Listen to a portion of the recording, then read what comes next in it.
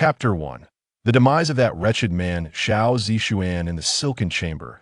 Wei Lingxi awoke with a start, drenched in fragrant sweat, her thin garment clinging to her. She had dreamed again. It had been 3 days since her rebirth, and each night she found herself ensnared in the same haunting dream. The memories of her past life surged forth. Her husband, Xiao Zixuan, had utterly annihilated the Wei family for the sake of his own ambitions and destiny, casting her into the bed of that formidable man. Even upon waking, the chilling gaze of those deep, cold eyes lingered in her mind, like a predator lurking in the shadows. Her heart raced, delicate hands pressed against her chest, and it took a considerable while for her breath to steady. In the outer room, Jinhua, the maid engrossed in needlework, heard the commotion and entered the inner chamber, parting the silken drapes. She beheld her mistress, her attire disheveled, neck as fair as jade, and her sleek, black hair cascading over the pillow. Beneath elegantly arched brows, her eyes sparkled with a hint of complexity and allure. Such beauty could ignite passion in any man, and even Jinhua found her heart fluttering at the sight. "Miss, you are awake?" Jinhua teased with a playful smile. "You even called out for young Master Xiao in your dreams. Just now, someone from the Xiao residence came, surely to discuss your marriage with your father and mother." Wei Lingxi's long lashes quivered slightly, a trace of cold amusement flickering in her eyes. "He has finally come." Jinhua, mistaking her sentiment for eagerness to marry, giggled. "Are you so impatient to wed young Master Xiao? Worry not. You two have been childhood sweethearts. He will soon be yours." Childhood sweethearts, innocent and carefree. A sardonic smile curled at the corners of Wei Lingxi's lips as she dismounted from the bed and retrieved the sword hanging from the wall. With the blade in hand, she rushed out. "Indeed, I cannot wait any longer." She was determined to confront that scoundrel, Xiao Zixuan. In the afternoon, the sunlight at the Wei residence radiated brilliantly, and the corridor leading to the flower hall was filled with the sweet melodies of birds and the fragrant breeze of blooming flowers. The servants bustled about when they caught a glimpse of their mistress, her graceful figure gliding like the wind, the sword in her grasp glinting ominously. Behind her, Jinhua hurriedly followed, breathless, calling out, "Miss, where are you going?" As Wei Lingxi approached the flower hall, she spotted Xiao Zixuan, resplendent in brocade, standing with his head bowed. "Uncle Wei Lingxi is a good girl. I know being a concubine is a great injustice to her. However, I am left with no choice. I implore you to allow Linger to come forth, so I may speak with her directly, concubine." This was precisely how it had transpired in her previous life. Upon hearing that the Xiao family intended to discuss the marriage date, she had rushed over with elation to catch a glimpse of him, only to be struck by this thunderous revelation. What is a concubine? A mere object to be bought and sold by men, subject to the whims of the legitimate wife, a vessel for the release of desires. Who among the reputable families would willingly lower themselves to become a concubine? She was the daughter of a fifth-rank official in the court, nurtured tenderly by her family, and destined from a young age to be the bride chosen for him. A promise made that once she came of age, she would be carried away in a grand sedan chair. The notion of becoming a concubine was utterly degrading, and her family would never consent to such an affront. Yet, blinded by his sweet words and charm, she foolishly became infatuated with him and willingly accepted the role of his concubine. On the day of their wedding, a floral palanquin carried her through the back door into the Xiao residence, marking the beginning of her tragic life. Now, upon hearing Xiao Zixuan's words once more, a surge of fury ignited within her heart, and she nearly wished to end the life of that despicable man with a single blow. A concubine? Bah! What a dream!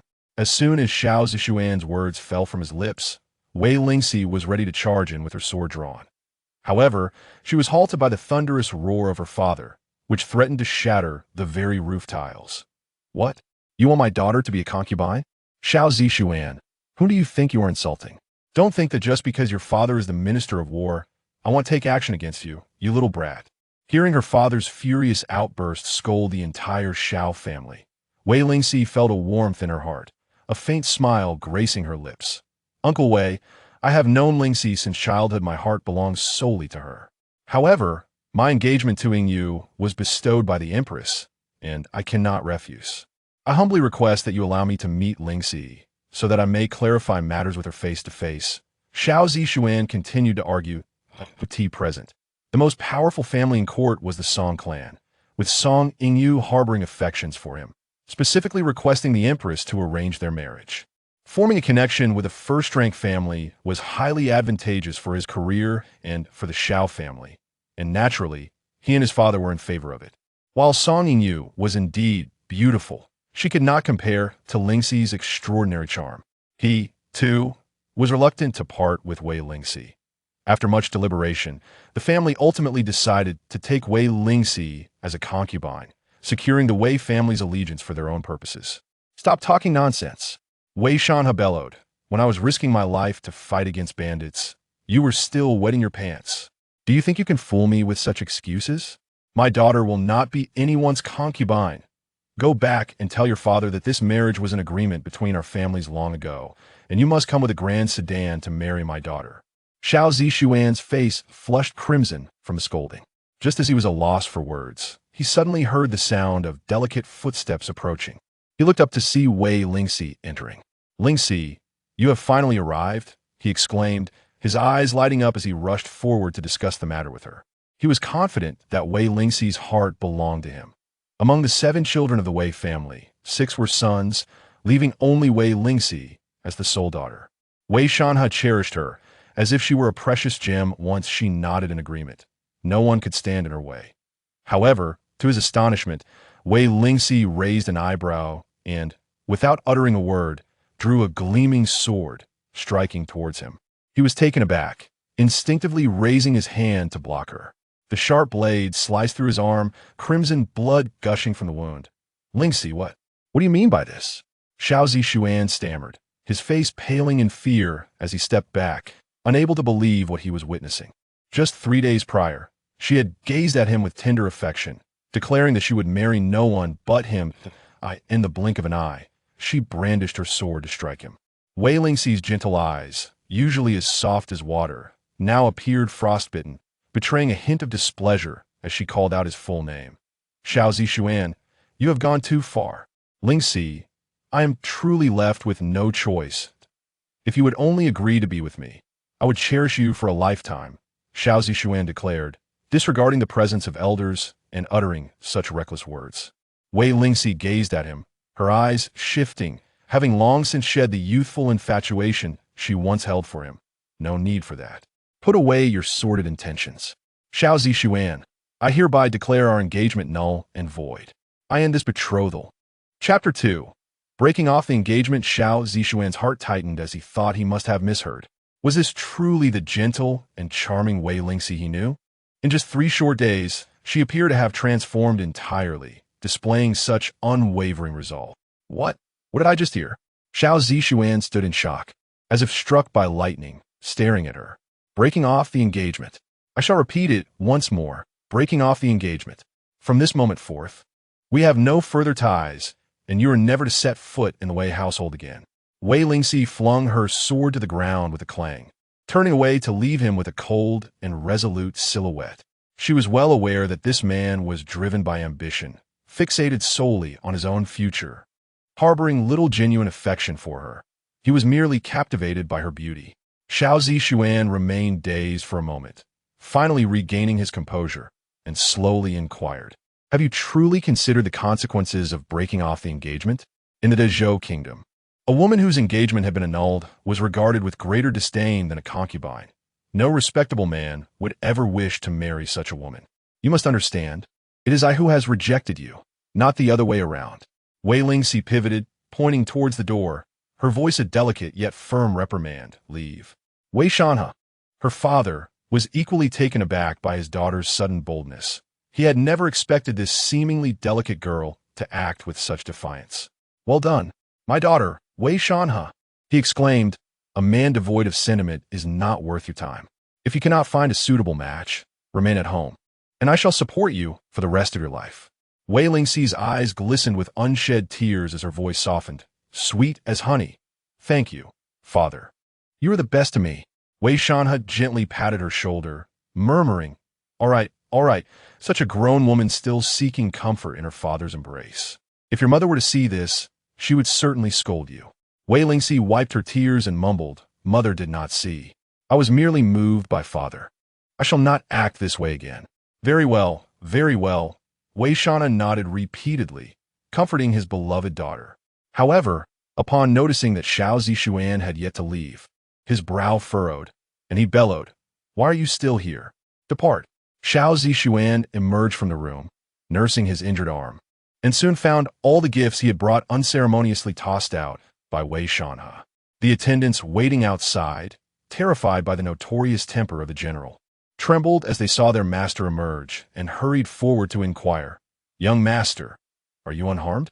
Xiao Zixuan's expression darkened, returned to the residence. "Yes, yes," the attendant replied hastily, gathering the scattered gifts and retreating with his tail between his legs. In the flower hall, Wei Shanha gazed at his picturesque and charming daughter, feeling increasingly frustrated and unable to swallow his indignation. How infuriating! How utterly infuriating! I misjudged that scoundrel Xiao Zixuan and his father. To think they would dare suggest my daughter become a concubine. Alas, it is my own inadequacy. Had I not been demoted, the Xiao family would not have dared treat you this way. Father, Wei Lingxi personally poured a cup of tea, her delicate hands, as tender as green onions, extended towards him. Father, do not let your anger harm your health. It is perhaps for the best that this engagement is called off. Marrying a man as heartless and ungrateful as Xiao Zixuan may not be a blessing. It is better to withdraw now than to suffer later. Wei Shanha found his daughter's reasoning compelling, yet he could not suppress his heartache. What a wonderful daughter I have. Xiao Zixuan must be blind. Although he supported her decision to break off the engagement, he was concerned about the cunning schemes of Xiao Liang, the father of Xiao Zixuan, who might tarnish her reputation behind the scenes. Xiao Liang was once a comrade in arms with Wei Shanha, both striving for success together. However, following Wei Shanha's recent defeat, he was stripped of his position in a fit of rage by the emperor, and Xiao Liang wasted no time in distancing himself, eager to climb higher. This man would stop at nothing to achieve his goals, and Wei Shanha feared that if Xiao Zixuan returned home disgraced, Xiao Liang would retaliate by sullying Lingxi's name, either preventing her from marrying altogether or compelling her to become Xiao Zixuan's concubine. With a determined gleam in her eye, Wei Lingxi smiled gently, saying, "Father, there is no need for you to worry. I shall resolve this matter myself." "You will resolve it? How can a young lady like you handle such affairs?" Wei Shanha stared at her in disbelief. "You will understand soon enough." Wei Lingxi held her head high and stepped outside, immediately spotting the sorrowful Jin Rue waiting at the door and the breathless Yin Rue rushing towards her. With a playful smile, she chirped, "Jin Rue, Yin Rue, come with me." "Miss, what are we going to do?" Jin Rue inquired eagerly. "Just do as I say. There is no need for so many questions. Obey your mistress." Wei Shanha bellowed, a devoted father who would support his daughter in all her endeavors as long as she was happy. "Yes, my lord," Jin Rue responded promptly. "Father, you needn't be so fierce. You're scaring Jin Rue. I want to have it," Wei Lingxi said sweetly, turning to leave. At that moment, she encountered the dejected and angry Xiao Zixuan as she exited the estate. "Xiao Zixuan, wait." Upon hearing her voice, Xiao Zixuan halted and turned, his face lighting up with expectation. "Lingxi, have you come to a decision?" Ignoring him, Wei Lingxi called out, "Jin Rue, Yin Rue?" "Yes, miss." Jin Rue and Yin Rue emerged from the crimson door, each carrying a gong. As they passed by Xiao Zixuan, Jin Rue deliberately raised her hammer high and struck the gong with a resounding clang. The loud noise nearly deafened Xiao Zixuan. What is the meaning of this? Before he could finish, Jin Rue and Yin Rue began to strike the gong loudly. The Wei residence was located on Chongning Street, the most bustling thoroughfare in the capital, usually teeming with people and vehicles. The sound of the gong drew a crowd of curious onlookers, quickly surrounding the entrance to the Wei estate. What is happening? What is going on? Oh, isn't that the young lady of the Wei family? My heavens! Such a captivating beauty. I have never encountered anyone quite like her. The unrivaled elegance of the capital. Having witnessed her, I feel my life has been worth living. I would have no regrets, even in death. Indeed, indeed. Who is that? Is that not the talented Xiao? While the crowd buzzed with speculation, Wei Lingxi cleared her throat, her melodious voice resonating like the sweet song of a warbler. The purpose of gathering you all here today is to witness a momentous occasion. Xiao Zixuan and I, having been childhood sweethearts, were bound by betrothal. Now, however, Mr. Xiao harbors affections for another and wishes to take her as his wife.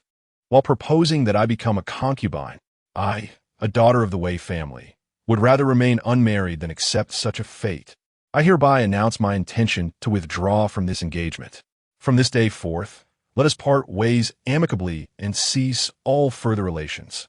Upon finishing her declaration, she tore the marriage contract asunder.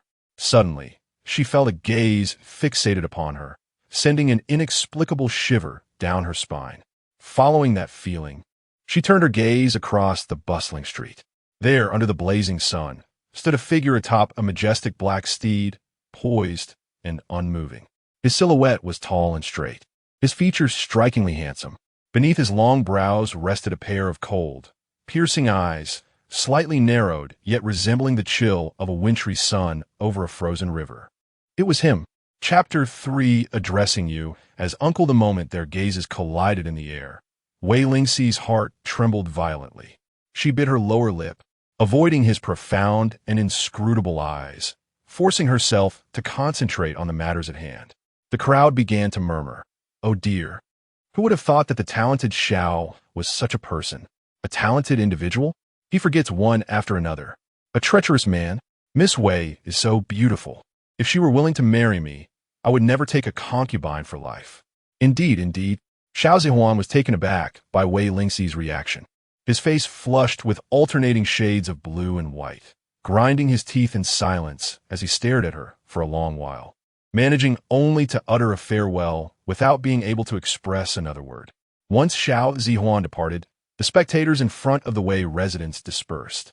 Jean Rue, with red-rimmed eyes, looked at Wei Lingxi and spoke with a heart full of sympathy. "Miss, you have longed to marry young Master Xiao for so many years, only to end up with such a result. You must feel awful, right? If it hurts, you can cry it out." Jean Rue, observing her mistress's stubborn figure, couldn't help but feel a pang of sorrow as well. However, Wei Lingxi felt completely at ease, her exquisitely beautiful brows and eyes relaxing. What is there to feel bad about? That heartless man is not worthy of my sorrow. It is better to see his true colors before marriage than to discover them afterward. Now, I have more time to accompany my father and mother. Let's go back home. With that, she turned, her slender waist swaying in an alluring arc as she stepped into the crimson door. The door slowly closed, sealing away the shadow of the man's profound gaze. "General, this girl is the daughter of General Wei, only 15 years of age, possessing unparalleled beauty." Behind them, the ever-present Deputy General Shi Meng explained to Xiao Hong, a smile revealing a long scar on his face, making him appear even more formidable. "These years, General, you have fought in battles far and wide without returning to the capital, so you may not know that she was originally young Master Xiao Zixuan's fiancé. The wedding rites were nearly complete. Had this marriage been realized, she would have called you uncle." Xiao Hong withdrew his gaze with indifference. "Return home." "Yes, General." Xiao Hong tightened his legs around the belly of his splendid black steed, which galloped forth. Deputy General Shi Meng closely followed, traversing the bustling Chongning Street before turning into several narrow alleys. At the end of one alley stood a magnificent and opulent residence. This grand abode was none other than the Xiao Mansion. On the journey back to the capital, Xiao Hong had already dispatched someone to send a letter in advance. By the time he arrived, the entrance to the mansion was filled with people awaiting his return. At the forefront stood his elder brother, the legitimate heir of the Xiao family, Xiao Yang. At 38, he served as the Minister of War in the court. The late Master Xiao had one legitimate wife and 3 concubines, fathering a total of 13 children. Xiao Hong, born of a concubine, was the 9th child. Now 25 years of age, he had accompanied his father to battle at 13, received the title of general at 18, and now, at the youthful age of 25, had become the esteemed General Ding Yuan, holding the official rank of the 3rd grade. This time, having concluded the northern campaigns, he was on his way back to the capital when he received a joyous letter from home, announcing that his nephew, Xiao Zixuan, was soon to be wed, and expressing the hope that he, as the uncle could return sooner. Consequently, he informed His Majesty and set off for the capital ahead of the main force, which was to be led back gradually by his trusted aide, Qitong. Upon dismounting, Xiao Yang approached it with a beaming face, exclaiming, "Ninth brother, you must have endured much on your journey. This northern expedition has brought you great merit, and His Majesty is most pleased.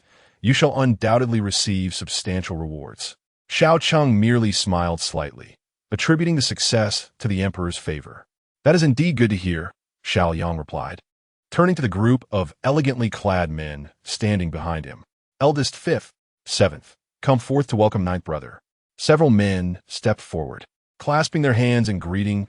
"Welcome back to the capital, ninth brother. We appreciate your efforts on the road." Xiao Cheng returned their salutations, his gaze sweeping over the crowd until it settled on Xiao Zixuan. Xiao Zixuan stood with his head bowed and suddenly feeling a chill at the nape of his neck. He looked up, meeting Xiao Cheng's gaze.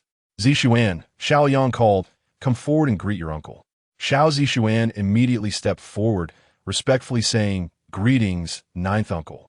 He had often heard his father speak of Xiao Cheng's valor on the battlefield and felt immense admiration. Xiao Cheng nodded lightly, remarking, "It has been 5 years. You have changed quite a bit." Indeed, Xiao Yang beamed with pride in his son. "Within our Xiao family, many are skilled in warfare, yet few possess such literary talent and knowledge. Zixuan, being both intelligent and talented, has recently been appointed as a top scholar and will soon report to the court." Having spent many years waging wars across the country, Xiao Cheng had rarely returned to the capital and had only met his nephew on a handful of occasions. His understanding of Xiao Zixuan's character was limited. However, the scene he had observed earlier at the Wei residence had left him with some thoughts regarding his nephew. Yet, in the presence of so many, it was not the time to voice them. He simply nodded and said, "Do well," feeling the sharp intensity of Xiao Cheng's gaze. Xiao Zixuan could not help but shudder slightly, replying in a hushed tone, "Thank you, ninth uncle. Come, let us return to the manor. Your mother has been waiting for you, and there are matters to discuss concerning your upcoming wedding," Xiao Yang said cheerfully. "Yes, eldest brother," Xiao Cheng nodded, turning to give a brief arrangement to Shermeng. "Prepare yourself. I shall change my attire and then present myself to the emperor." "Yes, general." Upon returning to the manor, Xiao Cheng, without even changing his clothes, went straight to see the matriarch. The old master had passed away 3 years prior, leaving behind a matriarch, Lady Jiang, and a concubine. Lady Jiang, being the current empress's cousin, now managed the family's affairs. The first order of business for Xiao Cheng was to pay his respects to the head of the household. "Mother," he said as he approached her with a bow. "Ah, Ningxong, you have endured much hardship these years away," she replied warmly. Madame Jiang, having surpassed the age of 60, radiated a vibrant glow and exuded vitality. Seated gracefully in a Zeton chair within the hall, she regarded him with a warm demeanor. "All your elder brothers have entered into matrimony, and now your nephew, Xiao Zixuan, is also on the verge of marriage. It is high time for you to contemplate your own nuptials." At the mention of Xiao Zixuan's impending union, Xiao Heng's eyes flickered with interest as he casually inquired, "Which young lady has been chosen for Zixuan? Is she still the daughter of the Wei family?" Chapter 4. Rumors in the air as the inquiry was posed. Xiao Yang entered and elucidated, "Ninth brother, your campaigns in the north and south have kept you away from the capital, leaving you somewhat uninformed about matters at home. Zixian was originally betrothed to the youngest daughter of Song Taifu. Why the sudden change?" While speaking, Xiao Heng lifted the teacup from the table and took a slow sip. "Is it due to the young lady's questionable character?" "Not all." Xiao Yang shook his head. "However, Song Taifu is keen on forming a union. Wei Shanhe is rather impetuous and has made many enemies over the years. He may not be the most suitable match. Establishing a connection with Song Taifu would undoubtedly benefit his future prospects. Does the Wei family wish to withdraw from the engagement?" Xiao Heng continued to sip his tea, remaining composed. At this mention, Xiao Yang's face flushed with indignation. "Of course, they do not wish to. Considering the bride's tarnished reputation, her prospects for remarriage are bleak. Hence, I suggested that Zixian visit the Wei family to propose the young lady become a concubine. We, the Xiao family, would not neglect her." To their surprise, That young lady, inheriting her father's temperament, had the audacity to strike Zixuan with a sword. She even proclaimed in the streets that the Xiao family had wronged her. This was, after all, the edict of Her Majesty the Empress. To become a concubine? Xiao Hong furrowed his brow, recognizing the rationale behind her actions. What a lack of decorum. I cannot fathom how her parents raised her. Is there any young lady of noble birth who behaves in such a manner? Xiao Yang expressed his discontent. Does mother share this sentiment? Xiao Hong arched an eyebrow, his cold gaze fixed upon him. Old Madame Jiang was undoubtedly aware that forming a marital alliance with the Song family was the most advantageous choice. Xiao Yang was her own son, and Zixuan was her grandson. Naturally, she aspired to secure a formidable family connection for them, thereby enhancing Zixuan's future prospects within the court. However, the actions taken by Xiao Yang and his son were indeed inappropriate, and she did not endorse them, yet there was no better alternative. In response to Xiao Heng's skepticism, she merely remarked, "It is a pity for the young lady from the Wei family. I rather liked her. If she struggles to find a suitable match in the future, we should certainly bring her back to our residence as a secondary consort for Zixuan. After all, they have known each other since childhood and share a bond." Though termed as a secondary consort, it was merely a euphemism for a concubine. Xiao Yang readily agreed, of course. Old Madame Jiang nodded in satisfaction. Having resolved her grandson's engagement, she turned her attention to Xiao Hong, urging him, "You shall be staying in the capital for some time now, yes? It is time to expedite your own marriage arrangements. Your father had already sired your elder brother and elder sister by your age. I shall mention it to the Empress when I visit the palace, casually suggesting she assist in finding you a suitable match." Upon hearing this, Xiao Hong placed his teacup firmly on the table and declared, "There is no need for mother to trouble herself. I have already identified a suitable candidate." A suitable candidate? Old Madame Jiang and Xiao Liang exchanged incredulous glances, their faces betraying their disbelief. Which family's daughter? The daughter of the Wei family, Wei Lingxi. Xiao Hong rose, his demeanor resolute. "I kindly request mother to propose as soon as possible. I'm not one to linger in waiting." Old Madame Jiang was momentarily taken aback, and after processing his words, she asked, "Are you serious?" "Indeed," Xiao Hong replied. Xiao Yang was taken aback. Upon witnessing his resolute demeanor, Old Madame Jiang nodded and replied, "In that case, I shall send someone to prepare the gifts and propose." "Thank you, mother," Xiao Heng said, slightly bowing. As he straightened up, he added, "I must first bathe and change before going to the palace to meet His Majesty. I appreciate your efforts regarding the marriage proposal." After Xiao Heng departed, Xiao Yang took a moment to recover from his astonishment. "Mother, did the ninth say he intends to marry a woman from the Wei family? I must have misheard. He has been away from the capital for years. How is it that upon returning home, he wishes to propose? This perfectly alleviates your predicament, allowing Xian to marry the daughter of the Song family in peace." Old Madame Jiang narrowed her eyes at her son and cautioned, "Ensure this marriage is handled properly. We cannot allow the Grand Tutor Song to find fault with our family." The next day, in the Wei residence, after the matchmaker sent by Old Madame Jiang had just left, the table was laden with extravagant gifts. Wei Shanhe glared at the pile of presents, at a loss for words in his anger. The Xiao family is filled with nothing but scoundrels. This nephew has just withdrawn his proposal, returning the betrothal gifts. And now his uncle sends someone to propose again. What do they take our Wei family for? Wei Madame Gu Jiarong, a woman from Jiangnan, despite being in her 30s, retained her gentle beauty. Upon hearing that General Xiao Hong intended to marry her daughter, she was instantly struck with fear. "My dear husband, I have heard rumors that Xiao Hong is a brutish man, with legs thicker than our daughter's waist, and a terrifying scar across his face that could frighten a child into tears. He has spent years on the battlefield, steeped in bloodshed, and is 10 years older than our Linger. I fear she may not be able to handle such a man." Although both were officials in the same court, Xiao Hong had spent most of his time away at war and rarely returned to the capital. Wei Shanhe had only seen him once in his youth and had no knowledge of what he had become. The thought of such a man marrying his delicate daughter filled him with dread. "Then she shall not marry him." Just then, Wei Qinglan, the third son, returned from an errand and overheard his parents discussing his sister's marriage. I have heard that Xiao Hong lacks any regard for women. His subordinates would bring women into his tent at night, and by morning they would be found lifeless and disheveled. To marry our Xiao Qi to him would be akin to sending a lamb into the den of wolves. The young lady Lin, who had long admired Xiao Qi, had visited him once and returned ill, never to mention the prospect of marrying him again. Xiao Qi had been cherished and pampered throughout her upbringing.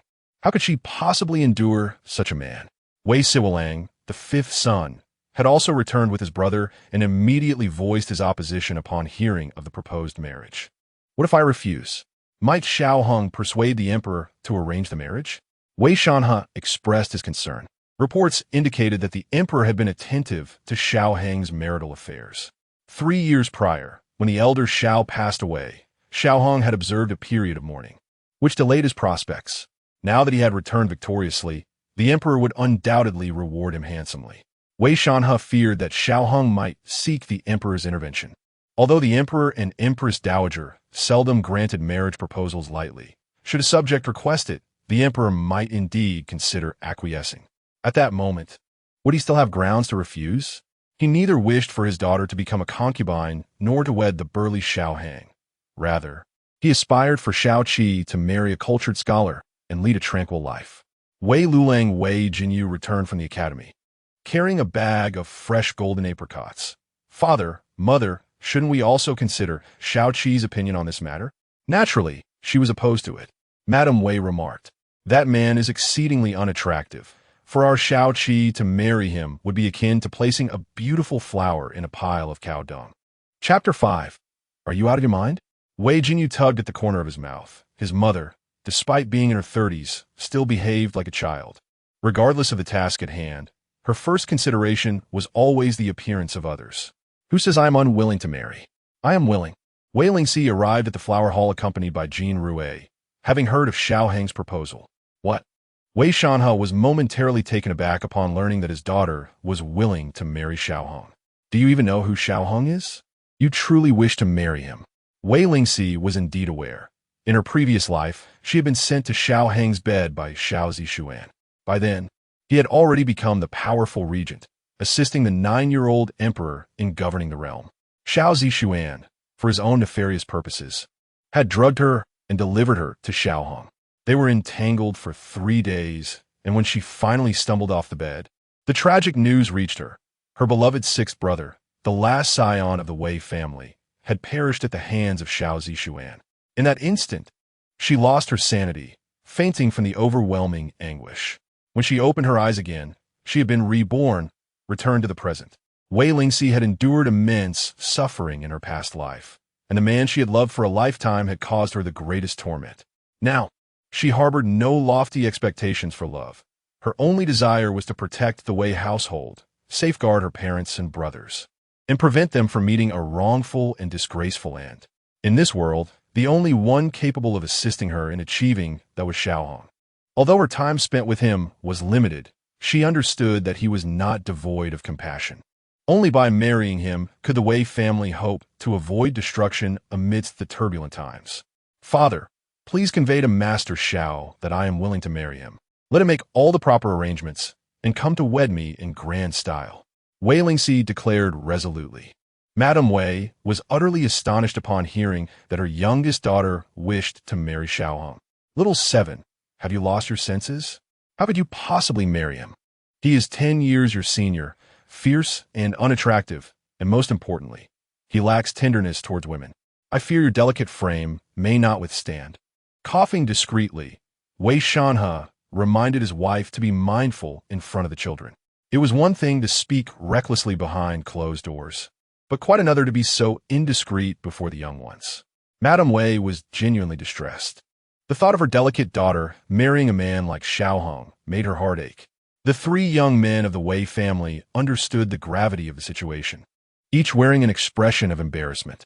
Wei Lingxi's fair face flushed slightly, resembling the delicate peach blossoms of March, shy yet smiling. Mother, I have never seen my father's appearance to be particularly handsome. His physique is rather robust, is it not? Wei Shanhe was momentarily speechless. Are you implying that your father is unattractive? Wei Lingxi covered her mouth with a handkerchief giggling. "You are mistaken, little seven," Wei Lulang interjected with a grin. "Father must have been handsome in his youth." "Indeed, indeed," Madame Wei nodded in agreement repeatedly. "Sixth brother, how do you know this?" Wei Lingxi asked, her eyes sparkling with curiosity. "Mother only values outward appearances. Had father been unattractive, she certainly would not have married him." As Wei Lulang smiled, the graceful youth inherited his mother's beauty, radiating like a luminous jewel. "You rascal, all you do is mock your mother. If you are so capable, go find me a stunning bride." Lady Wei playfully poked her son's head. Wei Lulang chuckled softly. "I will." After saying this, he handed the golden apricots he was carrying to his sister. "These sour fruits are your favorite. I bought them for you as soon as I saw they were ripe on my way back from school." Wei Lingxi took the apricots, her eyes sparkling with joy. "I knew sixth brother loves me the most. I adore you the most." Wei Sanlang and Wei Wulong remarked, "What an ungrateful little one. Just a few apricots, and she's been bought off by you, sixth brother."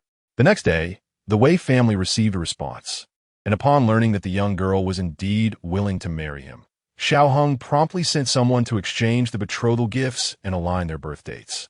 Since he was to take a wife, all necessary formalities must be observed. Nothing could be neglected in the traditional courtship rituals.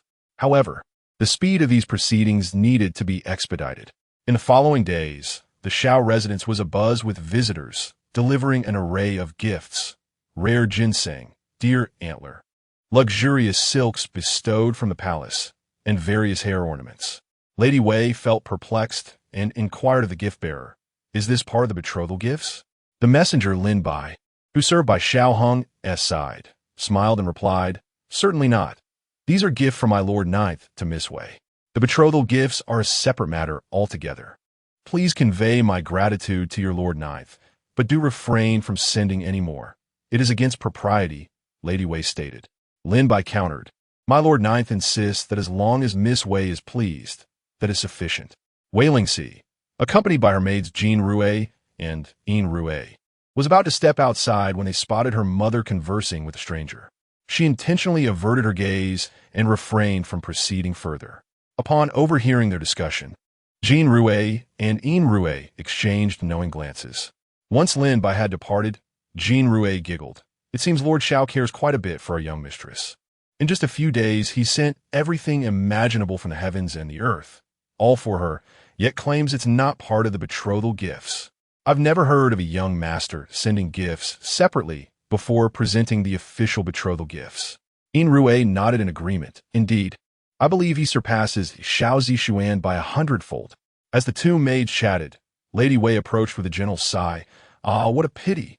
That man is just too coarse and unattractive. Such a shame for my dear little Qi." Wei Lingxi felt exasperated. "Mother, must you judge solely by appearance?" "Well, if I don't judge by looks, what else is there to consider?" Lady Wei retorted confidently. "I am merely concerned for my future grandchildren.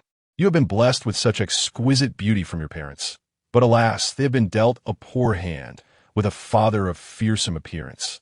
Sigh. Wei Lingxi smiled faintly. "You needn't worry about that." She turned to her maids, Jean Rue, Yin Rue, "Let us go." She had no intention of revealing to her mother that, in truth, Xiao Hung was far from unattractive. Rumors, after all, are merely whispers of the wind. "Where are you off to?" "You are to be wed in a short while. Gallivanting around at this time might invite ridicule." Lady Wei hastily called out to her. Yet, Wei Lingxi mischievously smiled and replied, "Mother, the weather has turned warm. I am going to the academy to deliver some chilled cakes to sixth brother. I shall return shortly, so there is no need for your concern." "Chilled cakes? Can't Jean Rue and Yin Rue deliver them?" "Sixth brother claims he enjoys the ones I bring the most. I am off now, dear mother. I promise to be back within the hour." With a cheerful laugh, Wei Lingxi stepped lightly, resembling a gust of wind as she dashed out of the Wei residence. Chapter 6. Not a proper affair. The carriage awaited at the alley's entrance, and Wei Lingxi, accompanied by two maidservants, ascended within, the wheels clattering as they ventured towards the most bustling area of Chongning Street. "Stop!" Wei Lingxi called out. "Miss, we're still quite far from the 6th Masteress Academy. Why disembark here?" Yin Rue quietly lifted the carriage's curtain to glance outside. "Jing huish fleda gigli." Do you still not understand our miss? Delivering sweet cakes to the sixth master may be a pretense, but her true desire is to wander the streets. Astute observation, Wei Lingxi replied with a smile. If I didn't conjure an excuse, mother would never permit me to venture out. Although the Wei household's rules were not excessively stringent, one could not be overly reckless, especially on the eve of a grand wedding. Gaining permission to step outside was no longer as effortless as it once was. Reflecting on her past life, where marriage to the Xiao family had confined her to their estate for an entire year with scarcely any outings, she now cherished the fleeting moments of freedom before her upcoming nuptials. Alighting from the carriage, Wei Lingxi strolled along Chongning Street with her maidservants. In her previous life, she had wed Xiao Zixuan, spending nearly 5 years within the confines of the Xiao residence. Now, reborn, she reveled in the vibrant atmosphere of Chongning Street, surrounded by taverns, tea houses, fabric shops, and rouge boutiques, each sight filling her heart with joy and wonder. What captivated her most were the fruit shops, which, during summer, brimmed with seasonal delights. Thus, her first pursuit on any shopping excursion was invariably to visit the fruit vendors. Come, let's see if there are any fresh fruits from the south, Wei Lingxi declared, heading directly towards the shop's entrance. Wei could not help but cover her mouth in amusement. Our miss is truly a little glutton. Other young ladies visit rouge shops and jewelry stores, yet our miss invariably lingers in confectionery boutiques. Dressed in a pomegranate red gown, her long black tresses cascading down to her waist, she turned, revealing a playful and clever smile, her enchanting eyes still captivating. Xiao Hung, mounted on his horse, happened to witness this scene. Just as he wished to gaze a moment longer, he saw the young maid darting like a lark toward the fruit shop. A slight smile crept across Xiao Heng's lips. At merely 15, having just undergone her coming-of-age ceremony, she still possessed a touch of youthful innocence. Seventh Master, Yin Tower is just ahead. It is getting late, and we should proceed, reminded another attendant, Lin Mo, in a hushed tone.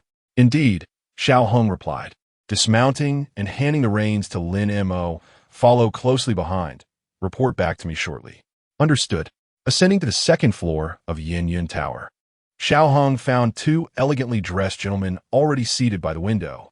One was his vice-captain, Shi Meng, a robust figure with pronounced features and muscular limbs, while the other was his close friend, Lang Yuqing, the current head of the Imperial Academy, both youthful talents of their time. Xiao brother, what took you so long to arrive? We've all heard the joyous news of your impending marriage and have gathered here to celebrate. How could you be late? Lang Yuqing exclaimed with a smile. I was held back by a few inquiries from His Majesty, Xiao Hung replied. Xiao Hang adjusted his robe and took a seat. Noticing the empty position opposite him, he inquired, Is there anyone still absent? Brother Lu, Lang Yuqing pointed towards the fruit shop across the street. Brother Lu's wife has a fondness for fruits. He frequently buys fresh produce. Xiao Hang smirked. Would it not be more convenient to have them delivered to your residence? You fail to understand, Lang Yuqing replied. This young couple values the charm of marital affection. I can hardly imagine how you, Brother Xiao, would treat your wife if you were married. In light of your recent nuptials, I have prepared a gift for you. It is not suitable to send it to your house, so I brought it along. Lang Yuqing smiled, his eyes narrowing into slits, resembling a jade-faced fox. Seeing his expression, Xiao Hang suspected the gift was not of serious nature. Indeed, he clapped his hands, and not far from him, Chang Shou approached holding a large brocade box, presenting it with great respect. General, this is a gift from our family's young master. Xiao Hang raised his hand to open the brocade box, revealing a scroll adorned with flamboyant characters, causing his eyebrows to arch. Just as he was about to peruse it, Lang Yuqing snapped it shut with a decisive gesture. Not so fast. This is a gift for you and your wife. We shall wait until your wedding night to examine it in detail. Xiaohan Yuka de Sivel. I expected something of greater value. For one as esteemed as the master of the National University, to produce such a thing is a disgrace to your reputation. Lang Yuqing laughed heartily, say what you will. He then leaned closer, whispering in his ear, I put forth considerable effort to acquire this. It contains exquisite illustrations. The craftsmanship is superb. I have kept it for you. Surely you can appreciate a brother's kindness? Having grown up together, Xiao Hang reluctantly accepted the gift. Had it been anyone else, he would have kicked them away. As they conversed, Lu Jing ascended the stairs, holding a red food box. Lang Yuqing immediately noticed it and teasingly asked, "What fresh delicacies have you brought for your little darling? May we have a look?" With a resigned expression, Lu Jing opened the food box, revealing a large bowl of chilled cake. This delicacy, a specialty from the south, was rare in the north. Lu Jing's wife, being from the south, often made chilled cakes to cool off during hot weather, so he was familiar with it. "Chilled cake," Xiao Hang remarked, intrigued. "When did our capital's fruit shops begin selling this?" "It is not from a fruit shop. A young girl insisted on giving it to me." Lu Jing recounted the earlier events. He had just purchased a few lychees for his wife, as they were quite rare in the north, particularly since his wife adored them. However, as he turned, he accidentally collided with a young maid, causing the lychees to scatter across the ground, where they were inadvertently crushed by passers-by. The young lady compensated him, and, seeing his dissatisfaction, generously offered him the chilled cake she was holding. Listening to Lu Jing's description, Xiao Hang felt a sense of familiarity with the food box. It seemed to be the very one that Wei Lingxi's maid had been carrying moments ago. Intrigued, he thought, since it has been offered to us, why not indulge in it? "Cool me." Lu Jing summoned the waiter, instructing him to divide the cool cake into 4 small bowls and serve it. "I have heard from my wife that this cool cake is made from rice paste, well water, and brown sugar. It is a delightful treat in summer, refreshing and sweet, perfect for alleviating heat. Let's all give it taste." As his words fell, the men eagerly scooped a small spoonful into their mouths. However, 3 out of 4 could not contain themselves and spat it out, leaving only Xiao Hang, whose brows furrowed, his expression a complex amalgamation that words could scarcely capture. Chapter 7. The unpleasant taste of competition, how utterly dreadful. Did you not proclaim it to be sweet and tender? How much salt has been added? My tongue nearly fell off. The 3 of them complained incessantly. Lu Tong's face shifted from red to green in exasperation as he finally managed to utter, "Which incompetent cook crafted this? Unable to distinguish salt from sugar. One bite nearly sent me to my demise." Xiao Hang furrowed his brow, pondering for a moment as if grasping a revelation. He turned his gaze towards the fruit vendor, catching a fleeting glimpse of a crimson figure darting towards a nearby jewelry shop, leaving Lin Mo to bid him farewell. Xiao Hang had initially intended to invite Lin Mo to summon her for a discussion, but reconsidered. Firstly, it was against decorum, while he personally did not mind. He was concerned for her reputation. Secondly, he recalled her demeanor during their encounter at the Wei residence. Despite being intimidated by him, she maintained a facade of composure, undoubtedly feeling anxious and worried. Thus, he resolved that all matters could wait until after their marriage. For now, she could proceed as she wished. Wei Lingxi, unaware of her every action having caught Xiao Hang's attention, entered the jewelry shop with exuberance and delight. Although her mother had already provided her with a considerable array of jewelry as part of her dowry, what woman has ever deemed her collection excessive? As she was merely strolling about, she thought to select a piece or 2 if something suitable caught her eye. Inside the jewelry shop, Wei Lingxi perused the items, yet found nothing to her taste. Just as she was about to turn and leave with her maid, the shopkeeper emerged with a smile. "Miss, have you not found anything to your liking? I possess a pair of exquisite jade bracelets, both in terms of texture and hue. Would you care to take a look?" "Then please bring them forth," she replied. "Certainly. Please have a seat, and I shall fetch some tea for you," the shopkeeper called out as he retreated to retrieve the bracelets. While Wei Lingxi sipped her tea, she awaited the shopkeeper's return. After a brief interval, he emerged holding a brocade box with both hands, a broad smile adorning his face as he placed the box before her and opened it.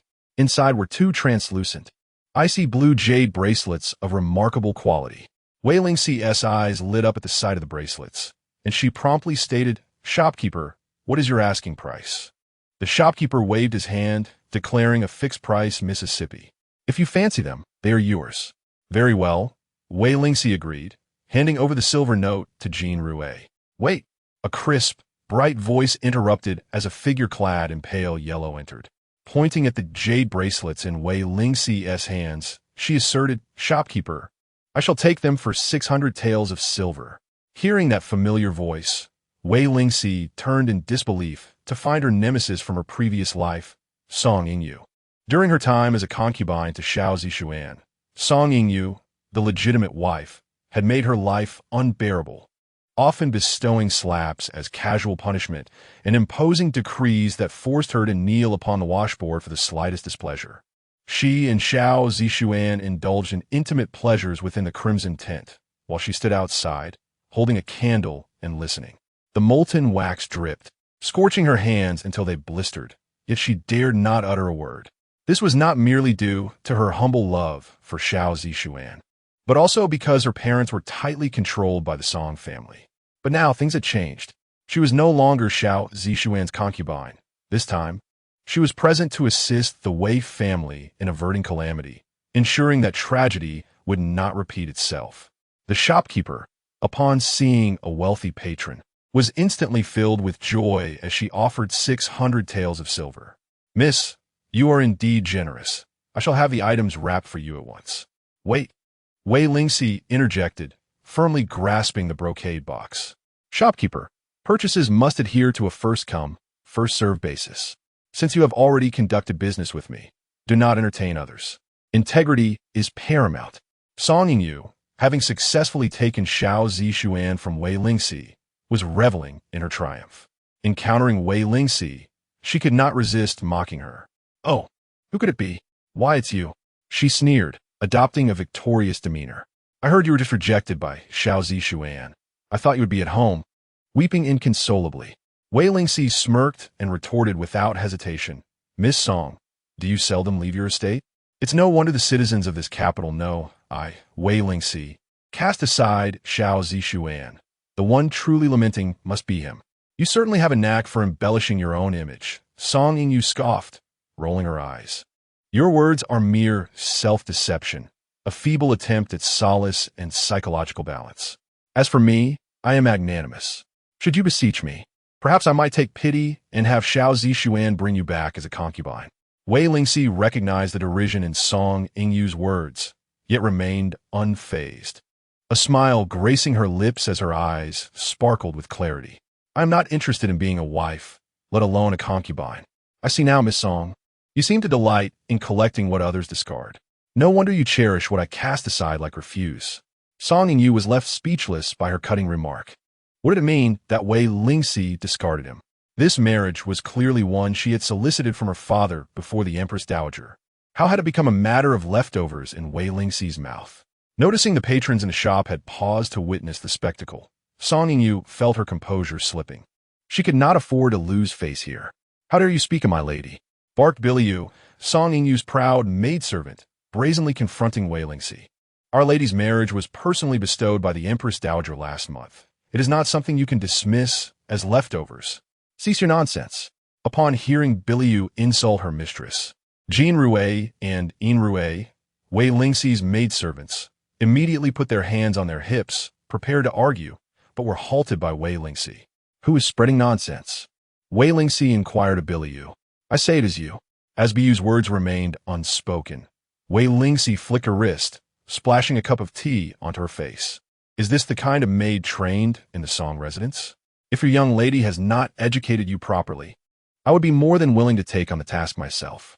Though it appeared that the maid was the one drenched in tea, it was, in fact, a public affront to Song Yingyu. She turned around and, with a swift motion, delivered a resounding slap to Biyu's face. "When the young ladies are conversing, what right do you have to interject? Come forth and embarrass me." Drenched in tea and stung by the slap, Biyu's eyes brimmed with tears. "I was wrong, Mississippi. I only sought to speak up for you. It is evident that Her Majesty the Empress has bestowed the marriage between you and young Master Xiao. Yet Miss Wei claims you are merely picking up the pieces left by her. Is this not a deliberate slight against you?" Wei Lingxi smiled subtly, her melodious voice flowing like a mountain spring. "The world knows that I am already betrothed to Xiao Zixuan. The marriage certificate has been exchanged. Are you implying that the Empress has acted inappropriately? Or are you suggesting that your young lady delights in snatching away another suitor?" Chapter 8. The insatiability of the human heart. Biyu concealed her face, rendered speechless. As the crowd of onlookers grew larger, Song Yu felt an overwhelming sense of humiliation. Everyone in the manor had always praised her eloquence. How could she be so effortlessly overwhelmed by a few words from Wei Lingxi? Her face flushed as if set ablaze. Her hands twisted a handkerchief nervously, and she felt as though flames could erupt from her eyes in her fury. Wei Lingxi chuckled softly, presenting the ornate box delicately in her hands, and said, "Miss Song, this exquisite jade bracelet is right here. Are you not tempted to seize it? Such a trinket, who would covet it?" "Very well," Wei Lingxi replied with a smile, reclaiming the box and placing it beside herself. "In that case, Miss Song, feel free to select something else." With her dignity in tatters, Song Yu could no longer bear to linger. "Be you. Let's return to the manor," she commanded, her gaze fixed on Wei Lingxi's playful, sparkling eyes. Gritting her teeth, she leaned closer and whispered, "Wei Lingxi, do not bask in your triumph. We shall meet again." She was eager to witness the despair that would wash over Wei Lingxi when confronted with the intimacy between her and Xiaolang.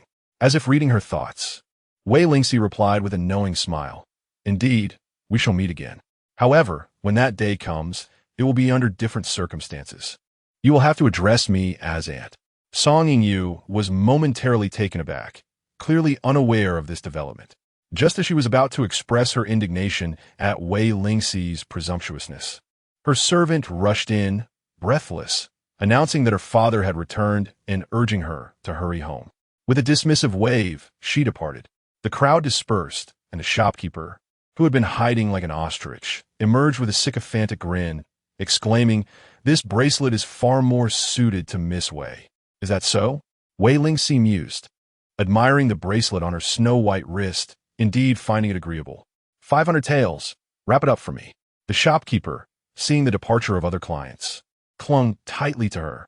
However, Wei Lingxi merely smiled, returning the bracelet to its box and handing it back to the shopkeeper. "No, thank you. You keep it." The shopkeeper was left bewildered. Wei Lingxi stated firmly, "I do not engage with those lacking integrity. Jean Rue, let us depart." As the trio made their exit, Jean Rue and Yin Rue exchanged knowing glances with the shopkeeper, rolling their eyes. This exemplifies the insatiability of the human heart. It served him right. The shopkeeper had anticipated a lucrative sale that day, looking forward to offloading the fine bracelets and earning a tidy profit, only to see it all slip away. Watching two promising buyers walk out, he lamented, pounding his chest in regret. What could have been a long-term client relationship had now been dashed. Sighing, he concluded that the daughters of officials were truly formidable and not to be trifled with. With her enthusiasm for shopping extinguished and the heat intensifying, Wei Lingxi decided to return to the manor with her two maidservants. Lin Mo witnessed all of this before returning to report. After listening to his account, Xiao Heng's lips curled into a faint smile. He approached the window and gazed down at the bustling street, where the fiery red figure had long since vanished. "Lin Montauk," he called softly. "Yes, Ninth Master. How may I serve you?" Lin Mo replied, bowing his head as he stepped forward.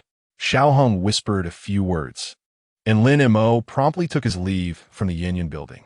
As evening fell, Wei Lulang returned home from school just in time for dinner.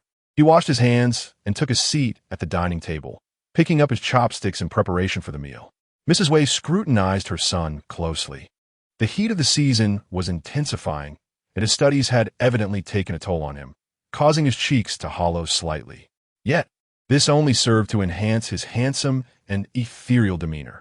"Come, eat more," Mrs. Wei urged, her heart aching for him as she used her chopsticks to serve him a generous portion.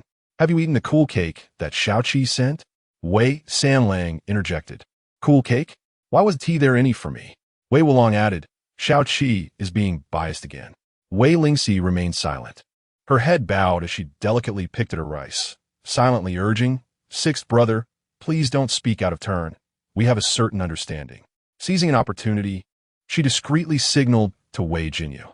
Wei Lulang was aware that Xiao Qi was being mischievous again. He feigned ignorance. "Xiao Qi, is your eye bothering you? Why do you keep winking at me? What cool cake? I have never received anything." Before their marriage, it would be wise for Xiao Qi to venture out less. As the Xiao family valued propriety, and it was essential for his sister to temper her spirited nature. Wei Lingxi thought, "Oh no, this is a disaster." Mrs. Wei realized that her daughter had likely been wandering about under the pretense of collecting cool cakes, so she set down her chopsticks, ready to admonish her. Just as she opened her mouth to speak, the butler, Wei Zhong, reported, "Madam, someone from the Xiao residence has come to deliver something, saying it is intended for Mississippi." Wei Shana paused in surprise. Another delivery? It seems the general cares quite a bit for our Xiao Qi. Just hand it over to the young lady. Wei Zhong presented the item directly to Wei Lingxi. The entire family halted their meal, their eyes fixed on her with eager anticipation, their necks stretching in curiosity, eager to glimpse what the burly, seemingly butcher-like general had sent to their Xiao Qi. As the ornate box opened, Wei Lingxi beheld a serene, icy blue jade bracelet nestled within. Precisely the piece she had admired earlier in the jewelry shop. "Oh my! Isn't this the bracelet you fancied at the shop today?" Silver Rue blurted out without thinking. Wei Lingxi's heart skipped a beat as she turned to Silver Rue, who hastily covered her mouth. "So you truly went out for a stroll?" Mrs. Wei's expression darkened immediately. "With the wedding approaching, how can you behave so carelessly? From today onwards, you are not permitted to leave the house." Wei Zhong, after dinner, assigned a few people to keep watch over her to prevent any further escapades. "Yes, madam," Wei Zhong acknowledged. "Daddy, you can't treat me this way." Wei Lingxi protested. Wei Shanha responded firmly. "Listen to your mother. The individual you are to wed this time is General Ding Yuan, and the matriarch of the Xiao family is also a cousin of the empress. Thus, the household adheres strictly to decorum. The master has stated that once the wedding date is confirmed, I shall engage a few governesses to impart some etiquette, to prevent any embarrassment upon entering her marital home," remarked Madame Wei. The lady's words were acknowledged. Wei Shanha concurred. Wei Sanlang, Wulong, and Lu Lang exchanged sympathetic glances with their sister. After the meal, upon returning to her chamber, Wei Lingxi carefully unwrapped the brocade box containing that letter. Chapter 9. Marriage. The letter was penned by the proprietor of the jewelry store, who personally extended his apologies and assured her that such an incident would not recur. Wei Lingxi clutched the letter, lost in contemplation. It was evident that this matter was somehow connected to Xiaohong. Yet, how had he come to know of it? That night, Wei Lingxi found herself unable to sleep, her mind incessantly occupied by thoughts of her future husband, Xiaohong. In her previous life, this man had remained unmarried at the age of 30, without even a concubine to his name. She was likely the only woman he had ever shared intimacy with. People often spoke of Xiaohong as ruthless and cunning, a man forged in the crucible of battle, adept at manipulating both schemes and tactics with ease. At that time, she had submitted to him, her eyes resolutely shut, too afraid to meet his gaze. Yet, she had caught a fleeting glimpse of him once. His eyes, gleaming like those of a wild beast in the darkness, had terrified her. The thought of marrying him filled Wei Lingxi with trepidation. However, if she did not wed him, how could she possibly withstand the impending calamity that threatened the Wei family? As long as her family remained safe, love was not a necessity for her.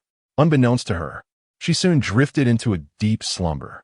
Wei Shanha issued orders that during this period, Wei Lingxi was to remain indoors, diligently learning domestic skills such as embroidery and the crafting of fragrant sachets, while also receiving instruction from the matron on how to serve her husband and in-laws after marriage. Before long, the Xiao family dispatched envoys to present the betrothal gifts. On the day the gifts were delivered, Chongning Street was abuzz with excitement. Throngs of onlookers gathering to witness the spectacle as the envoys of General Ding Yuan brought in hundreds of sedan chairs filled with gifts for the Wei family. The sheer volume of the offerings was astonishing. The long procession stretched for 10 miles, prompting townsfolk to crane their necks in wonder, their exclamations of awe echoing throughout. This, in turn, sparked a fresh wave of discussions about the formidable General Ding Yuan, rumored to be an imposing figure who wielded his iron axes with lethal precision, slaying enemies as one would chop vegetables. It was said that General Ding Yuan weighed around 200 pounds, capable of consuming an entire bucket of rice in a single meal, and that his muscular stature could crush an adversary with ease.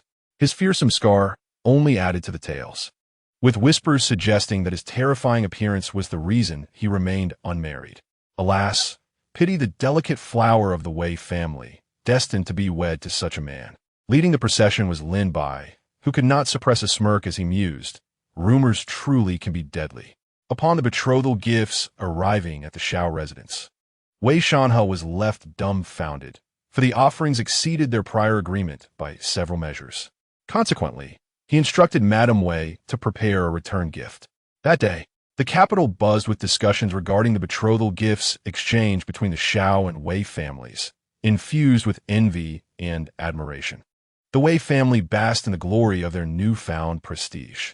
In light of these developments, Wei Shanhe began to feel somewhat satisfied with the match, though he remained troubled by the uncertainty of whether General Ding Yuan truly embodied the fearsome persona described by the townsfolk. To this day, he had yet to lay eyes on his prospective son-in-law and was oblivious to what occupied his time. Before his demotions, he had had the opportunity to attend court and observe his future son-in-law. Now, having been relegated twice, he found himself deprived of such chances. Perhaps he should enlist someone to inquire on his behalf. Madame Wei was also quite curious to know. Nevertheless, the wedding date had been set, and the day of the betrothal was fast approaching. Soon enough, she would naturally see her son-in-law's visage. Wei Shanhe turned over and closed his eyes. The betrothal gifts had been exchanged, the marriage contract signed. At this juncture, how could one possibly retract their decision? During this period, Xiao Hong had not been idle either. Originally, he had hastened back to the capital to attend his nephew Xiao Zixuan's wedding, but unexpectedly, he had resolved his own matrimonial affairs as well. As the ninth son of the Xiao family and a respected elder, his wedding took precedence over Xiao Zixuan's. He was to marry first, with Xiao Zixuan following in the subsequent month. Having returned to the capital ahead of the main contingent, Xiao Hong had been instrumental in securing a significant victory in the northern campaign, which had eradicated the crisis along the northern border. Such remarkable military accomplishments would surely compel His Majesty to personally greet the returning troops and confer accolades. As the commander of this battle, his contributions were indispensable. However, as the army neared the capital, the emperor suddenly fell ill and was unable to rise from bed for several days, leading to the cancellation of the planned welcome. The troops were left to encamp around the city, resuming their usual training until the emperor's health improved and awards could be dispensed.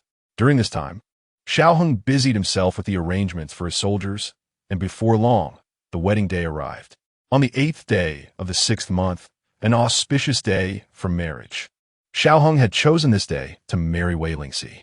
Early in the morning, the Xiao residence was abuzz with activity, as numerous court officials arrived to partake in the general's wedding festivities. Gifts were transported in abundance, and even the emperor had dispatched several offerings.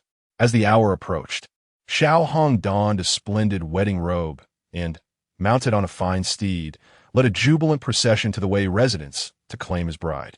At the Wei household, Wei Lingxi was roused before dawn to prepare for her nuptials. Several elder matrons bustled about, and even her uncles and aunts, who were stationed outside the capital, hurried back to witness the departure of the family's sole treasured daughter. Maidservants scurried back and forth, while a few matrons helped her with her makeup and hair, all the while exchanging auspicious phrases. Once adorned, the reflection in the bronze mirror revealed a young woman with bright eyes and radiant teeth, exuding an enchanting grace. Madame Wei, gazing at her daughter in her bridal finery, could not suppress her tears. She clasped her daughter's hand and repeatedly admonished her. Once married, she must learn to temper her spirit and never act capriciously. She must remember to serve her husband well, honor her mother-in-law, and live harmoniously with her sisters-in-law. The more she spoke, the heavier her heart felt. After all, this was her only daughter, cherished for half a lifetime. How could she bear to let her go? Especially considering that her daughter was to marry the formidable general of Ding, a man akin to a butcher in her eyes. Her heart ached even more, as if her beloved little cabbage were being devoured by a pig. Wei Lingxi was utterly unaware that in her mother's heart, the esteemed General Ding Yuan had transformed into a figure akin to a butcher. It was only natural, before encountering him in person, one must seek a tangible comparison. Unable to bear the sight of her mother weeping, Wei Lingxi smiled and comforted her. "Mother, please do not cry. I am merely going to marry, not to enter a convent." Besides, I believe the general is not as terrible as you imagine. Having endured the trials and nightmares of my past life, I perceive my current circumstances as far more favorable. As long as I refrain from provoking Xiao Hong after marriage and maintain a respectful distance, he may very well provide a glimmer of hope for the Wei family in the future. You child, Lady Wei said, gently tapping her forehead. Are you truly so eager to marry? Chapter 10. The wedding night. I am here to comfort you. Madame Wei sighed and summoned her maid, Huang Ying. Bring the items to the young lady. Huang Ying presented a set of keys. Madame Wei said, your uncle, far away in the south, cannot come himself, but he has arranged for your dowry to be delivered. The booklet and the keys are here. With these in your possession, your life in the Xiao family will be much easier. Wei Lingxi's uncle was a prominent merchant in the south, a solitary man without wife or child, eager to bestow upon her everything he possessed. Please convey my gratitude to uncle. Wei Lingxi instructed Jean Rue to take the items. Rest assured, I will take good care of myself. Just then, the steward, Wei Zhong, rushed in with a face full of joy, tripping over the threshold almost comically. Madam, General Ding Yuan has arrived to escort the bride. The usually composed steward was in such a fluster that Madame Wei couldn't help but express her dissatisfaction. Look at yourself. You are the steward of the Wei household. You ought to maintain your composure. Anyone unaware might think it is you who is getting married. Chastised by the madam, Wei Zhong felt embarrassed, but quickly cleared his throat and reported, Madam, the general is not at all as the rumors suggest. He is quite handsome, an exceptional figure. Really? Madame Wei, who had previously maintained a dignified demeanor, immediately brightened at the prospect of a handsome son-in-law. How does he compare to the sons of the Wei family? The Wei family had 6 sons, each more dashing than the last, the most striking being Wei Lulang Jinyu. Not at all inferior to our 6th son. Is that so? I must go see him.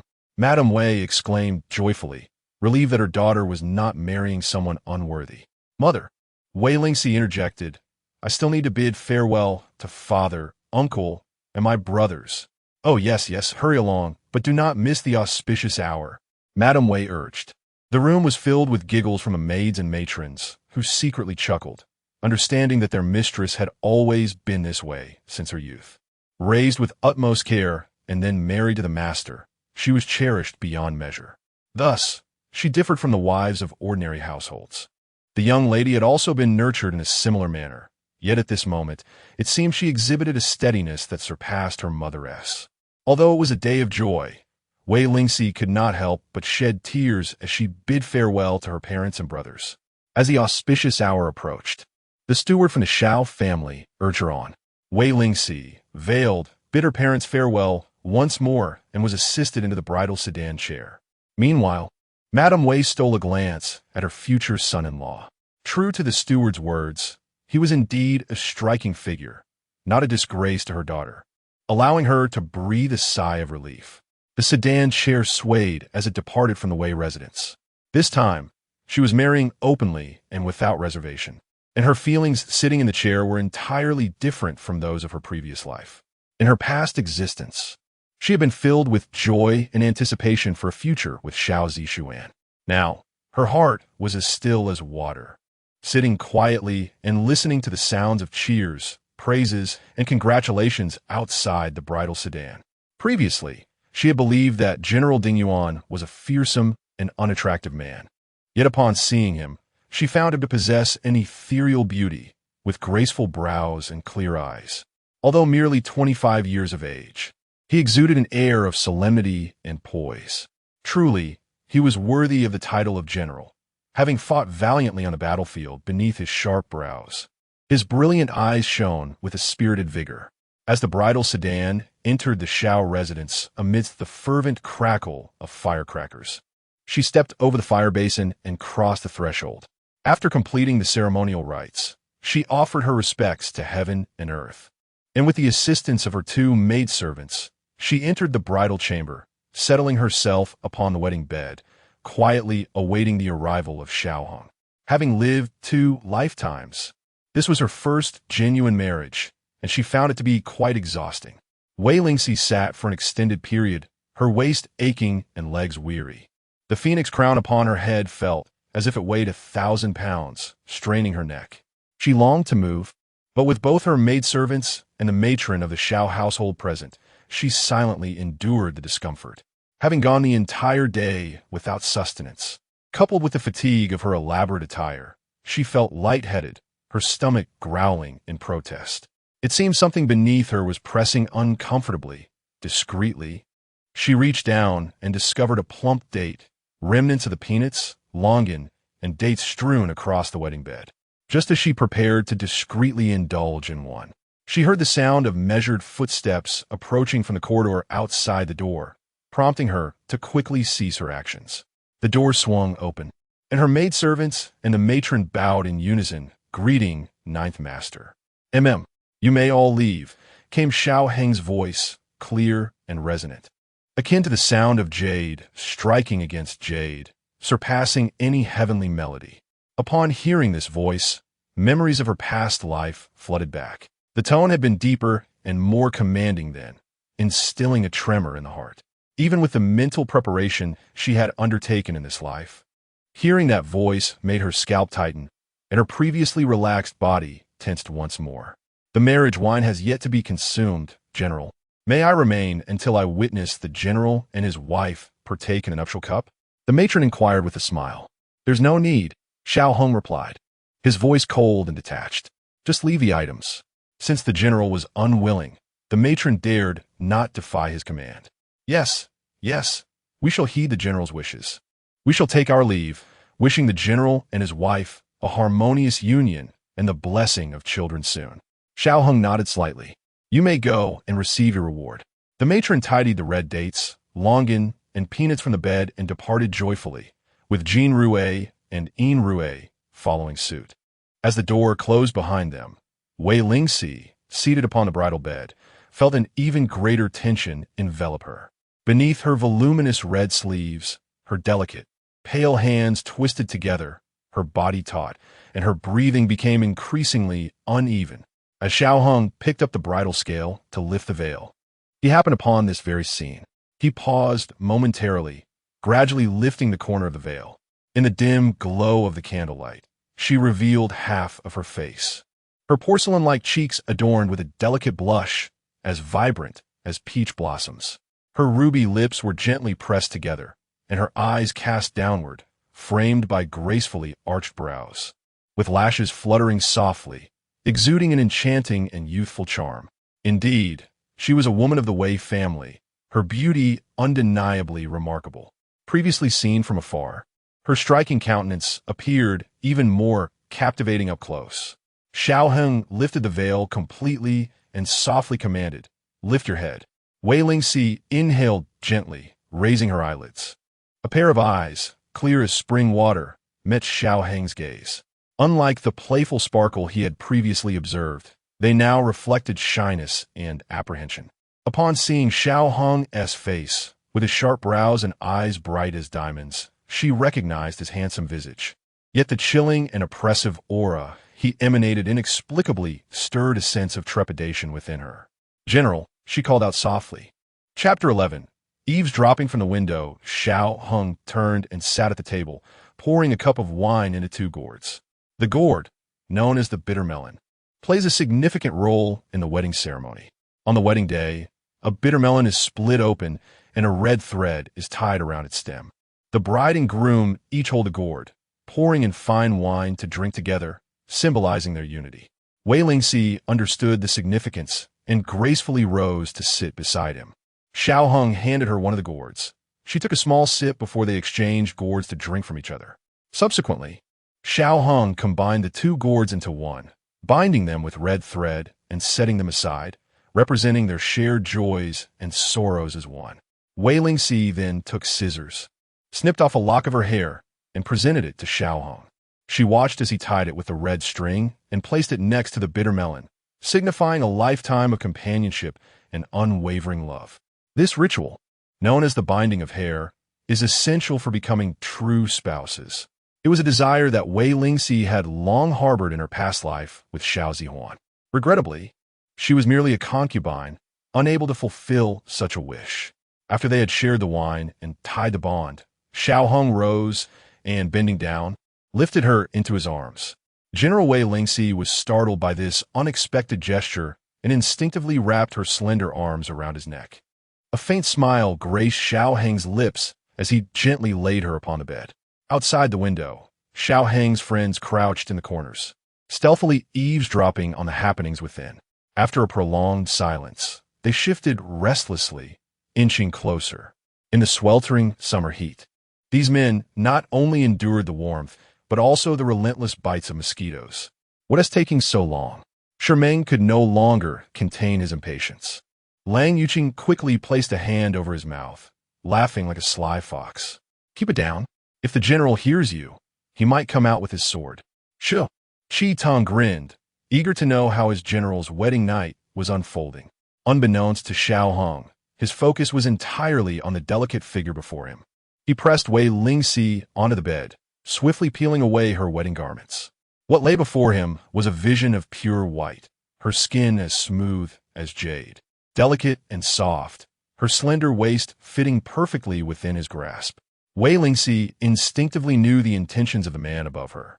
Memories of their past nights together flooded her mind, sending a chill through her. The past lingered vividly in her memory, and now she found herself once again beneath him. On what was supposed to be her wedding night, anxiety and trepidation overwhelmed her, fearing that the pain she once endured would not only return but intensify. Noticing the slight tremor in her body and catching the subtle fragrance that wafted towards him, Xiao Heng's gaze darkened. Emotions surged within him. He was a man, and on a wedding night, it was natural to engage in the rites of intimacy with his wife. His large hand clasped her trembling shoulder as he inquired in a low voice, "Are you nervous?" Wei Lingxi did not respond, despite her lack of profound knowledge about the man before her. However, she was acutely aware that he would not remain idle simply due to her moment of anxiety. She gently bit her lower lip and softly remarked, "General, be gentle. I hope you will cherish Lingxi a little more." "Very well." He lowered his head and captured her lips with his. Wei Lingxi felt the heat radiating from the man's chest. She could not discern whether it was the extinguished candle's warmth that suffocated the air or the prolonged kiss that overwhelmed her senses. But all she knew was a tightness in her chest and a darkness encroaching upon her vision. Soon, she drifted into unconsciousness. Xiao Hong noticed the sudden lack of response from the woman beneath him and furrowed his brows. Raising his gaze, he saw her forehead beaded with fragrant sweat while her complexion had turned pallid, rendering her utterly still. Had she fainted from fright? He pinched her philtrum but met with no response. A sense of foreboding washed over him. Concerned for her well-being, he hastily donned his inner garments and gently covered her with a brocade quilt. Just as he was about to pull the cord to summon assistance, he was interrupted by a series of rustling sounds from outside the window. He strained to listen, catching snippets of hushed conversation. "General, please be gentle with me." "What gentleness?" "It is cherishing." "Silence, silence. Can't you hear?" Xiao Hong raised an eyebrow and, through the thin paper of the window, hurled a wine jug outside. "Ouch!" came a chorus of startled exclamations from beyond. Xiao Heng's deep voice rang out, scram. After a flurry of chaotic footsteps, silence enveloped the area outside. Xiao Heng swung open the door and called out someone. Jean Rue and Yin Rue rushed over. "Ninth Master, do you require water?" "The kitchen is already preparing it." "Send Lin Mo to find Chu Yu. The sooner the better," Xiao Hong commanded coldly. Jean Rue dared not inquire further and hurried off to find Lin Mo. Yin Rue, too, refrained from peering into the room, yet concerned for her mistress gnawed at her. Seeing the general emerge clad only in his inner garments while the lady within the red gauze curtains remained silent, she couldn't help but worry. Could it be that her mistress truly could not endure? Though fearful of Xiao Hong, her worry for her mistress eclipsed her trepidation. "Ninth Master, is my lady well?"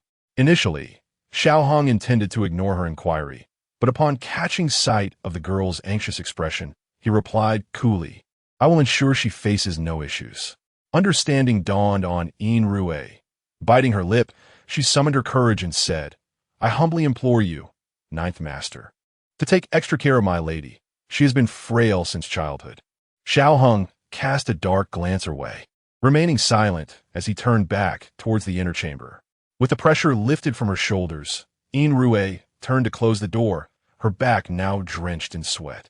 Xiao Hong sat at the edge of the bed, gazing at the unconscious Wei Lingxi, feeling an inexplicable mix of irritation and amusement. What did she and her two maidservants take him for? A ravenous beast? Meanwhile, Xiao Yu, having celebrated a wedding, was en route in a carriage when the sound of urgent hoofbeats approached. He lifted the curtain to look outside and saw Lin and Mo had arrived beside him. Lin and Mo, what brings you here? Is there an urgent matter with the general? Lin and Mo clasped his hands in greeting. Mr. Chu, the general urgently summons you. On the night of the general's wedding, he murmured to himself, wondering what summoned him. Without delay, he instructed the coachman to turn around and return to the Xiao residence. Lin and Mo, accompanied by Xiao Yu, stealthily entered through the side gate, circumventing the guests in the garden, and made their way directly to the elegant hall where Xiao Hong awaited. He gently knocked on the door, announcing, "Ninth Master, Mr. Chu has arrived. Come in." As Xiao Yu stepped through the threshold, he was met with the sight of the general's icy and brooding expression, causing a slight tremor in his heart. Could it be that the wedding night was unsatisfactory? "General, why have you only just arrived?" Xiao Hong raised an eyebrow, clearly displeased, yet he offered no opportunity for explanation, instead leading him into the inner chamber to investigate what troubled his wife. Chapter 12. Delicate and weak, Xiao Yu lowered his head and approached the bed, where the curtains hung low, effectively concealing the scenery within, revealing only a delicate arm, as white as jade, outside. He crouched down, laid a cloth, and rested his wrist upon it. After a moment, he looked up, a mischievous expression on his face as he regarded Xiao Hang. "Madam has fainted." Xiao Hang cast him a sidelong glance, inquiring about the reason. "Madam's constitution is indeed frail. She has likely been overly fatigued recently, expending too much energy. Furthermore, on this day of our nuptials, she must have gone the entire day without a drop to drink, coupled with the tension and fright she experienced, which ultimately led to her fainting," Xiao Yu explained. Fright? Xiao Hang was perplexed. He could comprehend the other circumstances, but this particular aspect eluded him. On our wedding day, who would dare to frighten her?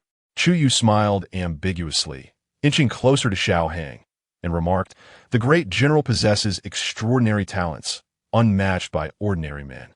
Madam, sheltered in her boudoir, delicate and fragile, especially on her wedding night, how could she withstand such strain? But I have not yet." Xiao Hang furrowed his brow, halting mid-sentence. Xiao Yu immediately grasped the implication. It appeared the consummation had not yet been realized. He chuckled and said, "Great general, the reasons for Madam's fainting are manifold. Although the consummation could not be fulfilled today, there is no need for haste." Xiao Hang raised an eyebrow, looking at Xiao Yu with a displeased expression. "What do you mean by that?" Xiao Yu elaborated, "Madam's constitution is weak. Although she has reached the age of maturity, her physique has not fully developed. Should one force the issue of intimacy, it could lead to dire consequences in the future, particularly if she were to conceive and bear a child, resulting in further deterioration of her health and possibly her untimely demise." Xiao Hang's gaze hardened, a cold glint in his eyes. "Yet," Xiao Yu continued, "I have served alongside the general since we were 13, always speaking the truth without deception." Xiao Hang understood that Xiao Yu, being his military physician, was highly skilled, capable of performing miracles. He had remained faithfully by his side through countless battles. The physician's words held weight. What should be done to strengthen her health? Xiao Hang in Gui, daily intake of nourishing substances like bird's nest and ginseng, along with regular exercise, will suffice. After a year or so, the general will be able to enjoy marital bliss with Madam. For now, no treatment is necessary. We simply await her awakening," Xiao Yu replied with clarity. Xiao Hang clenched his fist beneath his wide sleeves. "This matter must not be disclosed. Only you and I shall know. There shall be no third party." Xiao Yu opened his mouth to promise, bowing slightly before discreetly withdrawing. After a brief pause, Xiao Hang fetched a glass of water. Following his own bath, he returned to the bed. The next morning, Wei Lingxi awoke to the sound of gurgling. Upon opening her eyes, she noticed that the other side of the bed was empty. She sat up, lifted the red curtains, and saw Xiao Hang entering from outside. carrying the refreshing scent of flowers and grass. His inner garments were damp, and his ruggedly handsome face bore a hint of flush, likely a result of morning exercises. A martial artist, after all, would feel out of practice if a day passed without training. As a general, he was naturally more disciplined, not allowing even his wedding day to go to waste. Awake, Xiao Hang beheld her rise, her sleep-laden eyes and disheveled hair presenting a captivating allure. Wei Lingxi softly acknowledged, lifting the curtain and stepping down from the bed. I shall attend to the general's morning ablutions. The general? Xiao Hang queried, and she realized her misstep, promptly amending, Ninth Master. Husband. Xiao Hang corrected gently. Wei Lingxi hesitated momentarily before whispering, husband. The sweetness of her voice sent shivers coursing through him. Indeed, Xiao Hang nodded.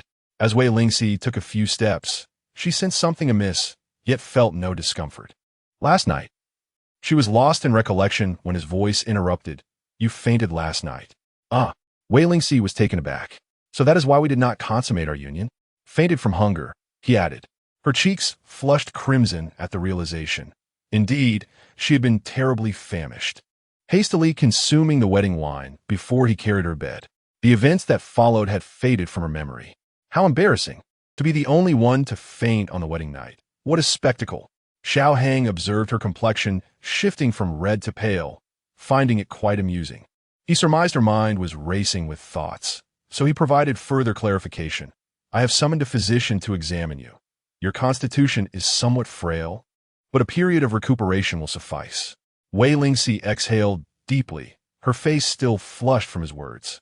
So, my husband and I did not actually consummate our marriage last night? She inquired with blinking eyes. Xiao Hang stepped closer, his long fingers gently lifting her chin. It seems you harbor some regret, my dear. Fear not, there is still time to make amends. He had never anticipated that on his wedding night, his bride would lose consciousness. One of life's great joys, the wedding chamber, had eluded him. Although he was not a man driven by desire, a tinge of disappointment lingered.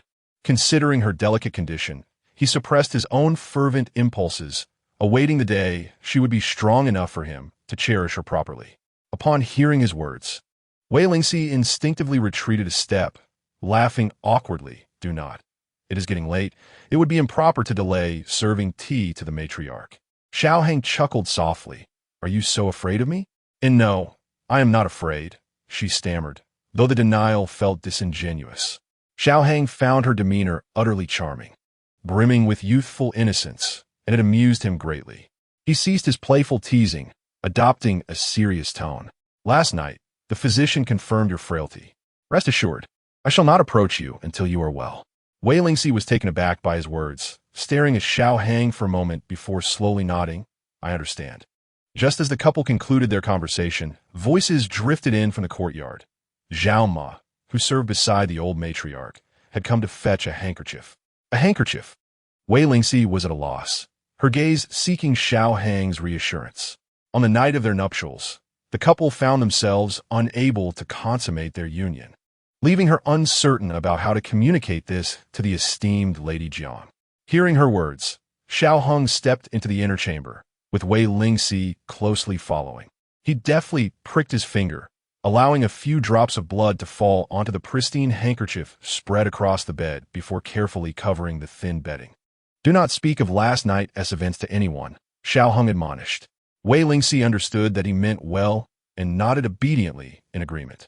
Once this was accomplished, the maid Jinrei entered with a basin of water, while Yin Rui carried a tray adorned with fragrant branches, coarse salt, soap, and a handkerchief.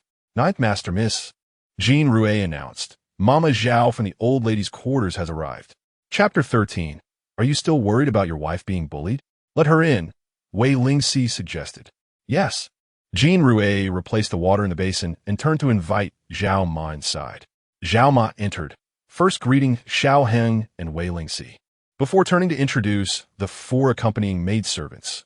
Ninth Master, Ninth Mistress, the old lady said that since you two have just married, there are not many maidservants in the Fengyao Hall.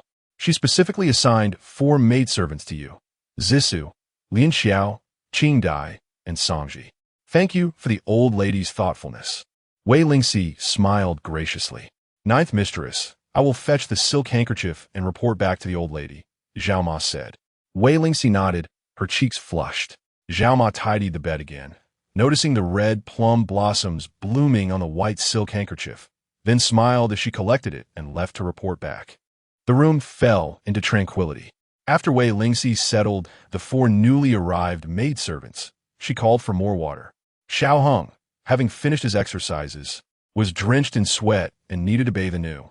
Meanwhile, she sat before the bronze mirror, instructing Jean Rouet to adorn her carefully. For today, she was to serve tea to the old lady and needed to appear presentable. After Xiao Hong bathed and changed, he emerged from the bathroom to find Wei Lingxi already dressed. The young lady, in her first days as a wife, had her long hair styled into a bun, with a delicately crafted golden hairpin gently swaying atop it. Her face, adorned with just a hint of powder, rendered everything around her dull in comparison. Husband, do you think my attire is suitable? She rose, spreading her arms, the pink silk skirt accentuating her radiant visage. Very good. Xiao Hong nodded, then summoned for breakfast. Noticing his indifferent demeanor, Wei Lingxi was unperturbed. After all, they had only been married for a day, and excessive warmth would be rather unusual. Today's breakfast was sumptuous, prepared at Xiao Heng's request after inquiring with Jean Rouet.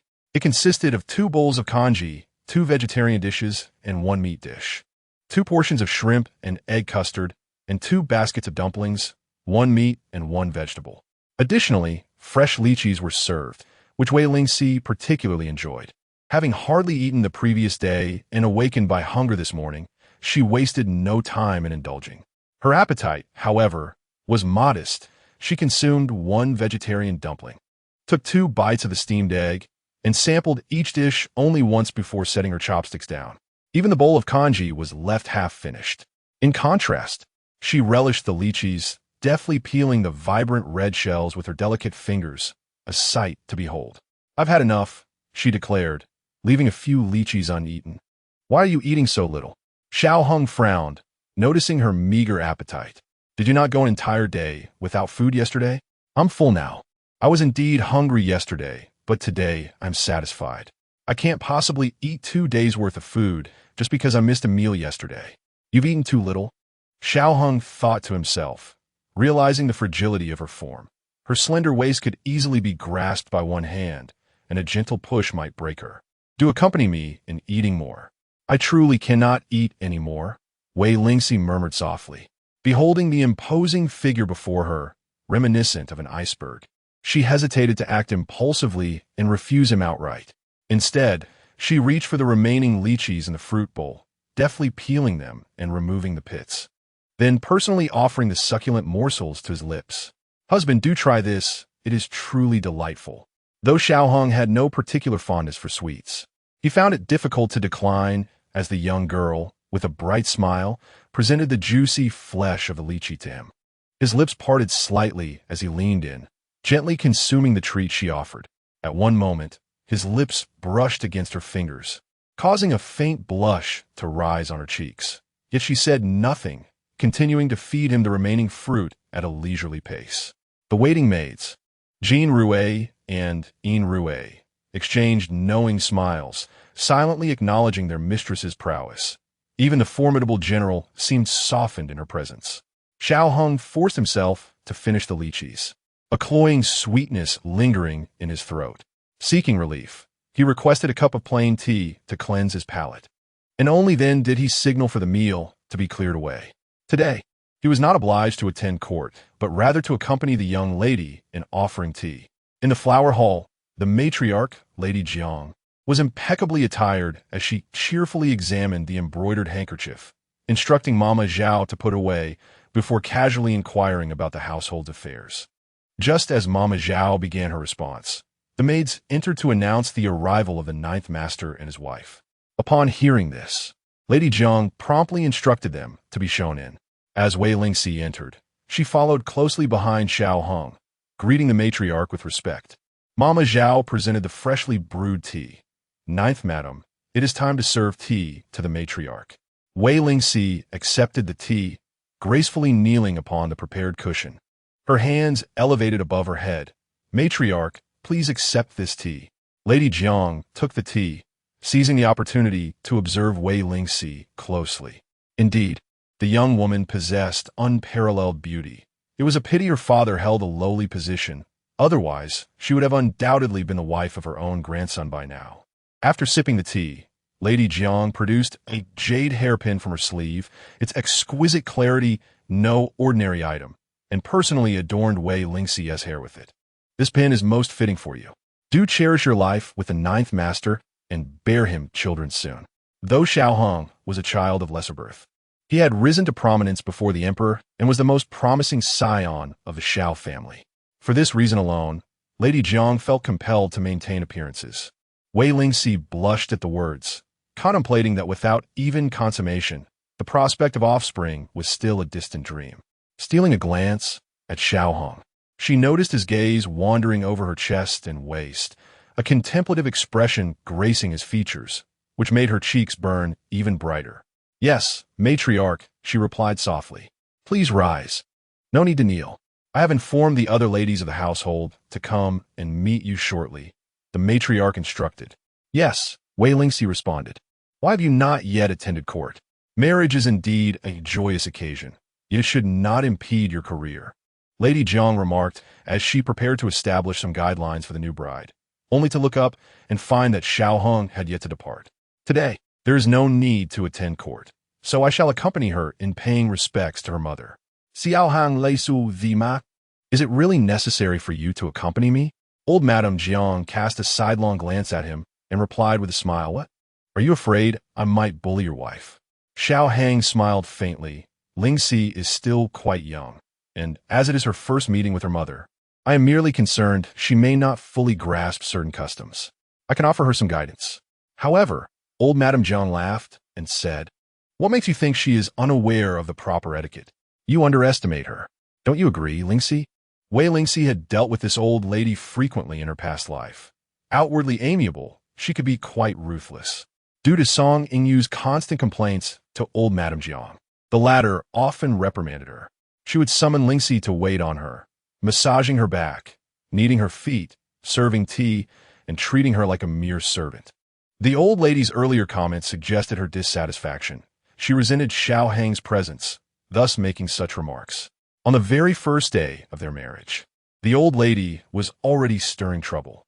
In her previous life, Xiao Zixuan, blinded by ignorance, would merely console her upon learning of her grievances, never daring to confront the old lady. Unlike him, Xiao Hang, though few in words, always spoke in her favor. Chapter 14. Captivated by her upon reflecting on this, Wei Lingxi felt a gentle warmth in her heart. Although she had the support of her husband, if she wished to thrive and live comfortably within the Xiao family in the future, the first person she needed to win over was elder Madame Jiang. Despite being a cousin of the Empress Dowager, this old lady's cunning and vision could not compare to that of her royal counterpart. Before marrying the venerable Mr. Xiao, she was not favored in her own family. After enduring many years, she had finally ascended to the role of matriarch of the Xiao family, relishing in the sweet words of flattery from others.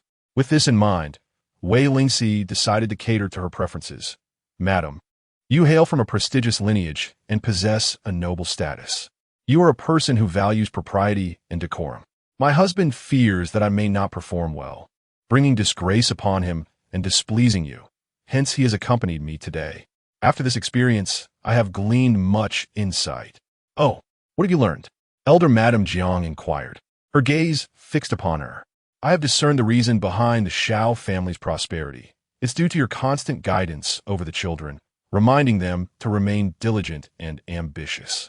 I hold great admiration for a woman like you. Upon meeting you, I was instantly captivated and respect you from the depths of my heart," Wei Lingxi declared, summoning Jean Rouet to present the gift she had meticulously prepared for the elder lady. Elder Madame Jiang had never before received such candid and fervent praise. The mention of her esteemed status and the expression of admiration brought a radiant smile to her face. The prospect of a gift further elevated her spirits. "Oh, you have even prepared a gift for me?" Indeed, Wei Lingxi signaled for Jean Rouet to present the ornate box. Zhao Ma accepted it, and opened the box to reveal a prized ginseng root.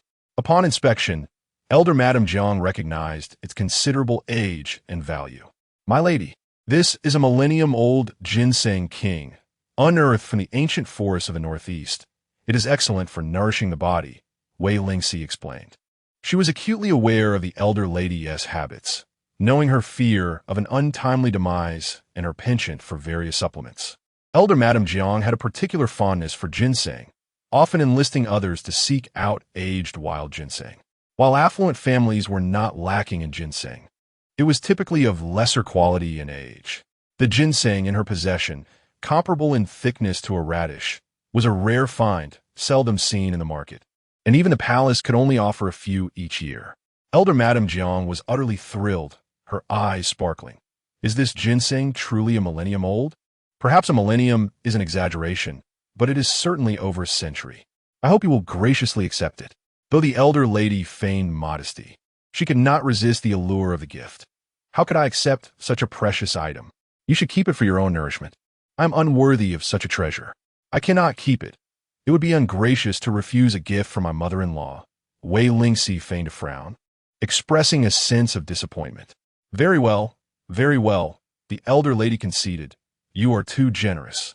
Should you find yourself in need of anything in your courtyard, simply send someone to inform me. Although Wei Lingxi did not harbor fondness for the elder lady, she understood the necessity of laying the groundwork for future relations. To her, a ginseng root held little significance, for her uncle was the wealthiest man in Jiangnan, childless, and treating her as his own daughter. The dowry he prepared for her surpassed that of ordinary official families. He had specifically left a letter advising her to learn the art of managing those around her. Matters that could be resolved with silver or goods were trivial. In the future, to establish herself firmly within the Xiao household, she would need not only her husband's support, but also her own strength. First, she must win over the matriarch, as only then would she possess the confidence and capability to contend with the soon-to-be wed Song Yu. The matriarch, charmed and pleased, began to take a liking to Wei Lingxi. Initially intending to assert her authority, she found herself instead subdued by Wei Lingxi's demeanor. Soon, the sisters-in-law arrived. The elder Mr. Xiao had 11 children, among whom the first, second, fifth, seventh, and ninth were sons, while the rest were daughters. The eldest was Xiao Yu, who had one wife and 2 concubines. His wife, the first lady, bore him a son, Xiao Zixuan, the legitimate heir of the Xiao family. The second and fifth also had one wife and 1 concubine each, while the seventh had, for many years, only one wife without taking any concubines. Today, these sisters-in-law gathered to visit Wei Lingxi, feigning cordiality as they exchanged pleasantries. "Oh, the 9th brother. What business do you have here amidst our gathering?"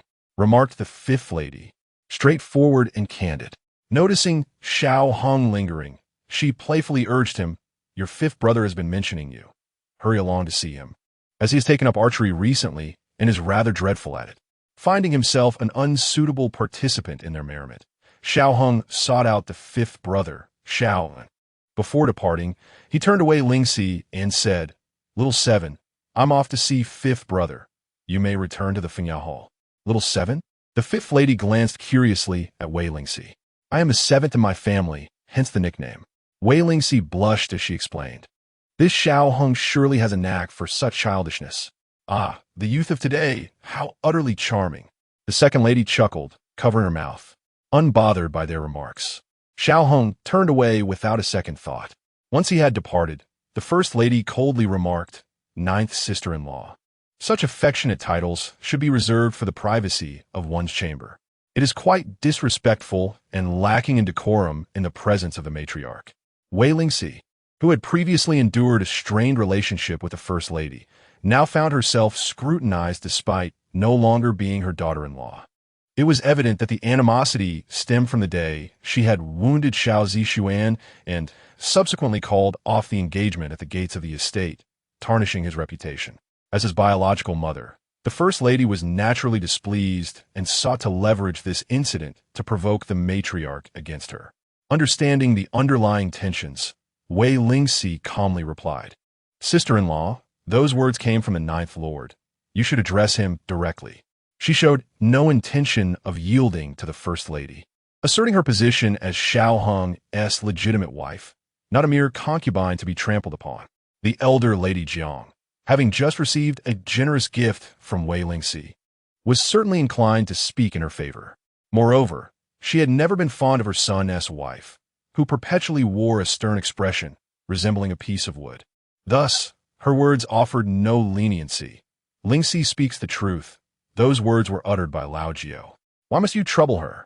Besides, who set forth so many rules? I have not objected, yet you are the one seeking to argue. The matriarch was taken aback, completely unprepared for the old lady to side with the newly arrived maid. Had she forgotten that it was this very girl who had once struck Zixuan with a sword? Observing the eldest daughter-in-law's astonishment, the old lady disregarded her completely. Enough. Everyone has paid their respects. You may disperse now. With the matriarch's decree, the assembly began to dissolve. Wei Lingxi bid farewell to several sisters-in-law and returned to the elegant hall with Jean Rouet. As she passed by the rockery in the garden, she grew weary and contemplated resting briefly in a nearby pavilion when suddenly she heard someone calling her. Xiao Qi, hold on. Upon recognizing the familiar voice, Wei Lingxi hesitated momentarily before hastening her steps, resolutely moving forward without looking back. Xiao Qi, wait, I have something to discuss with you. Chapter 15. Self-inflicted humiliation. Xiao Zixuan had waited for a considerable time in the garden, and when he finally saw Wei Lingxi appear alone, he could hardly let this opportunity slip away. He hurriedly darted a few steps from behind the rockery to block her path. What do you intend to do, Xiao Zixuan? Wei Lingxi frowned, her tone sharp and commanding. I have a few words I wish to share with you, Xiao Zixuan replied as he stepped closer, taking advantage of their secluded surroundings. However, Jean Rouet immediately interposed herself in front of him, shielding her mistress. Young Master Xiao, I implore you to show some restraint. My lady has already become the 9th madam. Do not persist in your unwelcome advances. Xiao Zixuan gazed longingly at the radiant beauty before him, lamenting that had it not been for the alliance with the Song family, she ought to have been his. Regrettably, she was now the property of his 9th uncle. He had assured her of his devotion, so why did she not trust him? What a diligent maid in her defense. Observing Jean Rouet's protective stance, Xiao Zixuan refrained from any reckless actions. He remained stationary and said, Xiao Qi, I will not press forward. You need not shield me. I merely wish to speak a few words, and then I shall depart. There is nothing to discuss, Wei Lingxi replied, unwilling to entertain his excuses. She knew him better than anyone else.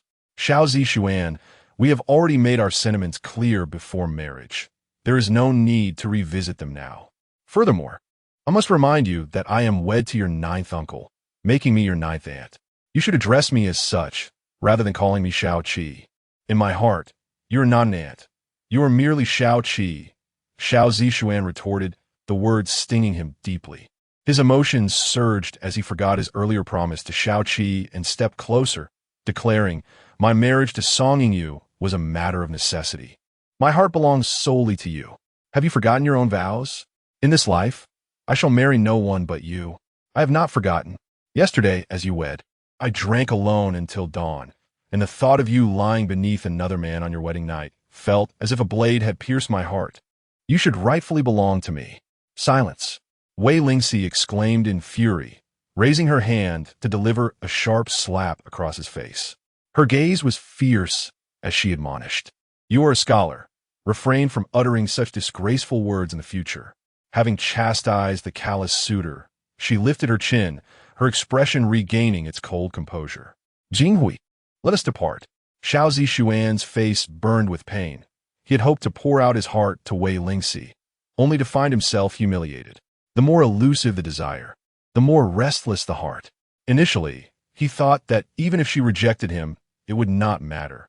He would simply give her space and later seek her out again, creating circumstances that would compel her to accept him as a concubine. He envisioned bringing her into his household in due time.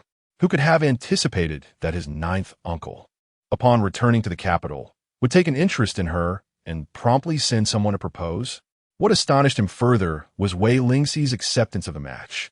His uncle was a decade her senior, a seasoned warrior with a blood-soaked past and a master of strategy, having orchestrated the demise of countless foes without a flicker of remorse.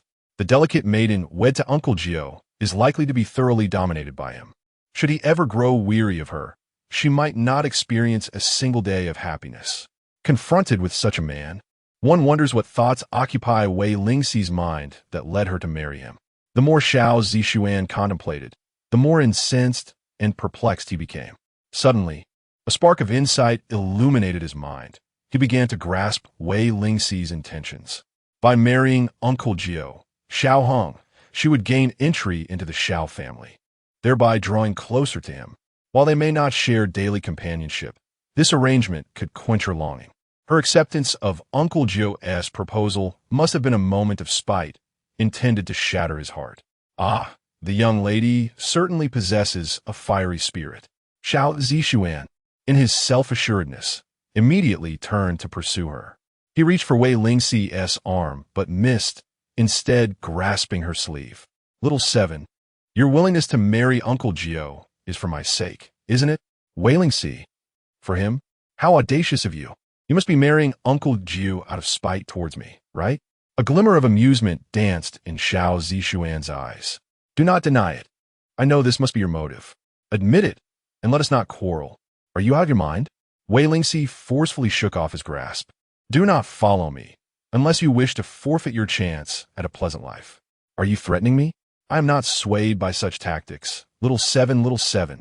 From beside a cluster of flowers, a tall willow tree revealed Xiao Hang's silhouette, his deep-set eyes fixed upon them, his expression inscrutable. Xiao Zixuan, who had been reveling in his thoughts, was suddenly startled by Uncle Xiao's appearance, a cold sweat breaking out along his spine. Instantly, he straightened, retreating a step to distance himself from Wei Lingxi, standing upright and calling out, Uncle Xiao. Xiao Hong approached with a leisurely gait, halting before Wei Lingxi. His gaze roamed over her face, noting her flushed cheeks, furrowed brows, and the faint flicker of lingering anger in her eyes. He extended his hand toward her. Wei Lingxi met his gaze briefly before gently placing her hand in his palm. Xiao Hang's fingers enveloped hers, her slender, delicate fingers were a sight to behold and bore a unique sensation. Hubby, as Wei Lingxi felt him tenderly caressing her hand, his rough fingertips gliding over her skin without uttering a word, she pondered his intentions in broad daylight, especially with others present. Xiao Hong paused, casting a piercing glance at Xiao Zixuan, who was fixated on their interlocked hands. A slight smirk graced his lips, an icy arc forming. The air around Xiao Zixuan fell silent, and upon lifting his gaze, he met Xiao Hang's smile. An inexplicable shiver coursed through him, his body tensing involuntarily. For reasons unknown, he always felt an overwhelming sense of pressure in the presence of this slightly older uncle, compelling him to lower his head. Zixuan, Xiao Hang spoke, his voice not loud, yet imbued with authority. This is your aunt. Come and greet your aunt. Yes. Xiao Zixuan turned to Wei Lingxi, lowering his gaze and bowing slightly. His back slightly bent as he clasped his hands and said, Greetings, aunt. Wei Lingxi regarded this man, who had once been exceedingly arrogant in her past life, now presenting such a demeanor before her.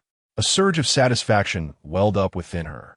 Thus, she curved her lips into a smile and responded, Good nephew. There is no need for such formality. Chapter 16. Courting favor, Xiao Zixuan lowered his head, his cheeks twitching involuntarily, yet he dared not utter a word. Are you tired? You may return, said Xiao Hong. Wei Lingxi nodded in agreement, After the two of them strolled away hand in hand, Xiao Zixuan finally lifted his head, exhaling softly. It was still early morning, yet his back was already damp with perspiration. The scene from moments ago was too distressing to recall, prompting him to take several deep breaths before departing the garden to pay respects to his grandmother and parents. He first visited Grandmother Jiang to pay his respects, and then proceeded directly to Ningyuan Hall to greet his parents. Upon entering, he overheard his mother lamenting to his father, My dear, what has come over the old lady today? She openly undermined me before so many, supporting that newlywed of the 9th branch.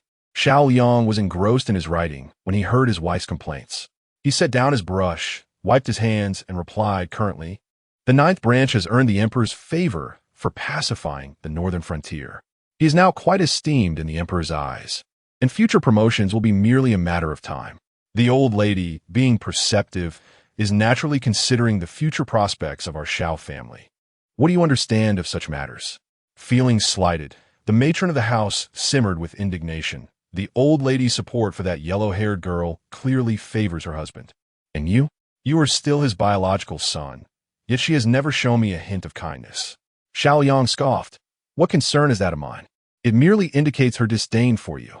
The matron was left seething, her heart aching with anger. At that moment, Xiao Zixuan entered the room to pay his respects to his parents, saying, "Mother, there is no need to feel upset. Once I marry, I will ensure she stands by your side. At least my son cares for me." The matron felt somewhat appeased, linking her arm with her son's. "You must bring honor to our family. Your father has achieved little in this life.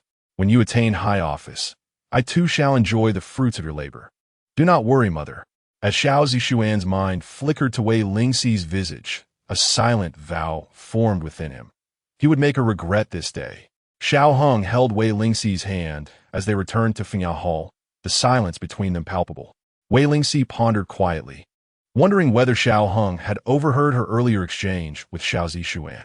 His impassive demeanor, akin to an impenetrable glacier, left her uncertain. Could he be angry? It was only her first day as his wife. She resolutely decided that she would not allow that scoundrel Xiao Zixuan to ruin her future. Her life must be within her own control.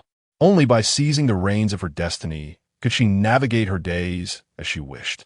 Upon entering the room, In Rue approached them. "Ninth Master, Miss, you have returned. The weather is quite warm. I have prepared some tea to quench your thirst." "Is it herbal tea?" Wei Lingxi inquired, already parched after the morning's events. The elderly matron preferred hot tea, eschewing ice and cold beverages, and the cup of steaming tea had remained untouched, too scalding to sip. After a long-awaited return, it was only natural to indulge in a few cups of refreshing herbal tea. "Indeed, my lady." In Rue brought forth the herbal tea, and with a wave of her hand, the maid Zisu presented a basin of ice filled with fresh fruits, sweet melons and crisp peaches emanating an enticing aroma amidst the rising cool air. Wei Lingxi had a penchant for sweet delicacies, particularly fruits. Each summer, she indulged in an array of them, and her father's modest stipend was often depleted in purchasing these delights for her. Fortunately, she had a wealthy uncle. Otherwise, her appetite would have been quite burdensome. "My lady, the ice basin of fruits is prepared for you. Please enjoy to alleviate the summer heat." Zisu placed the fruits upon the table. Lian Xiao then brought over a towel soaked in cold water. "Ninth Master, my lady, please partake." Wei Lingxi took the cool towel to cleanse her hands, then poured a cup of herbal tea and offered it to Xiao Hong. "Husband, please enjoy this tea. It is a unique blend from our Wei residence, perfect for quenching thirst and dispelling heat during summer. Do give a taste." Noticing the young maid's attentive demeanor, Xiao Hang's lips curled slightly as he accepted the tea and took a sip. The flavor is delightful. If one were to inquire how he discerned the maid's eagerness to please, it was evident in her hesitant attempts at conversation along the way and the gentle fidgeting of her delicate hands in his presence. He understood that she yearned to speak to him, yet lacked the courage to do so. As for the content of her thoughts, he was well aware. However, since she remained silent, he refrained from probing. Seeing his praise for the tea, Wei Lingxi's face lit up with joy, and she immediately reached for the cup of herbal tea offered by In Rue, eager to drink. "Wait," Xiao Hong interjected. "The herbal tea is not beneficial for your health. You should refrain from drinking it. What could possibly be harmful? I drink herbal tea every summer. Otherwise, I would surely succumb to the oppressive heat," Wei Lingxi replied, attempting once more to lift the cup to her lips. Xiao Hong gently placed his hand on her arm. "You went hungry all day yesterday, and your breakfast this morning was scant. Your constitution is already frail. Indulging in cold beverages will only upset your stomach further." With that, he commanded, "In Rue, remove the herbal tea." In Rue hesitated momentarily, but ultimately acquiesced to Xiao Heng's order. "As you wish." "Oh, Wei Lingxi's small face fell. Her expression one of reproach as she gazed at her, as if to say, "How can you, someone I brought from my family, heed his words?" Rui smiled at Wei Lingxi. "My lady, the ninth master speaks sense. You tend to neglect your meals during summer, and this is likely related. The master and mistress have always indulged you, but it is truly detrimental to your health." Wei Lingxi's eyes widened in indignation, and she reached out to twist Rui's ear. Suddenly remembering that Xiao Hong was watching, she quickly withdrew her hand and, gritting her teeth, whispered to Rui, "You little imp, learn to turn your elbow outward on your first day at the Xiao residence. Just wait. When Xiao Hong departs, I shall twist your ear properly." Rui stifled a laugh, covering her mouth. "I shall await that, my lady." From a young age, she had served by the young lady's side, who treated her like a sister, speaking harshly at times but never imposing any punishment. Even when punishment was deemed necessary, it was always delivered with gentleness, for she understood the young lady's reluctance. Wei Lingxi felt a pang of dissatisfaction as the cold tea was no longer available to her. Spotting the fruits, she smacked her lips and reached out to grab one. Just as her fingers brushed against the skin of a peach, she heard Xiao Hong speak again. "Zixu, remove the ice basin. Henceforth, no chilled fruits shall be served to the lady." Zixu immediately responded, "Understood." Deprived of both cold tea and icy fruits, Wei Lingxi felt a deep sense of grievance. Why must marriage entail such restrictions? Though her heart brimmed with discontent, she dared not unleash her frustration upon Xiao Hong. Suppressing her simmering anger, she inquired, "Then what shall I drink?" "Hot tea," Xiao Hong replied in a calm and measured tone. "Hot tea? In this sweltering summer? You expect me to drink hot tea?" Wei Lingxi's heart seethed with indignation as she observed Xiao Hong savoring his cold tea with apparent delight, intensifying her sense of unfairness.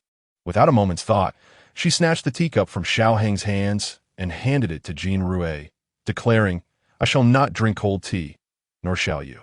As soon as her words left her lips, she heard the gasps of Lian Xiao and Zixu behind her, and her heart sank. Oh no! In her impulsiveness, she had unwittingly unleashed her ire upon Xiao Hong. Chapter 17. The little girl challenging me? She was aware that in 5 years, Xiao Hong would become a formidable figure, akin to a living king of hell, yet she pondered whether the current Xiao Hong might become angry and reprimand her.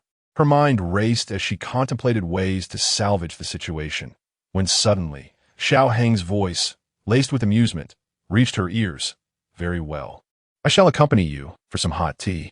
Wei Lingxi paused momentarily. "Husband, did you just say?" "I will accompany you for hot tea," Xiao Hong reiterated. As his words fell, a faint smile graced her lips, her eyes sparkling with delight and vivacity, revealing the essence of her youthful spirit. "All right, you have said it, so you cannot go back on your word." "Indeed, I shall not." "Then I shall prepare hot tea for Master Jiao and Miss," Rui promptly declared. "Wait." Wei Lingxi halted her with a cheerful smile. "It is quite rare for Master Jiao to indulge in hot tea on such a warm day. I must express my sincerity. I shall personally brew the tea for him to experience the flavor I impart." With that, her slender form whisked away like the wind. Earlier that morning, Wei Lingxi had noticed that the tea brewed at the Xiao residence lacked flavor. The tea itself was of high quality, yet the brewing lacked finesse. She recalled her childhood visits to the south, where her uncle had personally taught her the art of tea brewing. It demanded meticulous attention, not only to temperature and water quality, but also to the speed of pouring. The water must be poured gently, at a measured pace. Excessively high temperatures could scorch the leaves, while too low a temperature would fail to release the tea's aroma. Once Wei Lingxi had prepared the tea, she personally presented it to Xiao Hong. "Husband, do try this. The flavor is surely different from before." Xiao Hong accepted the teacup, lifted the lid, and instantly, the fragrance of the tea enveloped the air. The tea was clear and bright, its hue a brilliant yellow. He took a sip, and the taste was slightly bitter with a lingering sweetness, an exquisite experience. Despite his years of military engagements, Xiao Hong had never been overly concerned with such matters. However, he had a discerning companion in his army doctor, Xiao Yu, who was an aficionado of fine teas.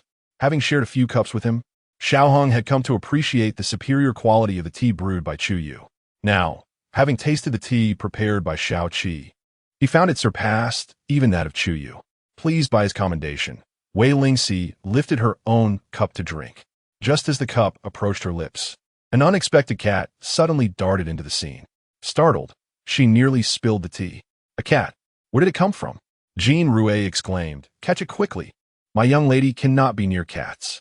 Wei Lingxi had once suffered a severe scratch from a cat in her childhood, resulting in a painful infection and a rash that left her struggling to breathe, an experience that nearly cost her life. A doctor had subsequently advised her to stay away from cats to prevent such incidents from recurring. Thus, everyone in the Wei household remained vigilant against feline intrusions. How could it be that a cat appeared so suddenly and without warning? The maids in the room hurriedly scrambled to catch the cat, but to their surprise, it darted about chaotically, ultimately leaping toward Wei Lingxi and crashing directly into the teacup she held. Ah! Wei Lingxi's face paled in fright, causing her to loosen her grip on the cup. Xiao Hong sprang to his feet, swiftly pivoting to stand in front of Wei Lingxi, and with a gentle motion, he pushed the teacup aside. Scalding tea spilled forth, reddening the back of his hand. He enveloped Wei Lingxi in his embrace and swiftly kicked the cat away. The cat yowled and tumbled to the ground. Once it regained its footing, it began to race wildly around the courtyard. Catch it! Quickly catch it! That's the madam's cat! Suddenly, a maid and a young servant burst into the courtyard, clamoring for the maids of Fenjiatong to assist in capturing the feline. However, the cat seemed to have gone mad, scratching anyone who ventured too close, and no one dared approach. In its frenzy, the cat leaped onto the wall and escaped from Fenjiatong. Consequently, the two individuals rushed outside in pursuit. Wait! At that moment, Jean Rue emerged from the room. Her expression composed as she stated, I kindly ask you both to keep an eye on the cat in the future. My lady is frightened of cats. We wouldn't want to startle her. Inside, Wei Lingxi remained shaken, her delicate figure trembling lightly, beads of cold sweat forming on her forehead. Fear not, the cat has already left. Xiao Hong reassured her, grasping her hand, which felt icy to the touch, revealing her evident distress. Wei Lingxi nodded gently, intending to extricate herself from Xiao Heng's embrace when she caught sight of the red mark on the back of his hand. You are injured. She hurriedly took his hand in hers, gently blowing on it. Her eyelashes fluttered delicately, and beneath her finely sculpted nose, her rosy lips appeared most alluring. The cool breath that escaped her lips felt like a feather brushing against his skin, igniting a restless yearning within his heart. Does it still hurt? Wei Lingxi inquired, tilting her head, her eyes shimmering. Not anymore, Xiao Hong replied with a slight smile, lowering his head to gently kiss her temple. With Xiao Qi assisting me, how could it possibly hurt? Wei Lingxi's cheeks flushed at the unexpected intimacy, and she softly pushed Xiao Hong away. I shall fetch a cup of tea for my husband. After this cup, I must pay my respects to my mother. By mother, she referred to Xiao Heng's biological mother. Xiao Hong nodded slightly, all right. Meanwhile, when a madam's maid and young servant retrieved the cat, it appeared utterly dejected. What happened? One of them prodded the cat, which was too lethargic to respond. What is the meaning of this? The madam's expression hardened, glaring at the two servants as if ready to unleash her fury. Madam, we had just placed the cat in Fenjiatong when it was kicked out by ninth young master. After running about for some time, it fell into the lake. It seems it may not be well. The two servants answered tremulously. What? My Huahua has suffered such torment. The matron slammed her hand on the table, declaring, If my cat dies, you too shall pay dearly for it. If you cannot even handle such a trivial matter, what use are you? Yes, madam, replied the maid and the servant, trembling in fear. Now be gone, she ordered, her gaze lingering on the ailing feline, a pang of sorrow swelling in her heart. Shuema approached with a platter of fruit, seeking to console her. Madam, that cat is wild and untamable.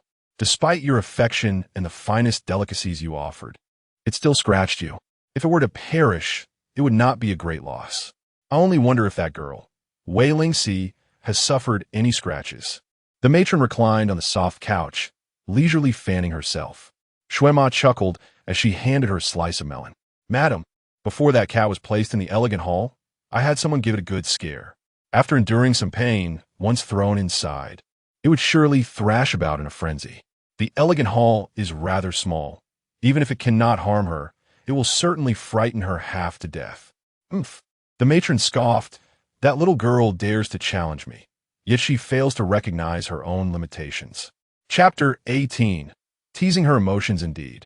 Xuema gently massaged her shoulders and opportunely remarked, I fear our young master cannot let her go. Last night, he consumed a considerable amount of wine all by himself. Impossible, replied the matron. Once the daughter of Song Taifu marries over, he will settle down. Isn't it just that matter? Dim the lights, extinguish the candles. It is the same as with anyone else. You are right, madam, Xuema nodded in agreement. If it comes to that, we can always find a few concubines for the young master. He need not dwell on Wei Lingxi. Who can argue with that? The matron comfortably closed her eyes. Wei Lingxi, accompanied by Xiao Hung, went to pay her respects to her mother-in-law, presenting a box of exquisite official bird's nest and 2 small ginseng roots. Her mother-in-law cherished tranquility, preferring to remain within the courtyard, copying Buddhist scriptures and reading books, leading a simple life. Wei Lingxi, not wanting to impose, returned with Xiao Hung. The following day, Xiao Hung attended court, where the emperor announced a decree rewarding him with 100 acres of fertile land, 1,000 taels of silver, and 2 boxes of jewels for his recent military triumphs and new contributions. The northern frontier had been under foreign control through 3 generations of imperial power. After 3 arduous years of combat, during which he could not even return for his father's funeral, Xiao Hung finally reclaimed the territory from the barbaric invaders. Such monumental achievements warranted at least an elevation in rank, if not a title of nobility. However, who would have anticipated that the emperor would merely confer rewards without titles? In an instant, the officials and generals began speculating on the emperor's intentions. Xiao Hung never presumed to decipher imperial will. The realm remained unsettled, and more battles awaited. His Majesty would still rely upon him in due time. After court, the emperor dispatched envoys to deliver the rewards directly to Zhao's residence, inciting envy among the various households. The lacquered red boxes were stored in the elegant hall's repository, where Xiao Heng's aide, Lin Bai, meticulously catalogued the items before securing the repository with 2 locks. He presented the register to Wei Lingxi, stating, Madam, the 9th Master has instructed that you select a few suitable gifts to bring along when you return home tomorrow. Wei Lingxi accepted the register, observing Lin Bai sweating profusely.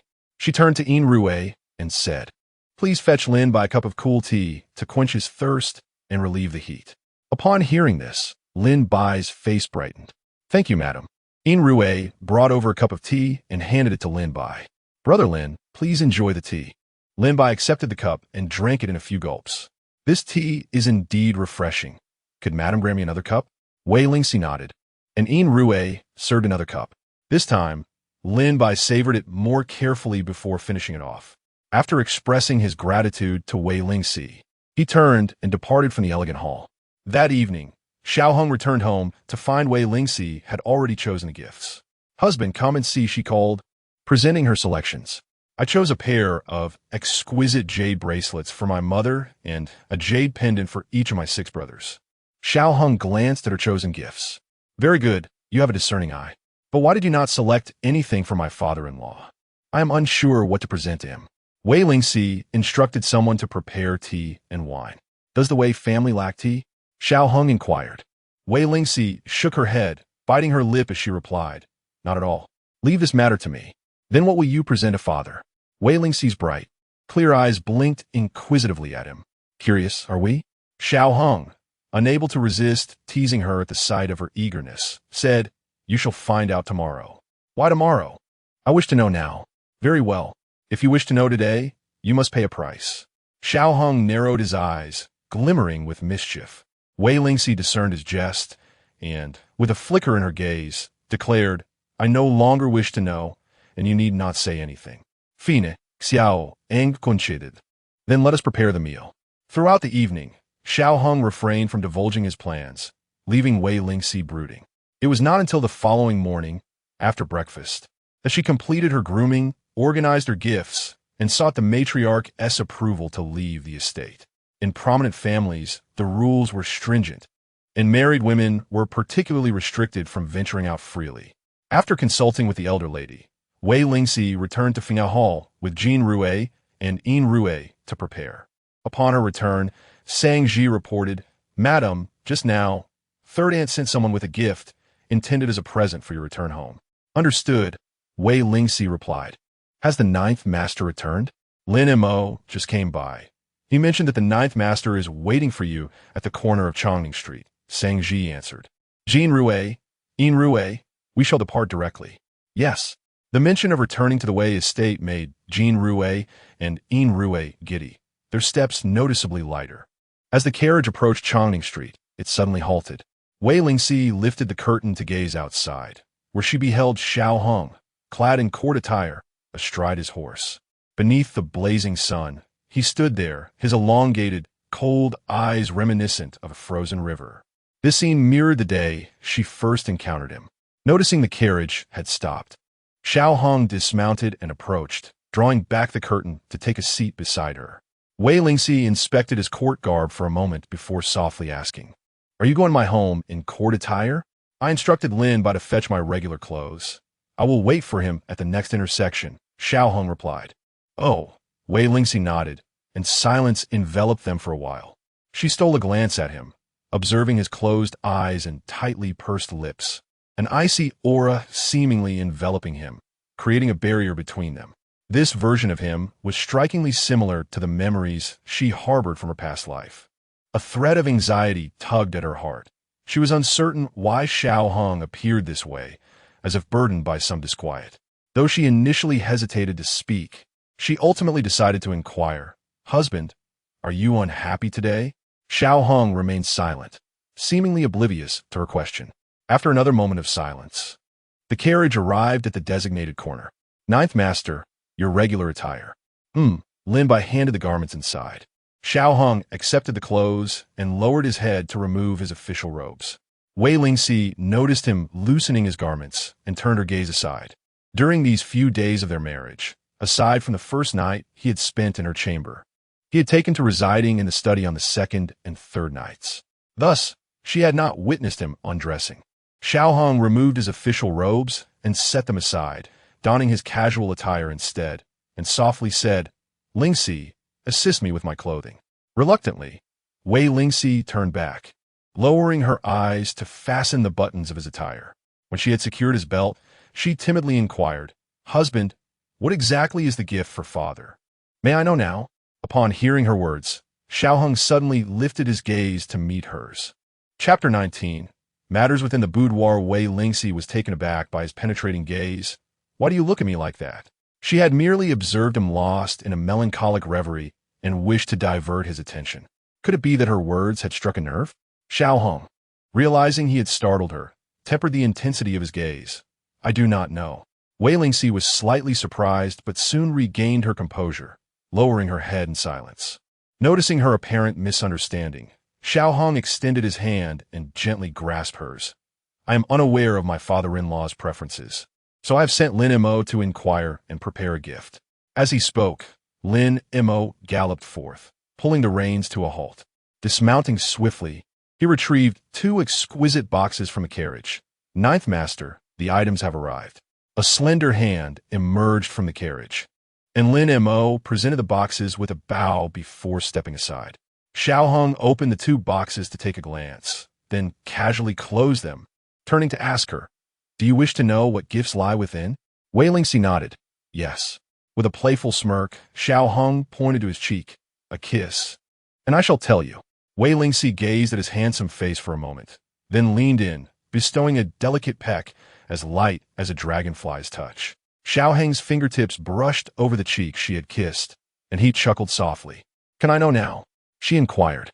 Yet Xiao Hong replied with a grin, "As for the gifts, that shall remain a secret for now. You may see them once we arrive at the Wei residence." Wei Lingxi paused, suddenly realizing she had been playfully toyed with by this man. Her delicate brows knitted together, and biting her lip, she shot him an indignant glare, emitting a soft huff before turning her head away, observing her puffed cheeks in irritation. Xiao Hong felt his previously gloomy mood lift considerably. As the carriage approached the gates of the Wei residence, Wei Shanhe emerged with the entire family in tow to greet them. Xiao Hong alighted and extended his hand to assist Wei Lingxi. She hesitated, reluctant to indulge his playful nature. However, considering that her parents and brothers were present, she thought it unwise to undermine Xiao Hong in front of them. Thus, she gently placed her hand in his palm. Wei Shanhe, witnessing this, was filled with joy. He stepped forward, intending to pay his respects. General. Xiao Hong immediately interjected. Father-in-law, please, today it is my duty to greet you as my wife's husband. With that, he gestured for Lin Bai to bring forth the prepared gifts for the return visit. The general is being too courteous. Wei Shanhe acknowledged, pleased that Xiao Hong had taken the time to accompany his daughter home. A true honor for any wife. Dad, why do you still call him General? Wei Lingxi approached with a warm smile, speaking gently. He has already called you father-in-law. It seems rather distant for you to still refer to him as General. Ahung, Xiao Hong said. Father-in-law may simply call me Ahung. Wei Shanhe found his daughter's reasoning sound and readily acquiesced. Xiao Hang paid his respects to his esteemed father-in-law, and naturally, he also needed to greet his mother-in-law. Mrs. Wei, like a mother-in-law admiring her son-in-law, grew increasingly fond of him. Ahang is truly a remarkable young man, with a boundless future ahead. Wei Lingxi noticed that her mother's gaze had not strayed from Xiao Hang's face. She let out a helpless sigh and stepped forward to take her hand. Mother, could you perhaps tone it down a bit? However, Mrs. Wei replied with a cheerful smile, with such a handsome husband, you are indeed fortunate. I cannot help but think how much better he is than that scoundrel Xiao Zixuan. Wei Lulang, upon hearing this, sighed softly. His mother seemed beyond saving. Cool me. Let us return home. Wei Shanhe urged Xiao Hang toward their residence. In the flower hall, after a brief introduction to the family, Xiao Hang presented the gifts he had prepared. Upon opening the brocade box, Wei Shanhe was pleasantly surprised to find a set of military strategies. My dear son-in-law, I have sought this military treatise for many a year without success, he exclaimed. Learning about military tactics is indeed beneficial, especially for a martial general such as yourself. Indeed, Xiao Hang replied with a smile. Seeing the two men engrossed in conversation, Mrs. Wei felt a sense of satisfaction. She discreetly led her daughter into her private chamber for a few intimate words. After all, she was unaware of her daughter's circumstances in her new home. Xiao Qi, Mrs. Wei said, gently caressing her daughter's delicate fingers. How does Xiao Hang treat you? Wei Lingxi pondered the events of the past few days and nodded slightly. Well, really? Yes, Wei Lingxi affirmed. You saw it yourself. He accompanied me back home and thoughtfully selected gifts. Mrs. Wei smiled knowingly. Silly girl, that is not what I meant. I was referring to that matter. Realizing what her mother was alluding to, Wei Lingxi felt her cheeks flush with embarrassment. Mother, why do you ask about such things? What is wrong with discussing it with your mother? Since ancient times, a harmonious relationship between husband and wife has been essential. Has the general shown you tenderness? Have you faced any hardships? Wei Lingxi turned crimson under her mother's inquiries, having never discussed such topics with her in her past life. Mother, he understands how to cherish me, she replied. That's wonderful, Mrs. Wei observed, sensing that Xiao Hang indeed treated her daughter well. Take good care of your health, and strive to bear a son or daughter soon. He will cherish you even more. Wei Lingxi felt her face grow unbearably warm. Mother, I understand. It is too hot in here. I shall take a stroll in the courtyard. Understanding her daughter's discomfort, Mrs. Wei did not stop her. Go on. Wei Lingxi, accompanied by Yin Rue, ventured into the estate's garden, while Jin Rue was summoned by Mrs. Wei for conversation. Jin Rue, how does the general treat the young lady? Jin Rue replied cheerfully. The general is very kind to the young lady. Has she faced any grievances at the Xiao residence? No, Jin Rue assured. The young lady is intelligent, and with the general's support, she has not endured any hardships. Pray, General, do you understand the plight of the young lady? Jin Rue, now a 16-year-old maiden, has begun to comprehend the nuances of romantic affairs. She naturally grasped the essence of the lady's inquiry and responded candidly. On her wedding night, the young lady seemed to have endured considerable distress, for she fainted. However, the great general summoned a physician to attend to her. Lady Wei was deeply pained by this. It is a trial that every bride must face. How many times did the general call for water throughout the night? Jean Rouet truthfully replied, once. Lady Wei nodded, suspecting that he was concerned for Xiao Qi. Yet, her smile soon faded. Chapter 20. The lady's happiness relies on you. In recent days, she inquired again, has the young lady adapted? Jean Rouet shook her head and replied, the general has been residing in his study, not having set foot in the bedroom even once. Madame Wei was taken aback. Is that truly the case? Have there been any conflicts between them? I have not observed any discord between the young lady and the general. The general is usually preoccupied with his duties, and only arrives for dinner these past few days, exchanging a few words with the young lady before retreating back to his study. Madame Wang thought to herself, this is rather concerning. How could they possibly sleep apart so soon after their marriage? At this rate, when would she conceive? The general is not young anymore, and without an heir, if Xiao Qi were to delay in bearing a child, surely the matriarch of the Xiao family would insist on the general taking a concubine. Xiao Qi, who has been cherished and raised in the palm of her family's hand, could hardly endure such a fate. Madame Wei felt fortunate that her husband had not taken a concubine, remaining loyal to her alone. Many men who take concubines often neglect their wives. She worried for her daughter's well-being. With her daughter's future in mind, Madame Wei sent Jean Rouet away and discreetly summoned Old Master Wang to prescribe a remedy. Old Master Wang, originally from Jiangnan, had come to the capital due to familial misfortunes. When he faced legal troubles and was nearing despair, it was Madame Wei who assisted him, allowing him to overcome his difficulties. Since then, he had always been at her service whenever she called upon him. Old Master Wang entered the Wei residence through the back door, having learned that Madame Wei needed a prescription, particularly one for enhancing vitality. After understanding the situation, he readily agreed with a smile. Upon leaving the Wei residence, he promptly returned to his apothecary, wrote the prescription, and ground the ingredients into powder. He then instructed his shop assistants to deliver the remedy to Madame Wei, leaving a note with strict warnings. This medicine acts swiftly and powerfully. It must not be overused, lest the one to suffer be the young lady herself. After reading the note, Madame Wei burned it and secretly handed the packet of powder to Jean Rouet, advising her, remember to add a little to the general's bowl from time to time. The young lady's future happiness depends on you. Jean Rouet felt an immense burden, but could only steel herself to comply for the sake of the young lady's happiness. After lunch, Wei Lingxi was supposed to return with Xiao Hong. Yet, after only a brief visit, she found herself reluctant to depart. This time, she was uncertain when she would return again. Although the Xiao and Wei residences were merely a few streets apart, without the matriarch's consent, she could not freely come and go. Thus, she discreetly asked Xiao Hong, may I stay a little longer? Seeing her delicate and enchanting expression, Xiao Hong acquiesced. I shall come to fetch you before dinner. Elated by Xiao Heng's agreement, Wei Lingxi expressed her gratitude. Thank you, my husband.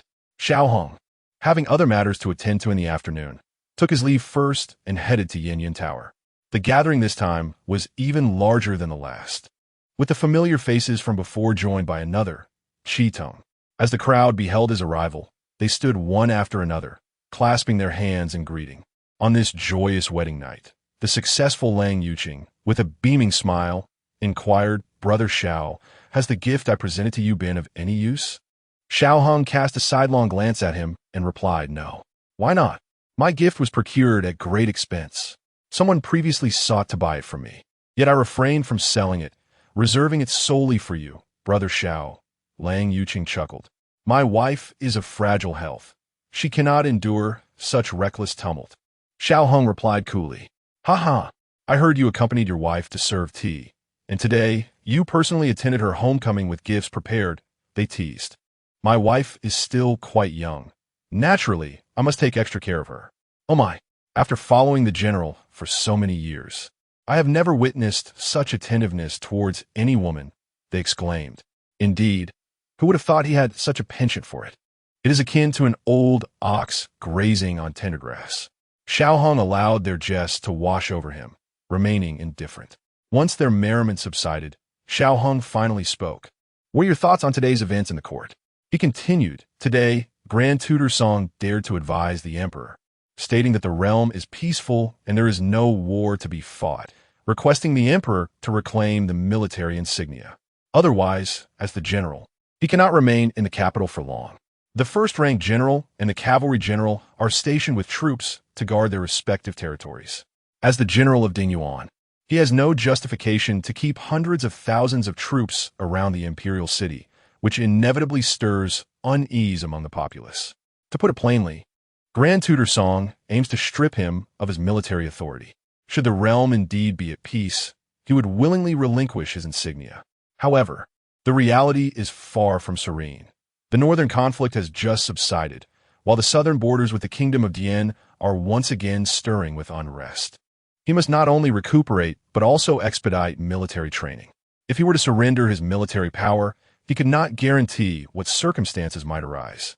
The emperor's health continues to decline, and Grand Tutor Song has grown increasingly audacious over the years. It is evident that the general's accomplishments pose a threat to him.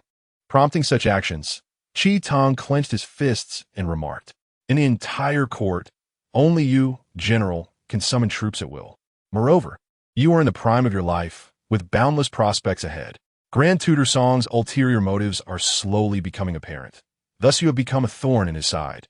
Shi Ming added, "What shall we do next?" Qi Tong asked. Xiao Hung responded, "I have not acquiesced to his counsel, so I anticipate no immediate issues. I would appreciate it if you brothers could keep a close watch on the matter. Rest assured, your affairs are our collective concern," they assured. Xiao Hung nodded, raised his cup to finish the remnants of his wine, set it down, and stood up. "I shall take my leave first." "Why the haste, brother Xiao? Let's dine together," Lang Yuqing urged. "No, my wife awaits my return," Xiao Hung replied before departing, leaving the crowd behind. Xiao Hang returned to the Xiao residence with Wei Lingxi and had yet to change his attire when a servant approached to deliver a message. "Ninth Master." The old matriarch requests that Ninth Madam hasten to her side. "What has transpired?" Xiao Hang inquired softly. "It concerns the First Madam. Something has happened. She is presently wailing and creating a commotion before the old matriarch." Zhao Ma hurriedly replied, urging, "Ninth Master, please, you must go and see to the madam at once." Chapter 21. Such fragility the messenger, rather muddled, conveyed the message in a vague manner, leaving Wei Lingxi utterly perplexed. Why did the matriarch call for me and Jiuyi when the madam was throwing a fit before her? Could it possibly concern us? "Madam Jiuyi, I cannot say for certain. It is best for you and Jiuyi to go and ascertain the matter yourselves." Lu Ma, merely a messenger in the old lady's quarters, dared not elaborate. She delivered the message verbatim as instructed. Wei Lingxi glanced at Xiao Hang. "My husband, will you accompany me to see what is amiss?" Of course, Xiao Hang replied affirmatively. They proceeded directly to the residence of old Madame Jiang. Upon reaching the window, they could hear the unmistakable sound of sobs emanating from within. Indeed, it was the madam weeping. "Enough, enough. How many times must I hear the same tale?" The old lady sat cross-legged on the soft couch, her fingers absently twirling a string of prayer beads, her eyelids drooping. The madam, sensing her mother-in-law's displeasure, lowered her voice and sobbed softly, dabbing at the tears glistening in the corners of her eyes with a handkerchief. Wei Lingxi surmised that the madam had likely lodged yet another complaint against her, yet the specifics eluded her. Reflecting on their recent encounters, she could only recall the sole point of intersection, the tabby cat that the madam had been nurturing. As Xiao Hang approached the door, he suddenly halted. Wei Lingxi, lost in thought, failed to notice his stop and collided with his back, causing a sharp pain in her nose that brought tears to her eyes. "Ouch, that hurt." She covered her nose, casting him a reproachful glance. "Why did you stop abruptly? Is it painful?" Xiao Hang bent slightly, illuminated by the lantern's glow in the corridor, and noted the redness around her eyes, the tears welling up. He chuckled softly, such fragility. "Fragile? Am I fragile?" Wei Lingxi bristled at the implication. Though her constitution might be somewhat delicate, she was far from fragile. "Who told you to be so rigid? A sudden stop like that is unbearable." Xiao Hang raised an eyebrow, his gaze on her growing more intriguing. Wei Lingxi, unable to decipher his expression, tilted her face upward, blinking at him. "What? Did I say something wrong?" With a slight smile, he leaned down to whisper in her ear, Little Seven has never experienced it. How can she claim to be intolerant? Wei Lingxi was left bewildered. What nonsense is this? However, her maid, Jean Rue, understood perfectly, and her face flushed a deep crimson as she lowered her head, not daring to utter a word. Who would have imagined that the fearsome figure dubbed the living Yama could appear so tender in front of his own lady? Noticing that Wei Lingxi remained oblivious, Xiao Hang chose not to enlighten her. He relished the innocent expression on her face and gently grasped her hand, reassuringly saying, "No need to be anxious. I am here." Wei Lingxi understood his intentions. He was deliberately pausing to comfort her, fearing she might worry. Understanding this, she nodded and, recognizing that the Wei family would continue to rely on this man in the future, immediately bestowed upon him her sweetest smile. Was it old Gio speaking outside? Hearing the commotion at the door, the old matriarch halted her actions and slowly opened her eyes, beckoning, "Come in. We have been waiting for both of you." Before entering the room, Wei Lingxi called out to Jean Rue, bending down to whisper a few words to her. Seeing Jean Rue hastily depart, she then followed Xiao Hung inside. The two greeted the elderly lady, but when Wei Lingxi extended her greetings to the madam, the latter merely huffed coldly, turning her face away and refusing to acknowledge Wei Lingxi. Wei Lingxi paid no heed, choosing to act as though she were invisible. What is the meaning of this? Elder sister-in-law, Xiao Hung inquired, frowning slightly. Have I offended you, or Little Seven? It has nothing to do with ninth brother, the madam replied. Then it must pertain to Little Seven? Xiao Hing pressed further. Enough, enough. You two take a seat first, the old matriarch interjected, casting a glance at the madam. You have been crying for quite some time. Now that they are here, why not share your thoughts with them? Before the madam could articulate her feelings, tears began to flow.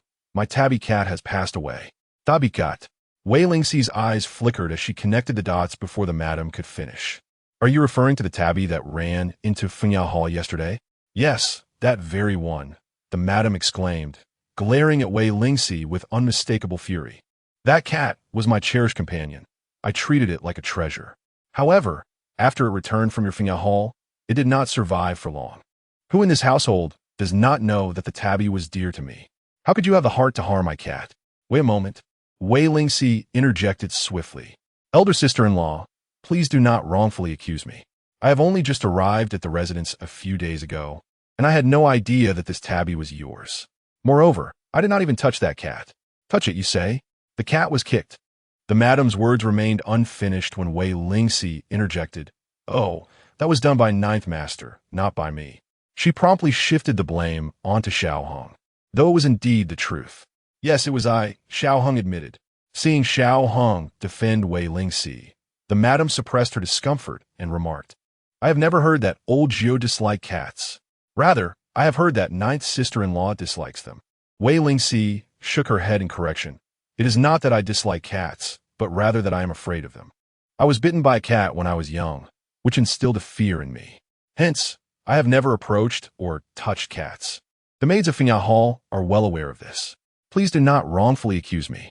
Ninth brother would not kick a cat without reason, would he? Indeed, that cat scratched me. The madam failed to grasp the underlying nuance in Wei Lingxi's words and promptly inquired, who did it scratch? It scratched Ninth Master, Wei Lingxi replied, turning to Xiao Hung and giving him a playful wink. Xiao Hang responded once more, affirming, Indeed, if the cat were to scratch me, I would have kicked it away. The logic behind this statement was exceedingly clear. The matter had no bearing on Wei Lingxi, but rather pertained solely to Xiao Hang. If the cat attempted to claw at Xiao Hang, it was entirely justified for him to dispatch it. This left the madam at a loss for words. How could her dialogue, rehearsed countless times with Mama Shui in the confines of her chamber, yield such a dissimilar outcome? Dear eldest daughter-in-law, how would you have me address this situation? Inquired old Madame Jiang, regarding her intently. Madam, you are well aware that the Ninth Master is a martial artist. At times, his reflexes outpace his thoughts, and he did not intend to kick the cat deliberately. Nevertheless, the cat has indeed perished, and we must not allow our eldest sister-in-law to grieve. Perhaps we should seek a replacement tabby cat for her, Wei Lingxi remarked, exuding an air of cultured understanding. Her words not only defended her husband, but also portrayed her as remarkably magnanimous. casting the madam in a rather petty light. One cat has passed. What is all the fuss about? We are family. There is no need for such formality. Eldest daughter-in-law, do you not agree? Old Madame Jiang seemed to side with Wei Lingxi. The madam tightly grasped her handkerchief, utterly perplexed by the enchantment this yellow-haired girl had cast upon the old lady. If it were merely a cat, the madam would not have made such a fuss over it. However, the cat had ensnared her in a predicament. Should she mishandle this matter, it could very well offend more than just a couple of individuals. Chapter 22. A large black pot. This cat was a gift from Madame Song when Xiao Zixuan presented his betrothal gifts, knowing her fondness for felines. There were two tabby cats, born of the same mother, and their patterns were nearly identical. Madame Song gifted one tabby to her and sent the other to the palace for the Empress Dowager. The Empress Dowager adored the tabby, but to her dismay, the creature proved to be wild and elusive, eventually escaping and leaving her in a state of distress. Upon learning of this, the esteemed Song Taifu returned to inform Madame Song, who immediately dispatched someone to inquire about the cat's condition. The cat was on the brink of death, yet she could not bring herself to admit it. She instructed her messenger to report that the tabby was alive and lively. Unbeknownst to her, Madame Song relayed this information to a palace maid, who then comforted the Empress Dowager, claiming the lost tabby had been found and would soon be returned. However, the cat passed away before anyone could arrive. How could she explain this to the Empress Dowager? How could she justify it to Madame Song?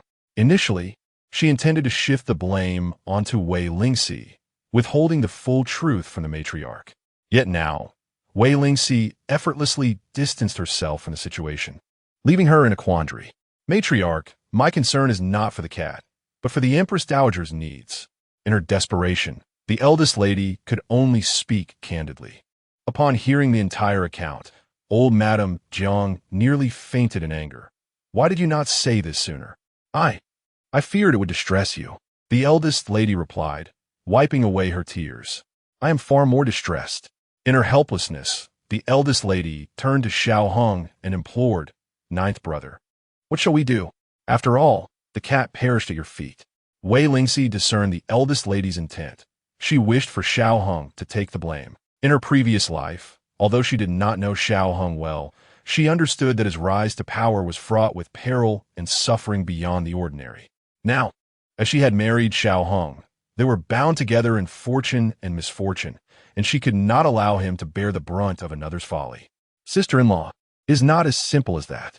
Your deception led Madame Song to inform the palace maid, who then came to retrieve the cat. Moreover, on that day, Ninth Master did not exert any force. Whether the cat was truly kicked to death by him remains open to interpretation. Why not have the cat brought here for examination? Wei Lingxi suggested with a smile. In any case, she would not allow this burden to unjustly fall upon her shoulders. The eldest lady realized she could not sway Wei Lingxi and, abandoning her frustration, felt a burning anxiety within. What shall we do now? Old madam, what do you think? Though related to the Empress Dowager, she was still subject to the whims of one of such esteemed status. If the Empress Dowager was pleased, she might summon her to the palace for a chat. If displeased, she would have to tread carefully, ever mindful of the Empress Dowager's mood. Madame Jiang possessed a keen awareness of her circumstances. She understood that her words held little sway before the Empress Dowager. However, the turmoil instigated by her daughter-in-law could not simply be overlooked. This puts me in a difficult position, she mused, closing her eyes in contemplation before opening them again to address her eldest daughter-in-law. You must implore your ninth brother to assist you in this matter. We must ascertain whether he is willing to shoulder the burden. Instantly, the elder lady comprehended the implication of Madame Jiang's words. She set aside her pride and, with a forced smile, turned to Xiao Hang, saying, Ninth brother, you are currently favored by His Majesty. Rest assured, even if it were a mere cat that went missing, the Emperor would hardly be angered, let alone a more grave matter. You are the pillar of our Xiao family, while I am merely a woman of the inner chambers. I earnestly beseech you to lend your support to your sister-in-law. Xiao Hang narrowed his eyes slightly, as if deep in thought, remaining silent. In contrast, Wei Lingxi felt a surge of indignation. Why should others bear the consequences of troubles she had caused? Eldest sister-in-law, she interjected with a smile. The pressing concern at hand is not about shifting blame, but rather about resolving the issue, is it not? Her forthrightness left the elder lady visibly flustered. Ignoring her discomfort, Wei Lingxi continued. To place the entire matter upon the shoulders of Ninth Master would be most inappropriate. Such an action could lead others to perceive him as arrogant. Believing himself to wield considerable influence and showing utter disregard for the Empress Dowager, even daring to harm her favorite. What would that imply for the Dowager's sentiments? What would His Majesty think? How would the esteemed officials of the court react? Upon hearing her words, Xiao Hang turned his gaze toward Wei Lingxi, a faint smile gracing his lips. Meanwhile, the elder lady, realizing Wei Lingxi's reluctance to assist, felt a surge of anger. She lowered her head, feigning helplessness, and tearfully implored Madame Jiang, "Mother, what are we to do? If the esteemed Song Taifu takes offense and lays blame, what will become of Zixuan's marriage? If the palace maids reveal the truth to the Empress Dowager, would not Madame Song also be embroiled in treason?" She had thrust Madame Jiang into a dilemma, weighing the future of her promising son against her own flesh and blood, the daughter-in-law and grandchild. The elderly matron, equally troubled, felt a simmering frustration. How could her son have fallen for such a troublesome woman? Anger aside, she recognized her duty to intervene, yet found it challenging to broach the subject with Xiao Hang. Just as Madame Jiang wrestled with her thoughts, Jean Rui entered quietly and whispered a few words in Wei Lingxi's ear. Upon hearing this, Wei Lingxi's brow furrowed momentarily before she recalled something, quickly relaxing her features. She exchanged a few words with Jean Rui, sending her away, and then, with a gentle smile, addressed the elder lady and eldest sister-in-law. "There is no need for you to feel distressed. I have a splendid idea that could alleviate our immediate predicament." Upon hearing that a solution was at hand, the elder lady eagerly inquired, "What is this brilliant idea? Please do tell us." Wei Lingxi smiled sweetly. "Well, that depends on whether eldest sister-in-law is willing to make a sacrifice." Chapter 23, a suggestion at this moment. The matron was hardly concerned about what she could or could not part with. Addressing the pressing crisis was of utmost importance. To part with something or not, indeed. "Very well. Since you are willing to part with it, I shall speak plainly. Even if your tabby cat were alive and delivered to the Empress Dowager's palace, it would be difficult to conceal its presence, for you have nurtured it all along, and it may not be particularly close to Her Majesty. Moreover, this creature is wild and difficult to tame. A careless moment could lead to injury. It would be more prudent to offer Her Majesty something else to win her favor," suggested Wei Lingxi. The matron eagerly anticipated a clever solution from Wei Lingxi, only to be taken aback by such an impractical idea. "Is this truly your suggestion?" She bit down on her teeth in frustration, feeling the urge to slap her. "What difference does it make? How am I to know what to present to the Empress Dowager? The palace matron will arrive shortly. How shall I explain this to her?"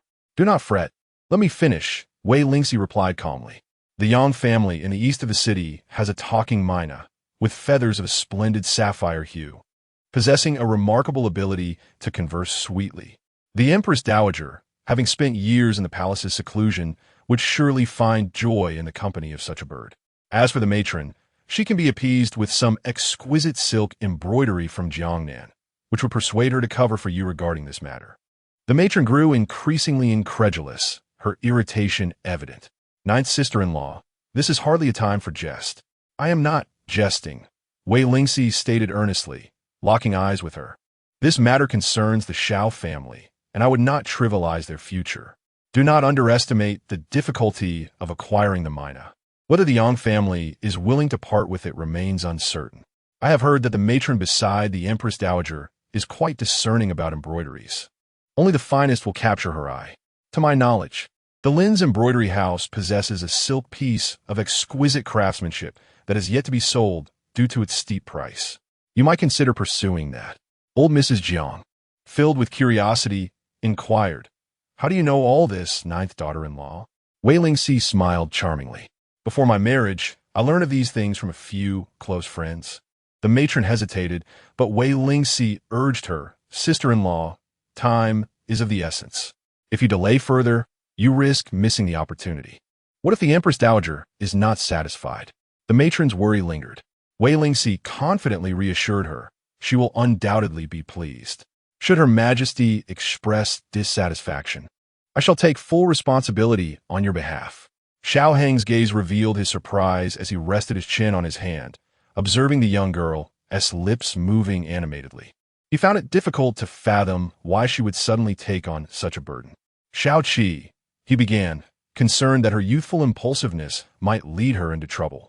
Ready to caution her, the matron, fearing that Wei Lingxi might retract her commitment, struck the table decisively. It is settled. Suima, have a Lu take the silver and make haste to the Yang family in Lin's embroidery house. I must acquire everything I need.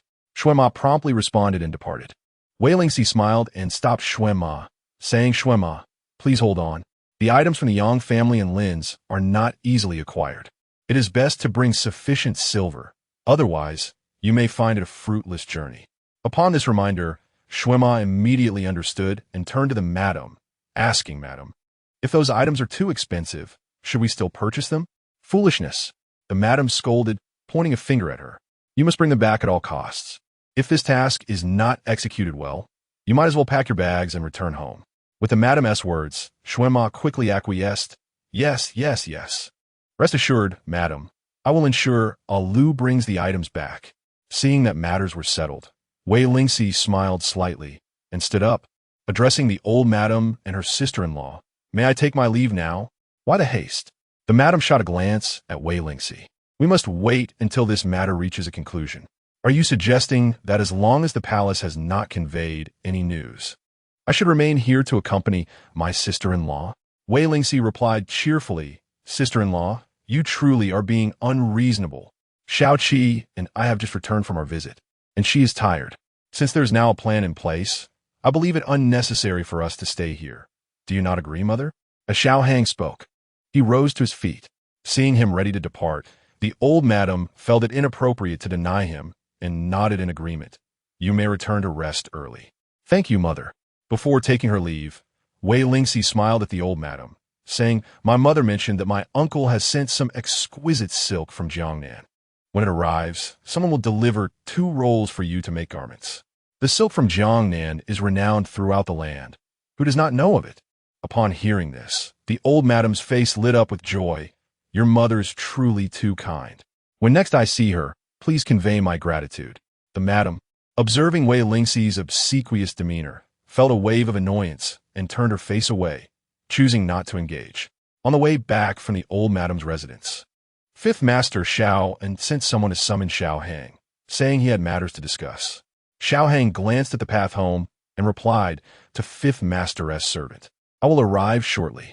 Once the servant departed, Xiao Hang offered to escort Wei Lingxi back to Fiancé Hall, concerned about encountering Xiao Zixuan again in the garden. Wei Lingxi allowed Xiao Hang to take her back. Upon returning to Fiancé Hall, the facade she had maintained fell away, and she instructed Jin Rue and Yin Rue to dismiss everyone else, leaving only the 2 of them to attend to her. The summer heat lingered even into the night, and within her own chamber, Wei Lingxi felt more at ease. She summoned warm water for a bath, clad only in a light lotus-colored undergarment and loose trousers.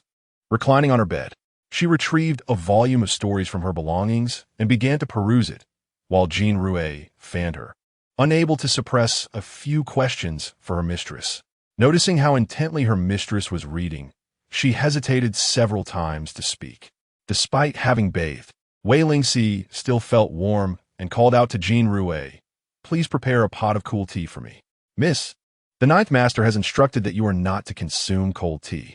Wei Lingxi lazily lifted her eyelids and replied, Are you my maid or the 9th Masteress? Do you always heed his every word? If he has sent for you, you should hurry along. Jing Hui softly visit. Madam has also mentioned that such things are too cooling for you and that you should limit your intake to avoid complications in conceiving later on. Wei Lingxi shot her a discontented glare, saying you are simply not as agreeable as Yin Rue. She never meddles in my affairs like you do.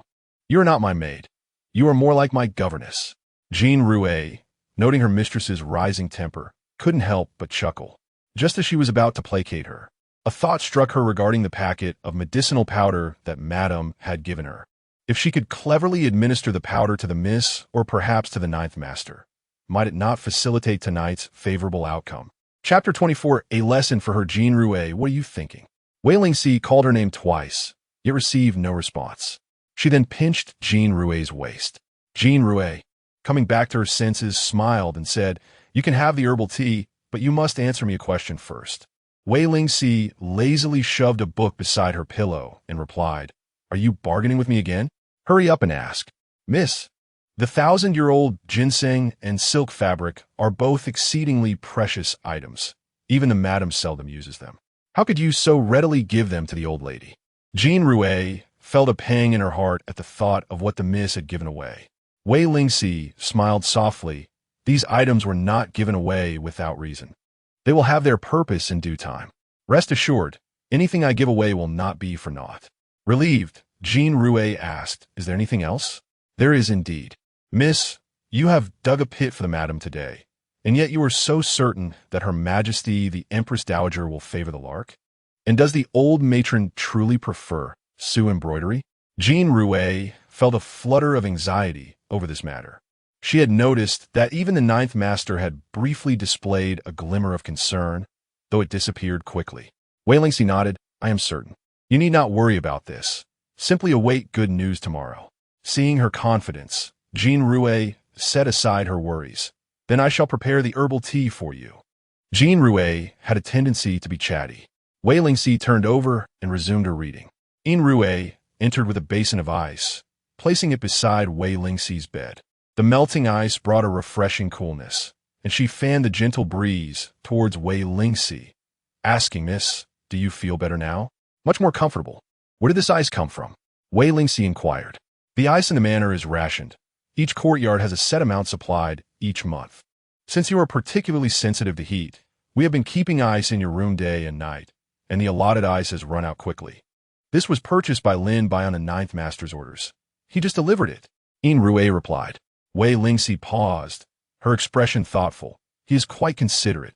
With a basin of ice, Wei Lingxi felt significantly cooler and dozed off while gazing at her painting book. Upon seeing her asleep, Jean Rue gently lowered the red gauze curtains and quietly exited the inner chamber. At that moment, Jean Rue entered with a pot of herbal tea. "This herbal tea is no longer needed.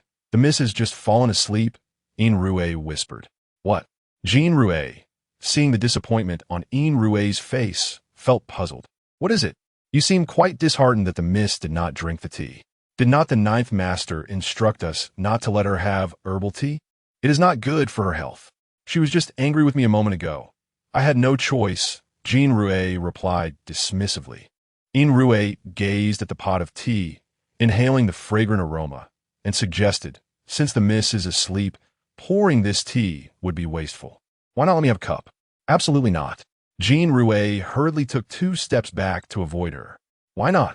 Normally, Miss doesn't act so petty." After Jean Rue spoke, she noticed something peculiar in Jean Rue's expression, which inevitably aroused her suspicion. "Jean Rue, your complexion seems off. Have you done something wrong?" "What nonsense are you talking about? What wrong could I possibly do?" "This tea is not for Miss. It will be delivered to Master Gio later for him to drink. In such sweltering weather, it must be quite difficult for Master Gio to sleep alone in the study." Jean Rue was preoccupied with the task assigned by the madam. She needed to ensure that Master Gio and Miss would share a room. Otherwise, how could Miss conceive? Jean Rue, typically not loquacious but perceptive, saw Jean Rue's intention to serve tea to Xiao Hang and solemnly reminded her, "Jean Rue, we are both part of the Wei household, Mrs. Kin. Although we are merely maidservants, we must not harbor improper thoughts. Master Gio belongs to Miss, now and forever. You must not entertain any inappropriate notions." Upon hearing Jean Rue's words, Jean Rue felt a sense of reassurance. "Jean Rue, rest assured, we have both grown up alongside Miss. In life, we are her companions, and in death, we shall be her spirits. My serving tea to Master Gio is merely a hope that he will visit this room more often. Have you ever seen a newlywed couple who separate to sleep in different rooms the very next day? Then I must have misunderstood you," Jean Rue conceded. Finding Jean Rue's reasoning valid, she too found it strange how, after their wedding night, Master Gio and Miss had already separated, and there seemed to be no visible discord between them. That was indeed peculiar. Never mind. It is all for Mrs. sake. Jean Rouet was unperturbed, for in her heart, both Miss and Jean Rouet were her family. Such trivial matters were inconsequential. As the two maidservants were softly conversing, they heard footsteps approaching from outside. Xiao Hang entered, and upon seeing Jean Rouet holding a pot of tea, he casually inquired, "Hot tea or cold tea?" Jean Rouet lowered her head and replied, "Cold tea." Jean Rouet added, "She couldn't defy Mississippi." Xiao Hang understood. It was likely that Wei Lingxi thought he would not come, thus secretly requesting cold tea for herself. Fearing she might not withstand the heat of summer, he had specifically sent Lin Baihua to procure over 100 pounds of ice at high price, storing it in his ice house. Little did he expect this girl to not only persist in her stubbornness, but also demand cold tea. She truly did not regard her health with due seriousness. At this rate, when would he be able to consummate their marriage? "Leave the cold tea. You may go now," Xiao Hang commanded. Jean Rouet and Jean Rouet exited the room, gently closing the door behind them. Once in the corridor, Jean Rouet tugged at Jean Rouet, leading her towards the small kitchen. "We need to prepare some hot water. Master Gio and Miss will likely call for it tonight." Jean Rouet giggled, covering her mouth. "All right." Xiao Hang had just indulged in several cups of wine at fifth brother Xiaoan's place. As he walked back to Fengya Hall, he felt drenched in sweat, struggling against the oppressive heat. Initially intending to wash up and rest in the study, he suddenly recalled the commotion he had heard at Fifth Brothers. Indeed, the old matron from the Empress's palace had come, leaving with a beaming face and taking away the magpie mentioned by Wei Lingxi. The old maid had informed the matriarch that a message would certainly be conveyed the following day, assuring them to wait patiently for the news. She also mentioned that the Empress Dowager would likely take a liking to this clever little magpie. A sense of confusion lingered in his mind. How could Wei Lingxi be so certain? Upon returning from Fifth Brother's residence, he passed by Eldest Brother's quarters and happened to overhear the agitated cries of his sister-in-law echoing from the courtyard.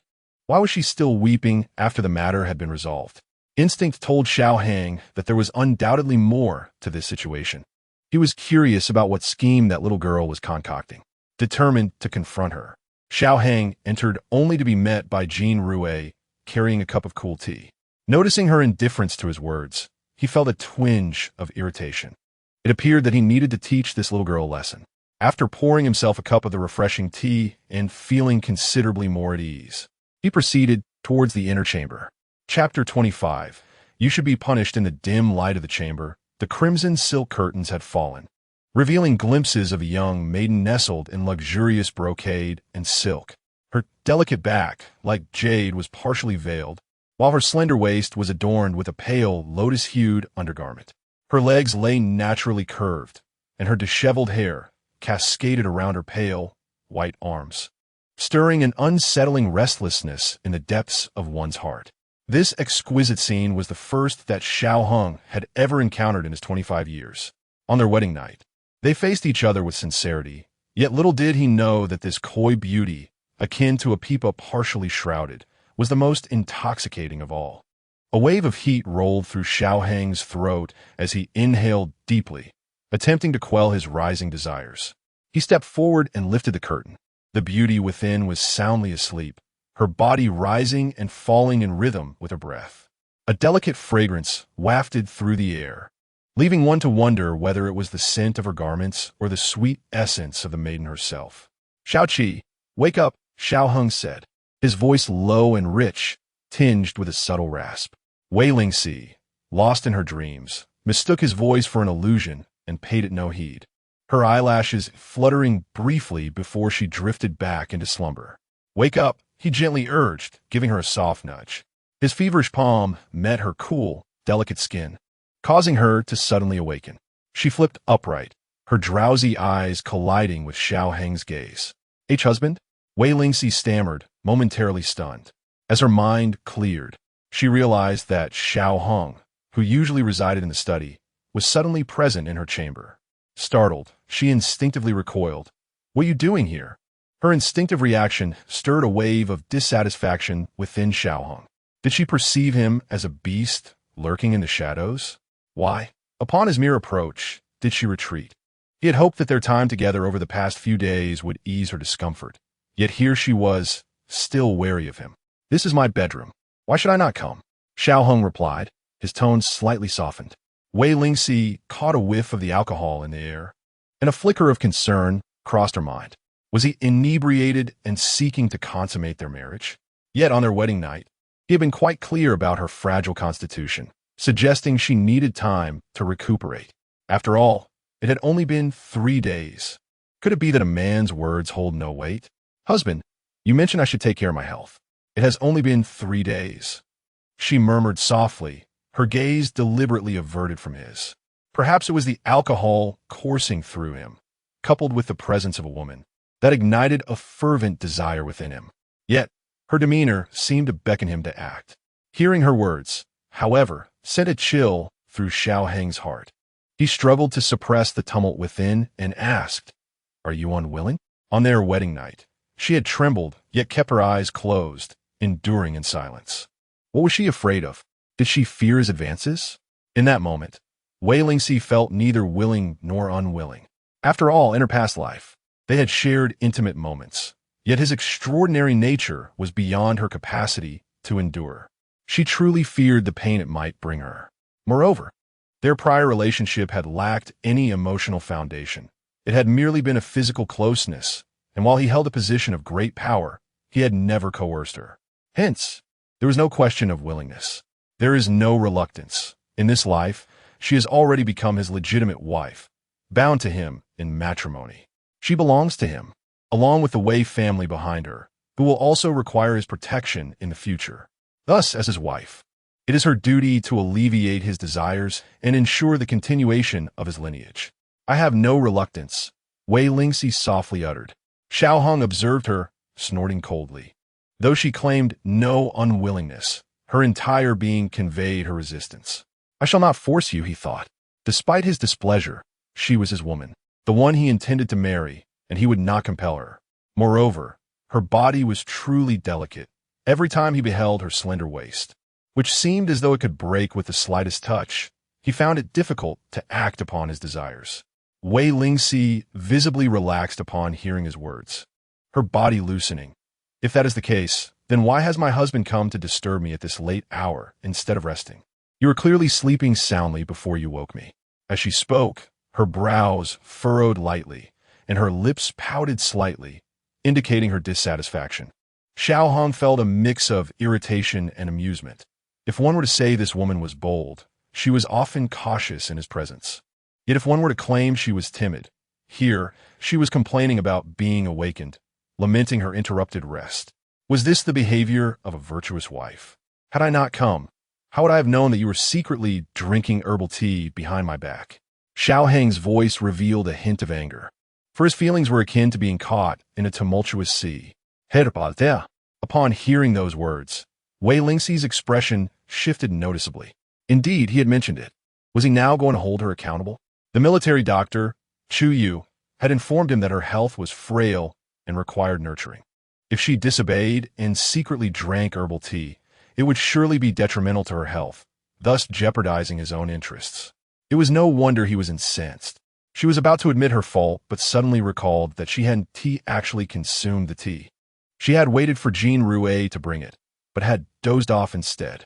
"I did not drink herbal tea," Wei Lingxi promptly stated. "Lies." Xiao Heng's brows furrowed in sternness. "Xiao Qi, you cannot deceive me. I am not lying. If you do not believe me, you may ask Jean Rouet. Regardless of whether you drank it or not, how do you justify your actions? You promised not to drink herbal tea, yet secretly sought to do so behind my back. Had I not discovered it, would there not have been another occasion? Xiao Qi, one must be honest." Xiao Hong patiently addressed the matter with her. Wei Lingxi felt utterly wronged.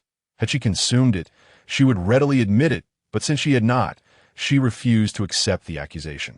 "I did not lie. I truly did not drink it. The tea was what I desired, but I did not get to drink it." "Did not get to drink it?" Xiao Hong scoffed, realizing it was not that she hadn't drunk it, but rather that she had simply not had the opportunity. "Xiao Qi, you have failed to uphold your promise. You must be punished." "Punished? For what reason? I clearly did not drink." Wei Lingxi, observing Xiao Heng's increasingly serious demeanor, sensed that the situation was growing dire. Still arguing back, Xiao Hang, within the military, spoke with unwavering authority, his commands evoking utmost respect and compliance. Any act of defiance against his orders would be met with immediate execution as a public spectacle. Wei Lingxi, however, not only disregarded his authority, but also retorted defiantly. If she was not taught a lesson, who could ascertain what mischief she might undertake in the future? The matter of consummation was secondary. The preservation of her virtue was paramount. Xiao Hang seized her from the bed, his iron-like arms encircling her delicate waist, and with a sudden motion, he turned her over. Wei Lingxi gasped, "What are you planning to do?" Chapter 26. Embarrassment, shame, and humiliation. Xiao Hang fell silent, one hand pressing down on her writhing waist, while the other, raised high, landed upon her dairy re. A sharp sting coursed through Wei Lingxi, momentarily rendering her speechless. As the realization dawned that Xiao Hang had indeed spanked her, her porcelain complexion flushed a deep crimson. You, how could you strike me? Let go of me. Release me." Her body squirmed in protest, but Xiao Hang felt her skin brush against him, igniting a spark of fervor within. What was happening to him this evening? "Do not move." The surging blood in his veins stirred his dormant desires, his once proud self-control faltering. He took a deep breath, imploring, "Do not wriggle. Xiao Qi, do not move." Wei Lingxi's face burned with embarrassment. Having reached the age of maturity, she found herself subjected to her husband's playful chastisement. If word of this were spread, how could she ever show her face in public again? And he had the audacity to demand she remain still. What was she to do?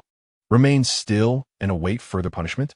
The more he tightened his grip around her waist, the more she squirmed, her slender form surprisingly agile, igniting a blaze of desire within him that he could scarcely contain. Another resounding slap echoed, the sound and force far greater than before. Wei Lingxi's delicate frame, unaccustomed to such treatment, could hardly bear it. Moreover, as a martial artist, Xiao Hang's strength was considerable. Despite believing he had restrained himself, he inadvertently brought tears to her eyes, prompting her to weep softly. Upon hearing her cry, he realized he had been too forceful and quickly released her. "Why are you crying? Does it hurt?" This inquiry only exacerbated her sense of grievance, her petite face resembling a rain-soaked pear flower, eyes misty and filled with sorrowful innocence.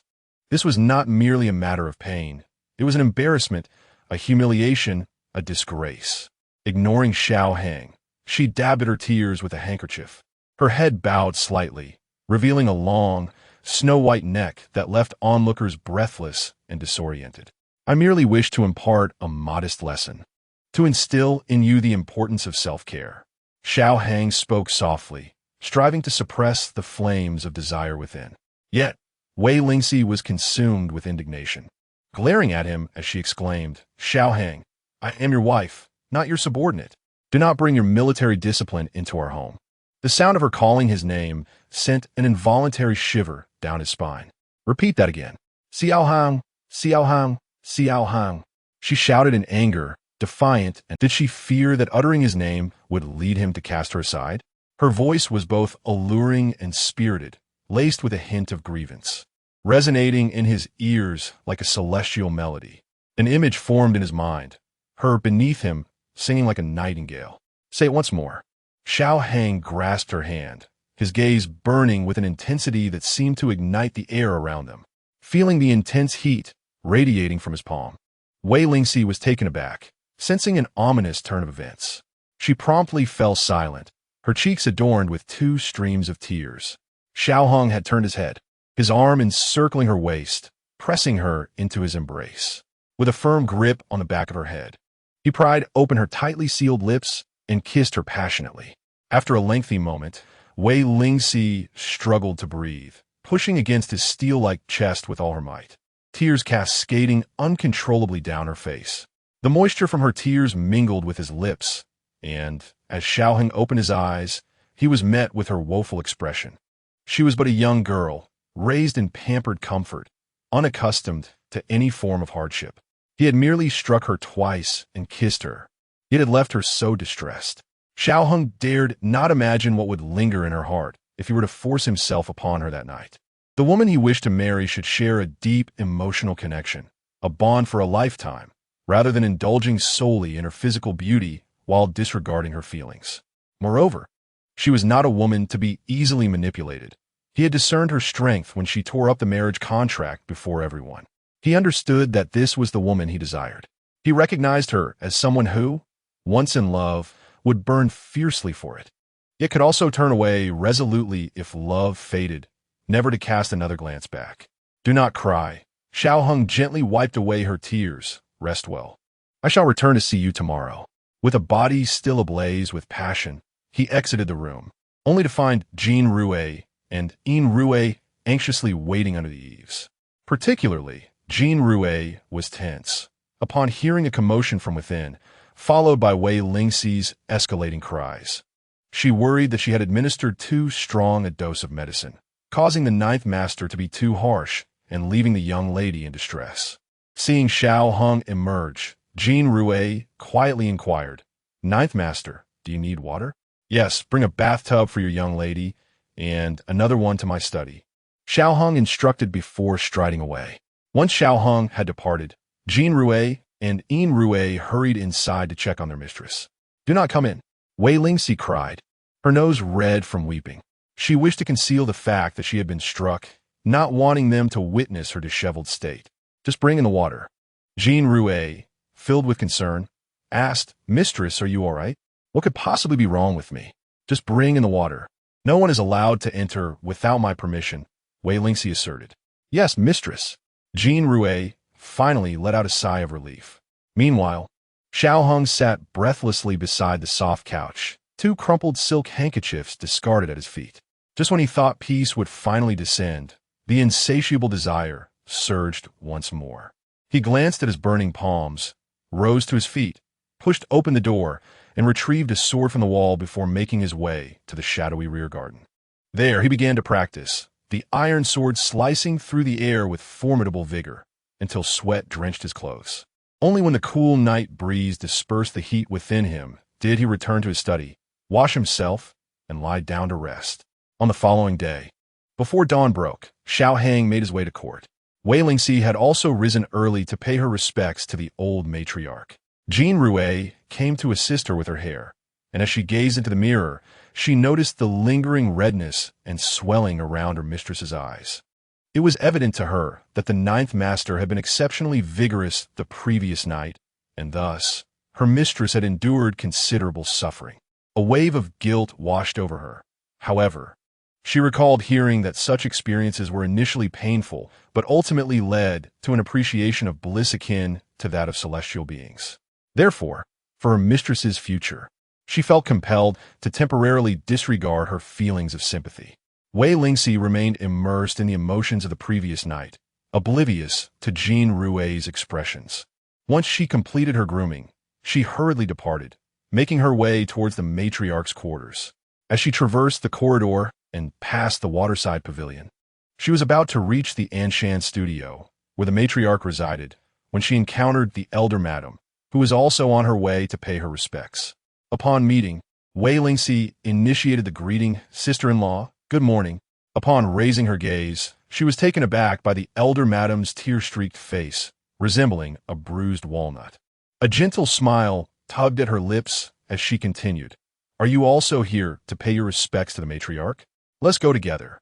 The elder madam, noticing the redness around Wei Lingxi's eyes, surmised that she too had wept the previous night, though the reasons for her tears remained a mystery to her. All she knew was that Wei Lingxi had endured a night of torment.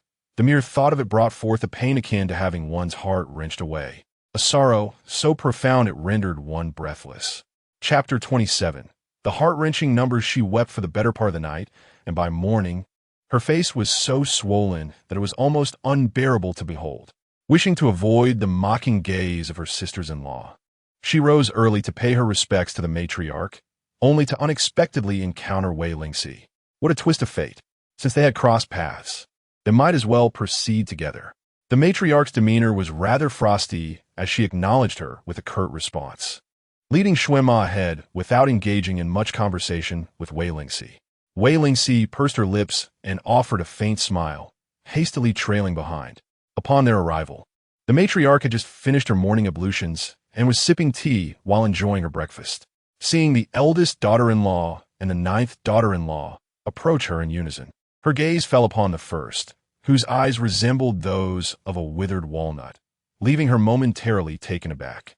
Then her attention shifted to the ninth daughter-in-law, whose eyelids were slightly swollen and the corners of her eyes reddened, prompting yet another pause of astonishment. What could have transpired overnight to leave you both in such a state? Leaning forward, the matriarch scrutinized them with a curious expression. Wei Lingxi glanced at the matriarch before taking the initiative to respond. Matriarch, I am quite well. I simply became overwhelmed while reading a tragic tale last night and could not help but shed tears. The matriarch, upon hearing this, chuckled and shook her head. Those tales are mere fabrications, designed to elicit tears. How could you place any credence in such nonsense? She then turned her inquiry towards the eldest daughter-in-law. And you? What has caused your tears? Upon hearing the matriarch's question, the eldest daughter-in-law struggled to maintain her composure. Yet she could not stifle the tears that had only just ceased to flow. Matriarch, my heart aches. Aches? What troubles your heart? The eldest daughter-in-law found herself at a loss for words. Expressing her feelings seemed ludicrous, yet remaining silent was equally unbearable. It is nothing, she finally stammered. Yet you hardly appear to be untroubled. At that moment, a commotion outside heralded the arrival of the second daughter-in-law, accompanied by her maid, along with the fifth daughter-in-law. Why have you all come so early today? The matriarch inquired with a smile, noting that apart from the seventh daughter-in-law, everyone else was present. Did you arrange to gather this morning? The second daughter-in-law, in her 30s and the daughter of a minister, was both beautiful and graceful, possessing a penchant for inquiring into the affairs of others. She was often the first to learn of any news within the various households. Wei Lingxi, having only recently married into the family, was still unfamiliar with the nuances of this environment, but she was well aware of the dynamics within the eldest daughter-in-law's household. The second daughter-in-law, having come early, was undoubtedly there to indulge in gossip. I know that the matriarch's breakfast is the most delectable, so I made a special trip this morning to partake in it, she said with a grin. I too, chimed in the fifth daughter-in-law. Look at you all, such gluttons. The matriarch chuckled. Very well. Everyone is to stay for breakfast this morning. No one shall leave. I shall instruct the kitchen to prepare a larger spread for you all. Thank you, matriarch, the second daughter-in-law replied sweetly, casting a glance at the eldest daughter-in-law before adding with a smile, what was it that caused you to weep last night? I overheard the maids discussing how last night, upon passing by my elder sister-in-law's magnolia courtyard, they heard her weeping inconsolably. Was it my elder brother who mistreated her? The second madam's remark drew all eyes toward the first madam. It seemed that nearly everyone in the Xiao household was aware of the incident, and she could no longer conceal the truth. Thus she recounted the entire affair, when mentioning that she had sent a Lu to procure a mina and sew embroidery. The first madam could not help but be overwhelmed by anguish once more. The Yang family, who sold the mina, indeed possessed an extraordinary bird that imitated speech perfectly and was remarkably intelligent, responding aptly to inquiries. However, the price was exorbitantly high, causing her considerable distress. How exorbitant? Inquired the fifth madam. The first madam raised a hand. 50 taels? The first madam shook her head. No, that is incorrect. Is 500 taels? Still shaking her head, she exclaimed, 5,000 taels. What? In an instant, the room fell silent, each person gasping at the staggering figure. How could it possibly be 5,000 taels? Were you deceived? Who would dare to swindle you? Not only did the first madam feel a pang in her heart, but even old Madame Jiang winced at the thought. 5,000 taels. Was there any difference from robbery? Was a Lu incompetent? Could he have pocketed the silver? The first madam shook her head. That is not the case. And the embroidery? Asked the fifth madam. 2,000 taels. What? Old Madame Jiang was astounded. Was the embroidery crafted from gold thread? How could it be so costly?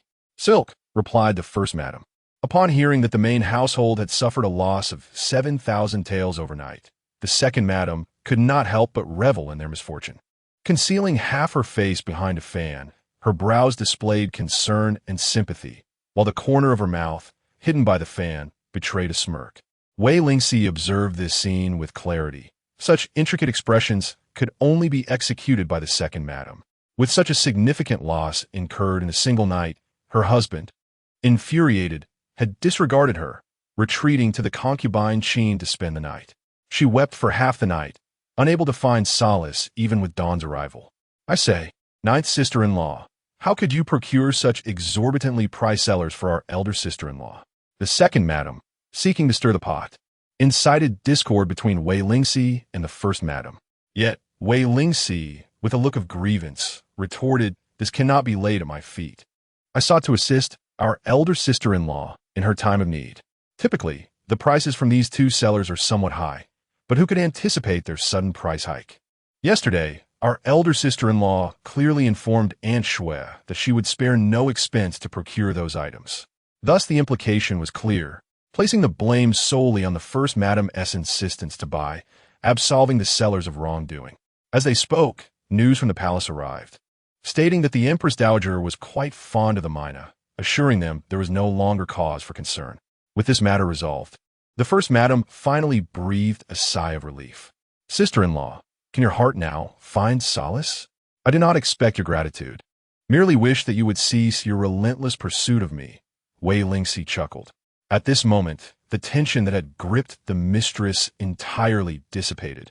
Yet she could not help but lament the 7,000 taels of silver she had expended, feeling an immense reluctance. Ultimately, I have borne some of the blame on behalf of my younger sister-in-law. The death of my cat was indeed rather peculiar. It was perfectly fine until ninth brother delivered that kick. Chapitre 28, Absurde Humora. Just as this crisis is past, trouble comes knocking at her door once more. Does it not? Wei Lingxi chuckled lightly.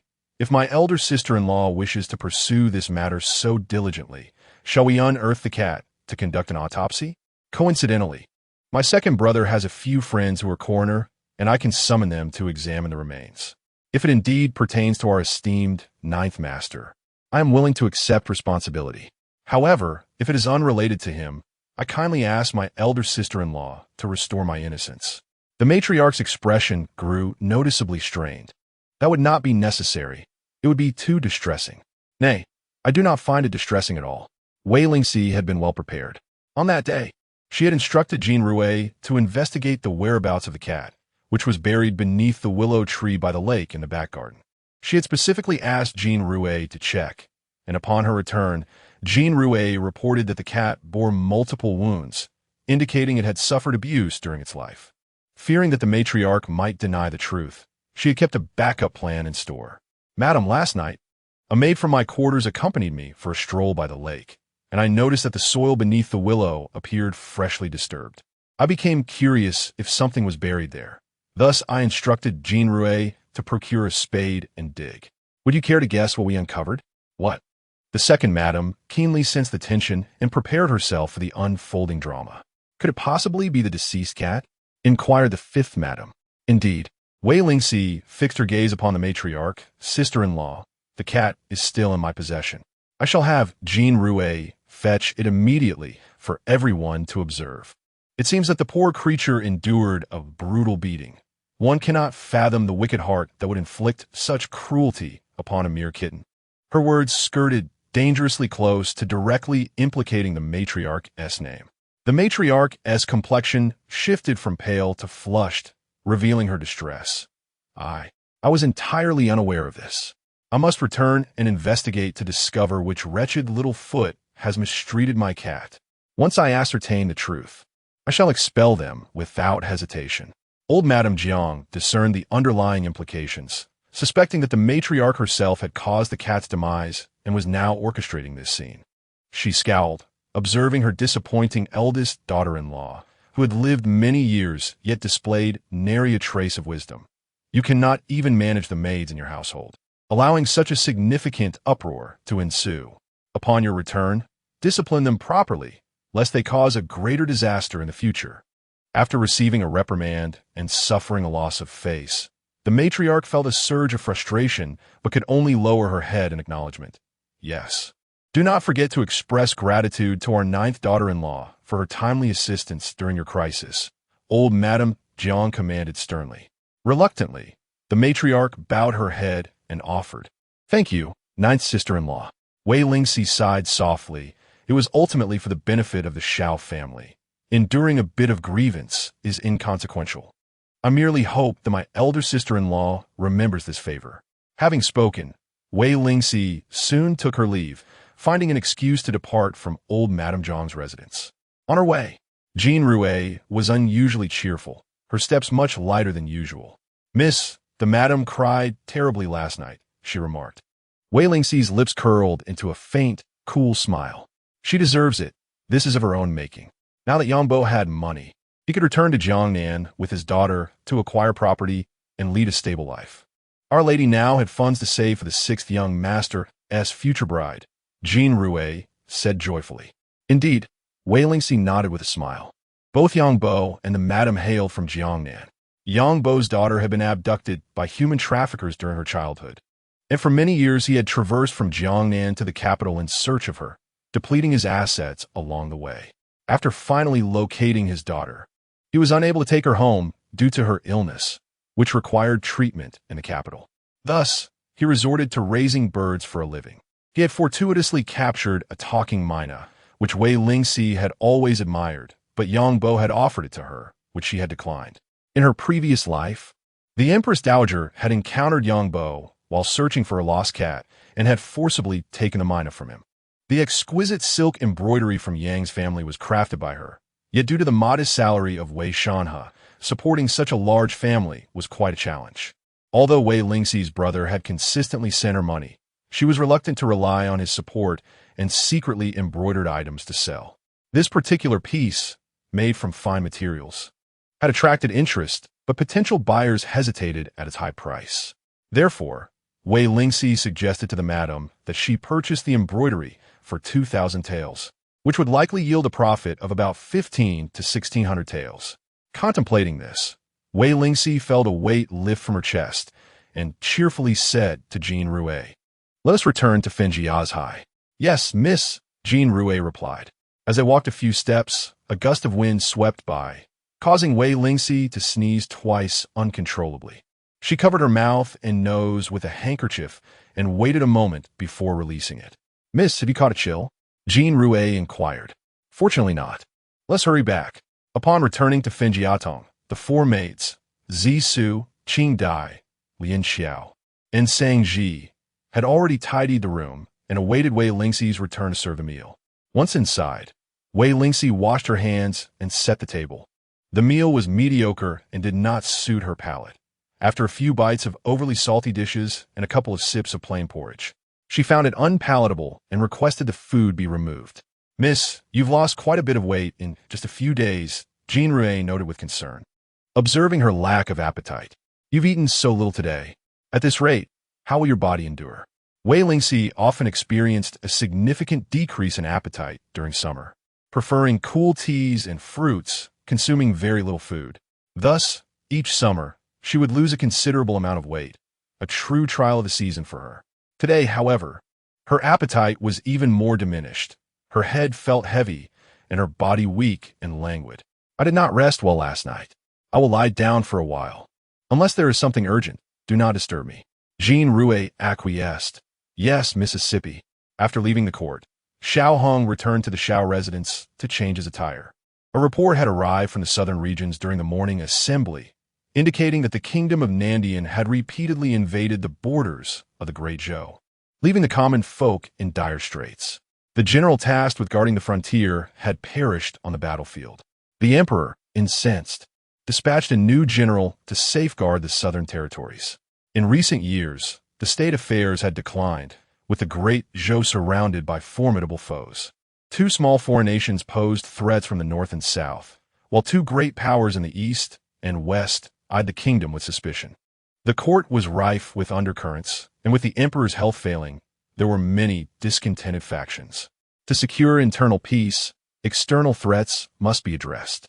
While the emperor still commanded respect in the court, he decisively ordered Xiao Hong to conserve his strength and intensify military training, for in 6 months, he would send him to conquer Nandian. Xiao Hong accepted the order, The Ministry of War had recently crafted a new batch of weapons, which were delivered to the military camp outside the city for the soldiers' training. Xiao Hong intended to stay in the army for a few days to assess the training outcomes and assign new tasks. As he returned home to retrieve a few changes of clothes from the elegant hall, a thought struck him about the restless night he had endured due to overwhelming desires. Could it be that Fifth Brother's wine was tainted? Xiao Hong made his way to the corridor, past the water pavilion, and headed towards Fifth Brother's listening wind pavilion. Old Fifth, Xiao Yu, was a minor official in the capital, holding a rather unremarkable position. He typically reported for duty and then returned home to enjoy the flowers, sip wine, write, and practice swordplay, leading a life of leisure without significant accomplishments. When Xiao Hong arrived, Xiao Yu was savoring a small drink in his study, accompanied by his concubine playing the guqin. Fifth Brother, Xiao Yu exclaimed, surprised by Xiao Heng's unexpected daytime visit. Why is the great general here instead of the court? Fifth Brother, you jest, Xiao Hong replied, a smile playing on his lips as his gaze fell upon the wine cup before him. You indulge in drink during daylight? Indeed, it is merely a hobby, Xiao Yu chuckled. What brings you here? Surely, it cannot be just for my wine? Perhaps, Xiao Hong replied candidly, as was his manner with Xiao Yu. Did the wine you served me last night possess any peculiar effects? Effects? What do you mean? Xiao Yu appeared bemused by the inquiry. For instance, an enhancement of vigor, Xiao Hong clarified. Xiao Yu paused, then erupted into hearty laughter. None whatsoever. Absolutely none. Ninth Brother, did you not feel particularly invigorated after last night's drink? There's a saying that wine can elevate one's spirits. I presume you experienced a different kind of joy in the boudoir last night. Not at all, Xiao Hong stated, having received his answer. He took his leave without lingering further. Watching him depart, Xiao Yu laughed heartily once more and remarked to his concubine, my ninth brother, at 25 years of age, has yet to encounter a woman. He is rather inexperienced in such matters. The concubine smiled softly, saying, Today I heard the lady mention that when the ninth madam paid her respects to the old madam this morning, her eyes were all swollen.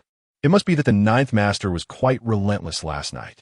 Xiao Yu was taken aback for a moment, but after reflecting on it, he burst into hearty laughter. Is that truly the case? I ought to inquire with the lady about it. This inquiry, however, proved to be quite consequential, as it led to the entire Xiao residence learning that the ninth master had made the ninth madam weep. The rumors escalated absurdly, ultimately transforming into tales of the ninth master's prowess, claiming he had left the ninth madam in tears throughout the night.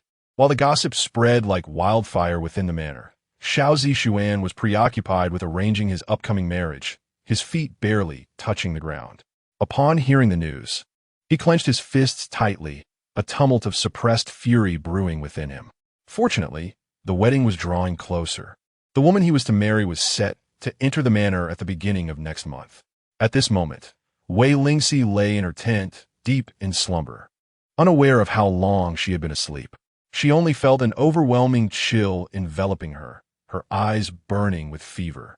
When Jean Rue finally discovered her, she was ablaze with heat, her cheeks flushed crimson, more vivid than any rouge. Chapter 29. Turbulent emotions. Miss, wake up.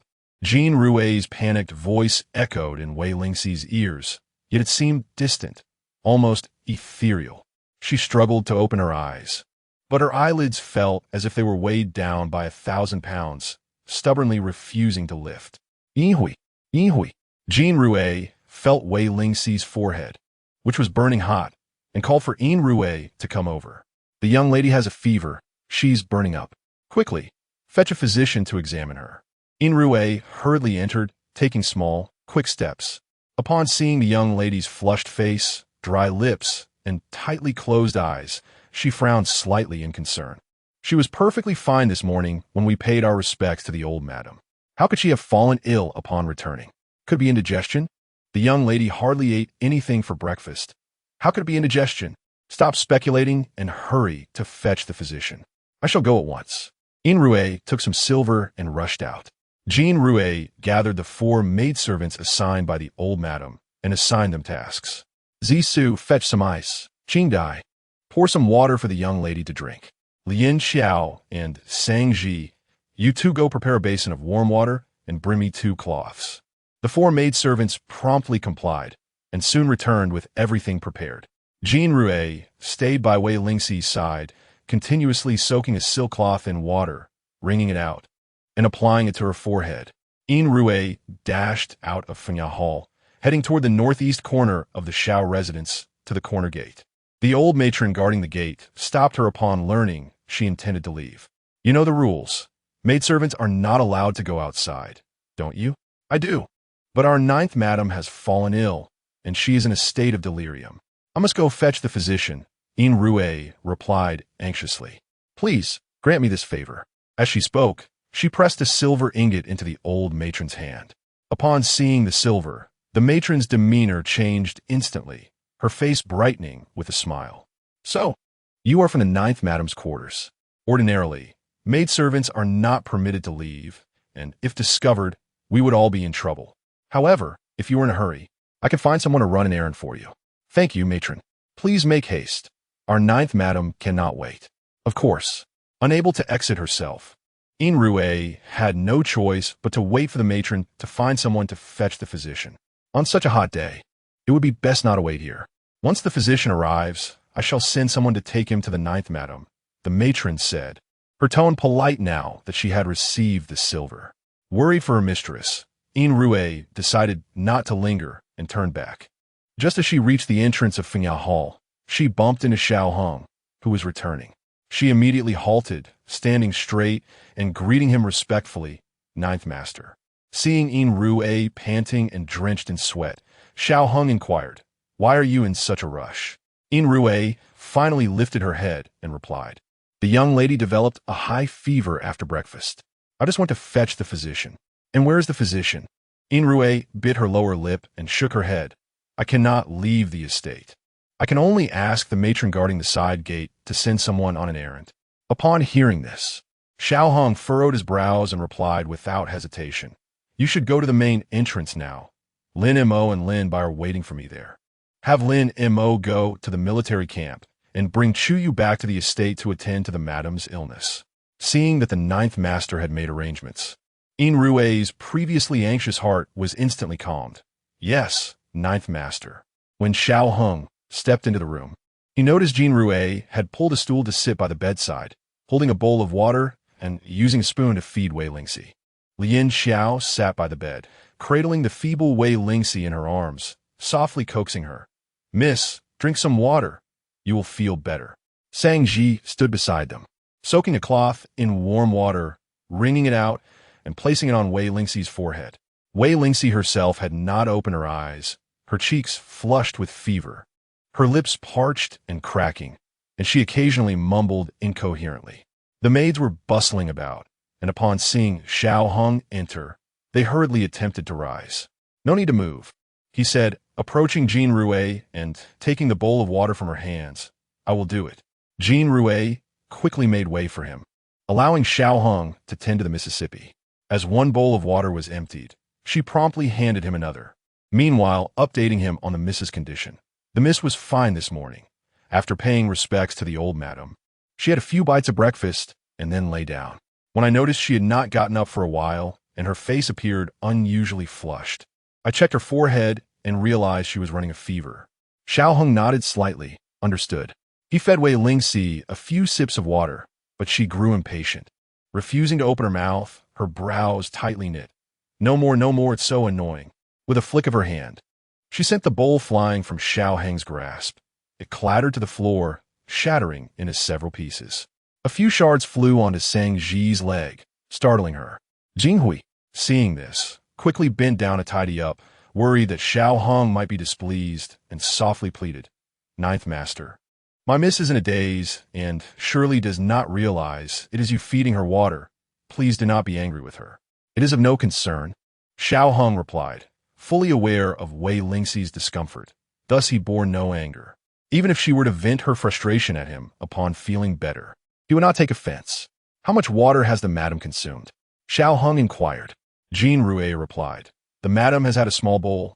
It should not be a problem if she does not drink for now."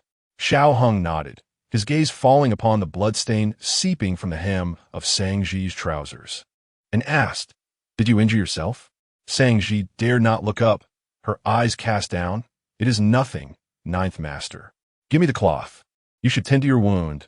Xiao Hong extended his hand. Zhangji noticed the elegance of the ninth master's fingers, long and well-defined.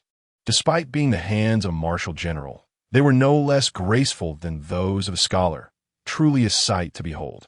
She stole a glance at the ninth master's face, his long brows like delicate strokes of a brush, and his eyes as dark as lacquer.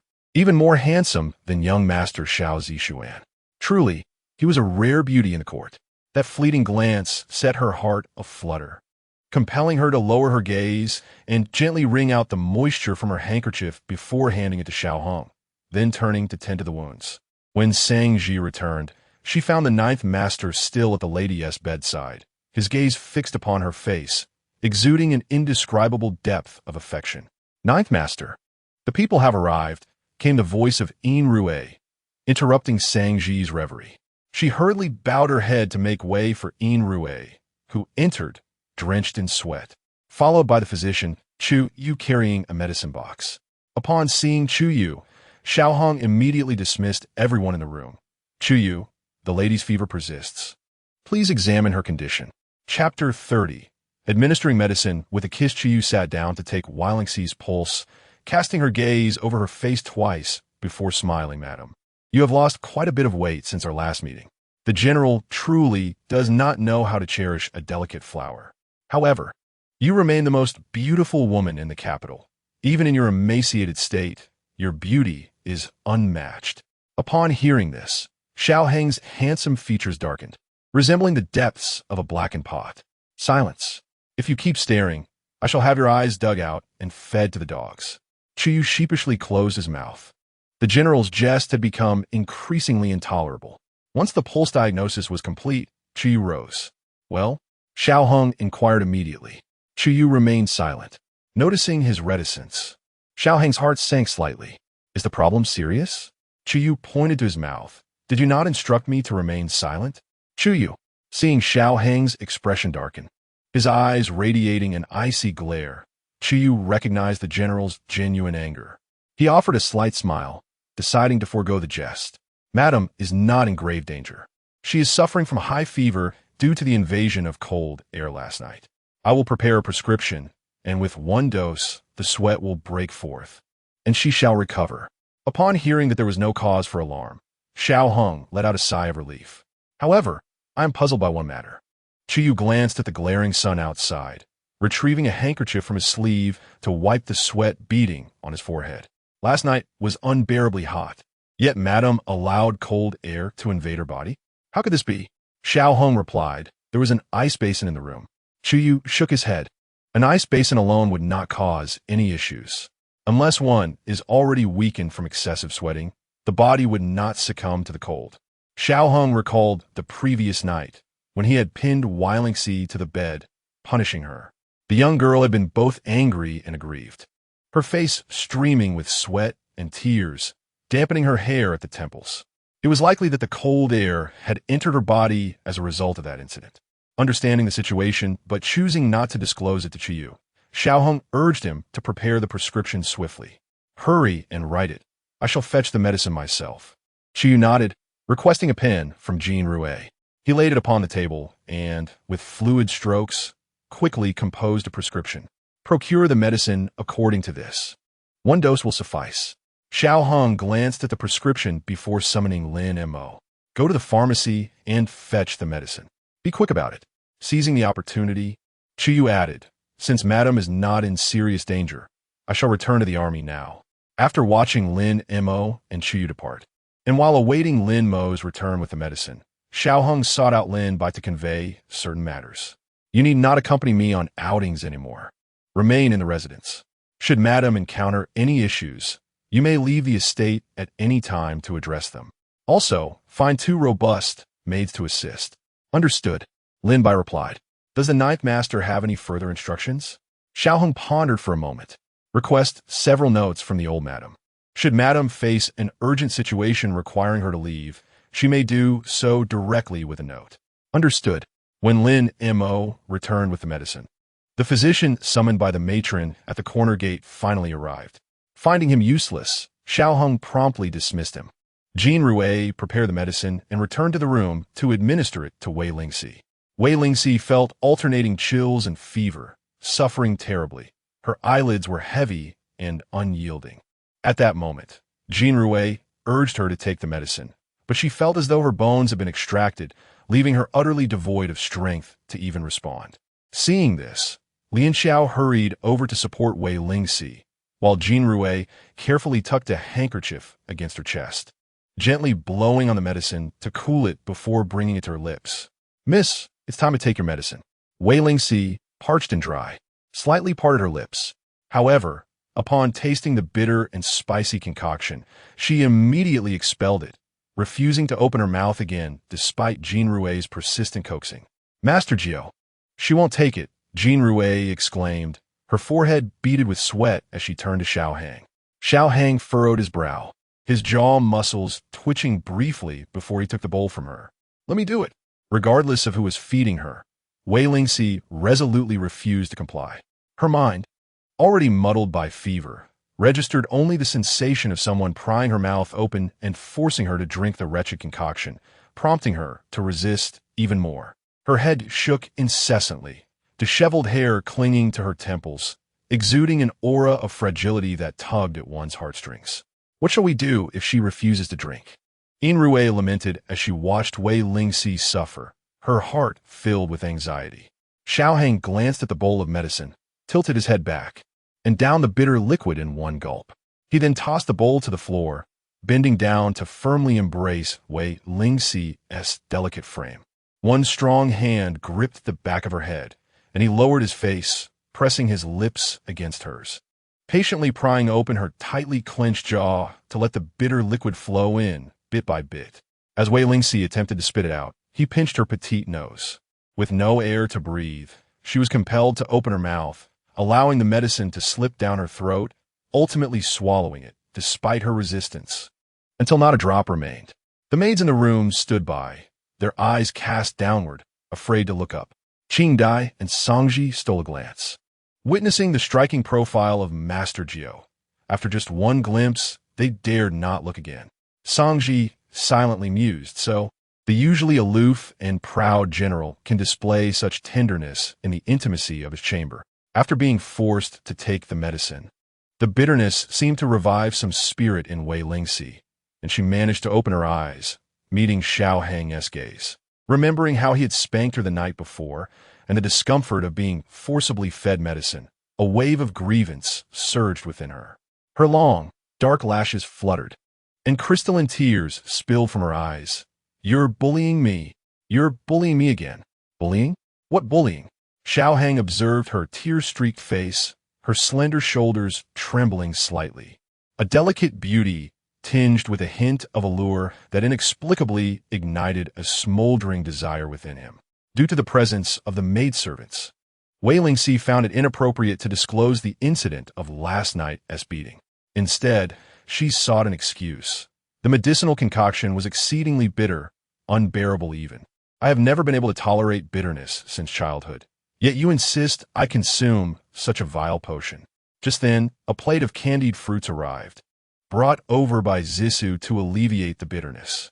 Xiao Hong casually picked one up, and assuming he intended to offer it to her, Wei Lingxi opened her mouth. To her surprise, he placed the candied fruit into his own mouth and leaned down to capture her lips. Observing this, Jean Rui quickly signaled to several maidservants to discreetly withdraw, gently closing the door behind them. Xiao Hong passionately kissed her, savoring the sweet flavor before finally releasing her. Wei Lingxi's lips were swollen and tinged with red from his fervent kiss, and after a struggle, she managed to swallow the candied fruit, which alleviated her bitterness somewhat. In the midst of this tumult, she felt a faint sheen of perspiration forming on her nose. Xiao Hong mused to himself that Xiao Yu was indeed formidable. It seemed that even if he were to leave today, there was no need for excessive concern. "Do you feel better?" he inquired gently. Wei Lingxi cast a sidelong glance at him, turning her body away in a sulky manner, refusing to acknowledge him. She could not come to terms with the reality of being struck by her own husband. The memory of her embarrassment from the previous night flooded her mind. igniting a tumult of shame and rage, causing tears to brim in her eyes once more. Noticing her tears, Xiao Hung softly asked, "What troubles you? Are you unwell? Or is it something else?" Wei Lingxi remained silent, her gaze lowered. This only heightened Xiao Heng's urgency. He gently turned her face towards him, his long fingers brushing away the tears at the corners of her eyes. "If you do not respond, I may have to kiss you again." Chapter 31. The lady's unusual preference. Wei Lingxi, aware of his capabilities, remarked, "You must refrain from smacking my backside in the future. After all, I am your wife, the ninth lady of this household. Should word of this get out, I will be the subject of ridicule." She realized he was referring to the events of the previous night. "Do not overthink it. Consider it merely a playful jest between spouses," Xiao Hung replied, an amused tone lacing his voice. "A playfulist. How charmingly you phrase it. Why must I be denied the pleasure of smacking your backside?" "Really?" Xiao Hung expressed genuine surprise. "I was utterly unaware that my lady harbored such a peculiar inclination." Wei Lingxi felt her cheeks flush at his words and hastily defended herself. "I do not possess such a preference. Do not falsely accuse me." Xiao Hung smirked slightly, reaching out to caress her hair. "Do not sulk like a child. Focus on resting well for the next few days. I shall return to see you then." "In a few days?" Wei Lingxi pondered why he could not come sooner. Was he preoccupied with other matters? Yet, she heard him continue, "During this time, prioritize your health. Do not indulge in cold tea. Should I catch you doing so again, it shall not merely warrant a couple of slaps." "Huh? He still intends to smack my backside?" Wei Lingxi's previously softened expression darkened instantly. With a frown and a pout, she turned and lay down, presenting him only with her back. Xiao Hung mused, "The little one is sulking again. If she has the energy to bicker with me, it seems her spirits are improving, which reassures me greatly." With that, he rose to leave. Wei Lingxi remained motionless on the bed. "Are you not curious where I am headed?" he inquired. Silence enveloped the room. Noticing her lack of response, he hesitated momentarily, but ultimately departed. As he stepped outside, Lin Mo had already prepared everything for him. "Ninth Master, the horse is ready, and your change of clothes is packed. We can set off immediately." Xiao Hung nodded slightly. Lin Bai, left behind at Xiao Manor, saw the Ninth Master and Lin Mo preparing to leave and accompanied them to the gate. Outside the manor, Xiao Hung swiftly mounted his horse and, before departing, instructed Lin Bai, "Should the lady inquire, speak the truth." "Understood. Rest assured, with me here, the lady shall encounter no issues," Lin Bai assured him. Xiao Hung acknowledged him with a nod, squeezing his legs against the horse's sides, galloping towards the military camp outside the city. Within the elegant hall, shortly after Wei Lingxi consumed her medicine, beads of sweat began to pour from her, and her fever finally subsided, leaving her feeling unprecedentedly light. Having gone most of the day without food, as the fever abated, she felt an emptiness in her stomach and called for Jean Rouet to bring some snacks to satiate her hunger. Jean Rouet, noticing her newfound appetite, was delighted and promptly instructed the kitchen to prepare a few of her favorite treats, bringing them to her. "Miss, you have been hungry for half the day. Do indulge." Jean Rouet also brewed a pot of hot tea to accompany the snacks. Wei Lingxi savored a piece of delicacy, lifting her warm tea to sip, when the thought of Xiao Heng struck her. She inquired of Jean Rouet and Jean Rouet. The Ninth Master mentioned he would visit again in a few days. "Do you know where he has gone in the meantime?" Jean Rouet and Jean Rouet exchanged knowing glances and chuckled softly. "Miss, did you not claim to be unconcerned about the Ninth Master?" Wei Lingxi raised an eyebrow and shot a reproachful look at the two maids. "What nonsense are you speaking? The Ninth Master is my husband. How could I possibly disregard him?" Jean Rouet stifled a laugh and replied, "Just moments ago, Lin Bai came by specifically to inform us that the Ninth Master is currently at the military camp outside the city, and he will not return for several days." Indeed, Jean Rouet added, "I too found it curious why Lin Bai would take the trouble to relay this message. Perhaps the Ninth Master is worried about you, miss, and intentionally sent Lin Bai to reassure you." Enough. What wild conjectures are you making? Are you both devoid of tasks?" Wei Lingxi retorted. "If you have nothing better to do, go fetch the land deeds of my dowry properties from the storeroom. I wish to examine them." Understanding their mistress's flustered demeanor, Jean Rouet and Yin Rouet exchanged glances and discreetly exited the room. Alone, Wei Lingxi leisurely sipped her warm tea, contemplating Jean Rouet's words, and suddenly burst into laughter. In her past life, Xiao Zixuan had never been this considerate toward her. That Song Yu was like a fierce tigress, keeping Xiao Zixuan firmly under her thumb. With her father holding the esteemed position of the Grand Tutor, frequently aiding Xiao Zixuan for his career, he dared not offend her. Each visit to her chamber would scarcely last half an hour before Song Yu's maid would inevitably come to summon him away. With Song Yu present, Xiao Zixuan could barely visit her a few times a month. Any night spent together would surely lead to a harsh reprimand from Song Yu the following day, leaving her with unspoken grievances. Even when she confided her woes to Xiao Zixuan, he merely urged her to endure for his sake, often coercing her into compromising situations. In retrospect, it was clear that Xiao Zixuan saw her only as an object of desire, devoid of any genuine affection. Contrasting the sorrows of her previous life, this time, wed to Xiao Hang, a man who, though outwardly aloof and reserved, consistently demonstrated thoughtfulness through his actions. With this realization, Wei Lingxi felt assured that her choice this time was indeed the right one. Due to her illness, Wei Lingxi had thoughtfully sent someone to request a leave of absence from the old matriarch, explaining that she had caught a chill during the night and was feeling unwell, wishing to avoid spreading her malaise. The old matriarch, concerned for Wei Lingxi's health, graciously consented and promptly sent her a few ounces of bird's nest to help nourish her. Coincidentally, the first madam, having suffered a loss of 7,000 taels overnight, was in deep distress and, overcome with anxiety, fell ill herself, languishing in bed for 3 days without attending to the old matriarch. On this day, as she lay with a sore back, contemplating getting up to stretch, a maid entered to report, "Madam, the second madam and fifth madam have come to visit you." Upon hearing the conversation, Shue's mother instantly discerned that the two ladies harbored ill intentions. "Madam, I suspect these two are here to witness your misfortune. Perhaps it would be best to concoct an excuse to send them away." The elder lady, equally averse to the second lady's presence, waved her hand dismissively at the maid, instructing her to convey a message. "Tell the two ladies that I am feeling rather lethargic and unable to rise from my bed. Perhaps in a few days, when I am feeling more invigorated, I shall join them for tea." As her words faded, the maid was about to relay the message when the sound of light footsteps approached. Like a gust of wind, the second lady swept into the room, her face adorned with a smile, her voice as melodious as the chime of silver bells. "Oh, dear sister-in-law, my sister-in-law and I have come specifically to visit you. If you are unwell, there is no need for you to rise. We can simply sit for a moment before departing." With the visitors already upon her, the elder lady found herself unable to decline, and thus feigned illness, weakly inviting them in for tea. Once inside, the second lady began to gossip. "Sister-in-law, how fortuitous that both you and the ninth sister-in-law fell ill simultaneously." "She is ill," the elder lady inquired casually. "Can you guess how she fell ill?"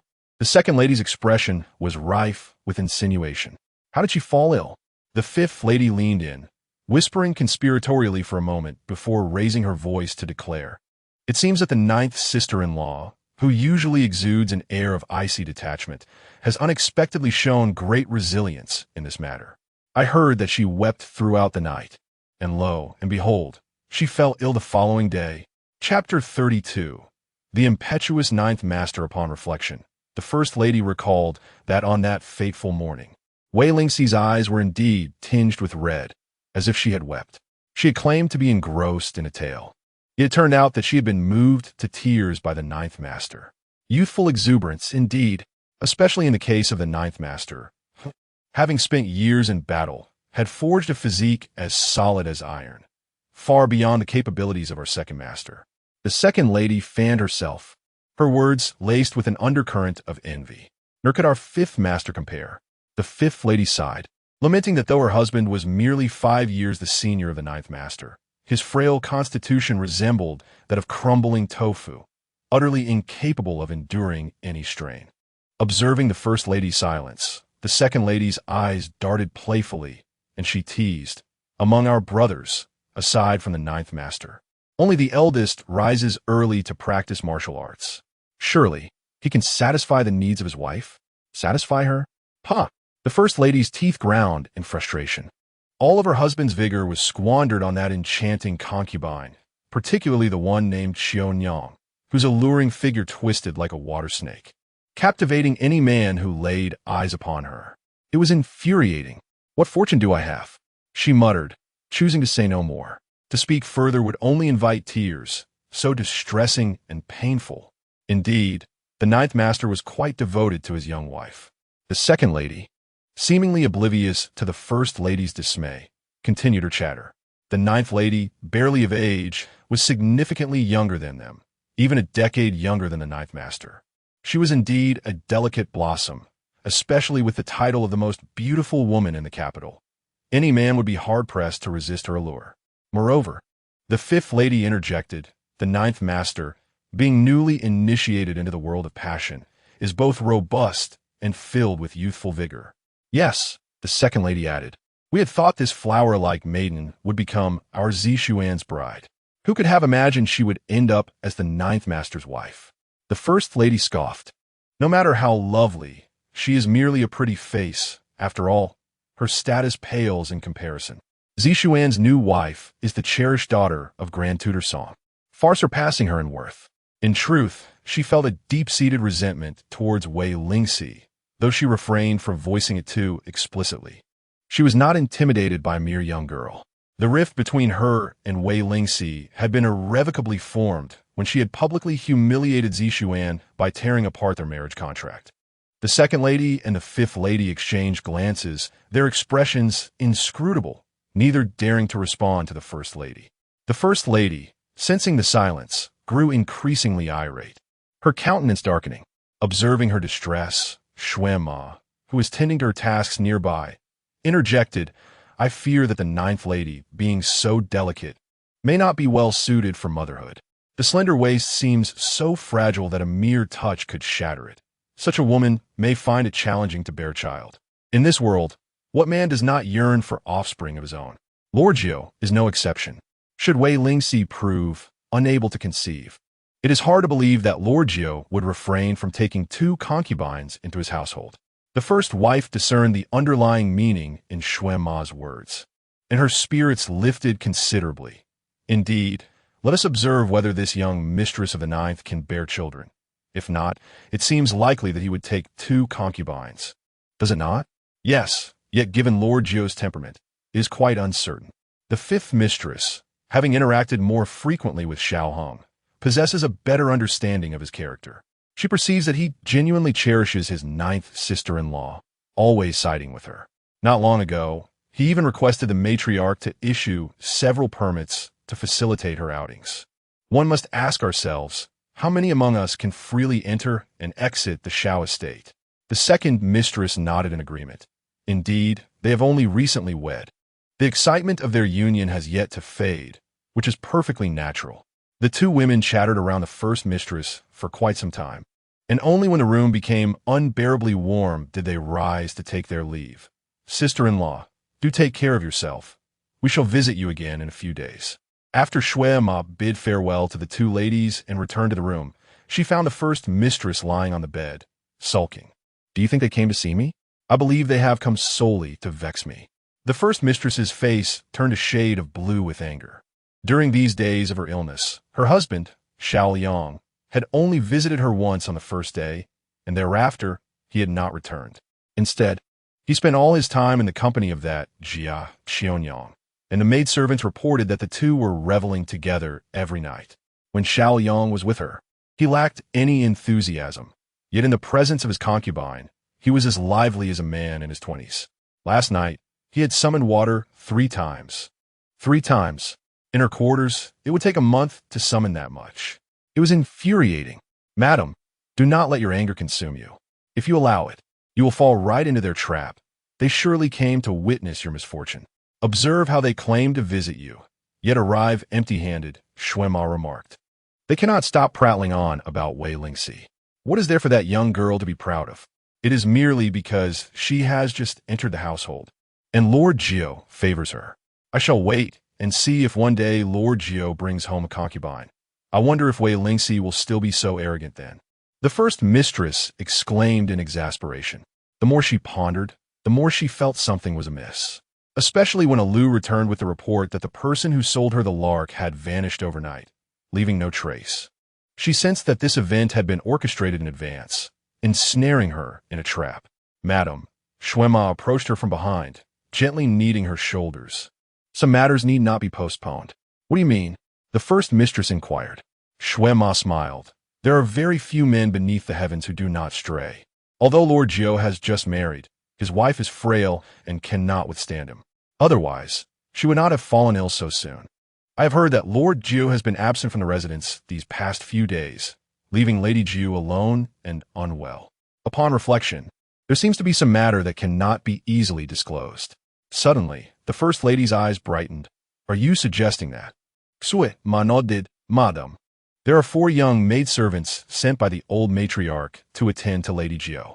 Though none can rival her unparalleled beauty, their physical resilience surpasses that of Lady Jiu. In an instant, a plan formed in the First Lady's mind. Xuema, you truly understand my thoughts. Go forth and seize the opportunity to meet those maidens. Let us discern which one is most suitable. Xuema smiled in acquiescence. As you wish. After receiving her task, Xuema occasionally strolled towards the elegant hall, subtly observing the maidservants, and found excuses to engage them in conversation from time to time. Before long, a week had passed, and just as Xuema had identified her candidates, Xiao Hong was concluding his affairs at the military camp and preparing to return. On the eve of his return to the city, Xiao Hong and a few comrades gathered to roast meat, where Qi Teng and Shi Meng indulged in hearty drinking and boisterous jesting, sharing ribald tales and laughter. Meanwhile, Chu Yu elegantly sliced the roasted meat, dipping it in coarse salt and savoring each morsel. Dr. Chu, do be more spirited. Tear into it like us, rather than adopting such a dainty demeanor, Qi Teng jested, leaning in with a grin.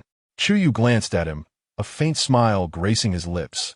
General Qi, that is not a fair characterization. It seems you're the one struggling of late. Your under eyes are dark, your face slightly puffy, and your steps lack vigor. I dare say you might find it difficult to muster any gallantry in the bedroom. As Qi Teng chewed his meat, he suddenly found himself choking on a morsel, caught between assent and dissent. Observing this, Shi Meng swiftly delivered a slap to his back. Qi Teng rolled his eyes and finally managed to expel the obstruction, gasping for breath and sheepishly inquiring, Dr. Chu, I indeed feel somewhat lacking in strength. What could be the cause? Chu Yu replied with a chuckle. Excessive indulgence. A period of moderation and increased exercise should suffice. Qi Teng discreetly cast a glance at the pallid Xiao Hong, then boisterously called out to Chu Yu, and what of the general? Pray, assess his condition. As Chu Yu opened his mouth to respond, Xiao Heng's piercing gaze, sharp as a blade, was directed squarely at him. Chapter 33. Unwelcome thoughts. Upon receiving the general's threatening gaze, Chu Yu managed a dry chuckle, but remained silent. Shi Meng and Qi Teng paused their meat consumption, both fixing their eyes intently on Chu Yu. Dr. Chu, do speak up. The brothers are eagerly awaiting your words. They urged. Chu Yu waved his hand dismissively. Never mind, I shall refrain from saying anything. Refrain? Why would you do that? You must speak. Qi Teng insisted, unrelenting. I loathe half-finished conversations. Dr. Chu, I trust you do not wish to become my most detested person? This matter concerns the general's privacy. Without his consent, I dare not speak freely. Chu Yu replied with a smile. The general. Qi Teng leaned in, his eyes darting playfully, and said in a sycophantic tone, Surely the general is no ordinary man. Might you impart some wisdom? Xiao Hong raised an eyebrow and shot a cold glare at Qi Teng. If you wish for death, then speak plainly. Qi Teng immediately sealed his lips. Seeing this, Shi Meng let out a foolish chuckle. I knew it would come to this. Only you could provoke such a response, you portly fool. Qi Teng retorted, rising to hook his arm under Shi Meng's chin, pouring strong liquor into his bowl. Is it spicy? Laugh at me again, and you shall regret it. Ridiculous. I could easily consume 2 jars of this swill, Shi Meng boasted, thumping his chest. Xiao Hong, unimpressed by their antics, stood up and declared, I shall return to the manor for a few days. You all must diligently train the troops. In 6 months, we are to march to Nandian, and a fierce battle awaits us. Yes, General, they replied in unison. I am departing now, he continued. Rather than squander time here, I would prefer to see how Wei Lingxi is faring. It has been several days since I last saw her. I wonder if she has missed him. General, it is already late. The city gates may be closed. Perhaps it would be wise to depart tomorrow morning, Meng suggested. Unnecessary. I shall leave at once. I shall escort the general, Tung proclaimed, but was halted by Xiao Heng's gesture. I can manage on my own. You may continue your meal. Today marks the last occasion for drinking.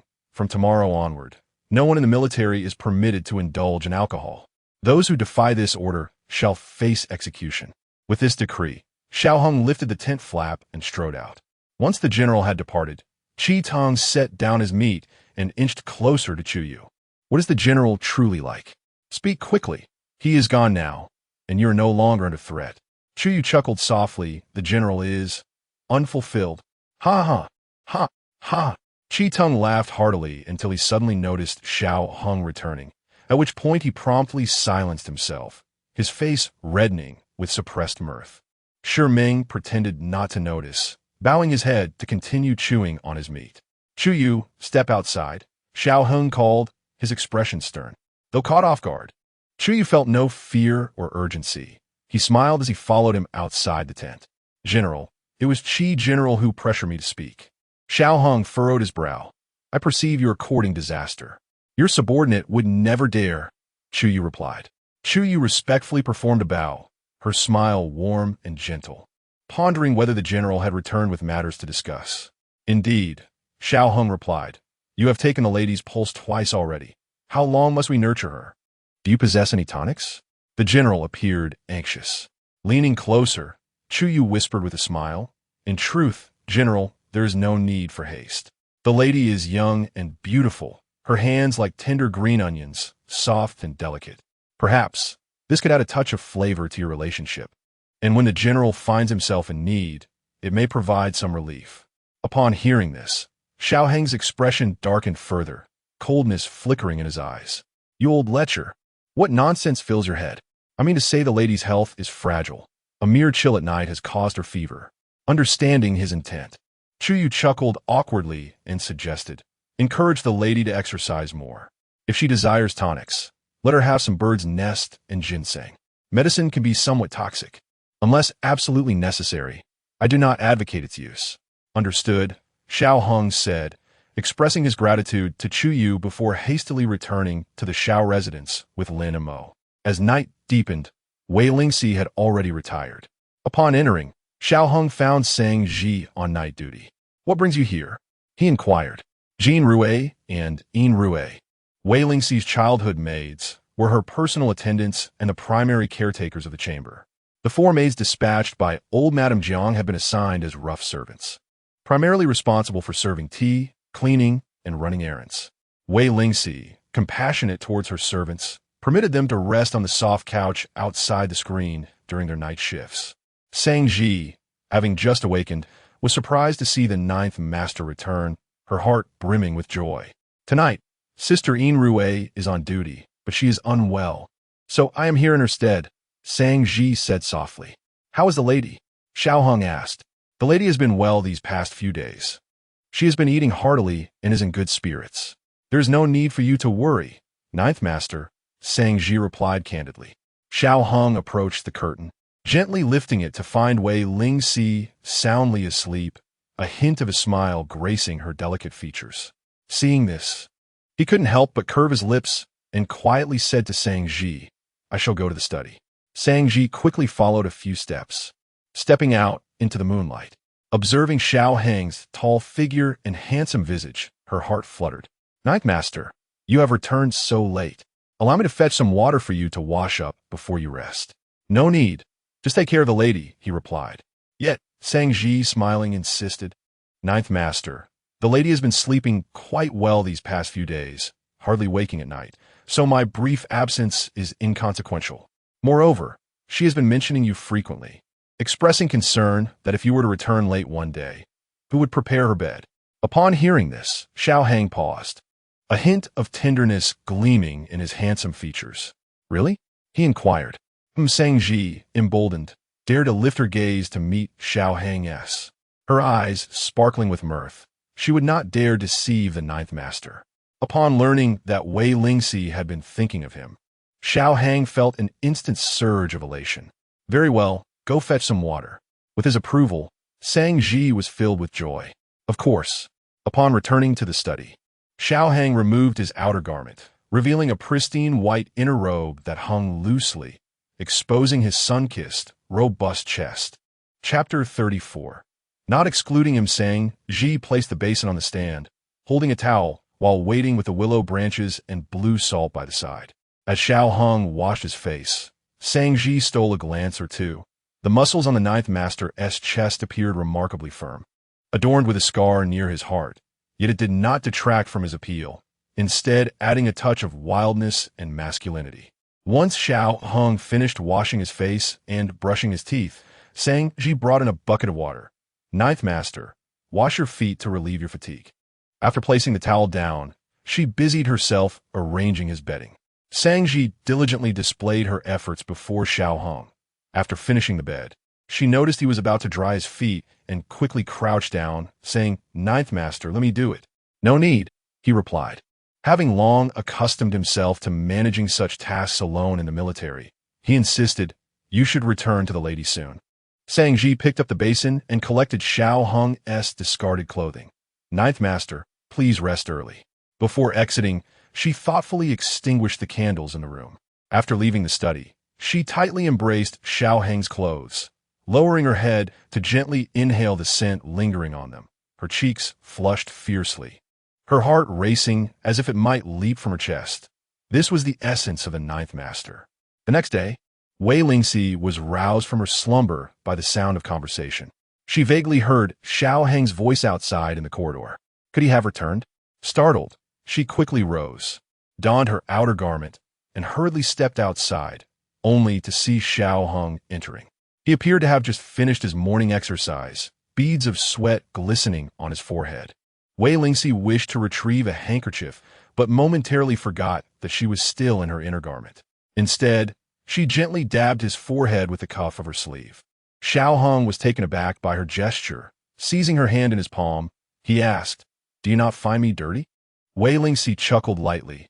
"I do find you dirty, indeed." With that, she pulled her arm free from his grasp and turned to the dressing table to arrange her hair. Xiao Hong followed her. "Are you still angry?" Ignoring him, Wei Lingxi picked up a wooden comb from the vanity, methodically smoothing her hair until it shone.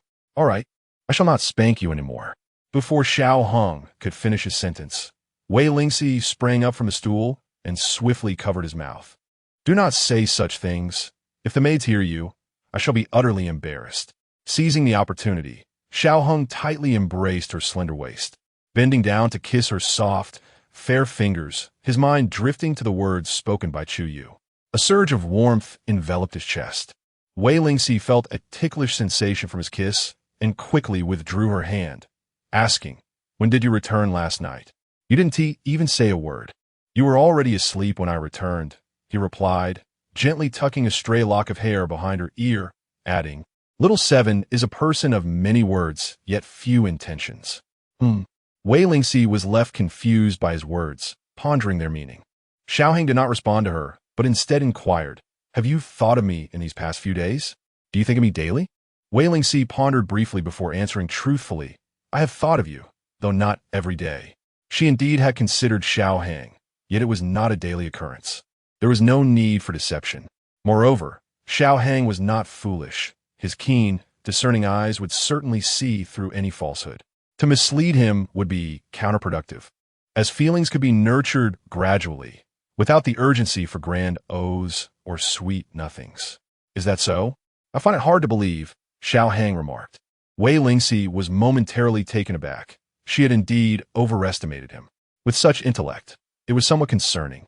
"Last night, Zhangji mentioned that you think of me daily and worry that no one would prepare my bed upon my return," Xiao Hang said with a playful smile. Wei Lingxi was left speechless. Was it a lapse in his reasoning, or had she inadvertently given him a misleading impression? How could he possibly think she would act in such a manner? Nevertheless, she quickly realized that perhaps Xiao Hang believed her lack of concern during his last departure indicated a desire to show him goodwill in this roundabout way. Yet, it was clear that Sang Ji was fabricating stories. Oh well, let him think as he wished. It was only natural for a wife to care for her husband. Indeed, such concern is commendable. Xiao Hang seemed pleased with her response, leaning down to gently kiss her earlobes. A wave of tingling sensation coursed through her as his breath brushed against her, causing every hair on her body to stand on end. It was an indescribable feeling. Yet, she found herself surprisingly unopposed to it.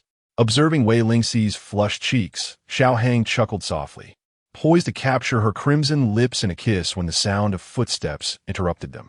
He turned to find Sang Ji entering with a basin of water. Sang Ji inadvertently intruded upon the intimate moment, her cheeks flushing as she hurriedly explained, "I came to assist the lady with her washing." Embarrassed, Wei Lingxi gently pushed Xiao Hang away and said to Sang Ji, "Please come in." Noticing her shyness, Xiao Hang smirked slightly and announced, "I shall take my leave for court." "Very well," Wei Lingxi nodded softly. Sang Ji assisted Wei Lingxi in washing her face and was about to help her with her hair when Wei Lingxi stopped her, saying, "There is no need. Let Jin Rue take care of it." "As you wish." Sang Ji was about to withdraw when Wei Lingxi called her back. "Sang Ji, why did you lie?" Wei Lingxi gazed into the copper mirror at the maid standing behind her, who was now 16, possessing delicate features and an elegant demeanor. Her once slender figure gradually taking on a fuller form. Despite her lowered gaze, she exuded a certain charm. Sang Ji was caught off guard by the sudden question. Pausing before responding, "What do you mean, my lady? When have I ever told the ninth master that you think of him daily and worry about no one preparing his bed?" With a blush, Sang Ji replied, "My lady, I merely hoped for harmony between you and the ninth master, so I spoke a few words in your favor." "I appreciate your intentions," Wei Lingxi said coolly, "but please refrain from such actions in the future. Focus on your own duties." "Understood." Sang Ji turned to take her leave. "Wait." Wei Lingxi opened the drawer of her dressing table and retrieved a note, handing it to her. She was to deliver the recipe for the herbal tea to Lady Qi. Having previously encountered her in the garden and engaged in a pleasant conversation, discovering their mutual affinity, Lady Qi had expressed great fondness for the herbal tea during their last meeting, and as such, sent someone to inquire about the recipe late last night. Sang Ji accepted the note and departed from Fengya Hall to fulfill this errand. The Listening Rain Pavilion, where Lady Qi resided, was the farthest from Fengya Hall, necessitating a lengthy walk, which left Sang Ji feeling quite uncomfortable after a few pointed remarks from Wei Lingxi. As she passed by the water pavilion, she paused under the gazebo to take out a small pastry from her pocket, crumbling it to feed the fish in the lake. Is that not Miss Sang Ji from Fengya Hall?" exclaimed Xuanma, approaching with a fan in hand. Her face alight with a smile as she affectionately grasped Sang Ji's hand. "Let me have a look. How is it that, after a few days apart, you have grown even more beautiful? You are positively more radiant than when you served in the old lady's chamber." Sang Ji, upon hearing Xuanma's flattery, smiled, revealing her two charming dimples. "You jest, Xuanma," she replied modestly. "I am merely an ordinary maid." "Nonsense," Xuanma laughed. "I speak only the truth. Look at your delicate fingers. They are exquisite, far from the hands of a maidservant. They are fit for a lady." Sang Ji was taken aback, quickly rising to her feet. "Xuanma, do not say such things. I am but a servant, destined to serve others." Xuanma chuckled warmly. "Silly girl. Why are you so frightened? Do you truly not understand, or are you feigning ignorance? There are many maids in the old lady's room, yet she specifically chose you four young and beautiful ones. If we speak of beauty, you stand out the most. What do you think the old lady's intentions were in sending you all there?" Chapter 35. The true intellect. Xuanma's words were sufficiently clear, and given that Sang Ji was an astute individual, it was implausible for her to misunderstand. However, she genuinely dared not entertain such thoughts. "Xuanma, Yuyist, the matriarch has assigned us here to dutifully serve the ninth master and the ninth mistress. I am merely fulfilling my responsibilities," Sang Ji replied, her gaze lowered. Earlier that morning, the ninth mistress had subtly admonished her. Despite being newly of age, the ninth mistress possessed a keen insight. her discerning gaze seemingly capable of unraveling the thoughts within a person's heart with but a fleeting glance. Thus, Zhang was cautious in her actions. "You silly girl." Xuema chuckled. "All the gentlemen in this household have taken wives and concubines, and only the ninth master, recently wed, has no offspring. While the ninth mistress is indeed beautiful, her constitution is rather frail, and she may not withstand much strain. The matriarch, with good intentions, has placed you beside the ninth master, hoping he might take a liking to you as a concubine, thereby ensuring the continuation of the Xiao family lineage." Xuema's words were direct, and Zhang could not help but feel a stirring within her. Having entered the household at the tender age of 8, she had diligently assisted her family with menial tasks. Her beauty and eloquence had caught the matriarch's eye. Now nearing 16, she was on the cusp of being matched with someone else. The choice of whom she would be paired with was not hers to make. Should she become the ninth master's concubine, at least he was handsome and of noble rank. If she were to bear him a child, she could secure her place within the household and revel in a life of luxury. Xuema, perceptive and shrewd, noticed the longing in Zhang's eyes, despite her verbal claims of contentment. Recognizing the girl's reluctance to speak candidly, Xuema did not press her further, instead saying, "Miss Zhang, our esteemed matriarch holds a particular fondness for you. If you encounter any difficulties with the ninth mistress, do not hesitate to seek assistance from my lady."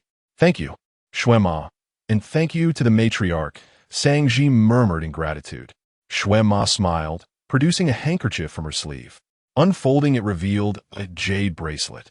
Ensuring no one was watching, she discreetly handed it to Zhang. "My dear, accept this. It is a gift from the matriarch. You are aware that the ninth mistress was originally meant to be the wife of our young master Zixuan, but circumstances altered her fate. As our young master prepares for marriage, my lady fears the ninth mistress may engage in clandestine schemes, hence she requires your assistance in relaying any pertinent information." Zhang comprehended the implications.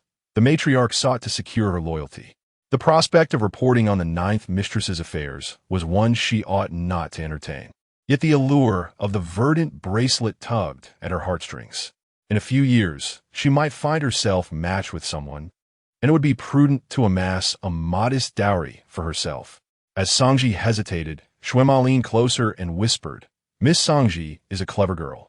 You know that in the main house, there's only Master Zixuan, the apple of the madam's eye. If you can handle this matter well, the madam will be inclined to facilitate your relationship with the ninth master." A glimmer of hope flickered in Zhang's eyes. Suppressing her overwhelming joy, she respectfully accepted the bracelet, saying, "Xuema, please convey my gratitude to the madam. I will do my utmost." Xuema patted her hand and smiled. "Well done, Zhang. That is the mark of an intelligent person." After concluding her business, Xuema hurriedly departed, while Zhang kept her head down and swiftly made her way to the listening reign hall of the seventh madam. Upon returning to the madam's residence, Xuema relayed the earlier events to the ninth madam, assuring her, "Rest assured, everything is in order. This Zhang is not a submissive girl. Her aspirations are high, and she likely has her eyes set on the ninth master."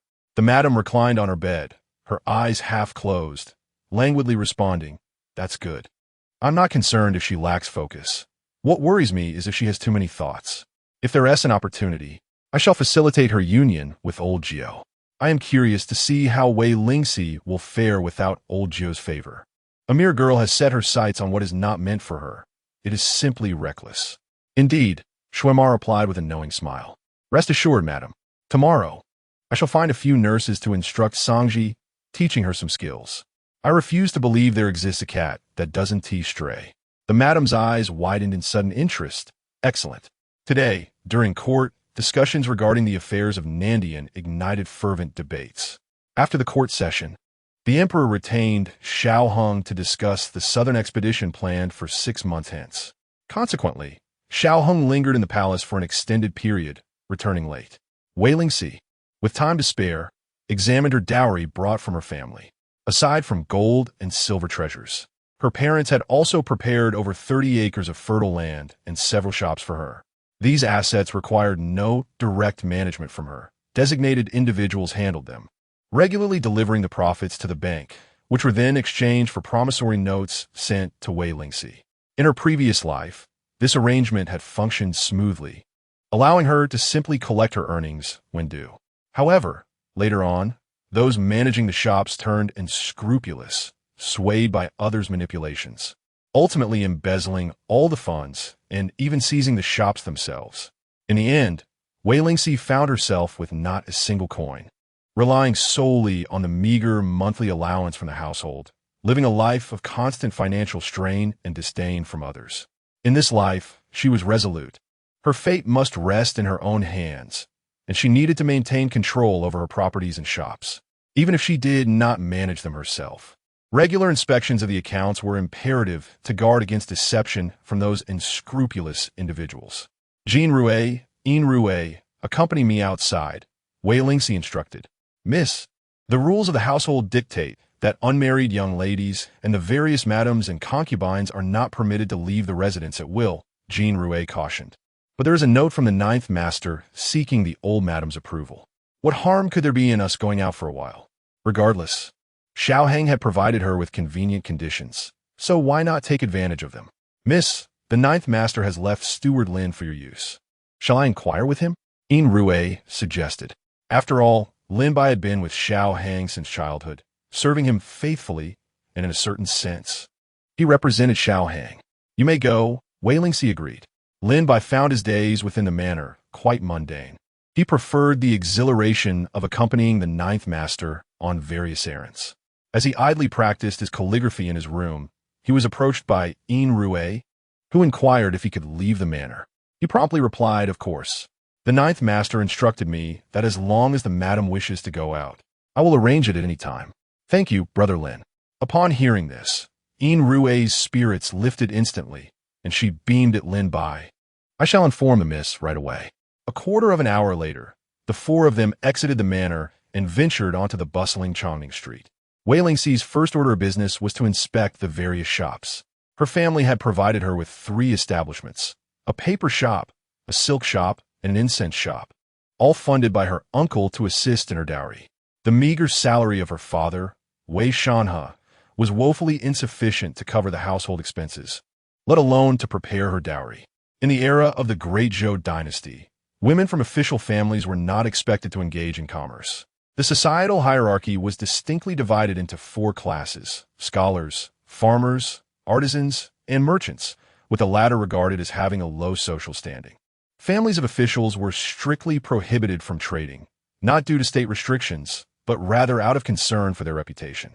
Thus, even if the wives and daughters of affluent families wished to engage in business, they would do so under the guise of distant relatives or some other pretext. Wei Lingxi understood that she ought not to engage in commerce. However, having endured the nightmares of her previous life, she was acutely aware of the significance of wealth to her and how crucial it was in relation to Xiao Hang and Song Taifu. She needed to firmly grasp her finances to withstand the impending threats. After inspecting all 3 shops and confirming their normal operation, she prepared to leave. It was a rare outing, and naturally, she could not neglect a visit to her maternal home. Thus, Wei Lingxi headed straight for her family's residence. Upon entering the Wei Manor, she immediately sensed an unusual and unprecedented atmosphere. Chapter 36. The blushing and heart-pounding painted picture in days gone by. The Wei residence was always suffused with a light and cheerful atmosphere. However, upon entering now, she sensed a heavy gloom enveloping the household, with every servant wearing a mournful expression, afraid to utter a word. Wei Lingxi found this peculiarity unsettling and, upon seeing the steward Li Zhong approach, seized the opportunity to inquire about the current situation. Uncle Li, why does the atmosphere here feel so strange? What has happened? Where's my mother? I haven't seen her all day. Li Zhong sighed deeply, tears welling up before he could even speak. Miss Sanlang is in trouble. Sanga. A wave of dread washed over Wei Lingxi. Indeed, the inevitable had come pass. In her previous life, it was at this very time that her brother had encountered misfortune.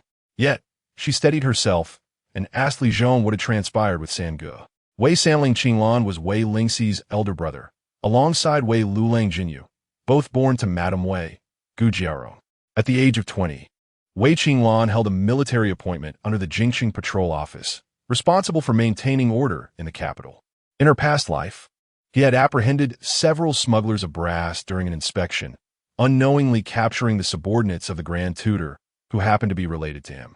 The Grand Tutor, Song, had intervened, ordering the patrol office to release them without pursuing the matter further. However, Wei Qinglan, a mere military aide, refused to let go and secretly continued to investigate the case. This incited the Grand Tutor's wrath, leading to Wei Qinglan being framed and imprisoned unjustly. Wei Shanhe was at his wits' end over this situation, seeking help from friends far and wide. In her previous life, Wei Qinglan had not lost his life over this ordeal.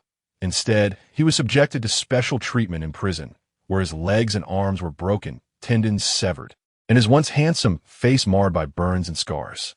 His life was nearly destroyed, confined to a wheelchair for the latter part of his years. Yet, he did not succumb to fate. Through his wisdom and capability, he became a strategist under his father's command. Ultimately, however, he could not escape his destiny, being deceived by Xiao Zixuan and meeting his demise in a tent.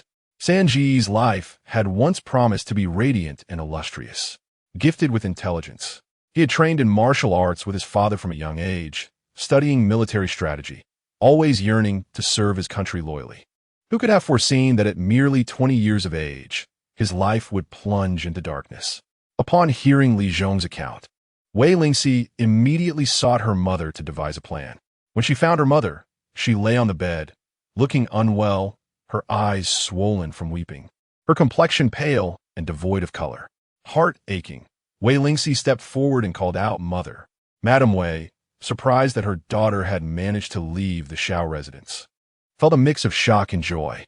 Tears streamed down her face as she exclaimed, "Xiao Qi, what brings you here? In this off-season, you ventured out. Are you not afraid of being reprimanded by your mother-in-law?" "Not at all," Wei Lingxi replied, shaking her head as she produced a handkerchief to wipe her mother's tears. "It was Lord Jiu who permitted my departure. Mother, you need not worry about me. I am well in the Xiao residence." "Is the general treating you well?" Madame Wei inquired with concern. "Yes, quite well." Wei Lingxi nodded, her words sincere. During her time spent with Xiao Hong, she found herself feeling less fearful of him. The man he was now was not the same as in her previous life. He lacked the subtlety and oppression of one in a position of power. That was reassuring. Mrs. Wei's greatest concern was that her daughter was not faring well in the Xiao household. Observing her daughter's decent complexion, she thought perhaps her daughter had not deceived her. "I have heard about third brother situation," Wei Lingxi stated directly. "Father must be troubled by this matter." "Mother, do not worry. I shall return to the Xiao residence at once. When the general returns, I will ask him to consider a solution." "Wait," Mrs. Wei, anxious that her daughter might act recklessly, quickly stood up and grasped her. "Little Seven, remain calm. Discuss this matter thoroughly with the general. If he can assist, then let him do so. If not, let it be. We cannot allow the affairs of the Wei family to jeopardize the general's future." In her previous life, her parents had never wished to burden her, always acting in her best interest. Her brothers, too, were devoted to protecting her, fearful that their own matters might affect little Seven. Yet, in her past existence, she had married poorly, bringing shame upon herself and misfortune to the Wei family. This life would not repeat that pattern. "Mother, rest assured I know my limits." With that, Wei Lingxi bid farewell to her mother and set off for the Xiao residence, accompanied by Jin Rue, Yin Rue, and Lin Bai. Along the way, however, Wei Lingxi felt a sense of unease. Although Xiao Hong treated her well at present, third brother Wei Qinglan had offended Song Taifu, who was also the future father-in-law of Xiao Zixuan, making him a relative of the Xiao family. She was uncertain whether Xiao Hong would risk offending Song Taifu for her sake in order to rescue Wei Qinglan. The nature of Xiao Hang's relationship with Song Taifu in her past life was unknown to her, as she had been confined to the inner quarters. Moreover, Xiao Hong was currently in a state of concealment. Would he be willing to extend a helping hand to her? Throughout the journey, these thoughts plague her.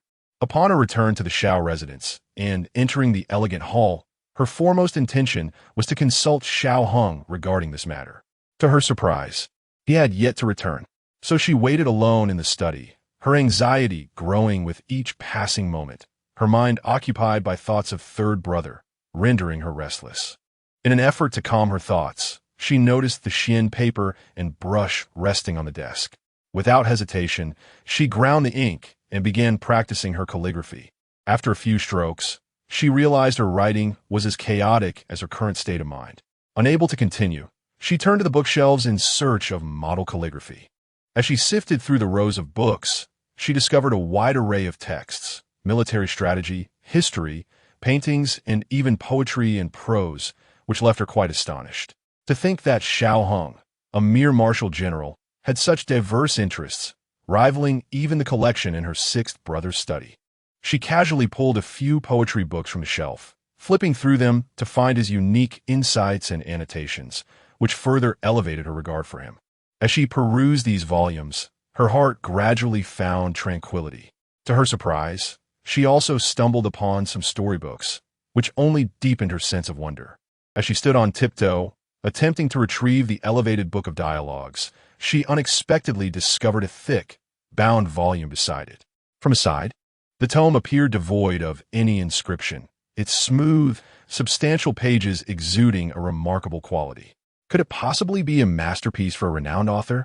Without hesitation, she reached out for the book, exerting a gentle pull to extract it, and lowered her gaze to peruse its contents. When she casually turned a page, two vividly illustrated images leapt into her view, prompting an involuntary gasp. Her cheeks flushed crimson, and her heart began to race uncontrollably. Chapter 37.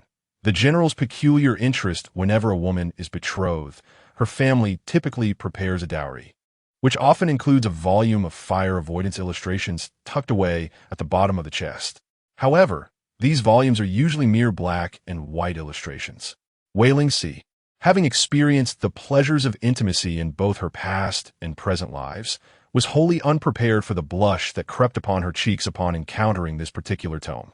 The book was substantial, adorned with exquisite illustrations that were remarkably vivid. Even the expressions on the faces of the figures, as well as the intricate patterns of their garments, were rendered with stunning clarity. As she flipped through its pages, her heartbeat quickened with each turn. Who would have thought that this seemingly aloof and solitary man would possess such a lavish collection in his study? This volume was so exquisite, it was evident it was not an ordinary item found in the realm of mortals. Just then, the ninth master returned. The sound of Jean Rue's voice startled Wei Lingxi considerably. In a frantic effort to prevent Xiao Hong from discovering her meddling, she hastily shoved the tome onto the bookshelf. However, it was wedged too tightly between the other books, and she struggled to fit it in. The approaching footsteps grew ever nearer, and panic set in. In her flustered state, not only did she fail to conceal the volume, but she also knocked a whole cluster of surrounding books to the floor. Amidst the clatter, she bent down to retrieve them, her heart nearly skipping a beat as she recognized the titles on the covers. What were these books? How had she not noticed so many editions of fire avoidance illustrations before? The mere thought of Xiao Hong discovering this was unbearable. Wei Lingxi dared not imagine the ensuing embarrassment and hurriedly gathered a few books together, seeking a place to hide them, only to hear the door creak open. "What are you doing, Xiao Qi?" Xiao Hong appeared in the study, tall and graceful, with striking features that exuded a hint of springtime charm. Upon seeing him, Wei Lingxi quickly clasped her hands behind her back, concealing the books. Nothing at all. I merely came to consult my husband about a matter, and I thought I might practice a few characters. Could you take a look at my handwriting? Xiao Hong cast a glance at the vacant space on the bookshelf, and then at Wei Lingxi's face, flushed like a blooming begonia, and comprehension dawned on him. He approached her, inquiring, "What do you have in your hands?" Wei Lingxi took a couple of steps back to create distance, attempting to feign calmness. "It's nothing." "Really?" Wei Lingxi nodded earnestly. "Just two books. Certainly you wouldn't be so stingy as to deny me a glimpse?" "Of course not." Xiao Hong circled the bookshelf and suddenly moved closer, his gaze lingering suggestively on her blushing cheeks. "Why is my wife so flustered over borrowing books?" Taking a deep breath, Wei Lingxi stammered, "It's just the heat." "Indeed." Xiao Hong chuckled softly, yet he drew even nearer, observing her anxious demeanor with amusement. "Listen, What is that noise in here? It seems rather loud. Upon hearing his words, Wei Lingxi instinctively held her breath, straining to listen. She heard the incessant thumping resounding in her ears, the sound of her own fierce heartbeat, causing her cheeks to redden ever more intensely, as if her heart might leap from her chest. Observing her flustered demeanor, Xiao Hang's playful intentions deepened. He pointed to the vacant space on the bookshelf and remarked, I recall that several fire prevention manuals were placed there. Could it be that the lady wishes to peruse them? Wei Lingxi, realizing he was privy to her secrets, felt that her previous lies and evasions were in vain. Thus, she tossed the books onto the table with a flourish. A smirk danced upon Xiao Hang's lips as he casually picked up one of the volumes, his slender fingers delicately turning the pages, appearing contemplative. Oh, it seems the lady has a penchant for such literature. This remark only intensified Wei Lingxi's embarrassment. Her face flushed as if scorched by flames. It was truly mortifying. What respectable young lady would indulge in such readings? Though she was no paragon of nobility, she considered herself a modest beauty, and certainly, it cannot be said that she reveled in such subjects. His words made her feel akin to a courtesan. You speak nonsense, Wei Lingxi exclaimed, a mix of shame and irritation flooding her. Gazing into Xiao Hang's teasing eyes, she clenched her teeth, straightened her posture, and launched a counterattack. I do not enjoy such things. Do not enjoy? Yet the lady has unearthed so many volumes at once. He teased. Is it that you feel I have been neglecting you of late? If not, how about we study them together tonight? Seeing her face turn as red as a ripe fruit, Xiao Hang's smile was wickedly enchanting, devoid of any severity. In the future, should you wish to see them, feel free to approach me directly. There is no need for subterfuge. My study is yours, and my books belong to you. As his remarks grew increasingly outrageous, Wei Lingxi felt a burning desire to vanish into the ground. It was he who had concealed such a multitude of fire prevention manuals.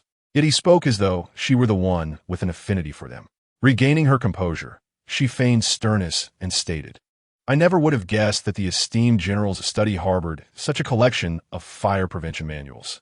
Usually, when the general returns home, he retreats into his study, and I presumed he was immersed in military strategy, not indulging in this sort of material. Had I not discovered it today, I might never have known of the general's peculiar taste.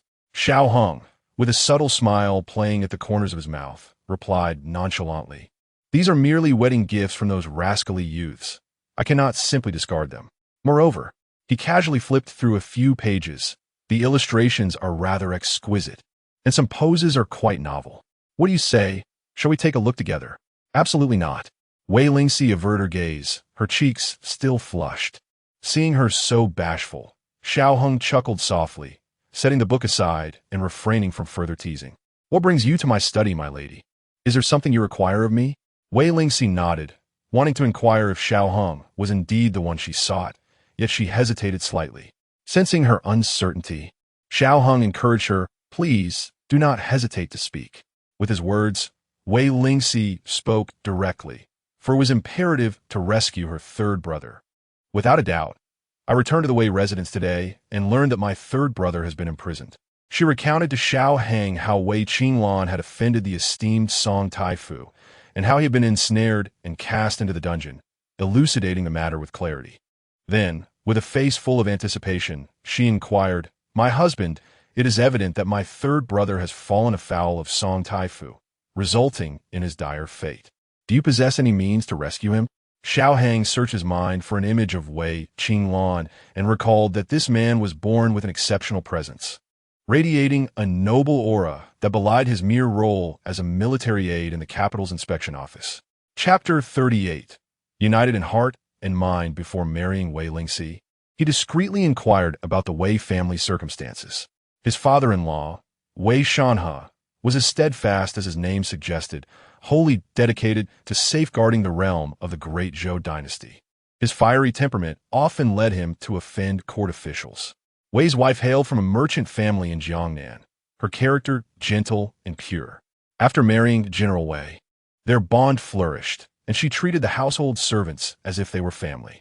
Naturally, children raised by such a couple would not fall short of excellence. Noticing Xiao Hang's prolonged silence, Wei Lingxi grew anxious. One of her pivotal reasons for decisively choosing to marry him was to protect the Wei family. If she could not safeguard her family in this lifetime, what was the purpose of her rebirth? My husband, are you facing difficulties? Her large, expressive eyes sparkled like autumn waters, her long, thick lashes fluttering gently. Xiao Hang narrowed his eyes slightly, contemplating for a moment. Is not insurmountable. Really? Wei Lingxi sighed in relief upon hearing this. Xiao Hang raised his hand to massage his shoulder, prompting Wei Lingxi to swiftly assist him, gently kneading his muscles and occasionally using her fist to pound his back and neck. Observing his wife's attentiveness brought a subtle smile to his lips. After the court session today, the Emperor has summoned me to discuss the expedition to Nandian 6 months hence. Nandian, though a diminutive nation, harbors fierce and unruly citizens. Still largely uncivilized, they have persistently harassed the borders of our great Zhou, resulting in multiple defeats for the border generals, some of whom have faced execution. The Emperor is deeply concerned and has entrusted me with the mission to eliminate this threat in 6 months. It is no trivial matter. Wei Lingxi had anticipated that Xiao Hang would speak of her third brother, but instead, he mentioned his impending campaign against Nandian. In his previous life, he indeed undertook the expedition, returning with a promotion and even being granted a title of nobility at the tender age of 26, a rare occurrence in the annals of the Great Zhou. Yet, that war had left him severely wounded. She had learned from Xiao Zixuan that he had been on the brink of death several times, only to survive against all odds. In his past life, his fate had little bearing on her. This time, however, it was different. Upon hearing of the campaign against Nandian, Wei Lingxi's heart filled with trepidation. 6 months before the expedition to Nandian, I recall you mentioning that the people there are exceptionally fierce, and their climate and terrain differ greatly from ours. There are many marshes, dense forests, and rampant snakes and insects. Proper preparation is paramount for such a campaign, and 6 months seems insufficient to ensure victory. She remembered that in her previous life, the expedition had been launched during the same period, and the lack of adequate preparation had resulted in considerable complications. Knowing this, she felt compelled to caution him. Are you worried for me, my lady? Xiao Hang had intended to discuss arrangements for Wei Qinglan, but was unexpectedly delighted to see the concern etched on her face. Upon hearing his inquiry, Wei Lingxi furrowed her brows slightly, her eyes fixed upon him with a yearning gaze. As husband and wife, if I do not worry for you, whom shall I concern myself with? My dear husband, the campaign in Nandian may prove exceedingly arduous. You and your troops have endured considerable fatigue on the journey, traversing steep mountains and long roads. It is imperative that our provisions and supplies remain abundant to avert any potential mishap. Furthermore, we must not neglect the medicinal herbs. Before Wei Lingxi could finish her thoughts, Xiao Hang enveloped her in his embrace. He settled into the grand chair at the writing desk, lifting Wei Lingxi onto his lap, positioning her to face him directly. My lady, there is no need for such worry. The expedition to Nandian will not commence until after the new year. We have half a year to prepare, and thus you need not fret excessively. Your focus should rather be on matters concerning your third brother. This posture caused Wei Lingxi to feel both flushed and embarrassed. She shifted slightly, contemplating a descent from his lap, only to find one of his large hands firmly securing her waist while the other rested upon her hip. His intent was unmistakable. He would not permit her to move, nor to leave his embrace. After a moment's contemplation, Wei Lingxi relinquished her desire to descend. After all, they were alone together, and, as husband and wife, such intimate gestures were entirely natural. Many women yearn for their husbands to bestow upon them affection, and he was willingly providing it. What more could she say? Moreover, she discovered that she did not actively reject his affection, but simply felt a twinge of embarrassment. Does my husband have a plan regarding my third brother? Wei Lingxi gazed at him with hopeful anticipation, her eyes sparkling like a clear spring.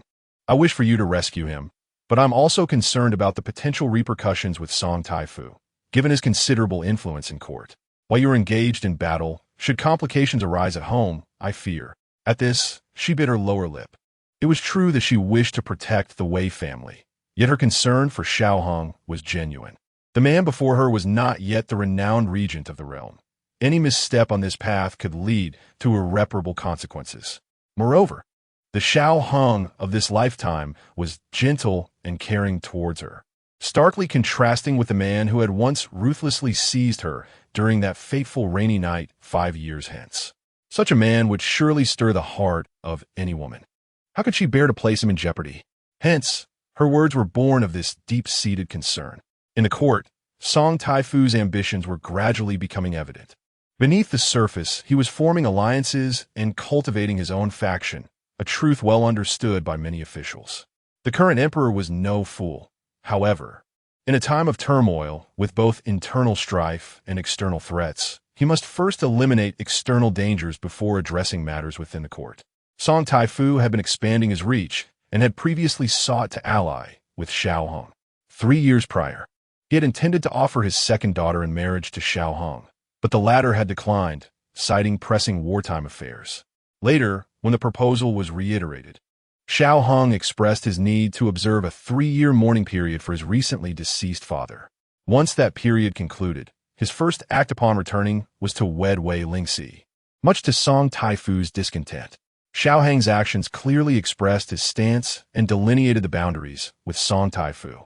He was confident that a confrontation with Song Taifu was inevitable in the future, therefore he had long aligned himself with a different camp, rendering the notion of offending someone irrelevant. Foolish girl, there is no need for concern. Xiao Hang gently cradled her face in his large hand, caressing it tenderly. Since I have made a promise, I shall find a way. I, Xiao Hang, never engage in endeavors without assurance. Really? Wei Lingxi was uncertain of his methods. Yet witnessing his unwavering confidence, she felt a quiet relief wash over her. Indeed, however, in order to accomplish this, I must assess the capabilities of your third brother. Xiao Hang remarked, my third brother is quite formidable. By the age of 9, he could hit a target from 100 paces, and by 13, he wielded a spear with extraordinary finesse. As she spoke of her brother, Wei Lingxi's eyes sparkled with admiration, her lips animated with excitement. Is that so? I shall dispatch someone to arrange this matter and have your brother released from prison. Tomorrow, I will evaluate him. If he passes the assessment, I shall conveniently utilize the opportunity provided by His Majesty to secure him a favorable position, Xiao Hang declared. Thank you, my husband. Although Wei Lingxi was unaware of what His Majesty had discussed with Xiao Hang or how he intended to leverage the royal favor, she felt assured that the situation was stable. Please expedite the arrangements. I worry about my brother suffering in prison. Do not fret. I shall compose a letter at once. Upon hearing this, Wei Lingxi hurriedly extricated herself from his embrace, rolled up her sleeves to reveal her delicate, snowy wrist, and personally ground the ink for Xiao Hang. He smiled gently, dipped his brush into the ink, and gracefully penned a letter on rice paper. Calling for Lin Mo, he instructed, take this letter to the Minister of Justice. Lin Mo accepted the letter with a bow and exited. Wei Lingxi gazed at Xiao Hang with joy, leaning in to place a fragrant kiss upon his cheek. Thank you, my husband. As she began to rise, Xiao Hang's arm encircled her waist, drawing her back into his embrace. With his deep-set eyes fixed upon her cheeks, blooming like begonia petals, he murmured, is my lady truly intending to dismiss me so easily? Chapter 39. My lord, please proceed, observing the flames of desire gradually igniting within his gaze and the increasing warmth of his palm. Wei Lingxi could not help but fathom the thoughts swirling in his heart. She had married him, and they were destined to share a lifetime together. Some matters were inescapable. What is it that my lord wishes of me? Wei Lingxi raised her eyes to meet his fervent stare, unwavering in her resolve. This unexpected fortitude took Xiao Hong by surprise. Previously, she had resisted and shunned him, yet now, she appeared prepared, showing no intention of retreat. Whatever I desire of my lady shall do, Xiao Hong murmured, drawing closer and whispering into her ear. The electrifying sensation sent shivers coursing through Wei Lingxi's entire being. Indeed, Xiao Hong paused, his lips trailing down the elegant curve of her alabaster neck, his breath warm against her skin as he remarked, is it that my lady is willingly compliant today? Perhaps for the sake of your third brother? Wei Lingxi hesitated, realizing that her cooperation stemmed from his promise to aid her brother. Admittedly, this was a contributing factor, yet it was not the sole reason for her acquiescence. Not entirely. She confessed earnestly. While I'm grateful for your assistance to my brother, beyond that, we are still husband and wife. I can see and feel the kindness you extend towards me. Upon hearing her words, Xiao Heng's expression brightened. This indicated that she was gradually beginning to accept him in her heart, which was indeed a positive development. Wei Lingxi sensed his elation as she felt a flurry of kisses descend upon her neck, causing every hair on her body to stand on end. Her heart raced, and her breath became erratic. She tilted her head back, her lips slightly parted, her eyes closed, as her slender waist arched gracefully. Seeing her in such a state ignited a fervent longing within Xiao Heng. He grasped her waist, placing her upon the table before him, rising to press her down against its surface. Wei Lingxi was momentarily engulfed in darkness as he lowered his head, capturing her cherry lips, savoring the kiss as if it were a delicacy.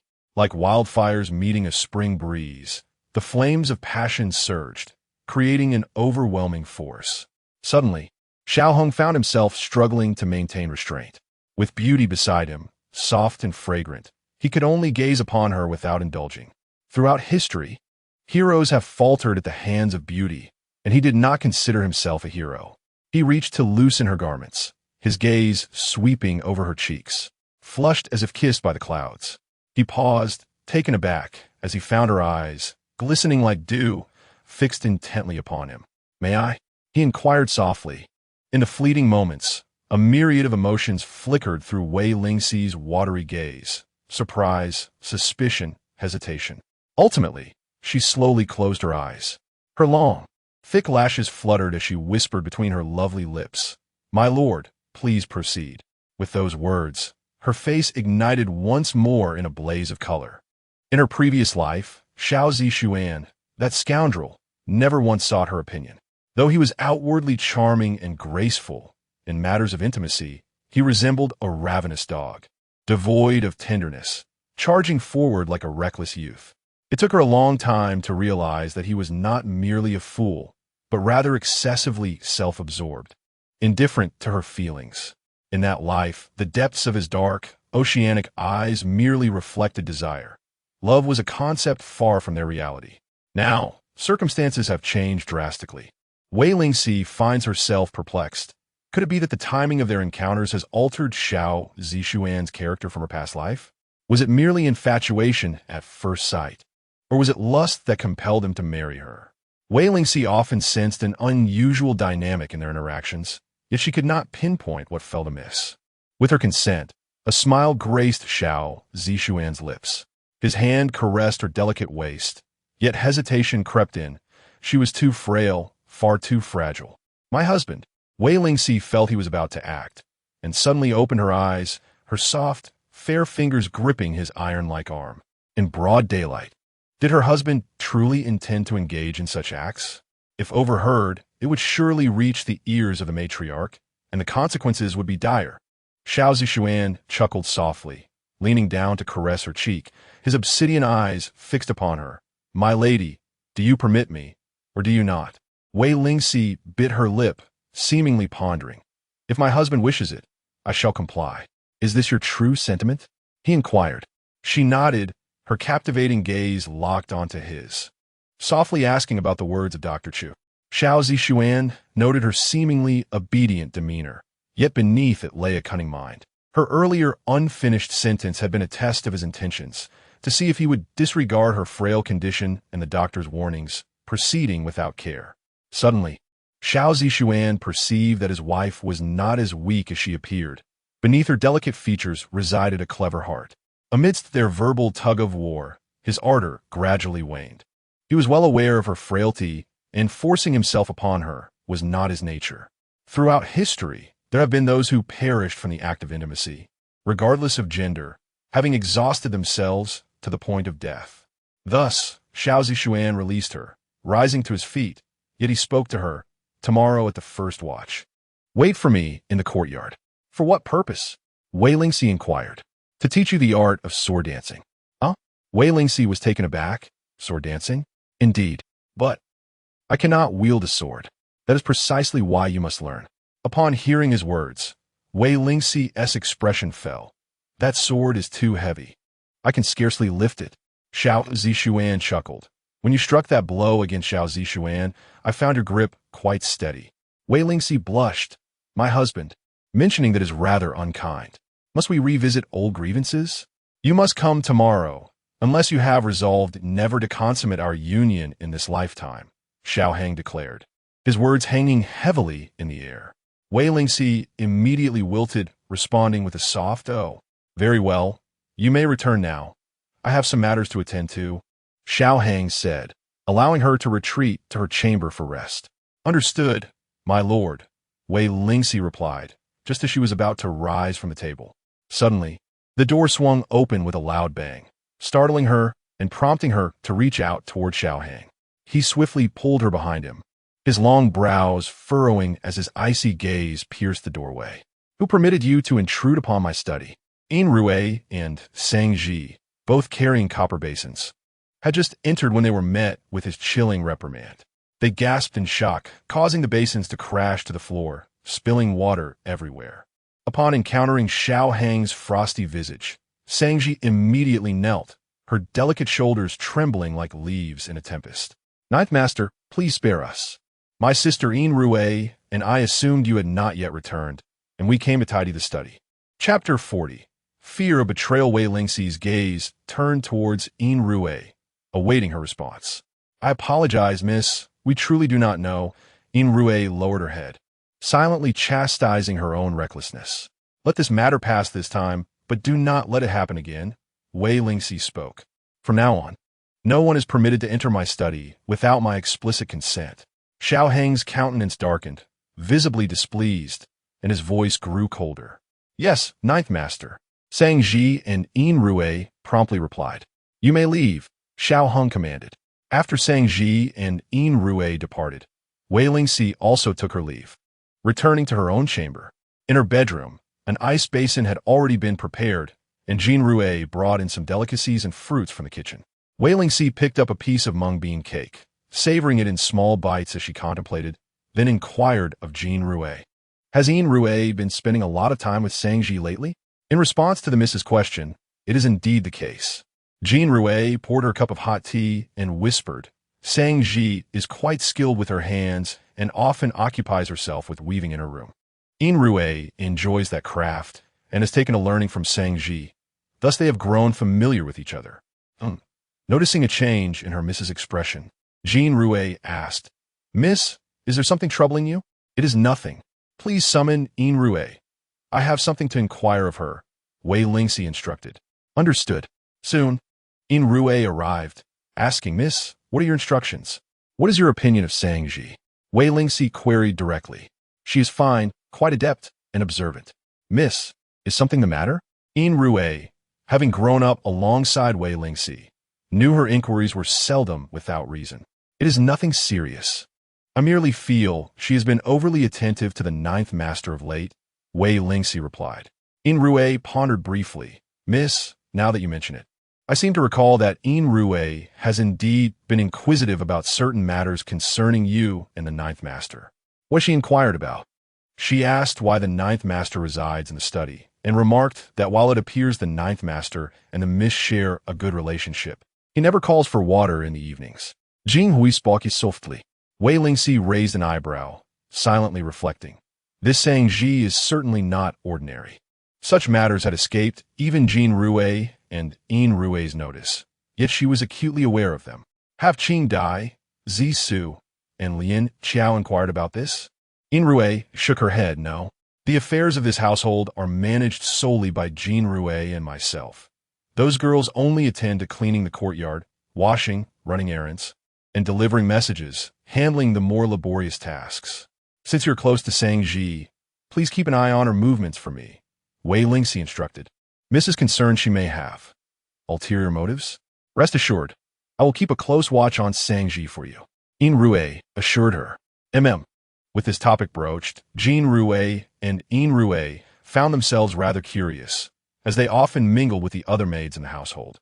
At noon, After the ladies had fallen asleep, the maids took a leisurely stroll in the estate's garden. Occasionally, Jean Rey would overhear the maid from Fifth Madame's room mention that Fifth Master required water 2 to 3 times each night, sometimes even calling for it in the dead of night, and once again before dawn. The curious maids would also inquire about how many times Ninth Master and Ninth Madame called for water during the night. Jean Rey, however, remained tight-lipped, merely stating that it was all quite ordinary. Yet, the maids harbored their own curiosities. Thus, Jean Rey mustered her courage to ask Wei Lingxi, "Miss, it seems that Ninth Master dotes on you quite a bit, but why does he choose to sleep in the study at night? Is there something wrong with the study?" Wei Lingxi inquired, nibbling on a mung bean cake, a playful smile gracing her lips. "Oh dear, miss, you truly are oblivious. The madam worries about you. She hopes you will soon bear a child to establish your place in the Xiao family. Yet, not only do you not summon Ninth Master to your room, but you even push him away." Jean Rey exclaimed in concern. "You little imp, how dare you suggest that the miss lacks awareness?" Wei Lingxi playfully poked her finger at Jean Rey's forehead. "What do you know? There must be a reason for Ninth Master's absence. If Ninth Master does not come, do you not worry?" Jean Rey tilted her head and asked, "I see the other madams and concubines vying for their men. Why does the miss not cherish her position?" "Oh, hush! How do you know I do not cherish it?" Wei Lingxi shot a glare at the two maids. As the saying goes, love fades as beauty wanes. "I wish to connect with Ninth Master on a deeper level, transcending mere physicality. But without that aspect of love, it feels as if something is amiss." Jing Hui murmured, "Oh, you little girl, do you think you know everything? Are you in the throes of springtime feelings? Should I ask Ninth Master to find you a suitable partner?" Wei Lingxi teazit, Jing Hui.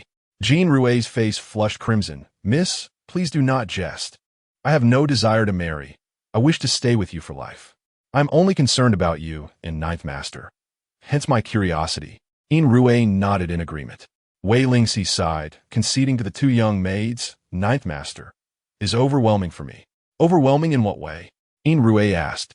Jean Rey, blushing, poked her. "What do you mean by overwhelming?" Suddenly comprehending, Jean Rey remarked, "So, it's not so bad for Ninth Master to spend some nights in the study." Wei Lingxi's cheeks flushed. "Let us end today's discussion here, and not utter a word of it again." Outside the window, Xiao Hang's lips curled into a subtle smile. He had intended to return to his room to speak with Wei Lingxi, but paused at the window, eavesdropping on the conversation of the three women. He glanced down, amusement growing, pondering how she could judge his exceptional nature when he had not yet revealed his true self to her. It seemed that the little maid had pondered him more than he had realized. He truly had yet to see through his wife's thoughts. Upon contemplating this, Xiao Hang chose not to enter, instead turning away and stepping on a fallen branch, which crackled underfoot. Wei Lingxi, hearing the sound from within the house, hurriedly rose to push open the window and gaze outside. Yet, she saw no trace of a person, save for the broken branch on the ground. From henceforth, she resolved to speak with greater caution. Xiao Hang had deliberately sought to remind her to be wary, as there might be ears lurking beyond the wall. Even within her own courtyard, one could not guarantee that a watchful individual would not overhear. It was prudent to exercise a degree of caution. In the afternoon, Lin Mo responded, and after reviewing the correspondence, the head of the Dali Temple consented to release the prisoner. To prevent any prolonged uncertainty, Xiao Hang immediately decided to extricate Wei Qinglan from the prison and escort her directly to the Xiao family military camp on the outskirts of the capital. Upon receiving the news, Song Taifu's expression darkened. "My lord, it is evident that Xiao Hang's intentions are directed towards Wei Qinglan. His wife is the youngest daughter of Wei Shanhe. Undoubtedly, it was the young lady of the Wei family who implored him, prompting his visit to the prison," remarked one of Song Taifu's aides. "Xiao Hang." Song Taifu stroked his grizzled beard, his eyes narrowing into slits. "Such a person cannot be of use to me. Ultimately, he will become a source of trouble. By what justification did he rescue Wei Qinglan? By the decree of His Majesty. It is said that he is to embark on a southern expedition in 6 months, and the army still lacks capable warriors. The Emperor has permitted him to recruit talent without restrictions. Anyone who may contribute to the southern campaign, should he take a liking to them. can be directly taken without prior report. This intelligence was procured through a bribe to the emperor's eunuch, Li. Song Taifu exhaled slowly. No matter. The days ahead are long. Let's not be overly concerned with immediate gains and losses. Besides, he is merely a minor military aide, not worth our considerable efforts. Indeed, the aide concluded before taking his leave. Song Yu entered with her skirts held high, storming in with indignation. Father, Xiao Hang shows no regard for you. And you allow him such audacity? The Wei family is not to be trusted, especially Wei Lingxi. Her choice to marry into the Xiao household clearly indicates her lingering feelings for Xiao Zixuan. If I were to wed there, I would inevitably encounter her. Song Yu, the cherished daughter of Song Taifu, was born of his wife and was his beloved jewel. Ever since her birth, fortune had favored him, and his career had flourished effortlessly. Thus, he held a particular affection for her, indulging her whims without restraint. You err. Are you truly afraid of the daughter of the Wei family? You are the esteemed daughter of the Grand Tutor. If you cannot manage your own affairs, I would be forced to look down upon you, Song Taifu replied, stroking his beard. Father, I am not afraid. What is Wei Lingxi? She is not worthy even to carry my shoes. However, Wei Qinglan nearly jeopardized your important matters with Uncle Jiang. I am furious that she has escaped unscathed. Song Yu harbored a desire to see Wei Qinglan imprisoned indefinitely, finding pleasure in Wei Lingxi's distress. Enough. This matter is not for your concern. Your wedding is imminent. Focus on being a proper bride, Song Taifu advised. Yes, father.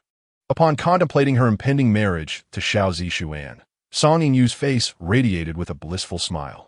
The flower of the court was now hers, and none could dare to usurp it. In the military camp on the outskirts of the capital, Wei Qinglan awaited the arrival of Xiao Hung within his tent.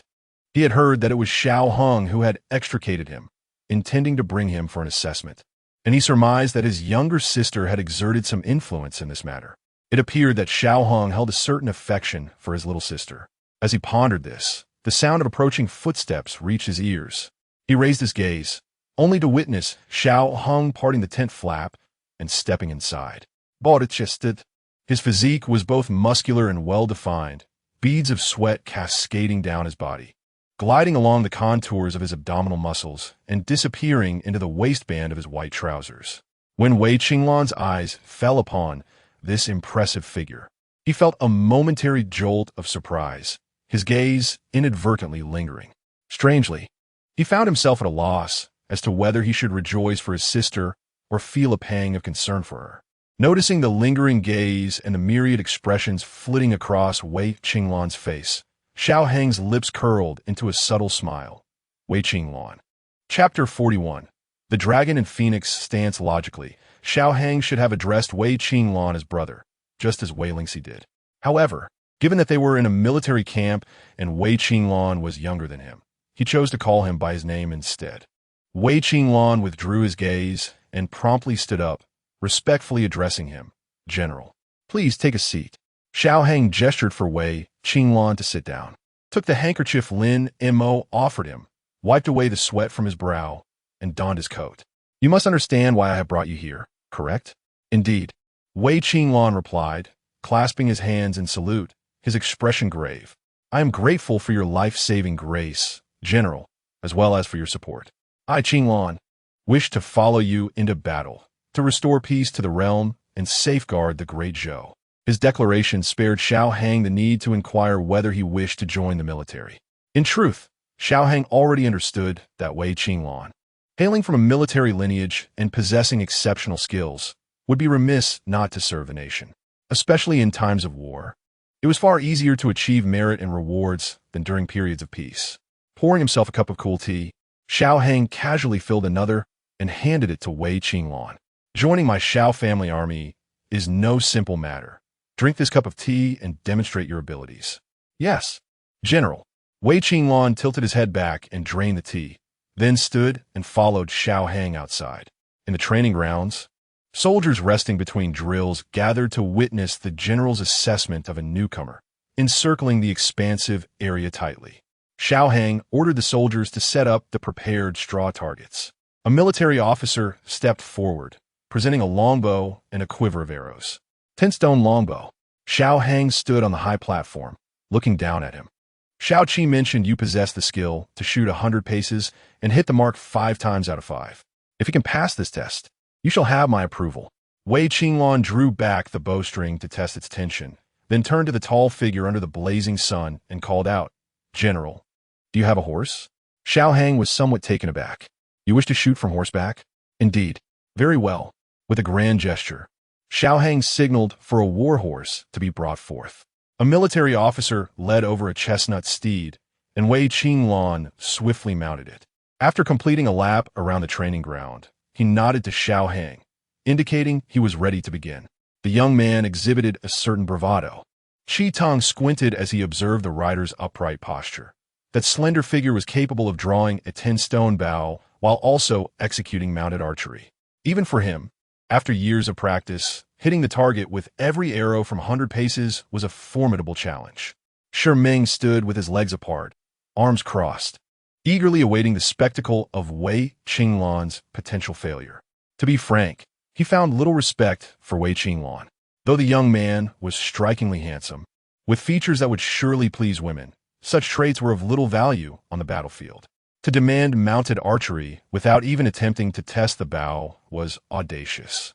Regardless of his lineage as the son of General Wei and the brother-in-law of the general, what did that truly signify? Shi Ming valued strength above all. Without it, titles and status would fail to earn his respect. Wei Qinglan was naturally oblivious to the psychological turmoil of those around him. He tightened his legs against the horse's belly, and with a powerful neigh, the robust steed galloped away like a fleeting cloud. As they approached within 100 meters of the target, he neither slowed down nor halted. With unwavering poise atop his mount, he drew his bow and released 5 arrows in rapid succession. Soon after, a commanding voice rang out from afar. All 5 shots hit the mark. The soldiers erupted in astonished cries. Those skilled in mounted archery understood how exceedingly difficult it was to strike a target while galloping, let alone to shoot 5 arrows consecutively, each finding its mark. Qi Tong and Shi Ming widened their eyes, astonishment etched upon their faces. Such prowess was likely unparalleled in the military. Only the Grand General could boast such skill. Who would have imagined that this seemingly delicate young man could achieve 5 consecutive shots, all on target? The officer carried the 5 straw dummies over and positioned them before Xiao Hong, revealing that each arrow had pierced through the dummies' heads. Had these dummies possessed features, the arrows would have passed directly between their brows. It seemed that Xiao Qi had spoken no falsehood. Wei Qinglan certainly possessed the ability to hit the bullseye from 100 paces, his skill unadulterated. He slowly raised his hand, applauding in approval. Well done.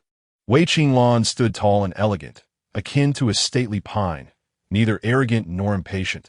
Thank you, Grand General. Next, let us see your skills, Xiao Hong remarked. Wei Qinglan clasped his fists. May the Grand General grant me a spear. Very well. Xiao Hong commanded the officer to fetch a spear and, surveying the assembled soldiers, inquired if anyone wished to challenge him. Qi Tong was about to step forward when Shi Ming preemptively declared, "I am willing." Good. Xiao Hong consented.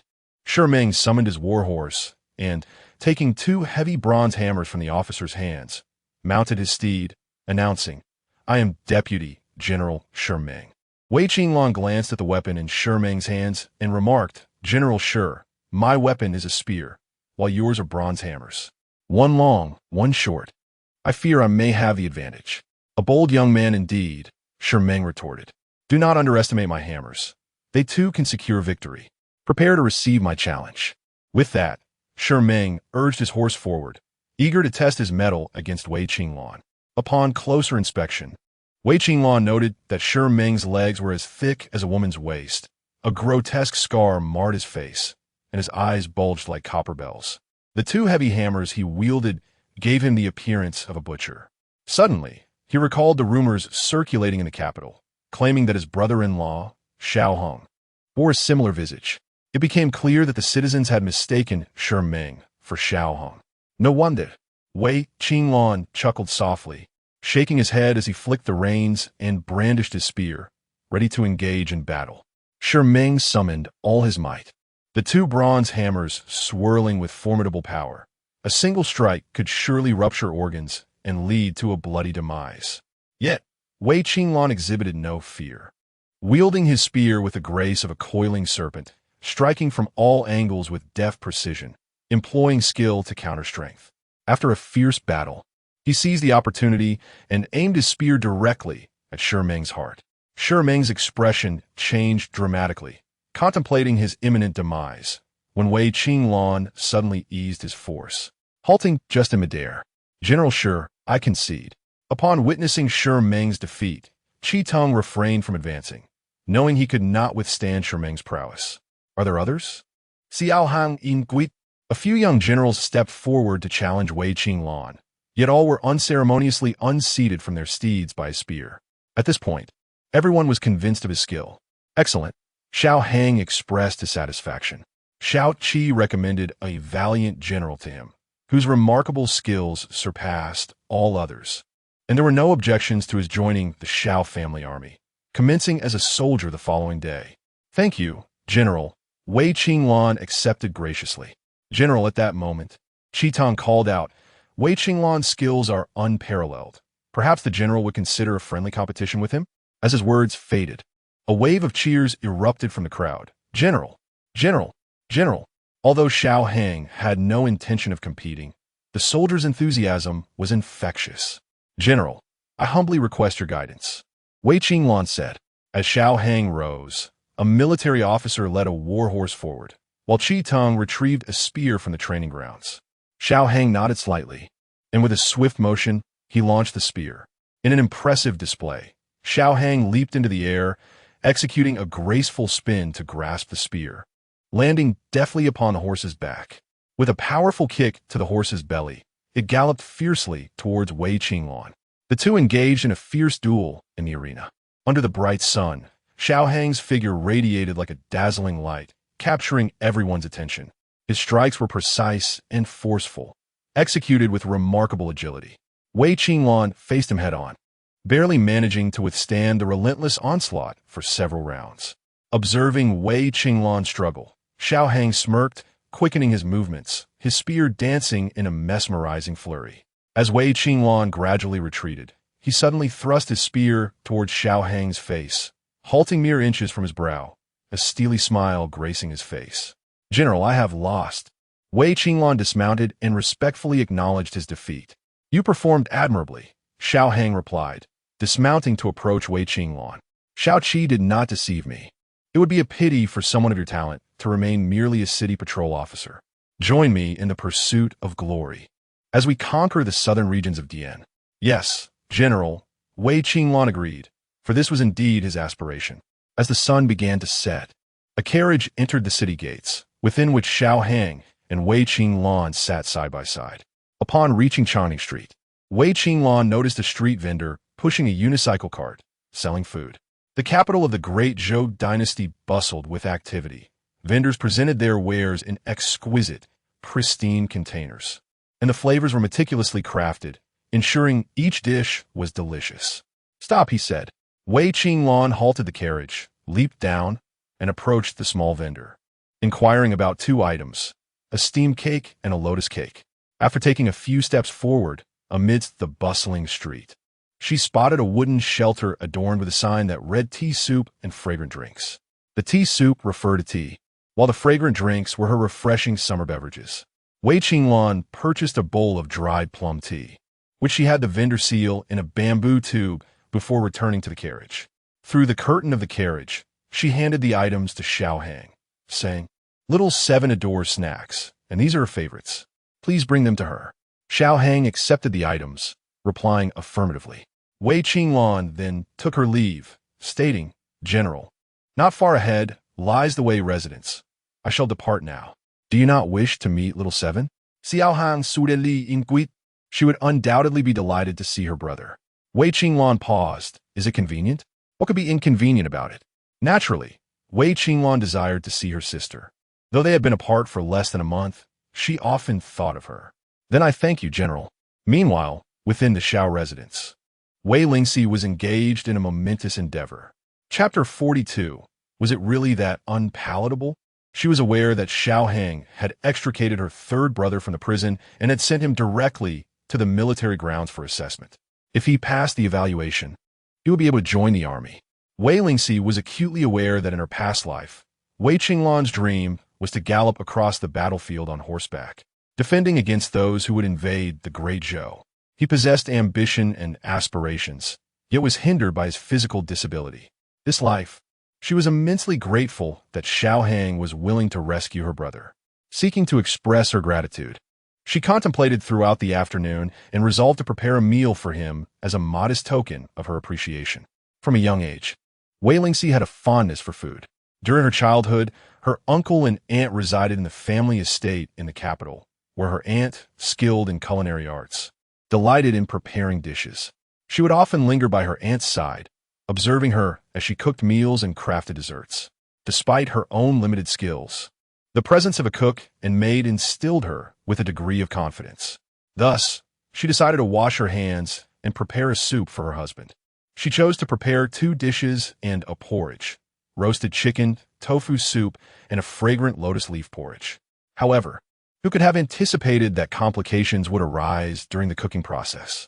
She had prepared the lotus leaf porridge and left it to warm in the pot, only to forget that the fire in the stove was still burning. By the time the maids discovered the situation, the porridge had reduced to a dry state, and the sparks that fell from the stove ignited the firewood in the kitchen, resulting in a blaze. The maids summoned Lin Bai to assist in extinguishing the flames. Everyone in Fiancé Hall was occupied, and ultimately the fire was quelled. When Xiao Hang returned with Wei Qinglan, the sight of the charred kitchen and the soot-covered servants left them momentarily stunned. Who had caused this? Once realization struck, Xiao Hang's anger flared, and he pointed at the 2 cooks, reprimanding them harshly for nearly setting the house ablaze. "What use are you to me?" The cooks bowed their heads, their shoulders trembling, yet they dared not speak. "Well, my wife, is she unharmed?" Xiao Hang lifted the hem of his robe and strode towards the bedroom. At that moment, Wei Lingxi had just finished bathing, washing away the remnants of smoke and fire, feeling considerably refreshed. Seeing Xiao Hang burst in, she hurriedly donned her clothing. "Are you hurt?" He grasped her delicate arm, attempting to lift her garment. "No." Wei Lingxi quickly waved her hand. "I am well, do not worry." Those incompetent fools. Xiao Hang's chest seethed with rage, his gaze icy. To nearly set the house ablaze over a simple meal, Fiancé Hall will not support such incompetence. Lin Bai, dismiss these 2 cooks and seek replacements. Wei Lingxi urgently intervened, her cheeks flushed, whispering, "Husband, please do not be angry. It was I who caused the kitchen fire." Xiao Hang was momentarily taken aback. "You?" "Yes," Wei Lingxi hastily explained. "I wish to express my gratitude for your rescue of my brother, so I endeavored to prepare a meal for you." Upon hearing this, Xiao Hang's expression softened considerably. He let out a gentle sigh, grasping her hands and praising, "I had no idea, my lady, that you were so virtuous. With a wife like you, what more could a husband desire?" Wei Lingxi, flattered by the compliment, felt a tinge of embarrassment. "It's just that the lotus leaf porridge was slightly overcooked, and the kitchen is a bit charred. We might not be able to enjoy it." Xiao Hang smiled wryly. "No matter, we can simply borrow 5th Brother's kitchen." "Very well." Wei Lingxi responded with a smile. "It's rare to see you so considerate." Today, Xiao Hang was in high spirits, having gained a formidable ally, and with his wife personally preparing soup for him. Such a moment was indeed precious. "I also have a surprise to present to you, my lady." "A surprise? What sort of surprise?" Wei Lingxi blinked, her mind racing with possibilities. "You shall see once we head to the courtyard." Upon hearing this, Wei Lingxi opened the door and stepped outside. After a few paces, she spotted her brother, Wei Qinglan, standing in the center of the courtyard, clad in a light blue robe, smiling serenely. Seeing that he was unharmed filled her heart with joy, and forgetting any formalities, she rushed to his side, grasping his hand excitedly. "Brother, are you all right? I never expected my husband would bring you back. I am so happy." Wei Qinglan chuckled softly, ruffling her hair. "Thanks to you, little 7. My brother is my closest kin. I would do anything to ensure his safety," Wei Lingxi chirped, oblivious to the man in the room whose expression was growing increasingly dark. His brows furrowed deeply as he stepped out, forcibly pulling Wei Lingxi away from Wei Qinglan, separating them. His discontented gaze swept over Wei Qinglan, and the earlier delight in having gained a mighty ally quickly faded. "My lady, please be mindful of your station," he admonished. "This is my brother, not just anyone," Wei Lingxi retorted. "We grew up together. Our bond is extraordinary." Wei Qinglan noticed the intense possessiveness in his brother-in-law's eyes and smiled gently. "Little Seven is already married. She must be more cautious." Wei Lingxi nodded. "I understand. Husband and brother, let us not linger here. I have prepared dinner with my own hands. Come, let us eat together." Upon hearing that the dinner was prepared by Wei Lingxi, Wei Qinglan's mouth twitched involuntarily. "I came to check on little Seven's well-being. Now that I have seen her, I should return home."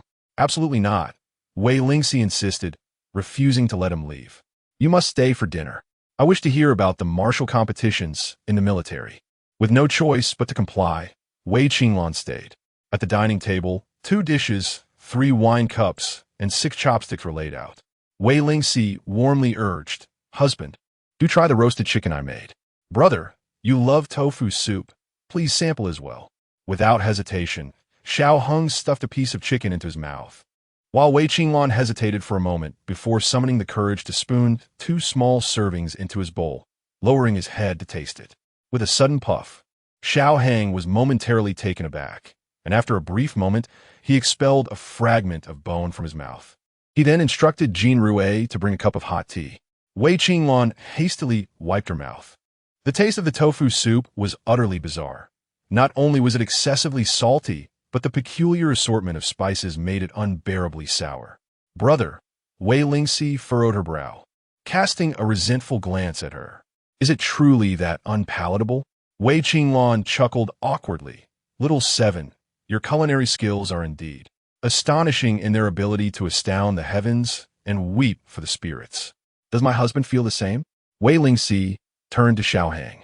He was grappling with the inconsistent texture of the chicken, both soft and tough, with a nauseatingly sweet taste. Meeting Wei Lingxi's hopeful gaze, he paused before responding, "It's not unpleasant." "Then do eat more." Wei Lingxi joyfully placed 2 pieces of meat into Xiao Hang's bowl, her gaze towards him softer than usual. Seeing Xiao Hang eat with such enjoyment, Wei Lingxi decided to try some herself. As she picked up a piece of meat, Xiao Hang interjected, "Your brother's bought you some small steam cakes and rose cakes, saying they are your favorites. However, they are not easily digestible, so do partake in moderation. Additionally, there is some dried plum soup. You may sip it sparingly as well." Originally, Xiao Hang had no intention of letting her indulge in such delicacies, but given the evening's dismal culinary offerings, he chose to allow Wei Lingxi a taste of those treats. Filled with delight, Wei Lingxi preferred these sweet morsels over the main meal. "Thank you, my husband." By the end of the meal, Wei Qinglan felt as if his taste buds had endured a great ordeal. Although Master Zhao's kitchen had provided an abundance of dishes, his battered palate found nothing appetizing. After dinner, he excused himself early. Zissou and Qing Dai collected the dishes, while Lian Xiao and Yin Rue brought out the tea and snacks for the two to enjoy. "My husband, there is a delightful snack from the south, cold cake. One day, I shall make it for you myself," Wei Lingxi said languidly while sipping her tea. "In the future, I will ask my aunt and mother for a few recipes of my favorite dishes, so you may also savor them." Upon hearing this, Xiao Hang felt a churn in his stomach. Noticing his discomfort, Wei Lingxi inquired, "What is it? Do you not wish to eat? Or is my cooking simply unpalatable?" "It is good." Xiao Hang grasped her hand earnestly. "It is good. However, I have a small request of my wife." "What request?" "Unless absolutely necessary, please refrain from entering the kitchen in the future." Wei Lingxi was momentarily taken aback, quickly realizing the implication. Was it indeed unappetizing? After much hesitation, Xiao Hang smiled gently. "It is not bad. My heart tells me that whatever my wife cooks is the finest food in the world. Yet my tongue and stomach insist they cannot endure such fare." Wei Lingxi burst into laughter, touched by the thought that despite her dreadful cooking, Xiao Hang still consumed it. It warmed her heart to know that even a man accustomed to the hardships of battle and the rigors of life found her cooking difficult to bear. It truly must have been appalling. "It is all the fault of those 2 mischievous beings, Jean Rue and Yin Rue. who deceived her into believing that this delicacy was delectable. Alas, Jean Rouet and Yin Rouet felt unjustly accused, witnessing their mistress so tirelessly occupied. They merely wished to preserve her confidence. The following day, at the hour of the rabbit, a sudden clap of thunder heralded a fierce tempest, disrupting Xiao Hang's plans. Wei Lingxi relished the opportunity to forego her early morning sword dance practice, sinking back into a comfortable slumber. The rain persisted for 3 consecutive days. And once the skies cleared, Wei Lingxi found herself afflicted by the chill, succumbing to a cold. Thus, the matter of the sword dance was postponed indefinitely. Xiao Hang ordered the delivery of exquisite bird's nest and ginseng to the kitchen, instructing the cook to prepare porridge to nourish Wei Lingxi's health. Upon learning of Wei Lingxi's illness, Xiao Yu grew concerned that, should this continue, the great general would be unable to consummate his marriage. Weighing his options, he prescribed a regimen for Wei Lingxi, advocating for a focus on dietary treatment over medication, suggesting that Xiao Hang administer this remedy for several days to observe its effects. By the time Wei Lingxi recovered from her ailment, the day for Xiao Zixuan to wed the daughter of Song Taifu had swiftly arrived. Chapter 43. The ruined wedding night. Xiao Zixuan, the eldest grandson of the Xiao family, was to marry the daughter of Song Taifu, and naturally, this union was to be celebrated with great grandeur. Following the recent illustrious wedding of Xiao Hong, which had captivated the capital, officials and commoners alike eagerly anticipated the splendor of the nuptials between the esteemed first-rank official's cherished daughter and the contemporary top scholar. However, the Xiao family had not been enjoying prosperous times. The household expenses were intricate, and substantial sums of money flowed out like a river. To fund Xiao Zixuan's wedding, the matriarch, old Madame Jiang, drew upon her personal savings, while the family elder, Xiao Liang, exhausted all his wealth and borrowed additional funds from several brothers to ensure the wedding was a grand affair. Song Taifu, in marrying off his daughter, was equally concerned with maintaining his reputation. He prepared a dowry consisting of 128 sedan chairs, with a grand procession departing from the Song residence towards the Xiao household. The sight of the 10-mile-long bridal procession prompted citizens to stretch their necks and rise on tiptoes to catch a glimpse. As Xiao Zixuan rode forth to welcome Song Yu into his home, she aimed to absorb the praises of the onlookers. It was met with incongruous murmurs. The wedding of the top scholar seemed less remarkable than that of General Ding Yuan. How so? It was said that once the general was engaged, he incessantly sent gifts to the Wei family, almost daily without fail. Moreover, the dowry of the Wei family was substantial, indeed. The bearers of their sedan chairs struggled under the weight. Yet the dowry from the Song family lacked such heft. The townsfolk's discussions penetrated Song Yu's ears, causing her countenance to darken, her hands hidden within her sleeves clenched tightly. Though she disliked the remarks, there was truth in them. Despite her father's affection, her dowry was modest, especially with several brothers to consider. Thus, in a bid for appearances, only a fraction of her dowry was placed in each box. Song Yu seethed, lamenting the absence of a wealthy uncle.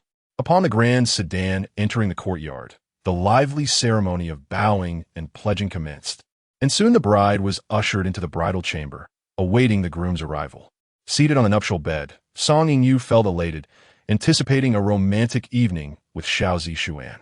After an indeterminate time, the guests finally departed, and Xiao Zixuan, already inebriated, stumbled into the chamber, supported by others. His vision blurred with intoxication. He approached the bed where Song Yu sat beneath her crimson veil and, with a sudden gesture, lifted it, gazing intently at her. "What does my husband see?" Song Yu inquired, her eyes rising to meet his drunken gaze, a smile gracing her lips. "You are truly beautiful," Xiao Zixuan replied. Song Yu smiled as she rose to intertwine her arm with Xiao Zixuan's, sharing the ceremonial wine and binding their hearts together. At last, she sought the comfort of their bed. This night had been long anticipated by Song Yu. Within the delicate gauze curtain, amidst the misty clouds of passion, she heard Xiao Zixuan murmuring, "Xiao Qi, Xiao Qi, Xiao Qi." A pallor swept across Song Yu's face. Who could Xiao Qi be? The Wei family had 6 sons and 1 daughter. The girl was the 7th, hence the familial nickname. On her wedding night, her husband uttered another woman's name, piercing her heart like a sharp dagger, threatening to bring forth tears. Zixuan, it is I, Yingyu, she reminded him. Yet, Xiao Zixuan was already intoxicated, oblivious to everything but his primal instincts, engaging with Song Yingyu as a husband would. After their passionate encounter, Song Yingyu called for water. The handmaidens, Chunli and Qingli, assisted her in cleansing herself and tending to Xiao Zixuan's bath. Once they retired to bed, Song Yingyu remained shattered, only to find Xiao Zixuan once more entwining himself with her. As a newlywed, she found herself overwhelmed. However, if Xiao Zixuan truly loved her, she would endure any pain to please him. Yet, he regarded her as a mere substitute for Wei Lingxi, leaving her heartbroken. As the daughter of a distinguished grand tutor, how could she endure such indignity? With a sudden resolve, Song Yingyu pushed Xiao Zixuan away. Husband, I am unwell and fear I cannot attend to you. Perhaps another day. She gritted her teeth, suppressing her anguish, turning her back to him. Unsatisfied, Xiao Zixuan, seeing her resistance, rose from the bed, donned his clothes, and exited, taking one of the maidens to the adjoining room. Through the thin wall, Song Yingyu could hear the maiden's soft coos for much of the night. What young master from a wealthy family lacked a concubine? Song Yingyu had known of Xiao Zixuan's concubine before their marriage, but knowing did not equate to allowing this maiden to ruin her wedding night. Once Xiao Zixuan had fallen asleep, Song Yingyu draped herself in her garments and commanded Chunli and Qingli to bring forth the concubine, forcing her to kneel before her. She lifted the maiden's chin for a moment, noting her delicate beauty, which ignited a surge of fury within Song Yingyu. With a swift motion, she struck the maiden twice and instructed Chunli and Qingli to each bring a candlestick, thrusting them into the maiden's hands. Kneel and hold these. You shall remain in this position until I speak. The following day, upon rising, Song Yingyu found the concubine still kneeling, her hands scorched from the dripping wax. Trembling and tear-streaked, the sight of her misery brought Song Yingyu a sense of relief. She proceeded to prepare herself with calm deliberation, awaiting Xiao Zixuan's arrival, curious to see how he would handle the situation with the concubine. Xiao Zixuan awoke, parched, only to find himself in an unfamiliar room, far from the bridal chamber. This is the chamber of the maidservant, Xiao Zixuan. A sense of unease washed over him as he realized the implications of the previous night. He had evidently indulged too much and might have committed some indiscretion. Upon returning to his new abode, he found Song Yingyu already awake, seated at the bronze mirror, applying her makeup. The powder on her face was thick, yet could not conceal the weariness and melancholy that marred her features. Behind the screen, Xiao Zixuan knelt on the ground, trembling as she held a candle, her soft sobs echoing in the stillness. My husband, were you satisfied last night? Song Yingyu turned her head, a smile gracing her lips. Xiao Zixuan suppressed his shock, donning a smile as he approached her and retrieved a golden hairpin from the cosmetic box, placing it in her hair. My lady, your beauty is unparalleled. With this hairpin, you are even more exquisite. Song Yingyu let out a cold laugh. Is that so? Even so, it seems it does not satisfy you, does it? You mentioned something about Xiao Zixuan. What shall we do with her? It was evident that Song Yingyu wished to part ways with Xiao Zixuan. Recognizing that his future depended on his father-in-law's favor, Xiao Zixuan merely smiled and replied, that is easily resolved. Today, let the matrons of the courtyard escort her out of the residence and find her a suitable match. Very well. Song Yingyu responded with a smile. Xiao Zixuan, in tears, pleaded for Xiao Zixuan to spare her. As a woman who had lost her virtue, who would want her once she left the household. Ultimately, her only fate would be to be sold to the pleasure quarters. Take her away. Take her away. While Xiao Zixuan lamented the loss of such a delicate beauty, he understood he could not offend Song Yingyu, for his formidable father-in-law was not easily appeased. Once Xiao Zixuan was dismissed, Song Yingyu asserted her authority in the room, warning, let it be known that if anyone dares to utter a word about this matter, beware, for I shall not hesitate to ruin your reputation. Yes, the others responded, bowing their heads in trepidation, afraid to contradict her. The first duty of a newlywed bride is to present tea to her in-laws and pay respects to the matriarch of the household. Thus, early in the morning, Xiao Zixuan took Song Yingyu to greet the elder lady of the house.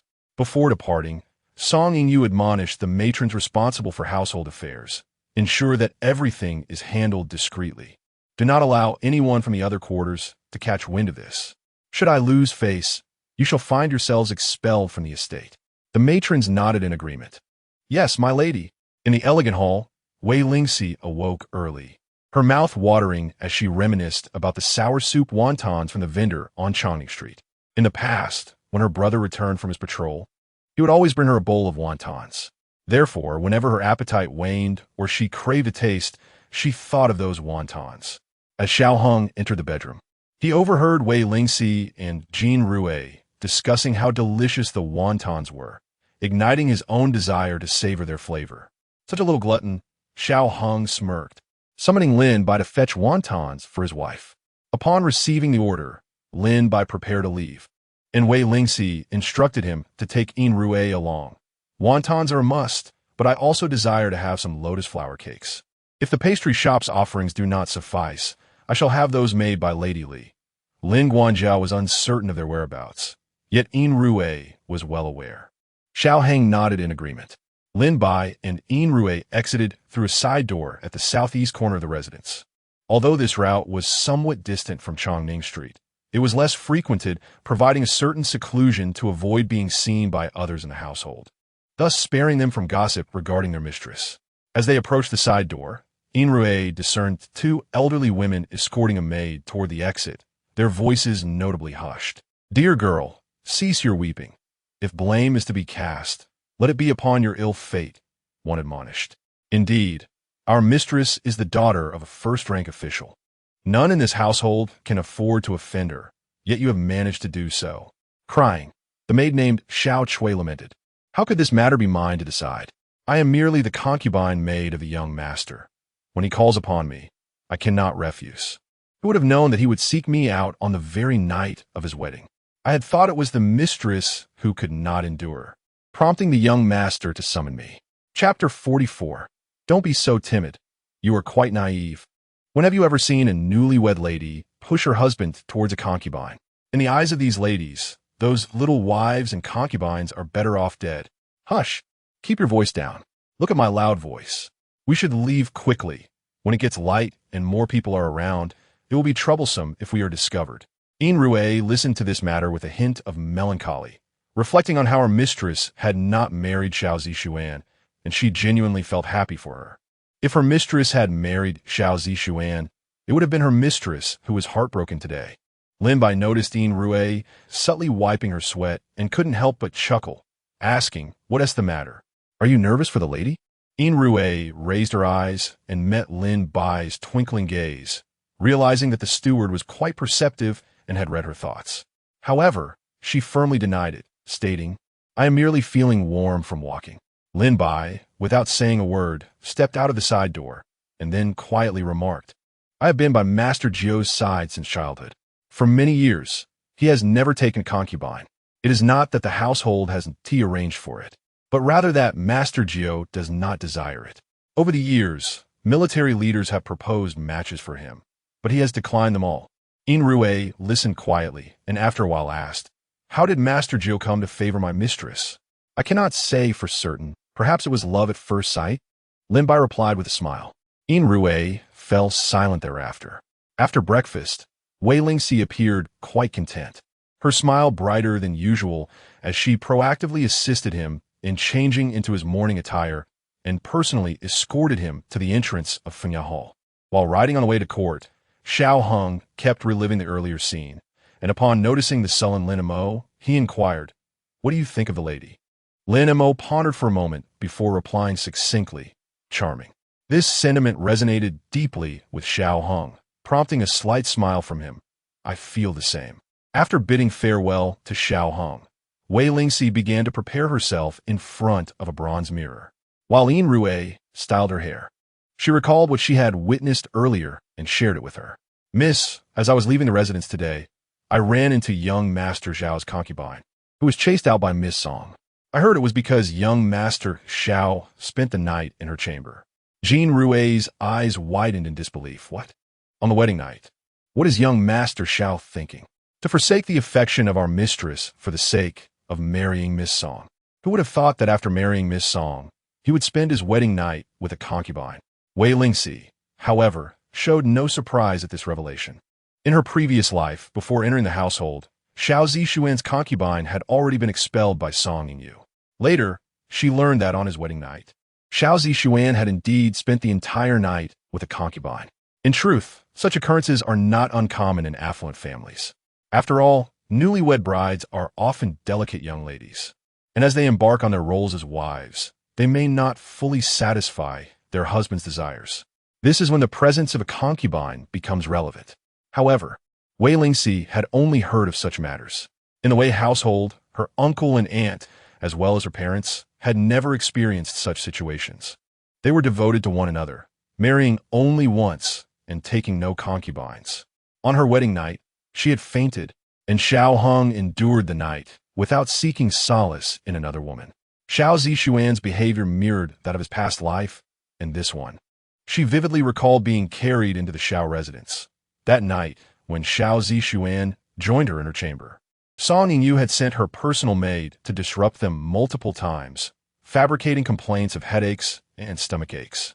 At dawn, Xiao Zixuan departed for court, leaving Song Yu to reveal her true demeanor, compelling Wei Lingxi to kneel before her hands clasping a steaming cup of tea as a form of torment. How humble her love had once been, swallowing her grievances for the sake of Xiao Zixuan. Now, having escaped that torment, it was a pity that the maid, Xiao Chui, could not evade her fate, having been cast out of the residence, destined for the brothels. That was in the past, and should remain so. She had married the ninth master and belonged to him now. The affairs of Xiao Zixuan were no longer her concern. Wei Lingxi spoke calmly and rose, addressing Jin Rui and Yin Rui, stating it was time to pay respects to the old matriarch and suggesting they depart.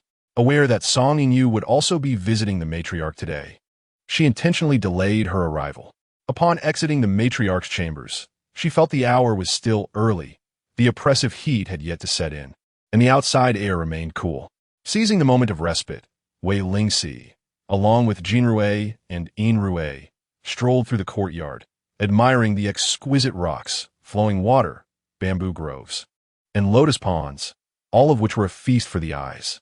Especially by the water pavilion, a small gazebo stood gracefully amidst the water, a willow tree leaning over, its branches swaying gently in the breeze, while a few birds perched in the shade, chirping merrily. "Let's take a moment to rest here," Wei Lingxi said, feeling fatigued and settling into the gazebo. Just as she sat down, she noticed Song Yu approaching with two maids, striding confidently toward her, and from her expression, it was clear that her intentions were not friendly. It seemed less like a casual visit and more like a deliberate act to stir trouble. "Miss, should we avoid her?" Yin Rui suggested quietly, sensing the tension. "Avoid her? On what grounds? This pavilion does not belong to her. Why should we yield to her? By seniority, she ought to address our miss as aunt," Jin Rui retorted. "Well said." Wei Lingxi nodded, a smile gracing her lips. "If she feels uncomfortable and seeks to create trouble, we need not fear her." "Indeed, Miss," Yin Rui agreed.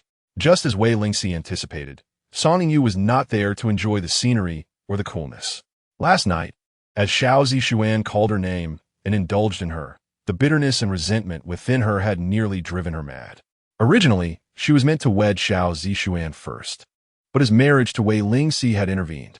Moreover, her own wedding had lacked the grandeur of Wei Lingxi's, which only deepened her distress. Thus, she had come seeking retribution from Wei Lingxi early this morning. As long as she remains within the Xiao residence, Song Yu intends to make one thing abundantly clear to Wei Lingxi. As long as she is present, Wei Lingxi should not expect a single day of peace. In the blink of an eye, Song Yu stood before Wei Lingxi, casting a disdainful glance that made her grind her back teeth. "Wei Lingxi, how audacious you are! Xiao Zixuan refuses to marry you, yet you have chosen to wed the Grand General. What a ploy! Sneaking into the Xiao household merely to steal glances at Xiao Zixuan. Alas, he has become my husband." Wei Lingxi, fanning herself with a hand fan, replied sarcastically, "Song Yu, does your found husband bring you such delight?" The term found struck a nerve with Song Yingyu. In an effort to maintain her composure, she feigned indifference and retorted with a smile. If that thought brings you solace, then so be it. As she settled beside Wei Lingxi, she provocatively whispered in her ear, "You may not know, but last night, Zixuan desired me thrice." I could barely withstand his fervor. At this, Wei Lingxi erupted in laughter, covering her mouth with a fan as she gazed at Song Yingyu. "Is that so? Yet I have heard that Xiao Zixuan was dismissed by you early this morning. What might that signify?" Song Yingyu's expression faltered.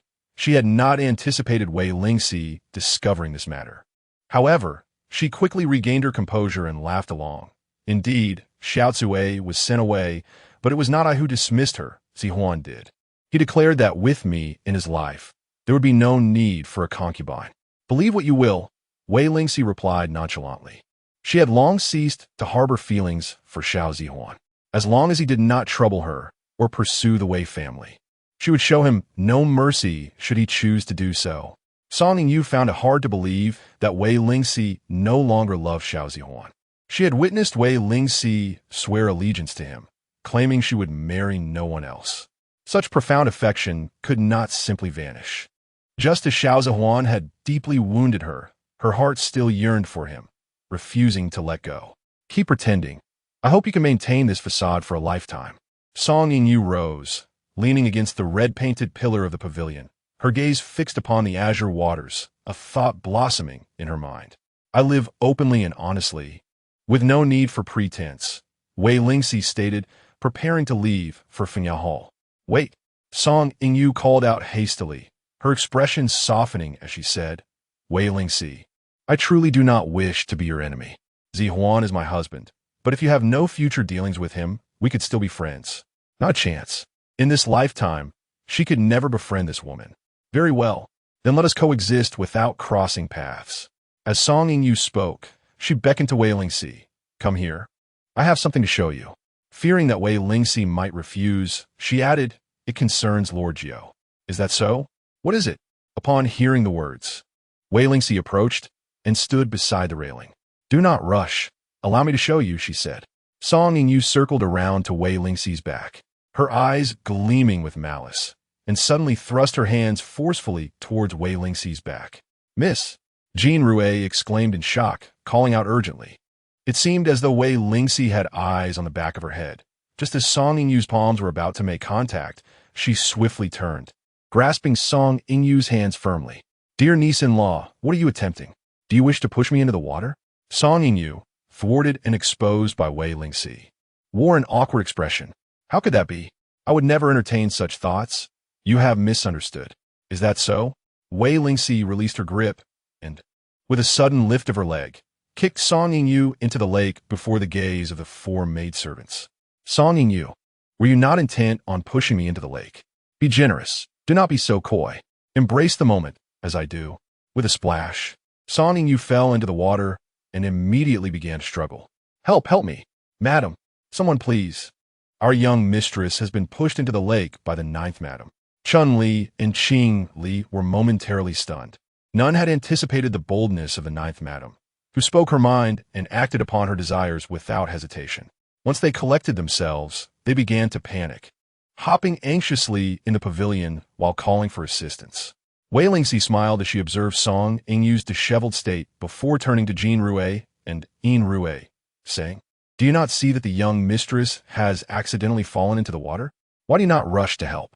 Exchanging glances, Jean Rue and Yin Rue instantly understood. "Help! Help! The young mistress has accidentally fallen into the water." Jean Rue hurried off to seek assistance, while Yin Rue dashed towards the old matron's quarters, shouting as she ran, "This is terrible! This is terrible! The young mistress has fallen into the lake." Chapter 45. The poisonous oath. The sound of desperate cries instantly threw the Xiao residence into chaos. The young servants and maidens rushed towards the pavilion to render aid, while the ladies of the household hastened to the waterside upon hearing the commotion, including the elderly matriarch, Lady Jiang, who hurried over in a flurry. Wei Lingxi, observing Song Yingyu struggling in the water, her strength nearly depleted, smirked subtly. Before the crowd could arrive, She exerted considerable effort to snap a long branch from the willows by the water's edge and extended it towards the lake. Ignoring her appearance, she knelt on the ground and shouted, "Grab hold! Yingyu, hold on.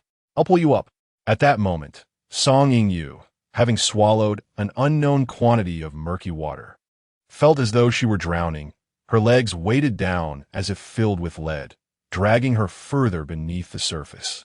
"It's over. I'm done for," she thought despairingly, casting a glance at the pretentious Wei Lingxi on the shore, too breathless even to harbor resentment. Fortunately, a servant from the estate arrived just in time, leaping into the lake and rescuing Song Yingyu. As she lay on the ground, utterly exhausted and gasping for air, her abdomen swollen, she struggled to regain her breath. Wei Lingxi helped her sit up, one arm pressing against her belly while the other vigorously patted her back. Song Yingyu had no time to speak. As she opened her mouth, water gushed forth. When the ladies of the household arrived, they were met with this very sight. Once most of the water had been expelled from her body, Wei Lingxi gently laid her back down and said, "Take a moment to recover." The new bride of Xiao Zixuan had fallen into the water the very next day, startling everyone in the Xiao household, particularly the matriarch, who never anticipated such misfortune would befall Song Yingyu upon her entry into the family. How could she have fallen into the water so carelessly? The matriarch, filled with anxiety and concern, understood that Song Yingyu was not only her beloved daughter-in-law, but also the cherished jewel of Grand Tutor Song. If anything were to happen to her, it would be difficult to explain. Upon being questioned by the matriarch, Jean Rue hastily interjected. The young mistress was admiring the koi in the lake and accidentally fell from the pavilion. Song Yingyu, hearing Jean Rue's words, was nearly driven to roll her eyes in exasperation. How could this girl so brazenly distort the truth? Unfortunately, she lacked the strength to voice her indignation. Otherwise, she would have leaped up to deliver a couple of sharp slaps to that wretched girl. "You're spouting nonsense," Chun-Li retorted loudly. "How could it be that our mistress fell by accident? It was clearly the 9th madam who pushed her into the lake." "What?" The matriarch's piercing gaze swiftly turned towards Wei Lingxi. All eyes followed suit, fixating on Wei Lingxi. Sensing the scrutiny of the crowd, she feigned shock. Disbelief etched across her face as she glanced at Chun-Li, her eyes reddening, tears glistening as they rolled down her cheeks. "You, how can you lie like this? You are utterly heartless. It is evident that my young lady recklessly endeavored to rescue the young madam. How could you claim that my lady kicked her?" Jean Rue, her face flushed with anger, vehemently defended her mistress. "It was not the case. It was the 9th madam who intended harm against my lady." Ching-Li pointed an accusing finger at Jean Rue, loudly rebuking her. "Your conscience must have been devoured by dogs, as you shield your mistress with such a lack of integrity." When old Madame Jiang finally arrived, she encountered the maids embroiled in a fierce argument. Furious, she chastised them. "What is the meaning of this ruckus so early in the morning? What on earth is happening?" Jean Rue, in tears, knelt before old Madame Jiang, exclaiming, "Old Madam, my lady has been wronged. The young madam fell into the water, and my lady risked her life to save her, yet she is accused of causing harm. Clearly, you are spouting nonsense." Chun-Li also knelt before the matriarch, asserting, "My lady was unequivocally pushed by the 9th madam. Should I lie, may the heavens strike me down with thunder." Jean Rue faltered, indeed. Song Yingyu, regaining some composure, struggled to her feet and pointed an accusing finger at Wei Lingxi, demanding, "Dare you swear an oath?" Instantly, both Jean Rue and Jean Rue grew tense. Wei Lingxi, wiping her tears, proclaimed before all, "If I lie, may the heavens strike me down with thunder and grant me a wretched end. Let oaths be sworn. Who fears whom?" In her past life, she had endured immense suffering, with Xiao Zixuan and Song Yingyu ascending to power over the blood and corpses of her family. They had made many vile oaths publicly and lived no better than she. Despite their numerous transgressions, the heavens had not unleashed a single bolt of lightning upon the pair. Now, she merely returned their malice in kind, and she feared nothing. Wei Lingxi's oath left everyone momentarily speechless. Song Yingyu was also taken aback, not expecting Wei Lingxi to be so audacious. During this moment of distraction, Wei Lingxi addressed old Madame Jiang, saying, "If you doubt me, you may inquire of those who arrived first. They can attest to what transpired." "Speak," old Madame Jiang commanded, pointing at the drenched servant. The servant stepped forward, replying, "Old Madam, when I rushed to save the young madam, I saw the ninth madam kneeling on the ground, using a branch to rescue her. Song Ingyu nearly erupted with fury. You only saw her trying to save me. Did you not witness her kicking me? She is acting, deliberately performing for your benefit." Ingyu, with tears streaming like rain, her soft shoulders trembling with anger, implored, "Why do you seek to frame me? You clearly fell into the water. I risked everything to save you. Why must you bite back at me? What are your intentions?" The more Wei Lingxi exhibited vulnerability, the more aggressive Song Ingyu appeared, her demeanor becoming increasingly overbearing and rude. "You are clearly the one scheming against me. You resent me because you cannot marry Zixuan. Thus, you are determined to harm me." "You are mistaken," Wei Lingxi retorted loudly. "It is not that I cannot marry Xiao Zixuan. Rather, I have chosen to marry the ninth master. Since I have married Lord Jiao, my heart belongs solely to him. You must refrain from uttering such degrading remarks about both him and me." The circumstances surrounding Song Ingyu's marriage to Xiao Zixuan are well understood by both old Madame Jiang and the first madam. As the conversation veered towards a topic that flushed even old Madame Jiang's face with embarrassment, she hastily intervened, forbidding any further discussion. "Enough, let us cease this dialogue. I do not concern myself with who is right or wrong today. Let's turn the page on this matter. Now that we are part of the Xiao family, we must regard each other as kin and maintain harmony, ensuring that no further discord arises." Chapter 46. Unable to swallow this resentment, witnessing the old lady's conciliatory demeanor, Song Ingyu trembled with indignation. As the esteemed daughter of the Grand Tutor, it was intolerable for her to endure such humiliation merely 2 days after her marriage. "Grandmother," Song Ingyu exclaimed, "I have been wronged in this matter, and I must clear my name. It cannot be dismissed so hastily. Indeed, I too cannot accept this." Wei Lingxi affirmed, expressing her stance. "I refuse to live in the Xiao residence while being unjustly accused." The old lady appeared overwhelmed, glancing at those around her. "What do you all think?" she inquired. The second and fifth madams, both astute women, understood that neither Song Ingyu nor Wei Lingxi could be trifled with, and thus they hesitated, unsure of how to proceed. The first madam clutched her handkerchief tightly, searching for a hint of understanding from the faces of her daughter-in-law and Wei Lingxi, yet both bore expressions of grievance. Ultimately, the old lady, feeling helpless, asked the assembly, "Is there anyone who witnessed the events as they unfolded? Those who saw anything must come forth and speak the truth. Should anyone lie, I shall expel them from the Xiao residence immediately." The onlookers dared not utter a word. After all, such matters were beyond their place to comment on. The elderly matriarch pressed on, questioning each one in turn. The few maidservants present admitted that they had only seen Wei Lingxi rescuing Song Ingyu, and they nervously recounted. "When we arrived, we saw the ninth madam breaking branches from the tree and then kneeling in the pavilion to save the young madam." Their accounts were uniform. Song Ingyu's complexion turned pale. She realized it would be difficult to clarify her position. The matriarch observed Song Ingyu's distress, but, mindful of her status, refrained from uttering harsh words, offering only a brief admonition. "From now on, keep away from the water's edge. If you feel unwell, return to rest. We are all family, and I hope for unity among us, free from unnecessary strife." Understanding that further protests would be futile, Song Ingyu shot a resentful glare at Wei Lingxi and commanded, Qingli, return with me." The first madam's countenance was equally grim. She had never anticipated that her son's wedding day would bring such disgrace, and her teeth clenched in frustration. With no recourse, she instructed Xuanma, "Come, accompany me to gather some tonics for the young madam's recovery." After bowing to the old lady, she turned and departed. Once the first madam left, Wei Lingxi's tears began to flow. Biting her lip, she spoke with a tone of misery. "Had I known that rescuing her would lead to such trouble, I would never have taken a single step forward." The matriarch sighed and stepped closer, taking her hand to offer comfort. "Dear child, You have faced injustice today. Considering that Yu is younger, do not hold it against her. Yes, yes. The old lady has spoken on your behalf. Do not feel aggrieved, the second madam chimed in. The fifth madam nodded in agreement, adding, sister-in-law, do not cry.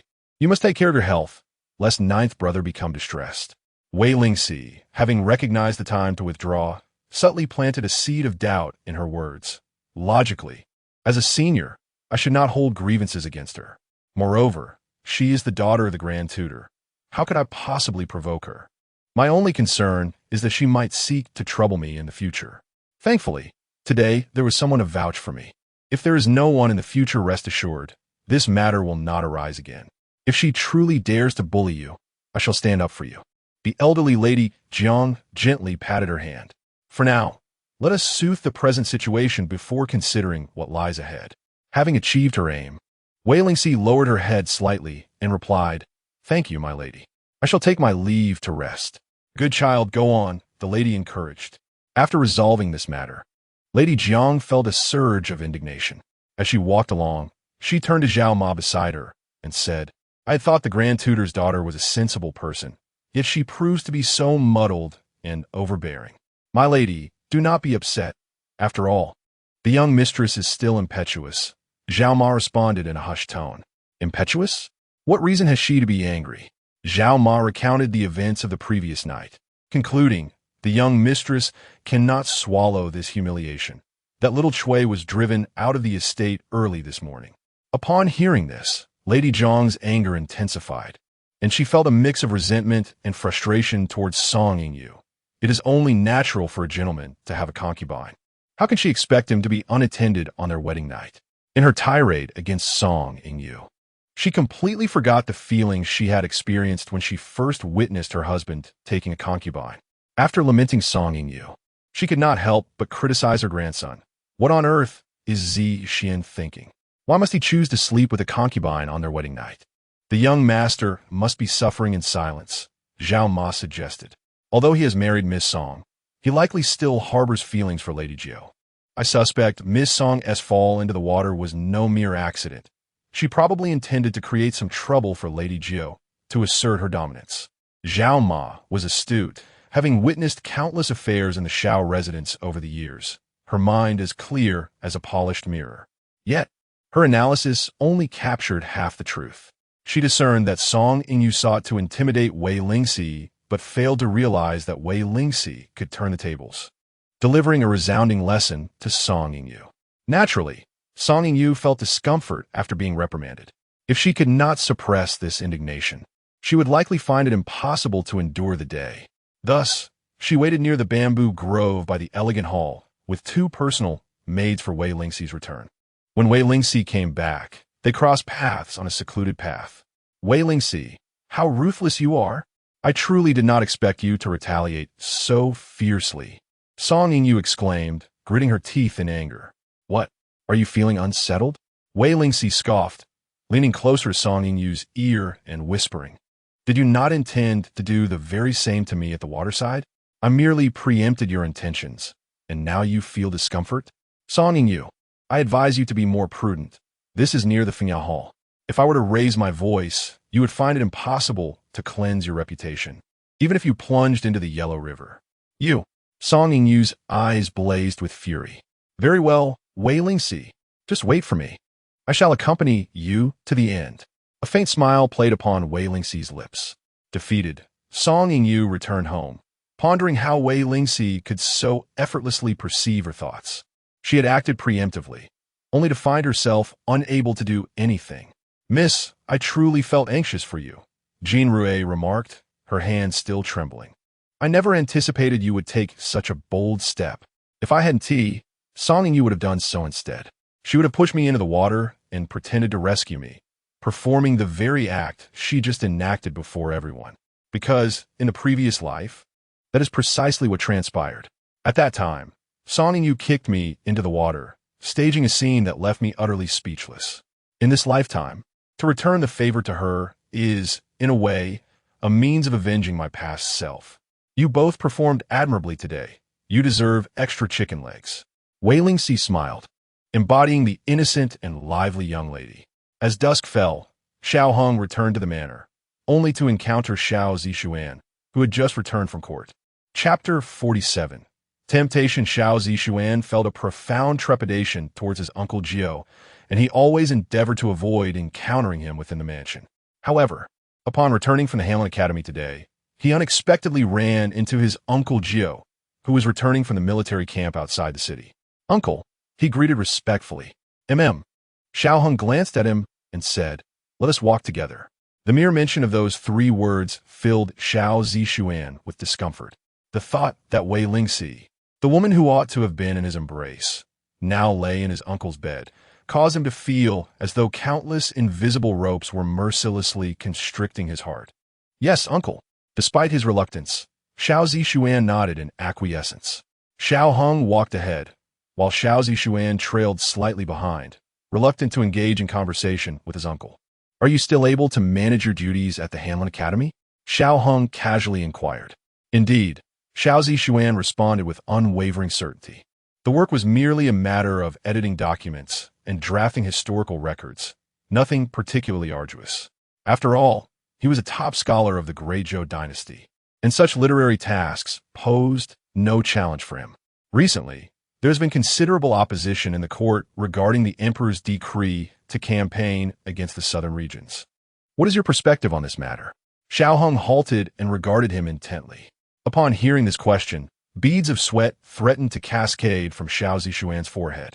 The campaign against Nandian was the emperor's will, and the commander would be none other than his uncle. Yet, his father-in-law vehemently opposed this endeavor, believing that merely stationing troops at the borders would suffice. After all, such a campaign would demand vast financial and human resources, straining the national treasury and making life difficult for both officials and commoners. As for him, he naturally wished for peace and stability within the realm. A stable court would allow the emperor to rely on civil officials. Should turmoil arise, the emperor would have no choice but to depend on military leaders to secure his dominion. Currently, the only one of such stature, seasoned by countless battles and well-versed in military strategy, was his uncle, who would undoubtedly be favored. In the future, the growing power of the military would pose a substantial threat to both the emperor and the courtiers, a scenario his venerable father-in-law was most averse to witnessing. "Uncle, I naturally yearn for a prosperous and peaceful nation. Since it is the emperor's decree to campaign against Nandian, then I must trouble you, uncle." Xiao Zixuan chose a conciliatory response, appearing to have said much while actually revealing nothing. Xiao Hong, observing his cautious demeanor, curled the corner of his lips with a hint of cold amusement before turning to continue walking. In just a few short exchanges, he discerned Xiao Zixuan's stance. He was a self-preserving individual who would forsake his betrothed for his own benefit, willing to remain aloof for the sake of his own interests. Seeing his uncle walk away, Xiao Zixuan promptly followed. The distance between them remained a constant 2 feet, and thereafter, silence enveloped their path. The location of the elegant wind pavilion was not too distant from Xiao Zixuan's residence, the Qingyan Pavilion. Xiao Hong arrived first, pausing to say, "I have arrived. Uncle, please take your leave." Xiao Zixuan respectfully bowed, watching his uncle depart before he finally dared to return to his Qingyan Pavilion. Upon returning to the elegant abode, the first thing Xiao Hang did was to visit the bedroom and check on Wei Lingxi, curious about her activities for the day. After taking a few steps, he was met with the melodious sound of a zither emanating from within the room, its notes flowing gracefully like a clear spring cascading from a secluded valley. From the enchanting music, Xiao Hang discerned that her spirits were quite high today. Lin Bai emerged from the side of the corridor and noticed Xiao Hang standing in the courtyard, attentively listening to the zither, a hint of amusement dancing in his brows. He approached and respectfully saluted, "Ninth Master." Xiao Hang nodded slightly. "This morning, the mistress finished her bird's nest soup, so I just went to procure some more and instructed someone to deliver it to her," Lin Bai reported. Behind him, a servant approached, holding a tray. Xiao Hang lifted the cover of the ornate box, revealing several bowls of bird's nest within. "This is the bird's nest from Chunholu," Lin Bai explained. "The finest available in the capital." Xiao Hang closed the lid and gestured for the servant to take it away, then inquired of Lin Bai, "It seems the mistress is in good spirits today. Is there something worth celebrating? Lin Bai's expression turned slightly peculiar. I'm unsure if this counts as something to be happy about. Xiao Hang's gaze sharpened with curiosity. I heard that today. The young lady attempted to trouble the mistress, but ended up being kicked into the lake, swallowing a mouthful of muddy water before being rescued. Lin Bai whispered discreetly, recounting the day's events to Xiao Hang. Upon hearing this, a smile graced Xiao Hang's lips. I see. You may leave now. Yes. Lin Bai, pleased to see the ninth master in such high spirits, mused silently about how doting he was towards the mistress. Hearing that she had not suffered any misfortune brought him such joy. The zither's music abruptly ceased, signaling that the servant had delivered the bird's nest. Just as Xiao Hang intended to enter the room, a thought crossed his mind. He lowered his head to catch a faint scent lingering on his clothes, and then turned towards the study. At that moment, Zhang emerged from beneath the corridor with tea in hand and immediately approached Xiao Hang. Ninth Master, you have returned. Without turning his head, Xiao Hang instructed Zhang, prepare water, I wish to bathe. Additionally, inform the mistress of my return. Yes, Ninth Master, Zhang replied cheerfully. Inside the bedroom, Wei Lingxi was drenched in fragrant perspiration. The sweltering summer heat was at its peak, and ice was in short supply in the market, making large-scale purchases exceedingly difficult. Lin Bai had dispatched individuals throughout the capital, but could not procure a substantial quantity of ice. Wei Lingxi could only use it sparingly, relying on a fan for relief during the rest of the time, except for the ice she used at noon and before bed. Miss, if you do not take your medicine soon, it will cool down entirely, Yin Rui urged once more. I truly do not wish to eat it. I've been consuming this bitter concoction for days, and it makes me nauseous, Wei Lingxi replied, furrowing her brows in reluctance. She was not particularly unwell. She merely had a weaker constitution. Xiao Hang had instructed Xiao Yu to prescribe a remedy, involving both energy and blood replenishment, requiring her to take it twice daily, with each dose being a bowl. Thus, she consumed more medicine in a day than meals. Miss, Ninth Master has stated that this is for your well-being. If you refuse to consume it, it will be difficult for us to explain to him, Silver Rue gently urged. Indeed, Ninth Master has been quite concerned about your health, added Golden Rue, who placed a bowl of prepared honey water on the table, complimenting Silver Rue's persistent encouragement for her to partake in the remedy. Wei Lingxi was aware that they meant well, yet the bitter taste of the medicine was unbearable. As she hesitated, Zhang entered with tea and reported, Madam, Ninth Master has returned and is currently bathing in the study. He will come over once he is finished. Upon hearing this, Golden Rue had a clever idea. Miss, you should drink this medicine quickly, or I will go inform Ninth Master and have him feed it to you. The mere thought of Xiao Hung administering the medicine made Wei Lingxi surrender immediately. No, don't go. I will drink it, all right? With no other choice. Wei Lingxi took a deep breath and, under the watchful eyes of the two maidservants, brought the medicine to her lips. However, after just one sip before she could swallow, her expression changed dramatically, and she spat it out, leaning over to sniff the bowl. This medicine tastes wrong. It is not how it usually is. Chapter 48. The medicine is suspicious. Jean Rouet's countenance shifted abruptly, her heart tightening with apprehension. Miss, what could possibly be different about this medicine? Different, indeed it is. Wei Lingxi lowered her gaze, inhaling the aroma from the bowl of medicine for an extended moment. I have been consuming this potion for half a month. I can discern its scent with a mere whiff. Yin Rue chuckled, assuming her mistress sought an excuse to avoid taking the medicine. Miss, you are being overly cautious. This medicine was concocted by Jean Rue, and I personally served it to you. Surely, you do not suspect that we would poison you?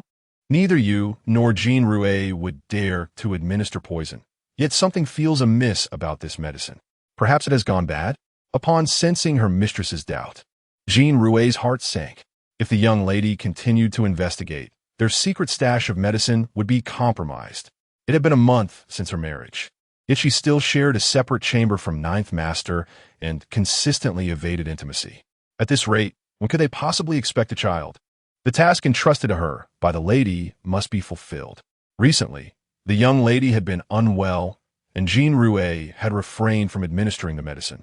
However, Now that her complexion appeared more vibrant and her vitality restored, she dared to proceed, hoping the lady might take the initiative. Jinghui, with her heart set on her mistress's well-being, resolved to discreetly slip away to summon Ninth Master. Sangji directed 2 sturdy maids to carry a bucket of water into the study, placing a cloth over the bathtub for drying. She gently announced, "Ninth Master, the water is ready." Xiao Hong was preparing to disrobe for a bath when he noticed Sangji with her head bowed, her delicate hands reaching forward to assist him in loosening his garments. "There is no need. You may leave." Such a splendid opportunity. Sangji couldn't bear to let slip away. She lowered her gaze, revealing her fair neck, slightly bending to loosen her collar, inviting Xiao Hong to admire the enchanting glimpse of her beauty. "Ninth Master, allow me to serve you," she purred, deliberately softening her voice to a beguiling lilt. Xiao Hong frowned. "I have said it is unnecessary." Sangji, appearing startled by his response, hastily knelt. "Ninth Master, it is my fault. I have displeased you." As Xiao Hong prepared to express his ire, a knock echoed from the door, followed by Jean Rue's voice. "Ninth Master, the lady refuses to take her medicine properly, and Yin Rue and I are truly at our wits' end." Upon hearing that Wei Lingxi was reluctant to take her medicine, Xiao Hong promptly adjusted his attire, stepping outside. "Let's go and see." Leading the way, Xiao Hong strode forth, with Jean Rue closely following. As they departed, she cast a glance back into the study. She observed Sangji kneeling on the ground, clad in a flowing green garment, a jade bracelet adorning her slender wrist. The bracelet's quality was not exceptional, yet it accentuated the elegance of her arm. If her memory served her right, that bracelet had not been present when Sangji served tea to the lady earlier. Now, it seemed Jean Rue concluded in her heart that Sangji harbored considerable ambition.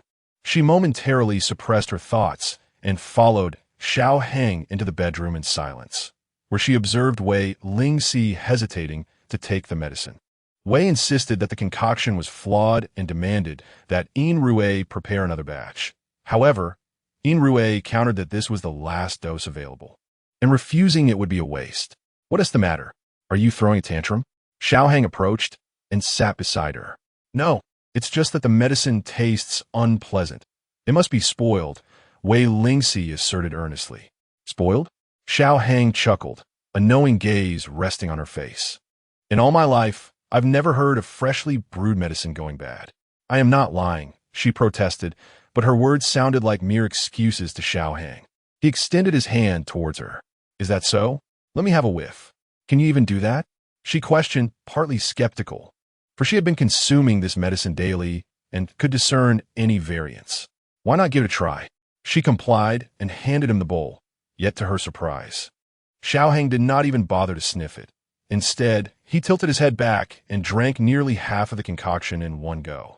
Wei Lingxi's eyes widened in shock, and before she could react, Xiao Heng wrapped his arms around her, leaning down to share the medicinal liquid with her. Wei Lingxi was compelled to swallow, letting out sounds of protest. After finishing one mouthful, as she gasped for breath, Xiao Heng took another sip and passed it to her in the same manner. Watching the empty bowl, Jean Rue exhaled in relief and quietly retreated outside. The bitterness lingered in Wei Lingxi's mouth and throat, and she hastily grabbed the honey water beside her, gulping it down to alleviate the taste. "If you refuse to take your medicine next time, I wouldn't mind continuing to feed you this way," Xiao Heng remarked, a smile gracing his lips upon seeing her take the medicine. Wei Lingxi frowned, casting a resentful glance at Xiao Heng, wanting to voice her thoughts, but the words caught in her throat. After all, she had already consumed the medicine, so what more was there to say? "Are you angry?" Xiao Heng noticed her frown and gently brushed his fingers along her nose. "This medicine is beneficial for your health. You wouldn't want to linger in a state of illness, would you? Or is it that you fear intimacy with me?" Upon hearing those words, Wei Lingxi's face flushed crimson. "No, that is not it at all." "Then make sure to take your medicine," Xiao Heng said as he rose. "I'm going to bathe. Tonight I have no engagements, and I shall take you out for a stroll." Upon hearing that Xiao Heng intended to take her out, Wei Lingxi's eyes sparkled with excitement, and she nodded eagerly. "Husband, please go ahead. I will instruct the kitchen to prepare a delicious meal." and we shall dine once you return. Very well. Seeing her delight akin to that of a child, Xiao Hang affectionately stroked her cheek before turning to leave. Back in the study, Sang Ji was still kneeling on the floor. You may leave. In the future, unless summoned by me, you need not attend to me. Xiao Hang said coldly. Yes, ninth master. Sang Ji exited the study, her eyes tinged with red. She rubbed her sore knees as she returned to her quarters. The study fell into a serene silence as Xiao Hang shed his garments and stepped into the bathtub. The cold water enveloped his skin, washing away the fatigue and heat that clung to him. He closed his eyes, leaning against the wooden tub, relishing this refreshing moment. However, in the bedroom, Wei Lingxi was in a dire state. After taking the medicine, she was plagued by a fever that soon had her drenched in fragrant sweat. She removed her clothing, donning a gauzy garment in hopes of finding some relief, yet she was mistaken. Alongside the discomfort of the heat, an inexplicable sense of emptiness surged within her. This abrupt feeling unsettled her, prompting her to urgently summon Jin Rue and Yin Rue. As she spoke, her voice bore an unfamiliar quality, hoarse yet tinged with a delicate softness. There is something amiss with this medicine. Jin Rue, how exactly did you prepare this concoction? Chapter 49. I truly thank you. Jin Rue was genuinely impressed by Miss Wei Lingxi's perceptiveness. She initially believed she could deceive her, but was unexpectedly unmasked swiftly. Wei Lingxi, agitated, waved her fan, her gaze fixated on Jin Rue's expression.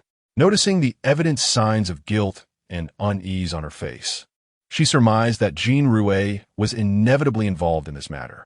However, she could not fathom why her maid of honor would act in such a manner. Jing Hui, Wei Lingxi's countenance darkened. What was in the medicine? What? Yin Rue exclaimed. What have you done to the miss? Jin Rue, the miss treats us as family. How could you betray her?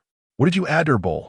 Jin Rue lowered her head, unable to meet Wei Lingxi's gaze, and murmured, I added Yixian powder. It's not poison, merely a substance to enhance the affection between the miss and Lord Jiao. What? Wei Lingxi was taken aback. Where did you acquire this? Who instructed you to do this?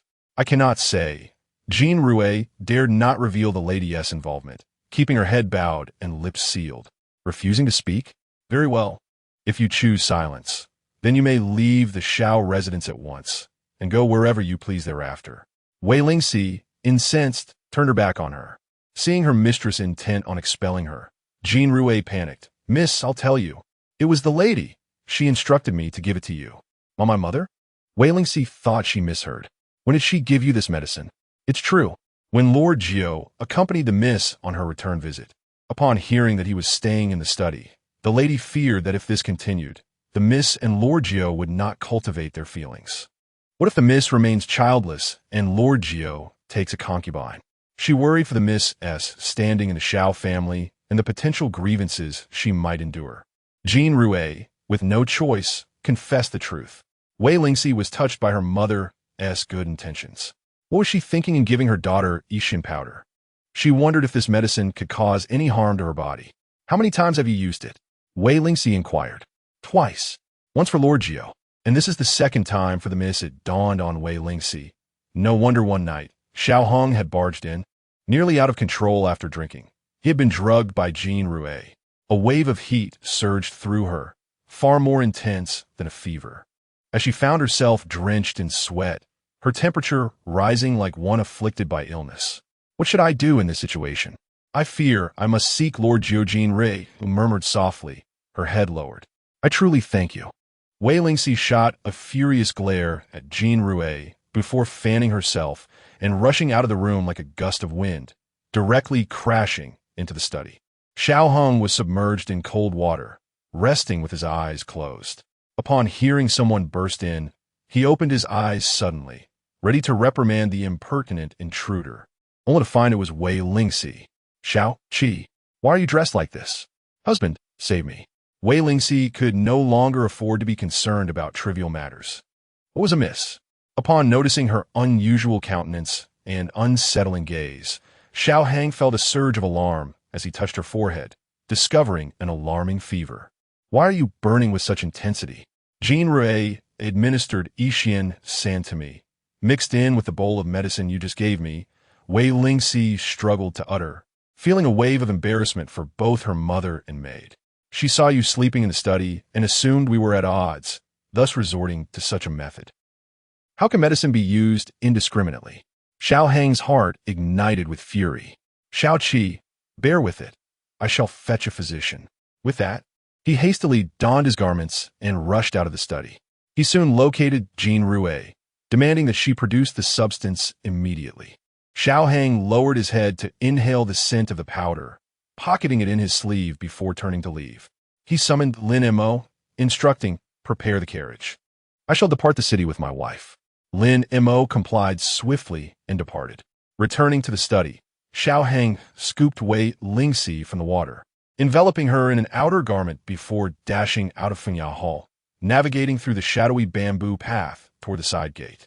The night was enchanting, with Chongning Street ablaze with lights and throngs of visitors flowing incessantly. Lin Mo expertly maneuvered the carriage through the vibrant thoroughfare, heading toward the outskirts of the city. Wei Lingxi was certain that Xiao Yu would have a solution. She clenched her fists, her nails digging into her palms. Witnessing her enduring such agony, Xiao Hang could no longer bear it. Chapter 50. Do not harbor malicious thoughts. Lin Mo admonished himself to focus solely on driving the carriage, resisting the urge to be swayed by the happenings within. Yet, the distressing sounds emanating from the carriage's interior sent shivers down his spine, causing his breath to falter. He pinched himself fiercely to regain his composure and concentrated on the journey ahead. Upon exiting the city gates, he cracked the whip with vigor, urging the horses into a swift gallop. In an instant, the carriage thundered into the military camp, where Lin Mo brought it to a halt and turned to Xiao Hong, saying, Ninth Master, we have arrived. Please summon Xiao Yu, and the sooner, the better. Understood. Wei Lingxi trembled, still lingering in the aftermath of recent events, her eyes shimmering like spring water as she gazed at the shadowy visage of Xiao Hong. Husband is still not well, she croaked, her voice growing increasingly hoarse. Bear with it, Xiao Hong replied, extending his hand to adjust her garments. He lifted her gently, bending to leap from the carriage, striding into the military tent, where he laid her softly upon his bed. When Xiao Yu arrived, he found Wei Lingxi lying there, her body quivering slightly, her clothes drenched, and her complexion unnaturally flushed. Assuming she was unwell, he was taken aback by the peculiar expression on her face. She has been drugged, Xiao Hong stated. Was it consummation? Xiao Yu sighed, crouching to take her pulse. As he felt her racing heartbeat, his eyelids twitched in alarm. Her pulse was erratic. This potion was potent, yet not intended for women. While it could invigorate a man, it would scorch a woman's essence like a raging fire, depleting her bodily fluids. Men embody the fire element, while women represent water. Since time immemorial, men have been likened to flames and women to springs. This concoction was akin to a fierce blaze, capable of drying up that spring, a substance detrimental to femininity. Xiao Hong shook his head. No, it is merely her suffering that I alleviated. She is overly sensitive. A gentle touch was all it took. The words that followed needed no elaboration. Xiao Yu understood well. Very well, he said, do not rush. I will first administer acupuncture, then prepare a remedy for the lady. After a dose of the medicine, she should begin to recover. Thankfully, you were able to restrain yourself. Otherwise, her life would be in grave jeopardy. Is it truly that dire? Xiao Hong inquired, astonished. Indeed. From where did this potent drug originate? And why was such a strong dose employed? It is perilous, Xiao Yu observed, rising with a hint of playful mirth in his eyes. Since the general's marriage, I have exerted considerable effort in this matter. You shall be generously rewarded in the future. Very well, I shall remember the general's words.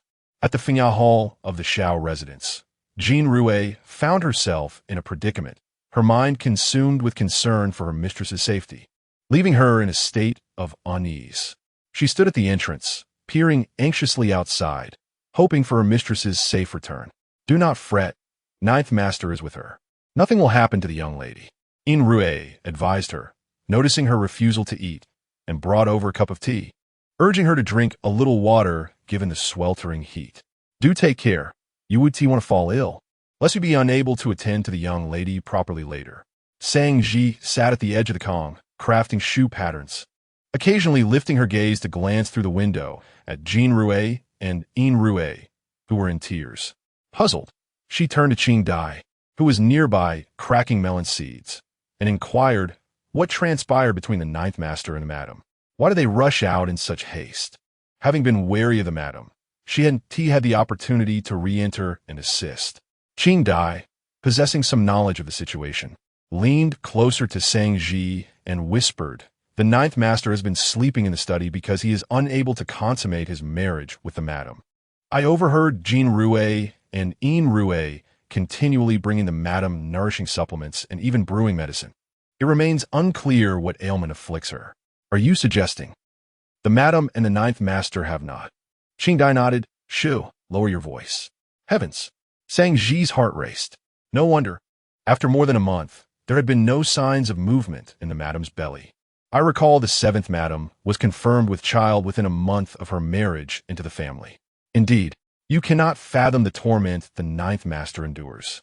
Qing Dai leaned in closer and quietly shared another piece of news. Yesterday, while delivering items to the old madam, I overheard her speaking with a third concubine, expressing concerns that our madam's frail constitution might hinder her ability to bear children, suggesting the possibility of taking a concubine for the ninth master. A concubine? Which young lady? Sang Ji asked urgently. What young lady? The old madam sent us 4 over. Isn't that indication enough? Clearly, she intends for the ninth master to choose. Yet, the ninth master doesn't even glance our way. Qing Dai sighed softly. If the ninth master is not interested, we might find ourselves dismissed from the Xiao residence in a year or 2. As they conversed, Lin Xiao entered, having overheard their musings. She cautioned, in this past month, you should have discerned the ninth master's character. He harbors no such intentions. The madam has treated us kindly, neither burdening us with arduous tasks nor making us feel unwelcome. Therefore, we ought to cherish these good days and refrain from harboring any misguided thoughts. Xiao Zixuan, lowering her head to continue her work. Zixu soon entered, addressing Sang Ji. Sang Ji, Xuema is waiting for you outside. She mentioned knowing you could weave nets and requested you to make a few for the first madam. Understood. Sang Ji promptly set aside her task and exited the room. After a brief exchange with Xuema, she hurriedly followed her. Upon arriving at the first madam's quarters, she discovered not only the first madam, but also the young madam present. Hastily, she bowed, wishing health to the first madam and the young madam. The first madam leisurely savored her tea before inquiring, how has the ninth master been faring with the madam of late? Sans y replier candidly. It appears the relationship between the ninth master and the madam is not as harmonious as one might imagine. Aside from their wedding night, there has been no intimate interaction in over a month. Oh, the first madam's eyes brightened instantly. Is that truly the case? Sang Ji nodded in agreement. Song Yu, upon hearing this, showed no surprise, her lips curling into a sarcastic smile. What did I say? She is not truly interested in the marriage. Rather, she is using it as a means to approach Zixuan. The matriarch began to harbor doubts in her mind. Could this indeed be true? Mother, Wei Lingxi implored. The entire Xiao residence is aware of the situation between me and Zixuan. Today, I have suffered a great injustice, and you must seek justice on my behalf. The matriarch naturally aligned herself with her daughter-in-law, nodding in agreement. Her eyes darted about as a plan began to form in her mind. Rest assured, I shall certainly avenge you. Thus, she summoned Sang Ji. Come here, I wish to speak with you. Sang Ji stepped forward, bending to listen attentively. The matriarch whispered a few words and instructed Nurse Shui to escort her out. Upon exiting the matriarch's chamber, in the corridor, Nurse Shui discreetly handed Sang Ji an item. Once the task is accomplished, the mistress shall reward you handsomely. Nurse Shui, but I find it difficult to approach Lord Jiu at present. Nurse Shui chuckled softly. Do not worry. In half a month, it will be the old matriarch's birthday. That will be an excellent opportunity. Sang Ji nodded, I understand. If such a day comes, there will be no need for the matriarch to reward me. I would gladly serve her in any capacity. Good girl, off you go, Nurse Shui urged, sending Sang Ji on her way before returning to her quarters. The courtyard fell silent once more, and behind a column in the corridor, shrouded in the shadows cast by the treetops, a figure shifted momentarily before vanishing into the enveloping darkness of the night. Chapter 51. The Husband's Trickery in the Outskirts. Within the military camp, Xiao Yu presented the concocted medicine and advised, "This potion can be consumed for another fortnight, after which it may be discontinued." I observed that Madam's pulse has significantly improved. There is no longer a need for continual medication. Consistent exercise and a nutritious diet will suffice. And soon both the general and Madam shall revel in their shared intimacy. Upon hearing this, Xiao Hong smirked slightly and handed the substantial package of medicine to Lin Mo beside him. He then retrieved the remaining half package of medicinal powder from his sleeve, saying, "In my haste earlier, I forgot to show you this." Xiao Yu accepted it, opened it, and took a sniff, smiling as she remarked, "Indeed, as I diagnosed. This powder is solely for male consumption. It poses no harm to the body and can enhance vitality, yet must not be given to women. The general may keep it. Do you think I require such a thing?" Xiao Hong raised an eyebrow, his thin lips pressing into a straight line. "Not all," Xiao Yu replied, her expression radiant. The apothecary had diligently infused the mixture with numerous nourishing ingredients. Although the general had no need for it, it would be beneficial for men, so he might as well retain it. Xiao Hong chuckled lightly, reclaiming the package before turning to board the carriage. "Take care, General." Xiao Yu bowed respectfully, watching as Lin Mo guided the carriage into the enveloping night before she returned to her tent. On the journey back to the city, Wei Lingxi's temperature had normalized, and her spirit had significantly improved, though she felt a hint of fatigue. "Are you tired?" Xiao Hong inquired, glancing at her. Wei Lingxi nodded a little. Xiao Hong opened his arms, drawing Wei Lingxi into his embrace. Her petite form felt delicate, akin to a slender willow swaying by the water's edge. He leaned down and whispered near her ear, "You ought to gain a bit of weight. You must eat more." "My appetite is limited," Wei Lingxi replied, resting her eyes against his shoulder, listening to the rhythm of his heartbeat, which brought her an inexplicable sense of comfort. "That is of no concern. I have ways to ensure you eat more. At the break of dawn tomorrow, I shall teach you swordplay." His rich voice flowed like fine wine in her ear. Wei Lingxi's eyes flew open, and she sat up straight. "No, please, no. To practice swordplay at such an early hour in this heat, it will be both exhausting and sweltering. I vehemently refuse. You have no choice in the matter." Xiao Hang's light-hearted declaration shattered her daydreams. "Starting tomorrow, I shall awaken you each morning." Wei Lingxi was left speechless, her previously joyful mood plummeting to despair. After a while, noticing her silence, Xiao Hong understood that the young lady had once again fallen into a sulk. As the carriage approached Chongning Street, he lifted the curtain of the carriage. Outside, the scene was ablaze with lights. Taverns and tea houses lined the streets, bustling with the calls of vendors. Porters, balancing their wares on poles, jingled their rattles, drawing in the throngs of passers-by, creating a vivid tapestry of lively prosperity. "How beautiful," she sighed. Wei Lingxi was captivated and rose to lift the curtain on her side of the carriage, her eyes sparkling with delight at the scene before her. If it weren't so late and she didn't feel fatigued, she would have eagerly alighted to explore. "It's too late," Xiao Hong remarked. "I'll take you out again when the opportunity arises." "All right," Wei Lingxi nodded in agreement. As the carriage reached the end of Chongning Street, Wei Lingxi spotted an elderly man carrying a straw target adorned with glistening candied hawthorns. The illumination from the lanterns made the treats appear particularly enticing. Gazing at the sweet and tangy delights, she could not help but swallow hard. Noticing his wife's yearning gaze, Xiao Hong couldn't suppress a smile. "Stop the carriage," he commanded. Lin Mo brought the carriage to a halt. "Ninth Master, what is it?" Xiao Hong jumped down from the carriage and strode towards the vendor of the candied hawthorns. Wei Lingxi was taken aback, silently wondering if he intended to purchase some for her. Sure enough, Xiao Hong stopped before the old man, retrieved a silver coin from his waist, and exchanged a few words with him. The old man's face lit up with joy as he bowed and expressed his gratitude. While Wei Lingxi pondered this, Xiao Hong turned to return. Their eyes met, and he smiled slightly, his handsome features drawing the attention of passers-by. "What are you smiling about?" Wei Lingxi murmured, thinking that his striking appearance, combined with that smile, would surely inspire dreams in many young women.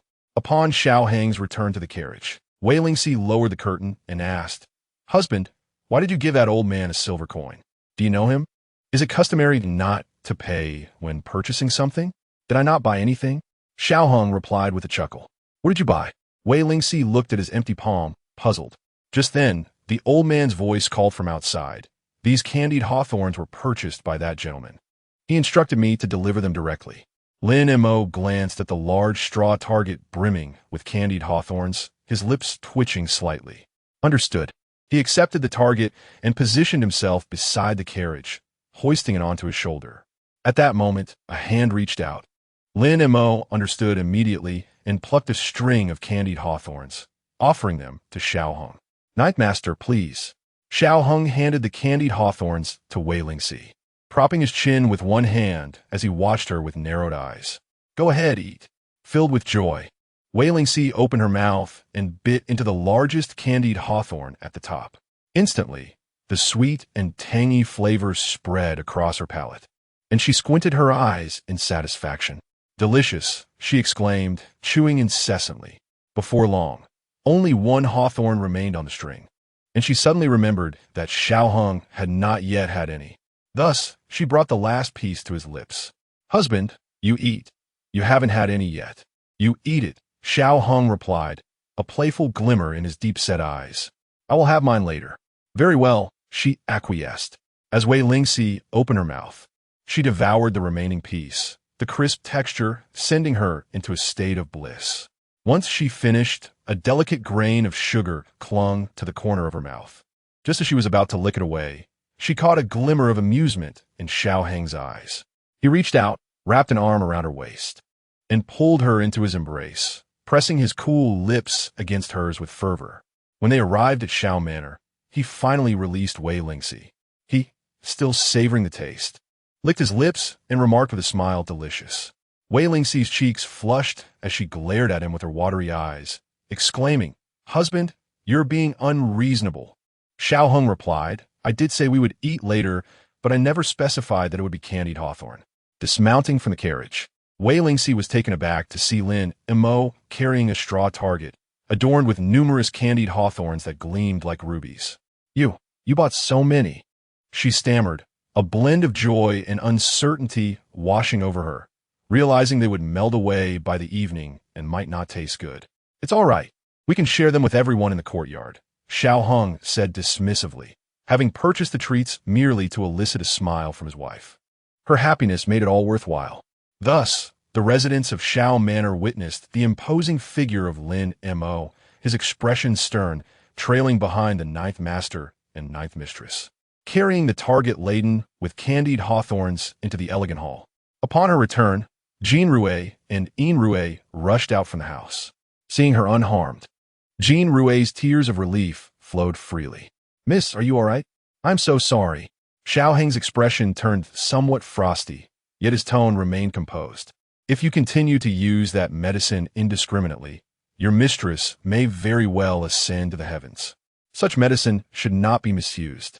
He then produced the remaining half-pack of medicinal powder from his sleeve, instructing, "Put away. Do not take it out again without my command." "Understood." Jean Rue replied obediently.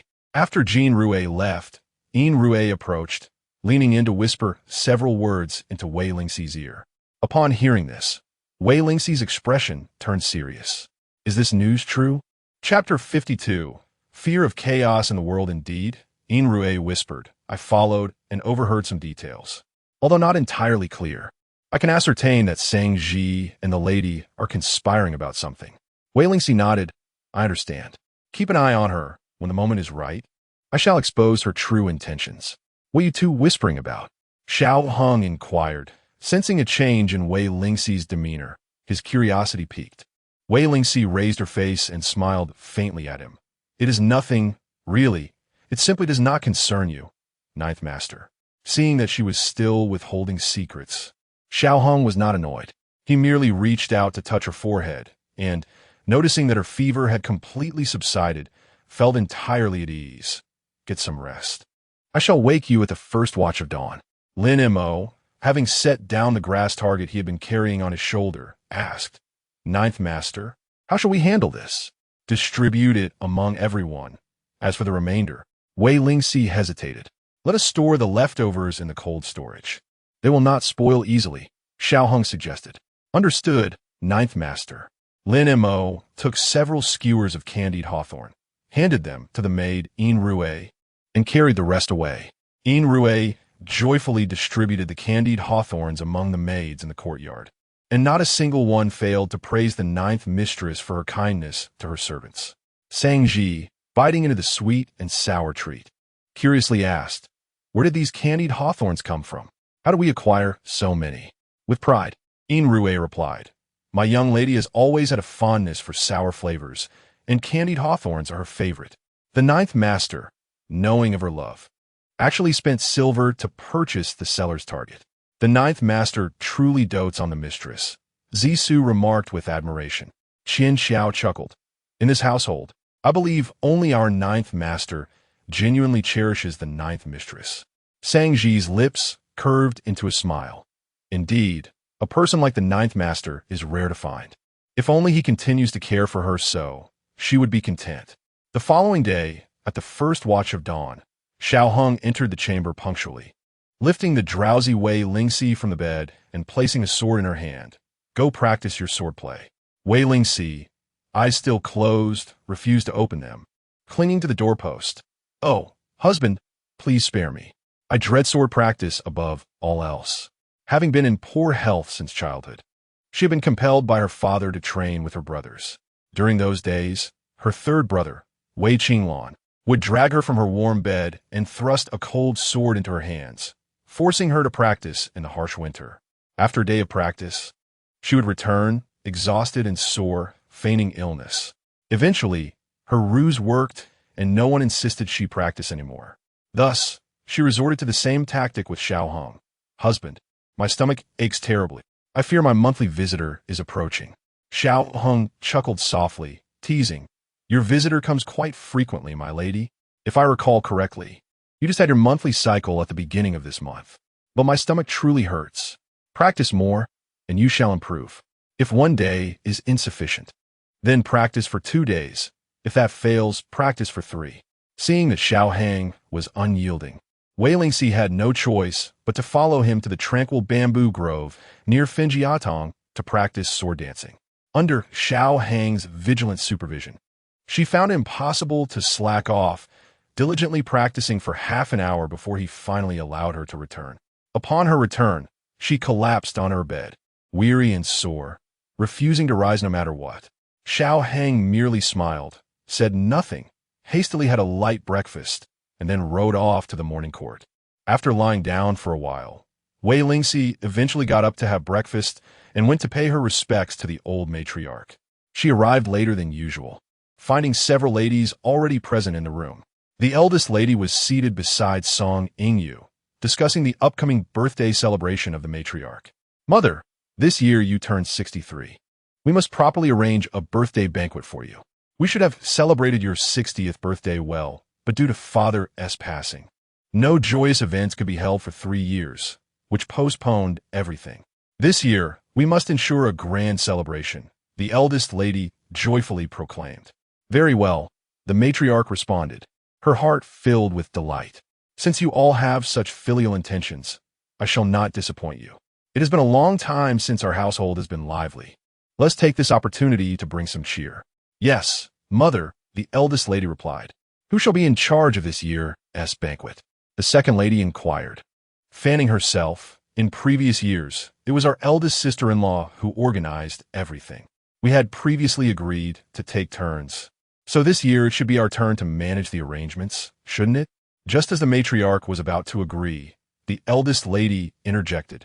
"Why not letting you take charge? She is your eldest granddaughter-in-law and often assists Lady Song with household matters.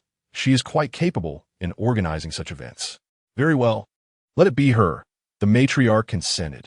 The second lady's expression soured slightly, and she noticed the indifferent looks on the faces of the fifth and seventh ladies as well.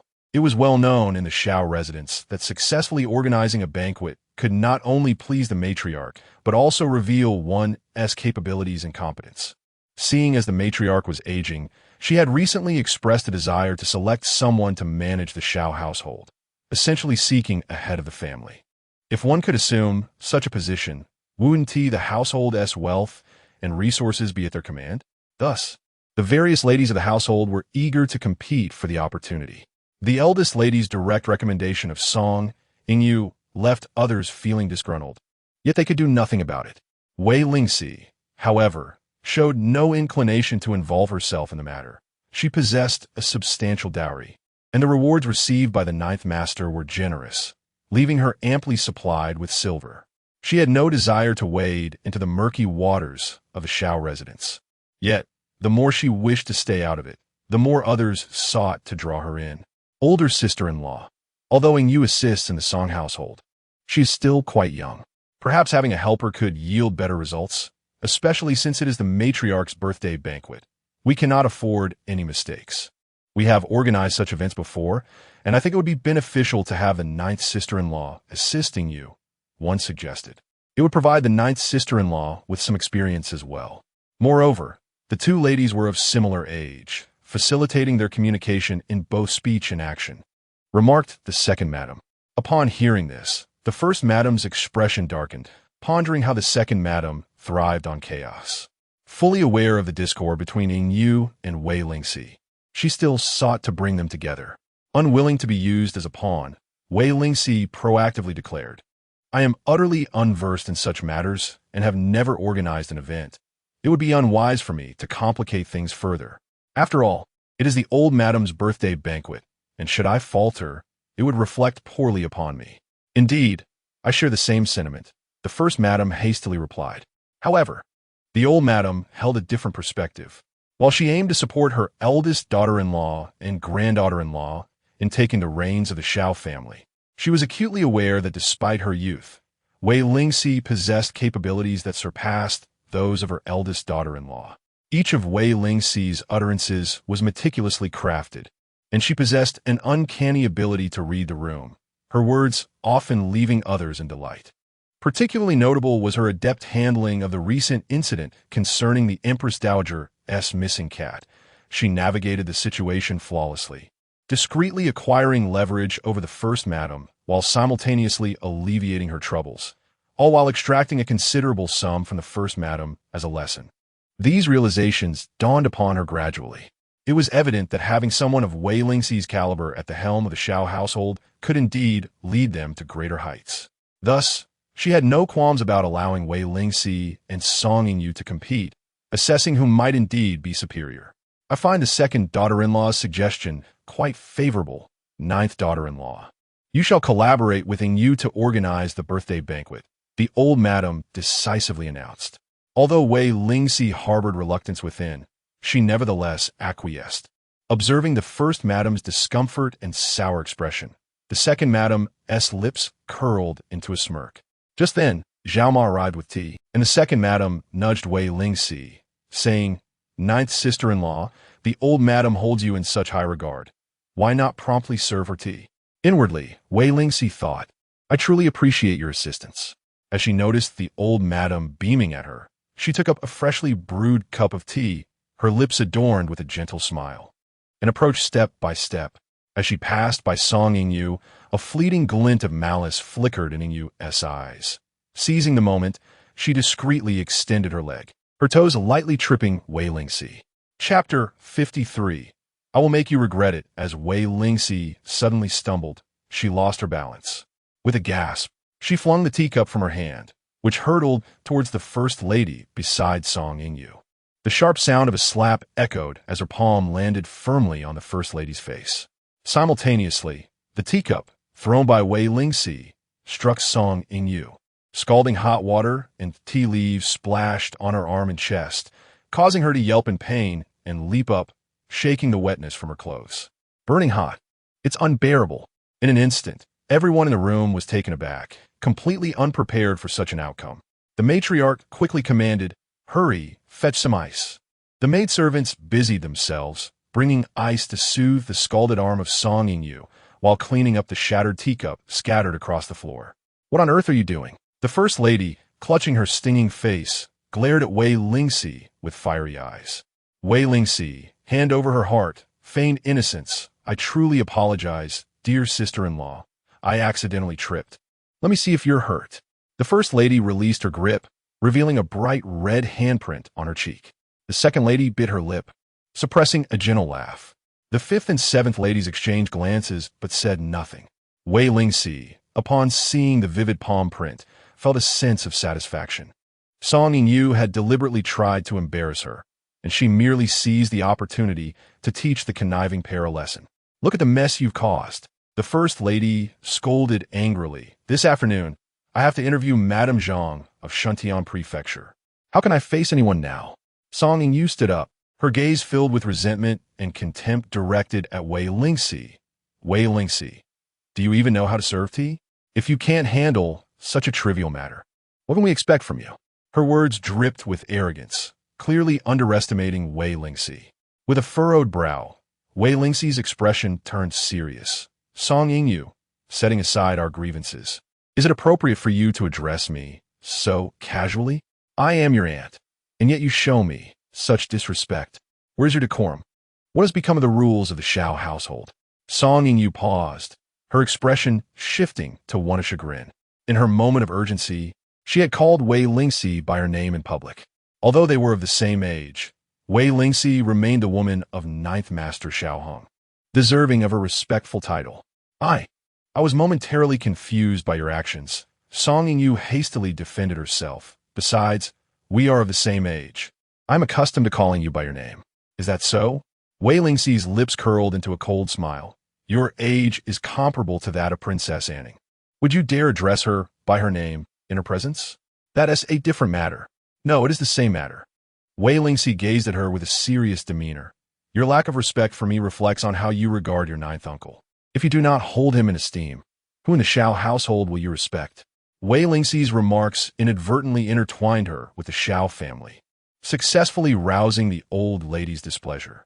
Your aunt is correct, she stated sternly, reprimanding Song Yu. Despite her youth, she is your ninth uncle's legitimate wife, and you ought to show her the respect she deserves. Since you have entered the Xiao family, you must adhere to our household's rules. Song Yu bit her lip, feeling 100 grievances swell within her. Mother, Yu was truly scalded. Look at this wrist. It is indeed burnt, which is why she spoke out of turn.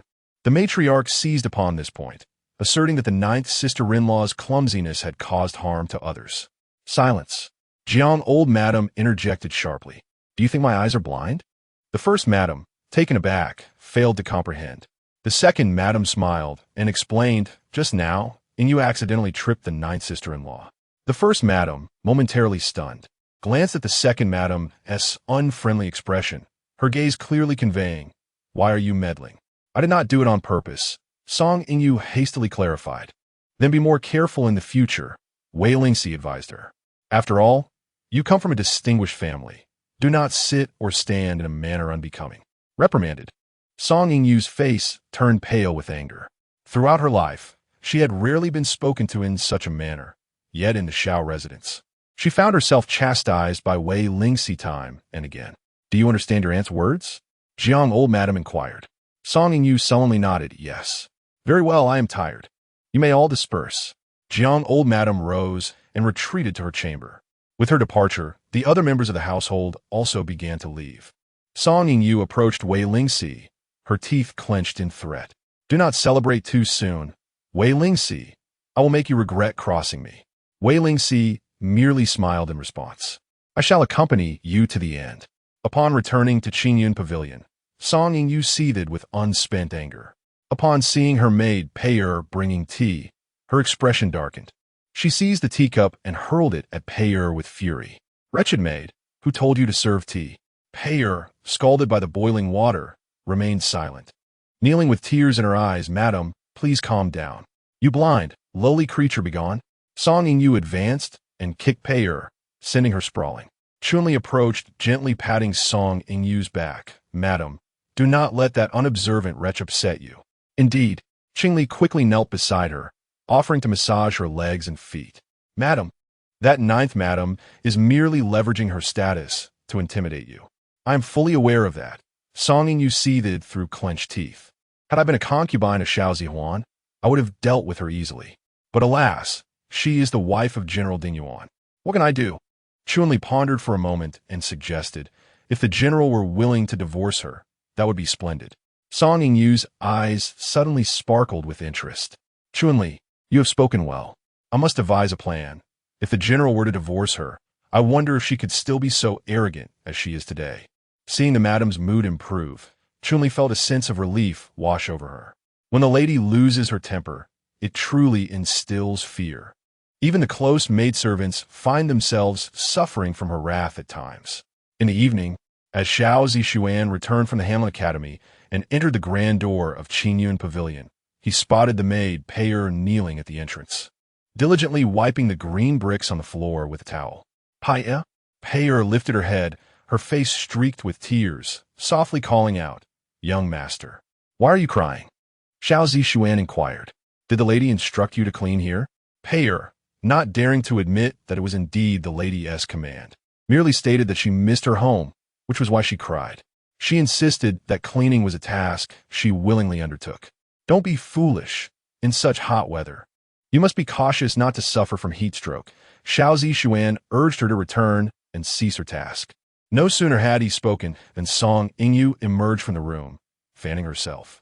"Oh, my dear husband seems quite adept at cherishing the delicate," she remarked with a hint of sarcasm.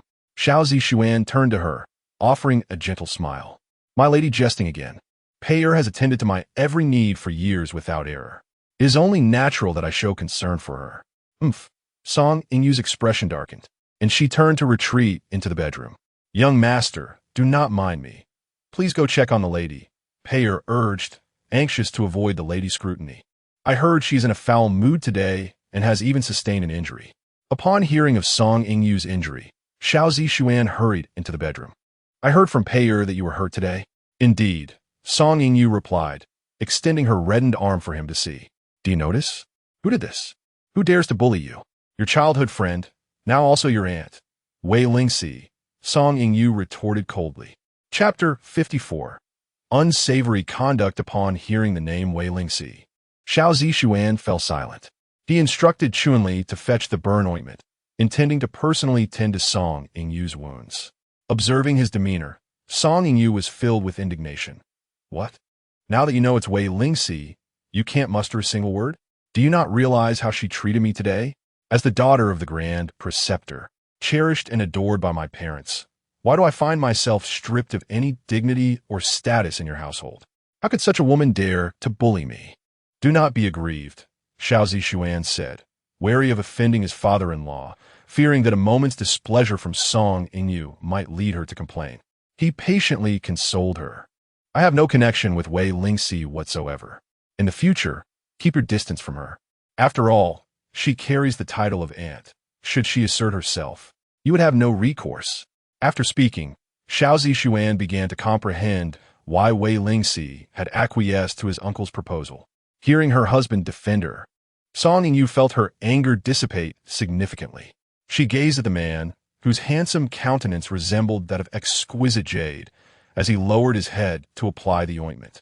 Her gaze grew somewhat entranced. His visage was simply captivating, making it difficult for her to look away. "My husband," she murmured, reaching out to caress his face, her eyes betraying a flicker of desire. Xiao Zixuan met her gaze, understanding her unspoken yearning. He set down the ointment, bent down, and lifted her into the embrace of the drapery. As night descended, the bedroom remained shrouded in darkness, devoid of light.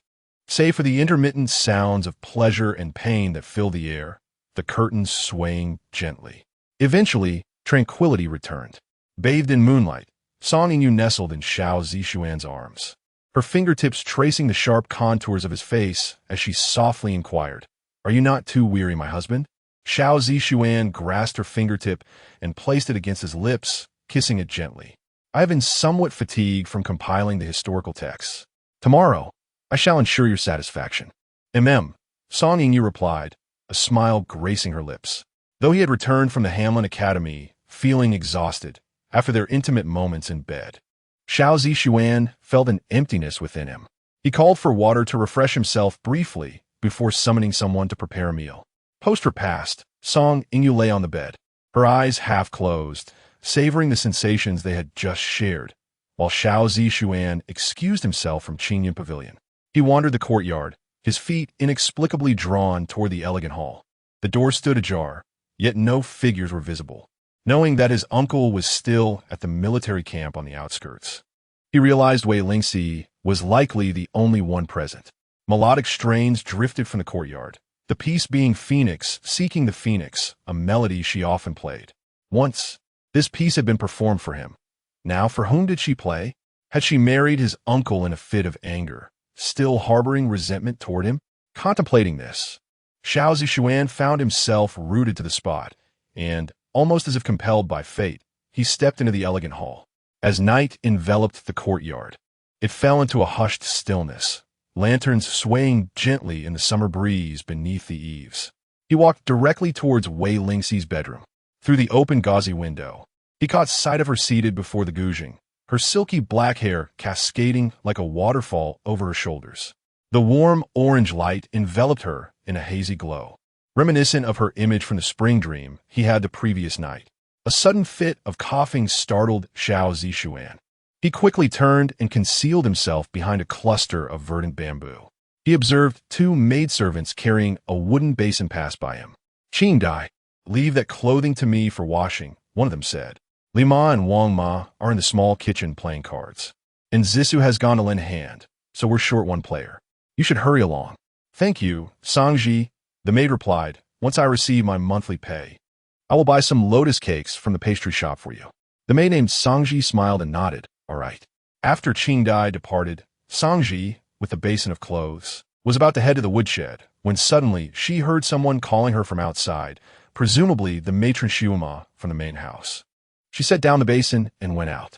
Concealed within the bamboo grove, Xiao Zixuan noticed that the basin was filled with soiled garments, and atop the pile lay a pale, lotus-colored petticoat, presumably belonging to Wei Lingxi.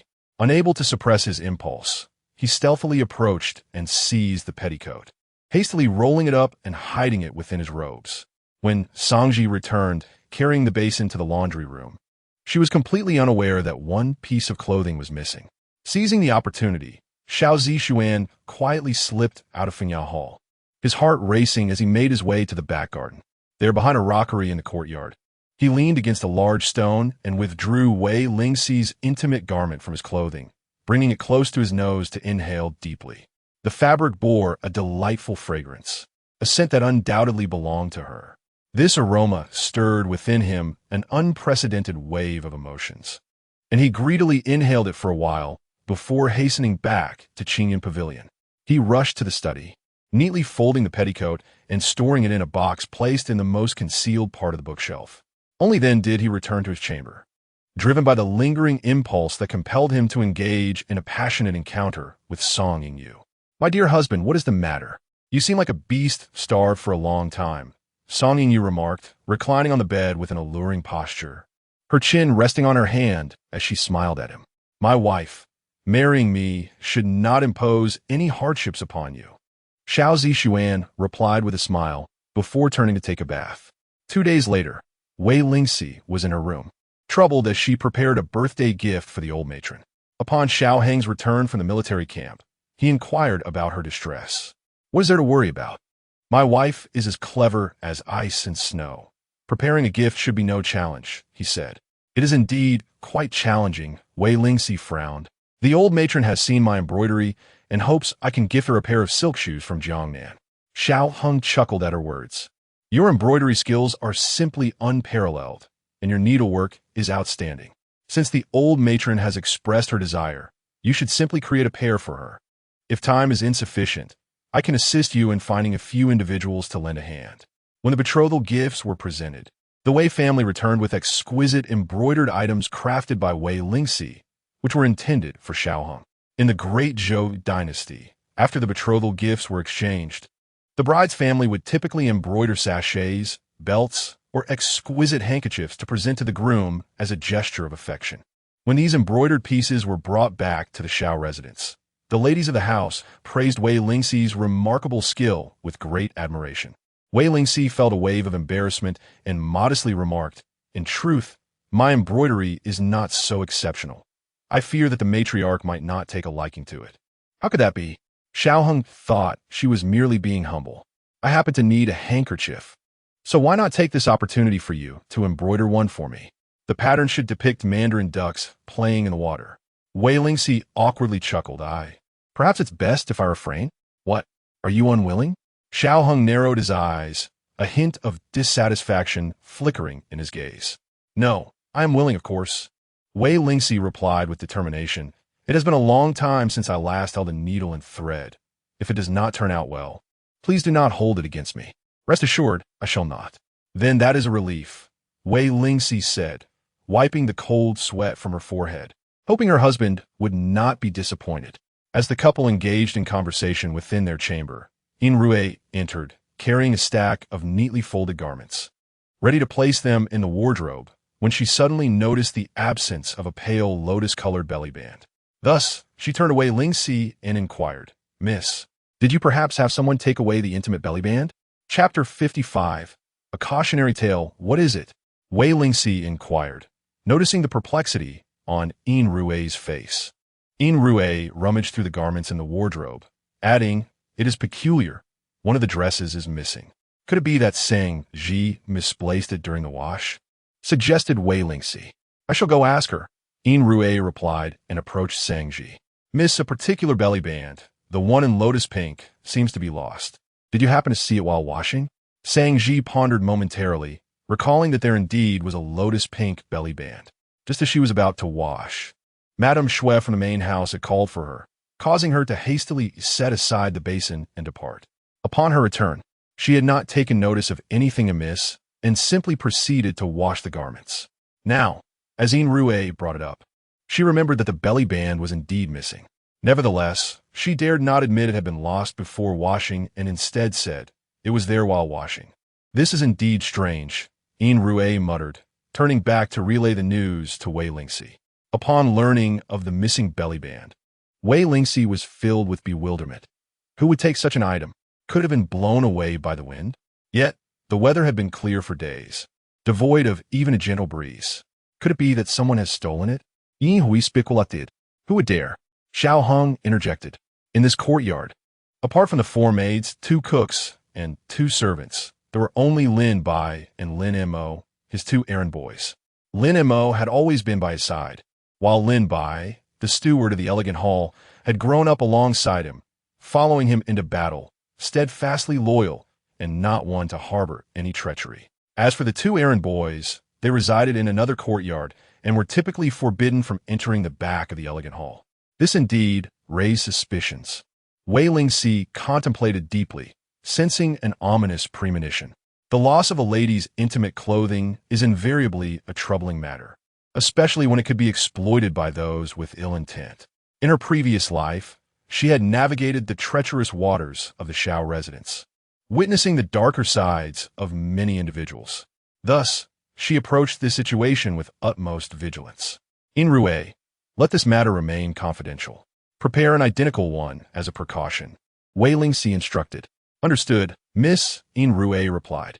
As the matriarch's birthday approached, the missing belly band remained elusive. The loss of his wife's intimate garment within his own domain greatly displeased Xiao Hong. He privately instructed Lin Bai, keep a close watch on the elegant hall. If you discover anyone stirring trouble behind the scenes, deal with it directly without reporting back. Ensure my wife's safety at all costs. Yes, Ninth Master, Lin Bai affirmed. Days passed, and the matriarch's birthday drew nearer. In preparation for the celebration, Song Yingyu spared no effort. She arranged for the chefs from the banquet cloud tower to prepare an extravagant feast, gathering delicacies from every corner. Everything that flies, runs, or swims was procured. Additionally, she invited a troupe to perform operatic dramas in the residence to entertain the matriarch. She acted unilaterally, without consulting Wei Lingxi, taking full authority to make arrangements. Wei Lingxi chose not to intervene, while the expenditures during the banquet at the Xiao residence flowed like water, surely leaving the old matriarch distressed. Others were preoccupied with vying for control of the Xiao household, a matter that held no interest for her. She merely wished to live her life in tranquility. Thus, she concocted an excuse of feeling unwell and nestled herself in the elegant hall, immersing her head in learning embroidery from Yin Rue. It must be said that needlework was far from her forte. When Xiao Hong presented the betrothal gifts, none of the embroidered items had been crafted by her hands. They were all the work of Madame Wei. Now, with Madame Wei absent, she had no choice but to bravely follow along. However, embroidery is not a skill one can master overnight. In her past life, Wei Lingxi was proficient in music, chess, calligraphy, and painting. Yet she found herself utterly lacking in this particular craft. As she beheld the embroidered handkerchief depicting mandarin ducks frolicking in water, she realized she had instead created two plump, round, and overly full wild ducks. With a deep sigh, she lamented, "Yin Rue, do you think this will be worthy for my husband to see?" Chapter 56, a surprised Yin Rue gazed at the two foolish-looking figures, remarking that the mandarin ducks were neither mandarin ducks nor ducks, and couldn't help but burst into laughter. "Is it truly that ugly?" Wei Lingxi fretted. "Miss, do you wish to hear the truth or a falsehood?" "Yin Hui inquired. "A falsehood. In this matter, I prefer to hear a falsehood," Wei Lingxi confessed, aware of her mediocre embroidery skills and reluctant to face the harsh reality. "It is indeed ugly." Yin Rue stifled her laughter. "What about the truth?" "It is unbearable to behold. It hurts the eyes," Yin Rue replied, leaving Wei Lingxi speechless. She immediately declared a cessation of work and summoned Lin Bai to compose a letter for delivery to the Wei residence. In the blink of an eye, it was the eve of the old matriarch's birthday, and a messenger from the Wei household arrived bearing the embroidered silk handkerchief. The bearer was Wei Lingxi, Yu, who had been entrusted by his mother to deliver the embroidered shoes for the old matriarch. Coincidentally, as he awaited entry at the door, he encountered Xiao Hong returning to the residence. "Wei Lingxi." Xiao Hong dismounted his horse. Despite being several years younger than his wife's brother, he haughtily called out to him, "Wei Jin, you possessed an elegance akin to a jade tree in the wind, graceful and distinguished." Upon hearing his brother-in-law address him as Wei Lingxi, a slight smile graced his lips as he approached, saying, "General, I have come at my mother's behest to deliver this to my sister, Xiao Qi. I hope you will assist me in conveying it back." Xiao Hong nodded and accepted the parcel, inviting Wei Lingxi to join him for a brief visit. "Thank you for your kind offer, General, but I must decline. My cousins have just returned from the border and are awaiting my return," Wei Jin replied, retrieving a small brocade box from his cloth pouch and handing it to Xiao Hong. "Please deliver this to Xiao Qi. She has a fondness for such items." "Certainly," Xiao Hong agreed. "Farewell." Wei Jin performed a respectful salute and gracefully departed, clad in white garments as pure as snow, resembling an ethereal being. Xiao Hong redirected his attention to the small brocade box in his hand. Upon opening it, he discovered a 9-link chain and a Luban lock. A smile crept onto his lips, for he had long heard of how dearly Wei Xiaoqi was cherished by her brothers. Seeing it firsthand only confirmed his suspicions. Both Wei Sanlang and Wei Lulang held her in their hearts.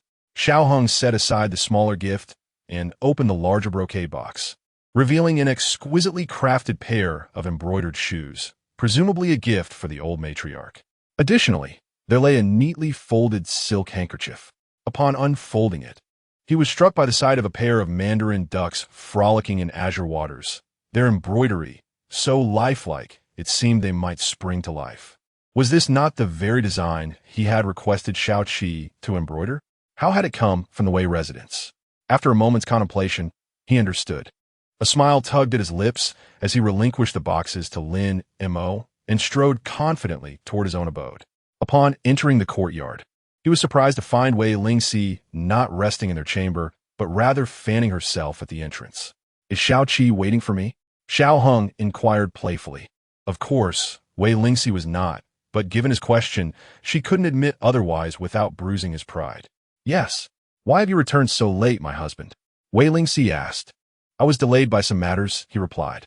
Xiao Hang stepped forward, gently wrapping his arms around her waist, leading her into the room. "Is Xiao Qi waiting for me to be surprised? Has the embroidery been completed? I heard from Yin Rue that you expended considerable effort on it."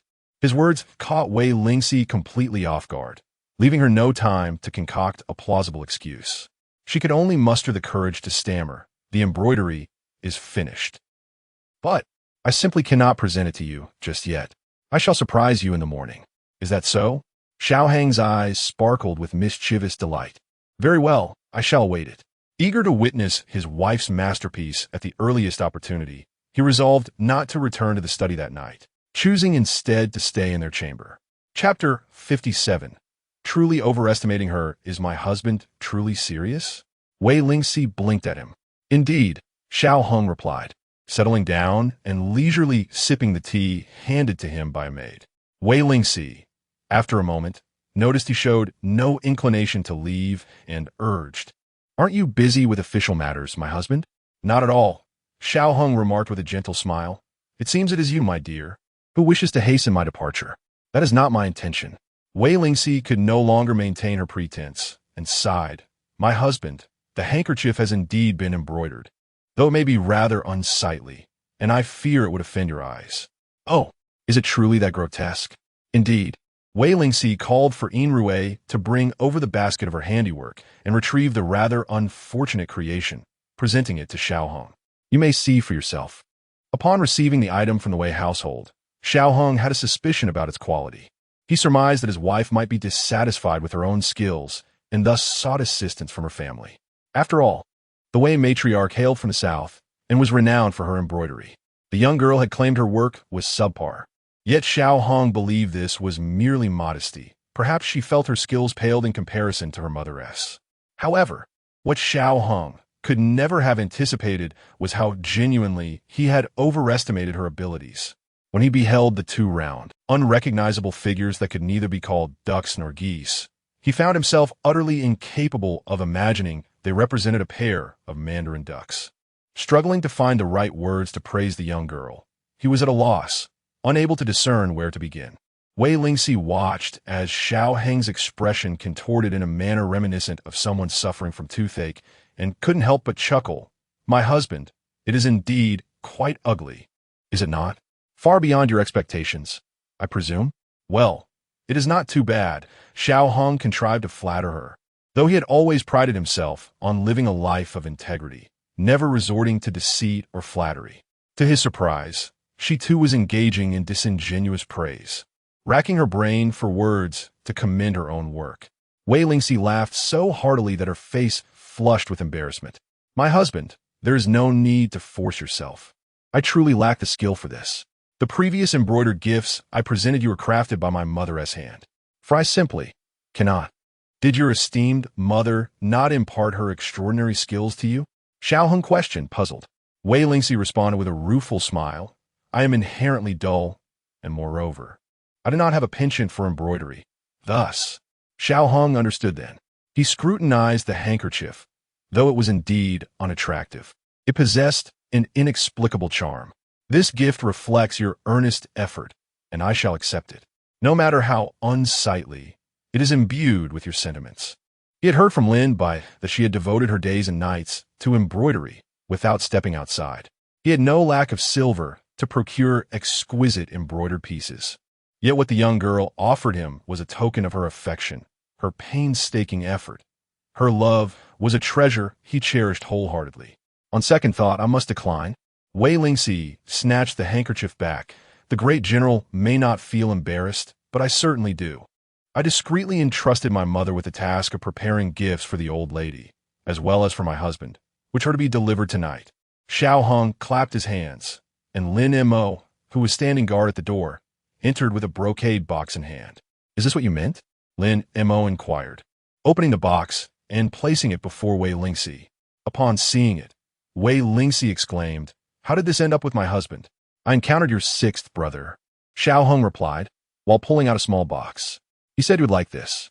Wei Lingxi's heart soared with joy upon seeing the 9 linked rings and the Lubon lock gifted by her sixth brother, feeling like a child once more. Hearing her words, Xiao Heng's heart was filled with jealousy. He leaned closer, lifting her chin with his finger, and solemnly declared, "From now on, you shall not mention other men in my presence. You are my woman, and in the days to come, it shall be only I who accompanies you." Whatever they can do, I can as well. As he spoke, he pressed his fingertip against her heart, his voice low and rich. Only I belong here. No other man shall do. Wei Lingxi was momentarily taken aback, her delicate fingers grasping his hand. Why are you jealous of my brother? Xiao Hong raised an eyebrow. She continued, my brothers care for me out of familial love, and I reciprocate that affection.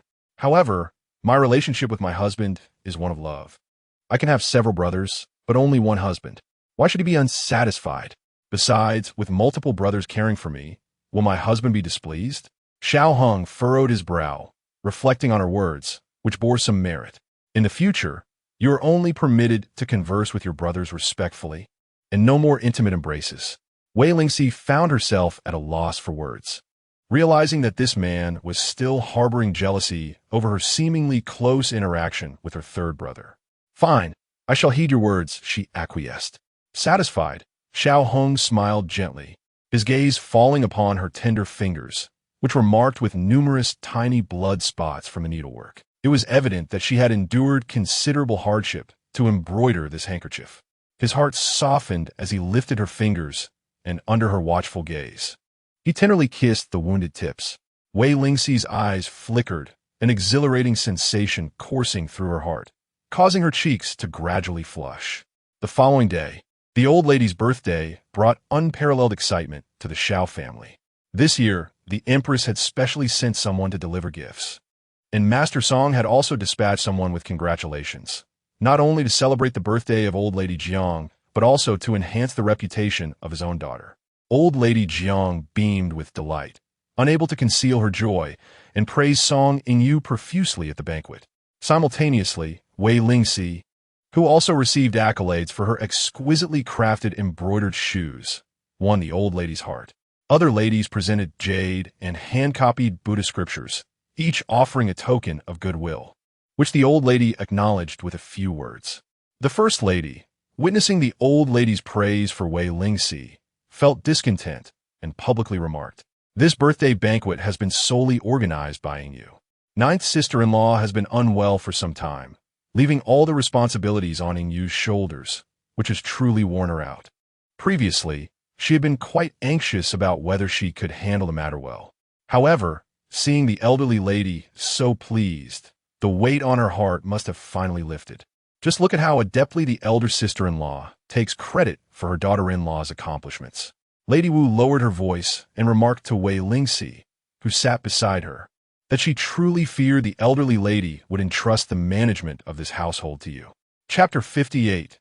Cherishing the daughter-in-law, Wei Lingxi smiled gently. It is of no consequence. Managing the household is no simple task, and I truly lack the requisite skills. Sister-in-law, you are being overly modest, the second madam remarked with a smile. I believe your capabilities rival those of Song Yingyu. You may not be aware, but the expenditure for the old lady's birthday banquet has been akin to a flowing river, and I fear we shall be surviving on mere scraps for the latter half of the month. Surviving on scraps is an exaggeration. We must indeed tighten our belts. The fifth madam interjected. Though usually reticent, she spoke this time. 5 years older than Wei Lingxi, she was the daughter of a scholar from the Hamlin Academy, often found in her chamber playing the zither or engaging in calligraphy and painting. Perhaps her self-assured demeanor made her reluctant to partake in the discussions among the other ladies. Wei Lingxi listened with a smile, uttering not a word more than necessary. The gathering for the old lady's birthday was extensive, besides the sons of the Xiao family. Several married daughters, accompanied by their husbands and young children, filled the banquet with 8 or 9 tables. Wei Lingxi, along with the second madam, fifth madam, and seventh madam, occupied one table, while 3 other female relatives, the concubines of the second and fifth madams, sat quietly, conversing softly with bowed heads, having no right to participate in the ladies' discussions. At another table sat the old lady, the first madam, Song Yingyu, and her married daughters, while the men occupied yet another, leaving the children at their own table. With so many present, Wei Lingxi chose to remain silent, preferring not to draw attention to herself on the occasion of the old lady's birthday. If Song Yingyu desired the spotlight, let her have it. The first madam, eager to commend Song Yingyu, received praise from the old lady, who, in her delight, rewarded Song Yingyu with several bowls of bird's nest bestowed by the Empress Dowager. Regardless of the monetary value of the bird's nest, it represented a mark of honor, leaving Song Yingyu elated, her chin unconsciously lifted a notch higher when observing others. As the banquet commenced, the children and grandchildren raised their glasses in a toast to the old lady. After several rounds of toasting, the feast transformed into a lively celebration. Wei Lingxi, whose health was frail and under treatment, abstained from alcohol. The second madam and fifth madam urged her to indulge, claiming the wine was exceptionally rare and that she might not have another opportunity to enjoy it. Xiao Hong, amidst the men's table, noticed his wife being surrounded by her sisters-in-law, coaxed into drinking, and approached with a cup in hand, gently resting his arm on Wei Lingxi's shoulder. "Darling?" Wei Lingxi began to rise to give way. Yet, Xiao Hong pressed her back in her seat, smiling as he said, "My little seven has been struggling with her appetite lately and is currently on medication. She truly cannot indulge in much alcohol. If my sisters-in-law wish to drink, I shall accompany them for a few rounds. Look at you. We are merely trying to encourage our sister-in-law to enjoy a glass. And here you come rushing to shield her." The second madam teased Xiao Hong, though she did not dare to press Wei Lingxi further. "Very well, if she drinks, let be just one glass. If you're to substitute, then let it be 3. "Agreed," Xiao Hong replied, raising his cup and downing 3 glasses in one go. Upon his arrival, he drew the attention of those around, prompting Xiao Erlang Xiao and to chuckle as he remarked to Xiao Qilong Xiaoli, "I previously believed that our 9th brother had no interest in women, solely captivated by warfare. Yet, to my surprise, he has chosen to marry our 9th sister-in-law." Even more astonishing was the revelation that this usually reticent and aloof individual demonstrated remarkable care towards her. A subtle smile graced Xiao Li's lips as he unfurled his folding fan and began to fan himself leisurely. Indeed, our 9th sister-in-law possesses extraordinary beauty. Though her figure is delicate, her every gesture exudes an enchanting grace. The expression in her eyes and brows is particularly captivating. One must wonder what manner of man could resist such allure. Xiao Zixuan, upon hearing their conversation, glanced toward Xiao Hong, who was steadily consuming cup after cup of wine. His childhood companion, Wei Lingxi, delicately retrieved a silk handkerchief from her pocket, gently wiping the corners of his mouth, her face adorned with a bashful smile, and her gaze filled with tender affection. In an instant, a wave of doubt and resentment surged within him. He questioned whether Wei Lingxi truly married Xiao Hong for his sake, feeling a sense of bitterness, as he lamented that had his father not compelled him to pursue a promising future by marrying Song Yingyu, this enchanting woman would have been his, to languish beneath him in sweet harmony. Xiao Yang discerned the shadow of resentment in his son's eyes. He cleared his throat twice, stating coldly, "5th and 7th brothers, it is rather disrespectful to openly discuss our 9th sister-in-law in her presence. Such behavior may provoke dissatisfaction from our 9th brother." Realizing their indiscretion, the 2 brothers quickly replied, Yes, we'll drink to that, drink to that." Xiao Heng's defense of Wei Lingxi was equally irksome to the matriarch. After all, with Xiao Hong standing firmly by her side, she could not touch Wei Lingxi. Any plans to undermine her would necessitate Xiao Heng's affections being diverted elsewhere. His gaze could not be solely fixed upon her. Without the adoration of a man, what worth did she possess? Would she not become a mere pawn to be manipulated at will? Moreover, her son seemed to harbor lingering feelings for Wei Lingxi, having called out her name on their wedding night, much to the displeasure of his bride, Song Yingyu. It was only through her diplomatic persuasion that she managed to quell her daughter-in-law's discontent. Thus, it was imperative that Wei Lingxi's life remained anything but comfortable. "Shuema," the matriarch beckoned, whispering a few words into her ear. Understanding the unspoken command, Shuema hurriedly departed. Seizing the opportunity, the matriarch approached the old matriarch with a glass of wine. Smiling as she remarked, "Old matriarch, do take note of how our 9th brother dotes on his wife. I foresee that it will not be long before the 9th sister-in-law blesses the Xiao family with offspring." "That would be splendid," old lady Jiang mused with a smile. If only the old master were here, he would surely be delighted. His greatest wish was for the Xiao family to flourish with children. Now, Each household has welcomed one or two little ones, yet our ninth brother remains childless. He must put forth greater effort. Furthermore, the others should strive to have more children while they are still young.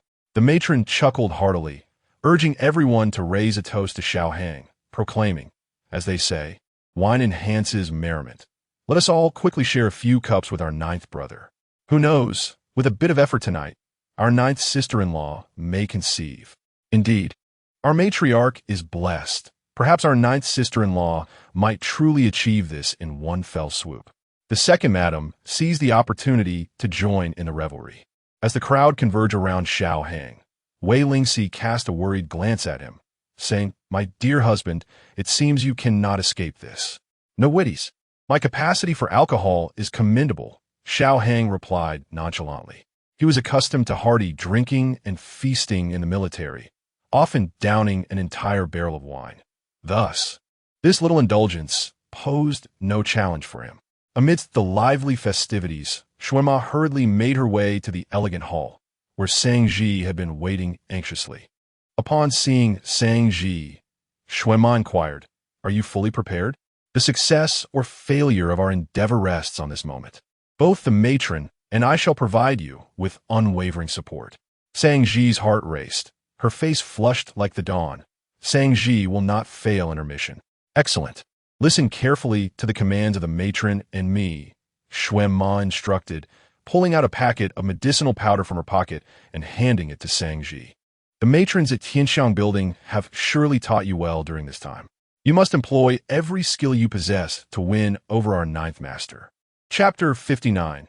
Breaking his vow, Sang Ji tightly clutched the handkerchief in her hand, nodding repeatedly. She understood that the opportunity had arrived. Whether she could soar from a sparrow to a phoenix hinged on this moment. "My dear girl, do not be anxious," Xuema observed her unease, noting that her breaths were shallow. She smiled and patted Sang Ji's shoulder, cautioning her that if she revealed her intentions when meeting Jioi, it would lead to trouble. "I understand," Sang Ji replied, biting her lower lip in agreement. "That's good. I shall take my leave now. If anyone comes to Finya Hall looking for someone, you must hurry and follow," Xuema instructed. Sang Ji nodded in acknowledgement. After Xuema departed, Sang Ji went to the kitchen, offering the cook a silver coin to prepare a few plates of snacks and brew a pot of tea for her sisters. The cook, delighted by the coin, readily prepared the items. Sang Ji set the tea and snacks on the table and cordially invited everyone to partake. Today marks the old lady's birthday. After this family banquet, the ladies from each household will head to the garden to enjoy the opera, and they will not return for some time. Let's take advantage of this moment to play a few rounds of cards and indulge in some refreshments. With the departure of the lady and her attendants, only a few rough servants remained in Finya Hall. To ensure that when Xuema returned to fetch someone, no one else would be present, Sang Ji devised this plan. "Is it fair for us to enjoy all this? Fisurimarkt, cracking sunflower seeds. What if Steward Lin sees us from the neighboring courtyard? Will he not say something about us?" Zisu's comment prompted Sang Ji to respond swiftly. "You are quite thoughtful. Rest assured, I will send some wine and dishes to Steward Lin as well." With that, Sang Ji hurriedly stepped outside.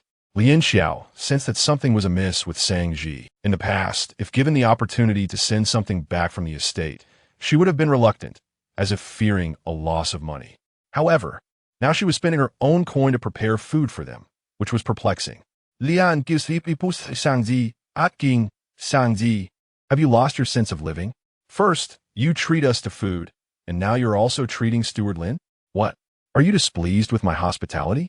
Sang Ji laughed, urging her to hurry, lest they miss out on the feast. Lian Xiao felt confused by Sang Ji's actions. Something seemed amiss, yet she could not pinpoint what it was. Sang Ji giving another silver coin to the cook to ensure the food was of better quality before she delivered it to Lin Bai. Lin Bai was in his room, practicing calligraphy, when he heard someone calling for him outside. He opened the door to find Sang Ji presenting him with food, and a gentle smile graced his face. "Miss Sang Ji, what brings you here?" "Steward Lin works diligently and looks after us well. Today is the old lady's birthday, and since the madam and Jioi will likely return late, we thought to enjoy tea and snacks together. We could not let you go without anything, so we prepared some dishes and wine for you to enjoy," Sang Ji replied respectfully, presenting the tray with both hands. Lin Bai was on the verge of declining, momentarily pausing as if recalling something, and then he stepped aside, conceding his position. Then I must trouble Miss Songji. Not at all. It's no trouble, she replied. It's just that Butler Lin is accustomed to the grand occasions with Master Jiao, and I merely hope you do not despise the modest fare I have prepared. How could I? I should be expressing my gratitude to Miss Songji, Lin Bai said, his face adorned with a gentle smile, exuding warmth and kindness. That is reassuring, Songji said, setting down her items, offering a polite bow before turning to leave. Once outside Lin Bai's courtyard, a smile blossomed on Songji's face. This is splendid. When Mother Shui comes to seek someone, aside from me, no one else shall have a chance. At the birthday banquet, the first madam exhibited an unusual vivacity, incessantly urging the attendees to pour wine for Xiao Hong, determined to achieve her aim. For she was all too aware of the torment a woman endures when watching her man take a concubine, witnessing her beloved in the embrace of another. The anguish that pierces the heart is a pain she understood all too well. Thus, she resolved to make Wei Lingxi comprehend that suffering. While love between men and women may be perceived through different lenses, she intended to orchestrate a spectacle of captivating allure for Xiao Hong, allowing him to witness the myriad charms of the world, ensuring he would not remain fixated on Wei Lingxi alone. What if she were the epitome of beauty? A fragrant peony? As long as the appearances were somewhat comparable and the skills in bed were superior, it would be far easier to retain a man's affections. Songji's beauty paled in comparison to Wei Lingxi's, yet in recent days, she had clandestinely learned much from the proprietress of the Tianxiang building, and she doubted that Xiao Hong could resist even after one taste. She resolved to draw him into a realm of tenderness, to break his resolve, and to allow him to experience the pleasures a man ought to enjoy, thereby making him realize that even Wei Lingxi's beauty could become tiresome over time. As more guests approached to toast Xiao Hong, Wei Lingxi sat in her seat, increasingly concerned for his well-being, wishing to intervene with a few words of caution. But she was interrupted by Fifth Master Xiaoan. Sister-in-law, a man can handle a few cups of wine without issue. Our ninth brother is usually burdened with affairs of state. Let him unwind and enjoy himself. Indeed, let him indulge today, the elder matriarch added. Seeing Xiao Hong surrounded by admirers, moving from one table to another, Wei Lingxi could only call out from a distance, "Husband, do take it easy." It was uncertain whether Xiao Hong heard her, but he cast her a fleeting smile through the throng of people. At that moment, Aunt Jia from the Shaoyang residence approached and settled beside Wei Lingxi, greeting her with a smile. Ninth Madam, men often lack restraint when it comes to drinking. Though the ninth master is young, consuming such copious amounts of wine may not be wise. The implication in Aunt Jia's words was clear. She was urging Wei Lingxi to intervene and prevent Xiao Hong from overindulging. Wei Lingxi forced a smile. I would like to, but with the elder matriarch indulging him, how can I possibly intervene? Aunt Jia cast her gaze upon Xiao Hang, observing him for a considerable time before a smile of envy graced her face. She turned to Wei Lingxi and inquired, Madam Jiao, would you be so kind as to grant me a moment of your attention for a private conversation? Chapter 60. A grand performance. Wei Lingxi was aware that Jia Yinyang possessed a gentle disposition. In her previous life, she was harmless, and although their interactions had been limited, Jia Yinyang had always offered words of assistance whenever Wei Lingxi found herself in distress. Thus, Wei Lingxi graciously accepted her offer. She devised an excuse, claiming a need for fresh air before re-entering, and together they left the room, one following the other. Once outside the residence of the elderly Lady Jiang, they walked a short distance down the corridor. When Jia Yinyang observed that no one was around, she spoke softly, Madam Jiao, although we have not often crossed paths, I have heard of your circumstances from others. You have not been in the mansion long, yet you have already deeply offended the eldest madam. Today, with her inciting so many to drink, I suspect there is a hidden agenda. I urge you to exercise caution. Thank you, Sister Jia, Wei Lingxi replied after a moment of contemplation, choosing to address her as sister. This title caught Jia Yinyang off guard, and her eyes gradually moistened. It was essential to recognize that this concubine held a position of little consequence, only slightly above that of servant girl. Should the madam wish to scold or punish her, she would have no recourse. Though Xiao Yang cared for her, there were still realms he was unaware of. She had endured considerable hardship at the hands of the eldest madam, which filled her heart with sorrow. Wei Lingxi understood that in her past life, Jia Yinyang had spoken up for her due to their shared experience as concubines, a bond born of mutual suffering. Yet now, as the legitimate wife of Xiao Hong, she pondered the reason behind Jia Yinyang's willingness to assist her. Why do you wish to help me, Sister Jia? Is it perhaps a result of your resentment towards the eldest madam? I have been in this household for over a decade. I watched the general grow from a youthful boy into the man he is now. While the other masters took concubines and courtesans, he remained untouched. I once heard the fifth master ask him, in this world filled with beauty, did he not have someone he desired? Or did he simply not comprehend the pleasures of love? Do you know what he replied? Wei Lingxi blinked. What did he say? He expressed a wish to win the heart of one person, to remain together until old age. As Jia Yinyang spoke, tears glistened in her eyes. He has achieved that now. I envy you. You are truly fortunate. If I were to have another life. Sister Jia, if you were to have another life, would you not become a concubine again? Wei Lingxi inquired. Jia Yinyang shook her head. I do not know. Wei Lingxi sighed, recognizing that Jia Yinyang's situation mirrored her own with Xiao Zixuan. Both father and son were unsavory characters, willing to forsake those they loved for their own ambitions. However, Xiao Zixuan was more contemptible than his father, using the Wei family as mere stepping stones for his ascent. In her past life, their conversations had been few, limited to such knowledge. Thank you for your warning. I shall remember your kindness. Should the opportunity arise, I will surely repay your goodwill, Wei Lingxi stated. Therefore, from this moment on, you must remain by Master Jiu's side, never straying from him. To prevent any future distress, Aunt Jia, concerned that Wei Lingxi might not comprehend, added, the master's other concubine was once the lady's personal maid, elevated to the status of concubine only after the master's severe inebriation. Upon hearing this, Wei Lingxi felt a jolt of realization.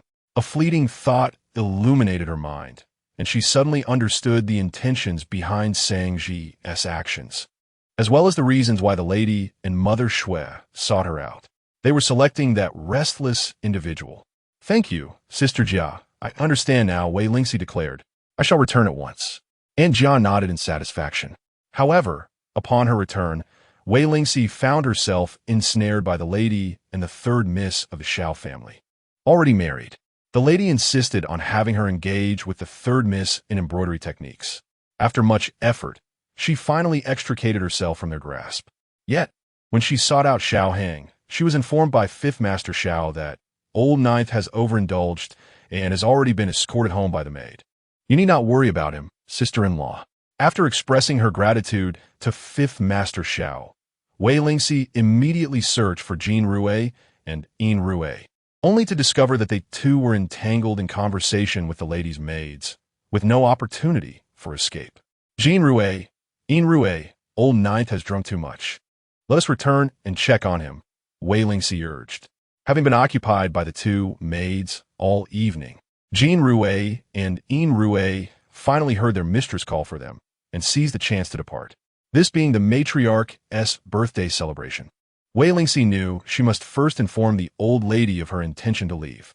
Esteemed matriarch, Old Ninth is unwell from excessive drinking. I must attend to him and will return shortly. Let him be. What is the rush? Old Madame Jiang chuckled, grasping Wei Lingxi's hand. Our gathering is drawing to a close, and we shall be setting up a stage in the garden for a performance tonight. Come accompany me to enjoy the show. Before Wei Lingxi could finish her sentence, she was interrupted by the lady. Ninth sister-in-law is indeed difficult to summon. Do you not heed the matriarch's words? Wei Lingxi recognized the lady's deliberate interruption as an attempt to keep her from leaving. She glanced at Lady Jiu, a subtle smile gracing her lips, and replied, Of course not. I am more than willing to accompany the matriarch to the performance. I am eager to return not only to see Old Ninth, but also to present a token to the matriarch, which I almost forgot amidst the revelry. Upon hearing that she would receive a gift, Old Madame Jiang eagerly responded, A gift? You truly are generous today. This gift is for my mother. It is given willingly. Wei Lingxi said sweetly, deftly appeasing the old lady. Go on, old Madame Jiang permitted. Wei Lingxi hurriedly led Jin Rue and Yin Rue towards the Fiancé hall. Xiao Zixuan, noticing his wife, Song Yingyu, deep in discussion about jewelry with fifth mistress and several married sisters, failed to notice him at all. He turned around and stealthily followed Wei Lingxi out the door, accompanied by a servant, making his way towards the elegant hall. When Song Yingyu realized that Xiao Zixuan was missing, her maid, Chuanli, whispered to her, "The ninth madam has left," and the young master followed closely behind. "I wonder if he's going to find her." At once, Song Yingyu's expression soured, her hand gripping the handkerchief tightly, her long nails nearly embedding into her flesh. Let Esco block their way. Meanwhile, the matriarch's attention remained fixated on Wei Lingxi. Upon seeing that the old matriarch had allowed Wei Lingxi to leave, she grew anxious that their plans might falter and discreetly summoned Mama Shui, asking in a hushed tone, "Is the potency of the medicine sufficient? The ninth madam may have already sensed something. We must ensure she doesn't return and ruin our plans." "Indeed, the medicine is potent enough," Mama Shui replied with a sly grin. "Rest assured, no man can withstand its effects. This time, Sangji will surely succeed." "Very well. I shall await the moment when Wei Lingxi weeps tonight," the matriarch declared, a triumphant smile gracing her face. She contemplated the right time to ignite a fire at the elegant hall, drawing the crowd away, for she intended to stage a grand spectacle for the old matriarch, one far more riveting than the scripts performed on the stage. Chapter 61. Coward, step aside. Wei Lingxi hurried back, anxious that she might delay and allow the schemes of the madam to succeed. She did not wish for her husband to take a concubine, both rationally and emotionally. It was best for her and the Wei family if Xiao Hong remained faithful. "Miss, please slow down. It's pitch black. What if you were to fall and injure yourself?" Jin Rue followed closely behind, fearing for Wei Lingxi's safety. "We must hurry, or we shall be too late," Wei Lingxi urged, keeping her voice low. "Surely you do not wish to see your young mistress enter the household for less than 2 months, only for the ninth master to take a concubine? Miss, you and Jin Rue should take your time. I walk faster. I shall return first and assess the situation," Yin Rue suggested. "Very well," Wei Lingxi instructed. "No matter what, you must delay this matter for me." "Understood, Mississippi." After Yin Rue departed, Jin Rue accompanied Wei Lingxi cautiously through the corridor, water pavilion, and garden, heading towards the rockery. Suddenly, a shadow darted out from the front, standing motionless before them. "Who is there?" Jin Rue gasped, instinctively stepping in front of Wei Lingxi to shield her. From the darkness, a familiar voice rang out. "Jin Rue, I wish to speak with your young mistress for a moment. Please step aside." Recognizing it was Xiao Zixuan, Jin Rue replied, "Young Master Xiao, it is inappropriate to leave your conversation with my young mistress in such darkness. If you have something to say, please come during the day." A resigned sigh echoed in the shadows as Xiao Zixuan raised his hand. His personal servant immediately emerged from behind the rockery, striding towards them. "Stop! Don't move." Jing Hui's glummed, startlet. "If you take another step, I will call for help." Xiao Zixuan merely chuckled softly. "Go ahead, Xiao. You can call loudly enough to attract everyone's attention and let them see me secretly meeting your young mistress in this garden." "Wait, Jin Rue." Wei Lingxi remained calm and addressed Jin Rue. "Please wait for me over there." "Miss, I am worried for you. A solitary man and woman. One is a husband, the other a wife." Jin Rue's concern was less about Xiao Zixuan and more about her mistress's predicament. "Do not fear, my young master would never harm you," Wei Lingxi reassured. "This servant has been with Xiao Zixuan long enough to know his thoughts." Reluctantly, Jin Rue moved a short distance away, leaving Wei Lingxi alone with Xiao Zixuan. Having consumed wine, Xiao Zixuan's blood raced. A tumult of emotions surged within him, longing for her, a fierce desire to possess her, jealousy over her closeness with the ninth master, rendering him unable to control himself in her presence. Xiaoqi stepped closer, arms outstretched, yearning to embrace her. Wei Lingxi swiftly removed a golden hairpin from her coiffure and pressed it against his throat, halting his advance. "Xiao Zixuan, if you had known this would happen, why act so recklessly? Do not come any closer. Her voice was cold and distant, a fragrance wafting from her sleeves that captivated him. Xiao Zixuan closed his eyes, inhaling deeply, a long-lost expression of satisfaction gracing his features. He had not anticipated that after relinquishing Wei Lingxi, his days would not unfold as freely as he had envisioned. What troubled him further was the realization that in the presence of Song Yingyu, the fervor within him remained dormant. Each encounter with Song Yingyu became a trial. He had to fill his mind with visions of Wei Lingxi to proceed.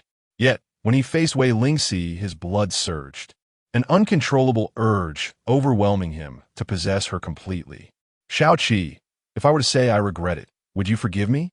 Xiao Zixuan said with a faint smile. I am truly sorry. I have been unable to forget you even for a moment. Wei Lingxi, upon hearing this, could only scoff. What purpose does this serve? What do you expect from me? To secretly conspire with you? Are you aware that this is a sin? That is not impossible. If you're willing to part ways with Jiu Shu, I will temporarily arrange for you to stay in an outer residence. Wait for 2 years. And when I am in a position of power, I will divorce Song Yingyu and marry you. No need. I am quite content to marry Xiao Hang. You no longer occupy my heart, and there is no need for you to seek me repeatedly. Wei Lingxi had long seen through his heart. She withdrew the hairpin in her hand and said, Step aside. I have pressing matters to attend to, and no time for idle chatter with you. Seeing the woman who smiled radiantly at Jiu yet treated him with frigid disdain, a wave of immense anger surged within Xiao Zixuan. Resolutely, he stepped forward and embraced Wei Lingxi tightly. In response came a sharp slap from her. Xiao Zixuan, I am your aunt. You are my Xiao Qi. Xiao Zixuan touched his stinging cheek, rolled up his sleeves, and lunged at her again, declaring, Today, I will not allow you to leave. Fine, Wei Lingxi retorted, since you, the flower of the examination, are unafraid, what have I to fear? Very well, if it is to hell, I shall accompany you. Come now, if you dare, approach me. I shall remain still, waiting for you to claim me. Xiao Zixuan's unruly reason was successfully summoned back by that slap and her fierce declaration. Indeed, he was the flower of last year's imperial examination, designated by the emperor himself. Following his grandfather's passing, the court mandated a 3-year mourning period. Because Jiushu Xiao Hang was battling enemies abroad and nearly lost his life in the northern borders, the emperor, seeking to comfort the family, allowed them to propose a condition. His father requested that he participate in the imperial examination, aspiring to achieve distinction and serve the nation. Thus, the emperor broke precedent and permitted him to take part in the autumn examination. Consequently, he achieved the rank of flower, and the emperor allowed him to resume his position in the Hamlin Academy after his mourning period. The trials and tribulations he faced were beyond what ordinary people could imagine. After such hard-won success, to lose it all for a woman would not only infuriate his father, but also lead him to disdain himself. Wei Lingxi discerned Xiao Zixuan's retreat. She had long recognized him as a despicable man, consumed by ambition and fixated solely on fame and fortune. A cold smile crept across her face as she forcefully pushed him away. Coward! Step aside. Jean Rouet, hearing the commotion, bit down hard on the servant's arm, breaking free from her restraints, and hurried towards them. Jean Rouet, flee quickly, Wei Lingxi called out, leading her in a swift dash toward Fengya Hall. At that moment, Song Yingyu had just arrived and saw Xiao Zixuan standing alone in the shadows, his once proud figure now slightly slumped. She hurriedly approached him and inquired, Husband, why have you come out alone when you were enjoying the feast? Xiao Zixuan took a moment to steady himself and replied, It's nothing serious. I've simply had a bit too much to drink and needed some fresh air. Is that so? Song Yingyu chuckled lightly. You should return. The performance is about to commence. Very well. To allay Song Yingyu's suspicions, Xiao Zixuan lifted his arm to wrap around her waist, but a strange scent, foreign to him, wafted in the air. Song Yingyu's eyes darkened instantly, her teeth grinding audibly. Too late. Do not let her catch you. If she does, she will ensure that Wei Lingxi suffers a terrible fate, dragging the Wei family down with her. Just as they prepared to head back, a sudden burst of flames erupted from the direction of Fengya Hall, followed swiftly by shouts of alarm. Fire! Fire! Chapter 62. The wrong bed song. Yu turned her gaze towards the flickering flames, a surge of annoyance swelling within her. Which direction has the water leak from? Today marks the matriarch's birthday. How could such an incident occur? Xiao Zixuan glanced briefly and replied, "It is the Fiancé hall." Ah. Song Yu was somewhat perplexed, her intense curiosity propelling her forward. Let's go and take a look. The old matriarch of the Jiang family had planned to enjoy a variety show, but was taken aback to learn of the fire within the estate. This was an ill omen, and her heart sank slightly. She could not focus on the performance any longer and resolved to head towards Fiancé hall. How could there be a water leak at such a time? I must discover who has created this trouble for me today. Noticing the matriarch's displeasure, the eldest lady smirked behind her fan and then rallied the others, saying, "Come on, let us see what is happening. Who dares to cause a commotion on the matriarch's birthday?" With the onset of this calamity, the members of the Xiao family lost all interest in the play and followed the matriarch in a grand procession towards Fiancé hall. Xiao Yang observed the situation and remarked, "Mother, today is your birthday. Please remain here and enjoy the performance. Allow me to handle the other matters." Enjoy the performance? How can I have any heart for that? The matriarch stamped her foot, resolutely insisting on going herself. The eldest lady, eager to ensure the festivities continued uninterrupted, quickly added, "If mother is worried, let her go take a look. If it would ease your mind, we children shall accompany you." At that moment, no one wished to be perceived as neglectful, all feigning concern as they followed the matriarch towards Fiancé hall. Upon their arrival, they soon discovered that the fire had ignited in a corridor not far from Fiancé hall, with the estate's servants already engaged in extinguishing the flames. Fortunately, it had been spotted early. It was a minor fire and was swiftly quelled. Who is responsible for this? Do they not realize today is the matriarch's birthday? What nuisance! The eldest lady scolded the servants who had just extinguished the flames. "We do not know, madam. This is the closest area to Fiancé hall. We are unsure." The servants hesitated, unable to provide further explanation. "Conduct a thorough investigation into this matter," the eldest lady commanded. "Since it is not a major incident, there is no need for mother to worry. It would suffice for us brothers to investigate. Everyone else should return to enjoy the variety show," Xiao Yang urged, wishing to prevent any displeasure on his mother's birthday. "Yes, mother, please return," the second lady chimed in, assuring her that there was no cause for concern. The eldest lady feigned casualness. Have a ninth son and his wife returned? It is curious that they have not appeared during this incident. Could there be an issue? What are we waiting for? Mother, we must go and see. Song Yu seized the opportunity to interject. "Indeed, let us take a look." The second lady suddenly expressed her interest, as she was the type to gravitate towards any commotion. The esteemed matron found the situation rather peculiar and proceeded with her entourage towards the elegant hall nearby. Upon their grand arrival at the hall, they were met with the sounds of weeping emanating from the chambers of Xiao Heng and Wei Lingxi, which distinctly resembled the voice of Shangji. "Madam, please spare me. Do not cast me away." The matron hesitated for a moment, glancing at Shui Ma beside her. Noticing the deep concern etched on Shui Ma's face, she realized the matter was secure. She signaled to Shui Ma, who stepped forward to knock on the door, announcing, "Ninth master, ninth mistress, the esteemed matron has arrived. Please open the door." Wei Lingxi sat regally upon the couch, her countenance as cold as frost. Upon hearing Shui Ma's voice, a smirk appeared on her lips as she lifted her chin and instructed Jin Rue, "Go, open the door for the matron." As the door swung open, the household members surged into the room. The matron led the charge, closely followed by the first madam. Upon entering, she beheld Shangji kneeling on the floor, her hair disheveled and attire disarrayed, the bright red apron all too exposed. In contrast, Wei Lingxi's expression was frosty, her eyes radiating displeasure towards Shangji.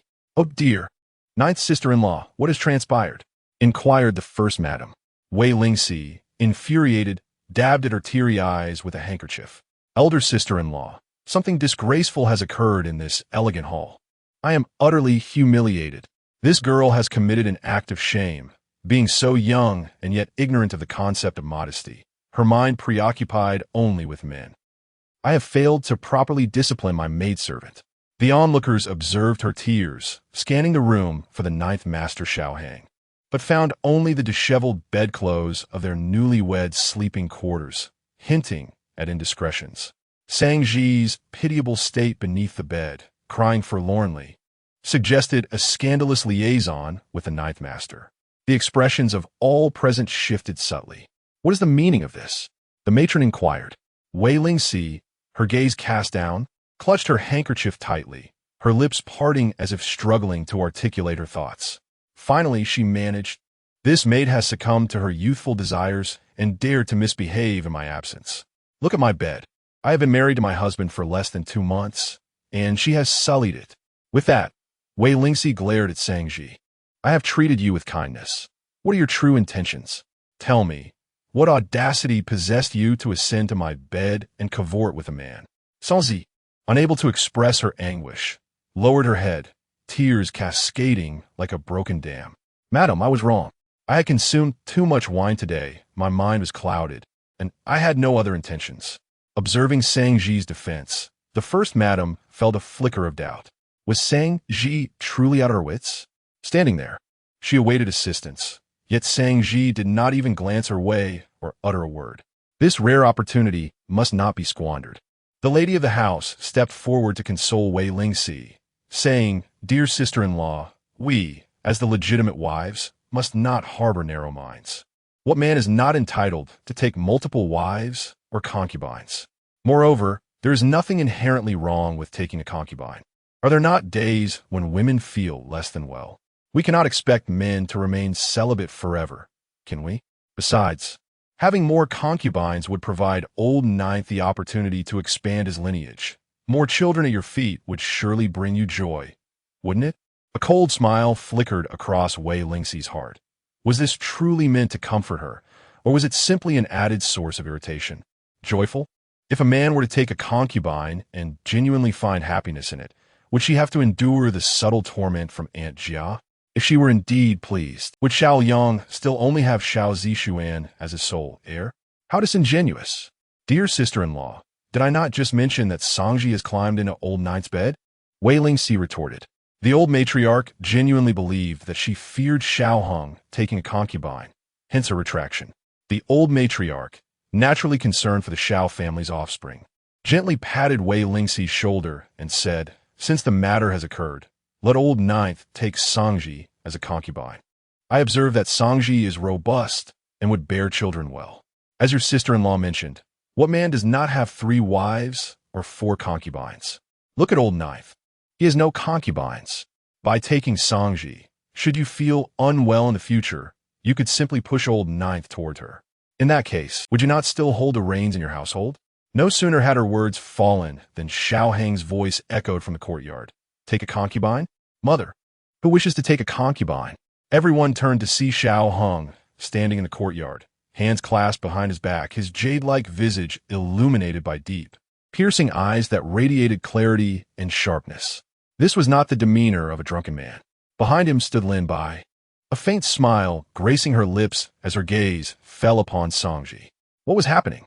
The lady of the house felt somewhat bewildered. Yet, Wei Lingxi interjected. "Why must Zhi be taken as a concubine? Do you truly believe she has shared a bed with old Ninth?" Xiao Hang's lips curled into a smirk as he walked forward under the scrutinizing gazes of the crowd. Standing before Zhi, who knelt on the ground with her head bowed, he proclaimed, "Zhi indeed sought to climb in my bed today. Regrettably, she made a misstep. However, I discovered a packet of medicine on her person, which I had someone examine. It appears to be something used in the brothels. I find it rather curious that a mere maid could procure such items." As the lady of the house absorbed his words, a chill coursed through her veins, causing her body to tremble involuntarily. Xiao Hung showed no intention of letting Zhi off easily, and continued, "Zhi, the lady of the house claims you have been acting strangely, frequently venturing outside. Whom did you meet? Or who provided you with the medicine? By whose instigation did you attempt to climb into my bed? I doubt you possess the audacity to do so on your own." At this, Zhi's gaze involuntarily turned towards the lady of the house. Chapter 63. A difficult situation. Her gaze nearly sent the matriarch's soul soaring from her body in fright. Wei Lingxi followed Sang Ji's line of sight and caught a glimpse of the matriarch's profoundly unnatural expression, and her heart was instantly enlightened. The one who had instigated her was undoubtedly the matriarch. Song Yu also observed her mother-in-law's flustered demeanor and could not help but roll her eyes in silence. She had initially believed her mother-in-law to be a formidable character, only to discover that her cunning was outmatched by Wei Lingxi's. A mere glance was sufficient to reveal her own vulnerabilities. Regardless, the matriarch was still her mother-in-law, sharing the same boat in dealing with Wei Lingxi. A maid climbing into her master's bed merely sought to ascend the branches and transform into a phoenix. Such occurrences were not uncommon in the Song residence. These lowly creatures would stop at nothing to achieve their ambitions, not necessarily acting under anyone's instruction. Attempting to assist the matriarch out of her predicament, Song Yu interjected with a couple of remarks. However, unexpectedly, Xiao Hung turned his frostbitten, indifferent countenance toward her, his elongated, profound eyes glimmering with coldness. Is it appropriate for a junior like you to interrupt when the elders are speaking? Just as Song Yu was about to defend herself, the icy gaze made her swallow her words. Observing her compliance, Xiao Hung then addressed Sang Ji. This is your final opportunity to speak. If you remain silent, you shall forfeit your chance for justification. Yes. Sang Ji was about to respond when she heard the matriarch cough. Hesitation washed over her as she timidly glanced at the matriarch. The matriarch, noticing her frequent glances, incited suspicion among the onlookers and glared at Sang Ji. Why do you keep looking at me? Do you think I instructed you? If the ninth master asks you to reveal who it is, just say it directly. Stop being so evasive. If I had a maid with such a temperament, I would have her skinned alive. Sang Ji comprehended the matriarch's veiled threat. She found herself in a precarious position. If she remained silent, she would be expelled from the Xiao residence. If she spoke, the matriarch was likely to be her foremost adversary. After much deliberation, Sang Ji gritted her teeth and conceded, "It is my fault, my wrongdoing. I have already come of age, and it won't be long before I reach the age to leave the household. I no longer wish to endure a life of hardship. So when I saw the ninth master intoxicated, I thought that if I could climb onto the ninth master's branch, even as a concubine, I would no longer need to worry about my future." Sang Ji knelt on the ground, tears streaming down her face, her hair cascading down her back, trembling gently, weeping like a rain-soaked pear blossom. "Is this true?" Xiao Hung squinted at her. "Indeed. Enough." Old Madame Jiang sighed. "It's merely a maid wishing to climb into her master's bed, hoping to turn raw rice into cooked rice and become a concubine. I have seen such matters many times. Since she has confessed, let it be. Whether to keep her or to dismiss her shall depend on your decision." Indeed, seeing that the old matriarch was growing impatient, Master Xiao stepped in to mediate, remarking that today was indeed his mother's birthday, and the commotion had gone on long enough. They ought not to further distress her. "The performance is ready to commence at any moment," reminded the second lady, aware that no revelations could be extracted in front of such a crowd, and that prolonging the matter would ruin the matriarch's celebration. Xiao Hung solemnly declared, "Since Mother has spoken, let us bring this matter to a close. Lin Bai, please take Sang Ji away. We shall determine her fate later." "Yes," Ninth Master came to reply. The First Lady, having orchestrated this scheme for so long, found it unexpectedly thwarted. A sense of dissatisfaction mingled with relief washed over her. Had there been further questioning, Sang Ji would undoubtedly have succumbed to Xiao Heng's pressure and implicated both her and Mother Shui. Upon exiting Fiancé Hall, the First Lady felt drenched with perspiration. She fabricated an excuse about the heat in her cumbersome attire, hastily departing with Mother Shui. Once out of sight, the First Lady exhaled softly, her legs growing weak, making it difficult to walk. "Madam, are you well?" Mother Shui quickly supported her. "That was close," the First Lady reflected, still shaken by the earlier tension. Fortunately, Sang Ji held her tongue. "Otherwise, I would have been utterly doomed.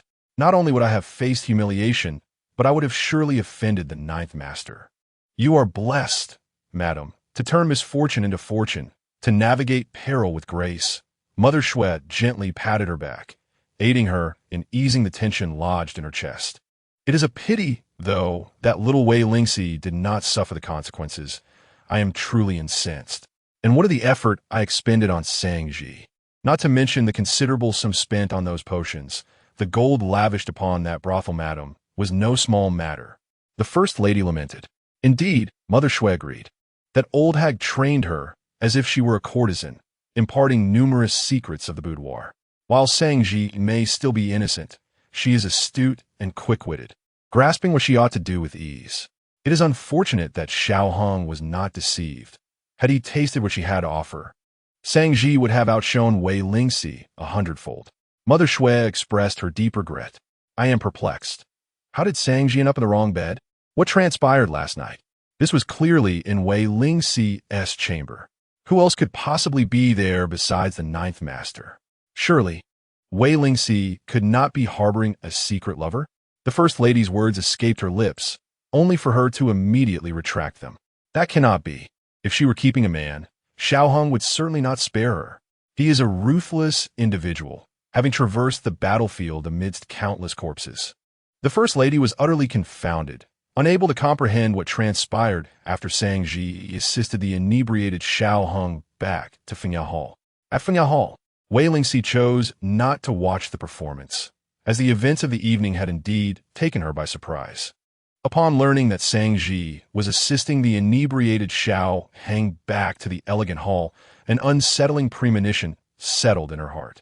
Along the way, she was further delayed by Xiao Zixuan, and by the time she returned, the sounds emanating from her chamber chilled her spirit. However, what she did not anticipate was the shocking scene that awaited her as she tremulously pushed open the door. On the bed, the crimson curtains billowed and trembled. With a sudden surge of courage, she flung aside the drapery, only to see Inri entering with a lamp in hand. Bathed in the flickering candlelight, she beheld a man and a woman entwined in an intimate embrace, preparing to embark on their rendezvous in the ethereal realm of Wushan. Yet the man was not Xiao Hang. Chapter 64. Just you wait and see to her astonishment. The man who had been following Lin Bai was none other than the servant, Li Qing. Wei Lingxi was taken aback. You, how could you be in my bed? Her words startled both individuals.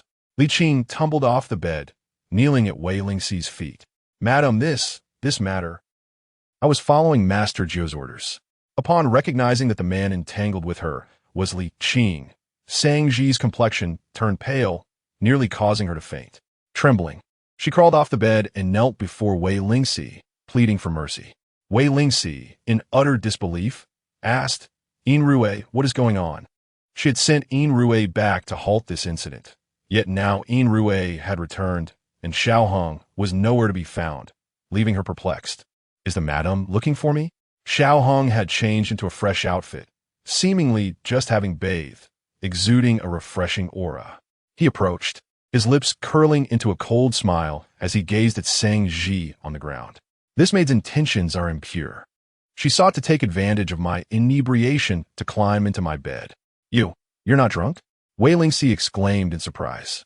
Shangji was equally astonished, looking up at Xiao Hong, who appeared entirely sober, contradicting the drunkenness from earlier.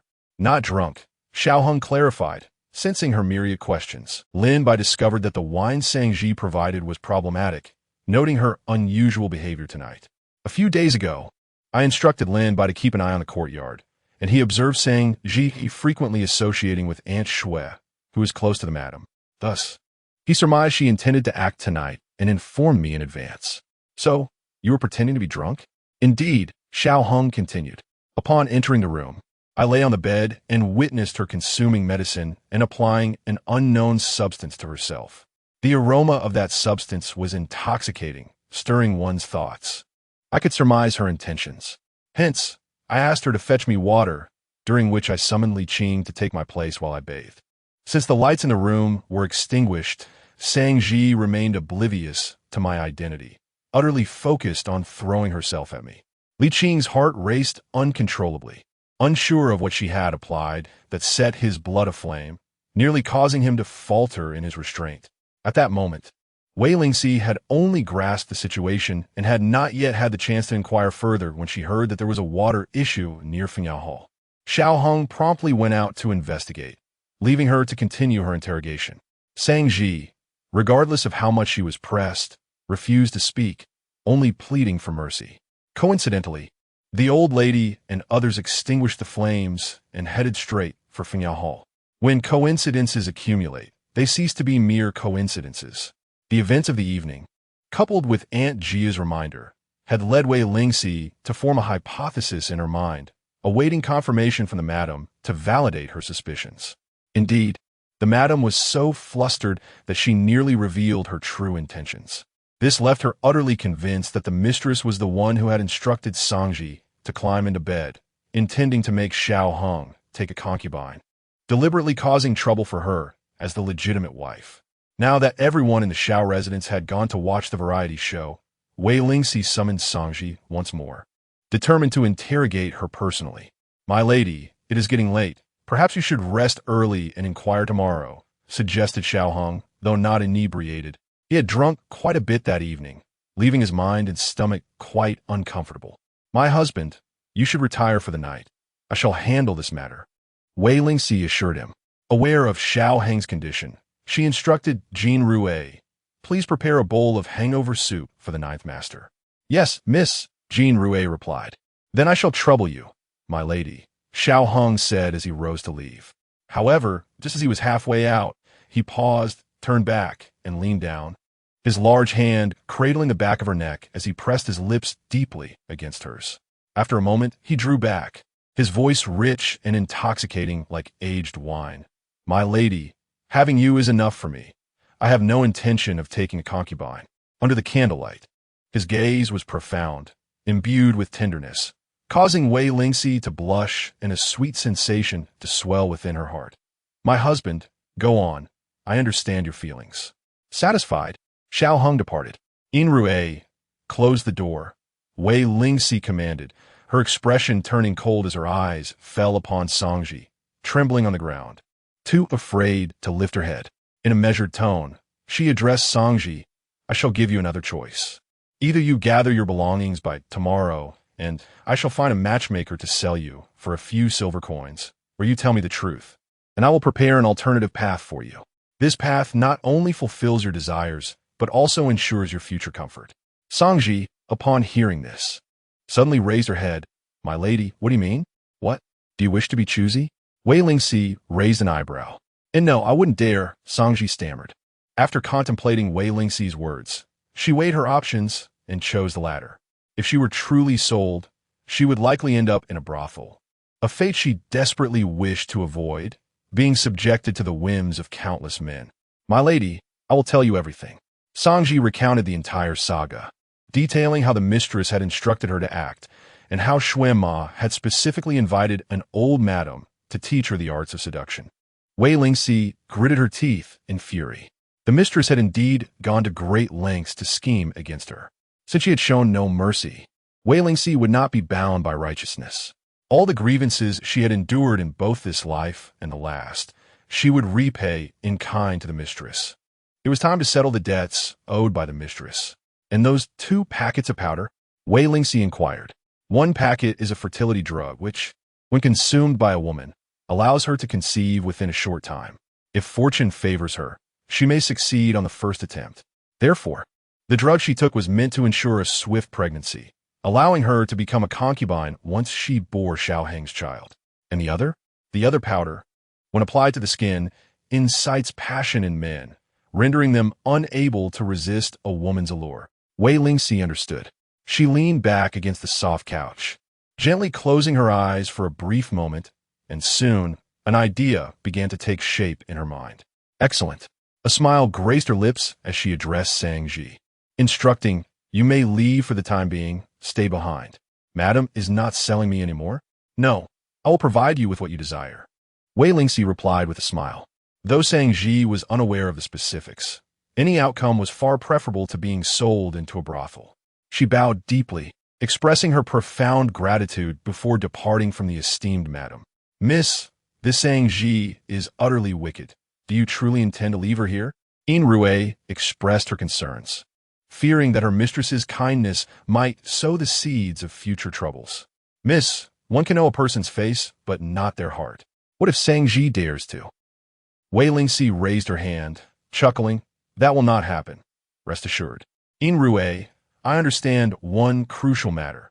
Leniency towards enemies is cruelty to oneself. I have a plan, just wait and see. Seeing that her mistress was resolute, Sang Ji felt reassured. Now, go summon Aunt Jia, and ensure that no one is alerted. Be swift and return quickly, Wei Lingxi commanded. I have urgent matters to discuss with her. Chapter 65. Summoned 4 times for water. When In Rue went to summon Lady Jia, she had already removed her makeup and was preparing to rest. Upon hearing from the servants that the head maid of the 9th madam had arrived, she felt quite puzzled. Nevertheless, she reapplied her makeup and instructed the servants to invite In Rue in. Madam, our young lady requests your presence. I wonder if it is a convenient time for you? Yin Huing Kirid Hispicfuli. Lady Jia had been in the household for many years. Although she was a concubine of the normal Xiao Yang, her status was not as elevated as that of the other ladies in the residence. Whenever the other madams had matters to attend to, they would directly command her without ever inquiring if it was a suitable time. The only person who treated her differently was the 9th madam. Perhaps it was due to the reminder she had given the 9th madam that evening, which made the latter feel grateful. It is convenient. Please accompany me, Lady Jia replied. On the way, Lady Jia pondered what urgent matter could possibly require her presence at such a late hour, and she could not help but ask, "Does your lady have something of great importance to discuss with me?" Indeed, it was of significant importance. However, I cannot disclose what it entails. There is no need for you to worry, as you will understand once we arrive, In Rue responded, leading the way with a lantern and occasionally glancing back to remind her, "Madam, be careful." Despite In Rue's caution, they unexpectedly encountered Yu Zhu, a maid from the 1st madam's quarters, along the way. The maid merely greeted Lady Jia before hastily departing. Soon, they arrived at Fengya Hall, where Wei Lingxi had been waiting for some time. She welcomed Lady Jia inside, instructed the servants to serve tea, and then engaged her in conversation. Upon returning to the 1st madam, Yu Zhu relayed the encounter to her.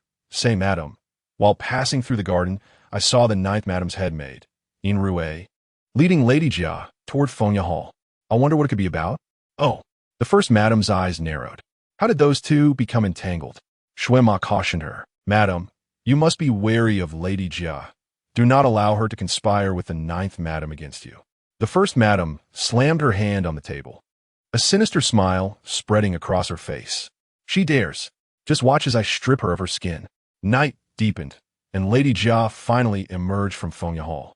She glanced around to ensure no one was present before hastily returning to her quarters with her personal maid.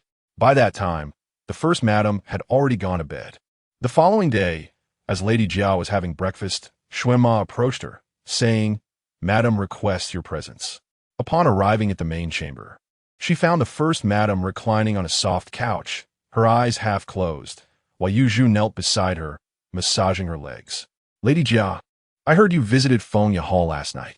When did you become so close with the 9th madam?" The 1st madam asked directly.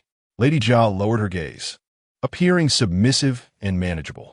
"In response to your ladyship, I found a hairpin at the birthday banquet last night, and the 9th madam sent In Rue to inquire about it. Due to the exceptional embroidery skills of Lady Jio, I contemplated seeking her guidance to craft a pair of shoes for both the master and madam. Over the years, these are the only skills I possess that I can present, and I sincerely hope the madam will not look down upon them." "Is that so?" The eldest madam raised her eyelids. "Indeed," Jia Inyang explained. "Tonight is my first encounter with Lady Jio, and as a mere concubine, how could she possibly regard me? The notion of a passionate affair, as mentioned by the madam, is utterly unfounded. It is best that way," the eldest madam snorted coldly. "Remember your place. Attend to your duties and refrain from causing disturbances. Otherwise, you shall face the consequences." "I dare not," Jia Inyang hurriedly replied. "You may leave," the eldest madam commanded. Once Jia Inyang departed, the eldest madam turned to Shuema, inquiring, "Have you discerned anything?" Shuema shook her head. "No, she does not seem to be lying." "I concur.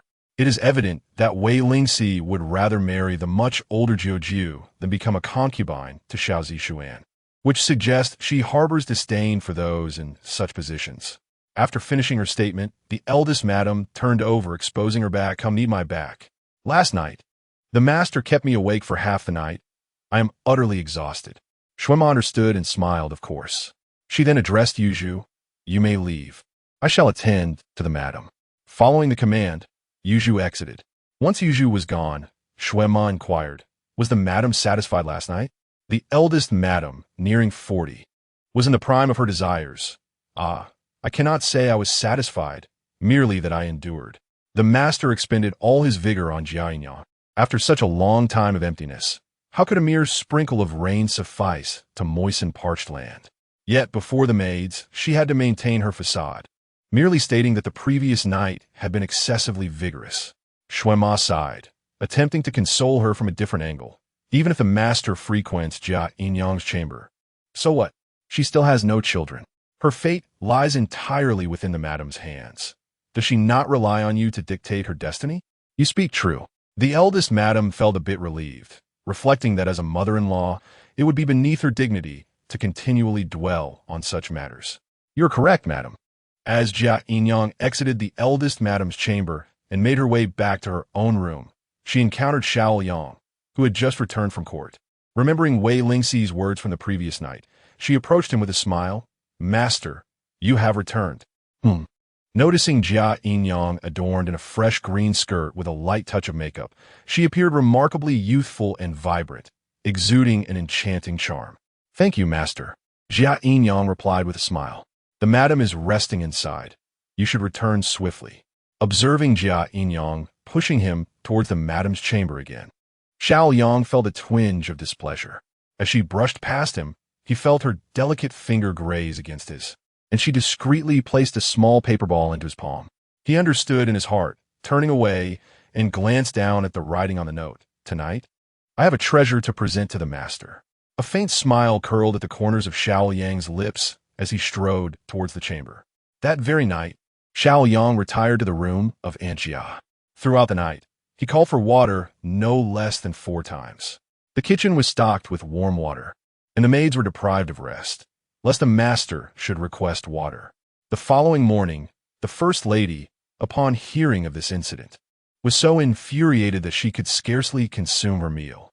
While she only requested water once in her own room, Aunt Shue's chamber saw her ask for water 4 times in a single breath. The master truly went too far. In her rage, the First Lady shattered porcelain in her room, scattering fragments everywhere. His behavior was more excessive than that of newlyweds. Aunt Shui attempted to console her. It was merely one night. However, the next day, Xiao Yang again visited Aunt Jia's room, and once more called for water several times. This continued for 10 consecutive days, each day the same. The First Lady's countenance darkened, nearly matching the soot at the bottom of a pot. When she went to pay her respects to the old lady, she was mocked by several younger sisters, deepening her sense of humiliation. Consequently, she sought excuses to avoid her visits. She had grown to loathe Aunt Jia, longing to take action against her, but feeling unable to do so. The master had been frequenting her chamber with great enthusiasm. She felt it prudent to wait until his fervor had cooled. As this matter ignited the First Lady's ire, she summoned the physician to prescribe a few doses of medicine. One day, while she was taking her medicine, she suddenly heard voices in the courtyard, a sound that seemed somewhat familiar. Aunt Shui, why does that voice sound like Shangji's? Chapter 66. The perfect body. Shui Ma hastily lifted the curtain and gazed into the courtyard, where indeed Shangji had arrived, sent by the esteemed 9th Madam. Accompanying her was Jean Rue, the chief maidservant of the 9th Madam. Good day, Shui Ma. Jean Rue greeted with a smile as she stepped forward. My mistress has heard of the First Madam's recent ill health and has specifically instructed me to bring some nourishing supplements. Here are 2 jars of bird's nest, purchased by our 9th Master from Chunha Tower. Their quality is exceptional.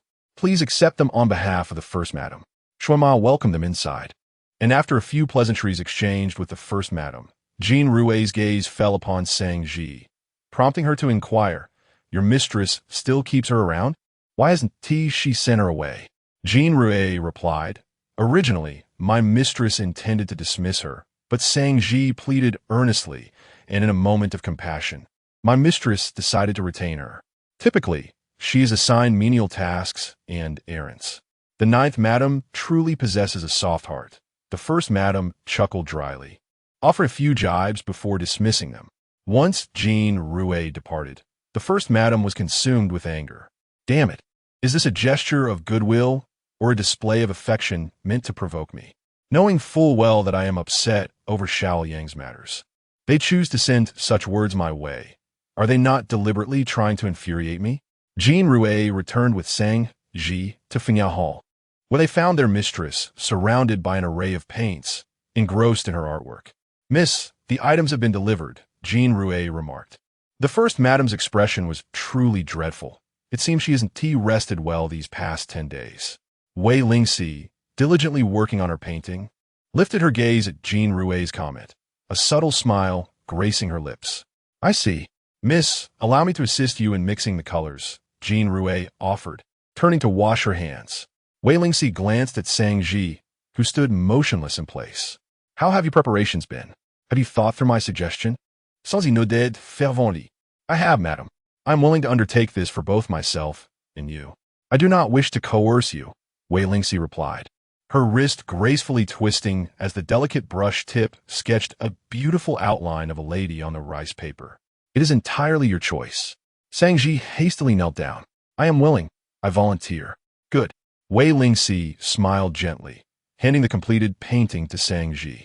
Take this to the entrance and wait. Wait? Just wait? Sans y questionner? Puzzled. Indeed, Wei Lingxi affirmed, rising to retrieve a packet of medicinal powder from her dressing table. This is the very substance you apply to entice the ninth master. Is it not? Yes, Sang Ji admitted, her cheeks flushing. Take this with you. You know how to use it, don't you? Sang Ji suddenly comprehended Wei Lingxi's intent and quickly accepted the powder. Thank you for your thoughtful guidance, madam. I understand now. If I, Sang Ji, am granted it tomorrow, I shall not disappoint your efforts. Remember your words. Yes. Sang Ji promptly returned to her chamber, undressed, and immersed the medicinal powder in water for a while before adorning herself with care. Finally, she took Wei Lingxi's painting and proceeded to the entrance. She stood for quite a while near the entrance before she finally encountered Xiao Liang returning from outside. Upon seeing a young maiden clad in a purple dress, whose beauty was striking, he noticed she was engrossed in examining a painting. He felt a sense of familiarity, and upon reflection, recognized her as Sang Ji, the maid from the residence of the ninth master. As Sang Ji caught Xiao Liang's gaze, she feigned a moment of distraction, letting the painting slip from her grasp, whereupon the wind whisked it away. Her expression transformed in an instant, and she hurriedly chased after the flying artwork. The breeze carried the painting to Xiao Liang's feet, and he bent down to retrieve it, discovering it depicted a beautiful woman. Xiao Liang had a penchant for painting, particularly portraits of lovely maidens. In the past, one of his exquisite works had been cherished by the emperor, becoming a source of pride for him, prompting him to critique others' depictions of beauty. Who created this painting? Xiao Liang inquired. Sang Ji stepped closer, her gaze lowered, her voice soft and melodious. Esteemed sir, this was crafted by our mistress. She instructed me to wait here for the sixth young master of the Wei family to provide his assessment. The sixth young master Wei? Xiao Liang pondered, realizing it was indeed well known that Wei was exceptionally talented, a fact that had circulated among the scholars. I am unaware of the details, merely following the mistress's instructions. Sang Ji continued, still unable to meet Xiao Liang's eyes. Xiao Liang, however, scrutinized her closely, noting her undeniable beauty. Though she had only recently come of age, her figure was already remarkable, her bosom akin to ripe papayas, waist as slender as willows, and her elegantly curved neck exuded an alluring charm. The last time he had seen her, she had been in a rather disheveled state, far from the beauty she presented today. A flicker of desire stirred within him. Yet upon reflection, he recalled that Sang Ji had likely shared a bed with another man, and thus she may no longer be an untouched flower. With this thought, his heart settled. Go ahead, he said, returning the painting to Sang Ji. Understanding the concerns of men, she accepted the painting, thanked Xiao Liang, and spoke, esteemed sir. The events that transpired at the elegant hall have caused both the mistress and me considerable distress. I have long wished to apologize to her in person, but have yet to find the opportunity. Might I trouble you to convey my message? Please tell her that Sang Ji is deeply sorry and asks for her understanding. Sorry? What have you to apologize for? Xiao Yang genuinely could not comprehend how Sang Ji had wronged his wife. On that day, when the ninth master inquired who had instigated me to climb in a bed, I instinctively looked towards the mistress, which angered her. Yet it is not her fault. The fault lies with me. I was momentarily bewitched. Which led to, as Sang Ji spoke, tears began to fall, and she delicately pulled out a handkerchief to dab at her eyes. Xiao Yang was suddenly enveloped by a fragrant breeze, imbued with the essence of youth, stirring something within him, igniting a restless yearning. I am already 16, and in just a few years, I shall be of marriageable age. When that time comes, if my parents betroth me to the village fool, I shall be most unwilling. Thus, I have entertained thoughts of remaining here. I do not hold affection for the ninth master. I merely seek a place to call my own. With tears in her eyes, Sang Ji recounted. Later, I explained everything to the madam, and upon seeing my plight, she decided to keep me. That night, nothing transpired. I remained untouched, my virtue intact, for neither Lord Jiu nor anyone else laid a finger on me. Thus, the madam allowed me to stay. Upon hearing this, Xiao Yang offered her a few words of comfort. Do not cry. I shall speak to the madam. Thank you, my lord, Sang Ji replied, her tears giving way to a smile. Xiao Yang observed Sang Ji, who radiated youthful vitality, distinctly different from the madam and concubine Jia. A thought crossed his mind, prompting him to retrieve the painting. You need not wait for 6th young master. This painting has its flaws. The strokes lack delicacy, and the figure's lines appear somewhat rigid. The portrayal of the beauty is too straightforward. Return and inform your madam to practice further. Sang Ji quickly expressed her gratitude. Thank you, my lord, before taking her leave. Upon returning to the elegant hall, Sang Ji relayed the message to Wei Lingxi. This was the outcome Wei Lingxi desired.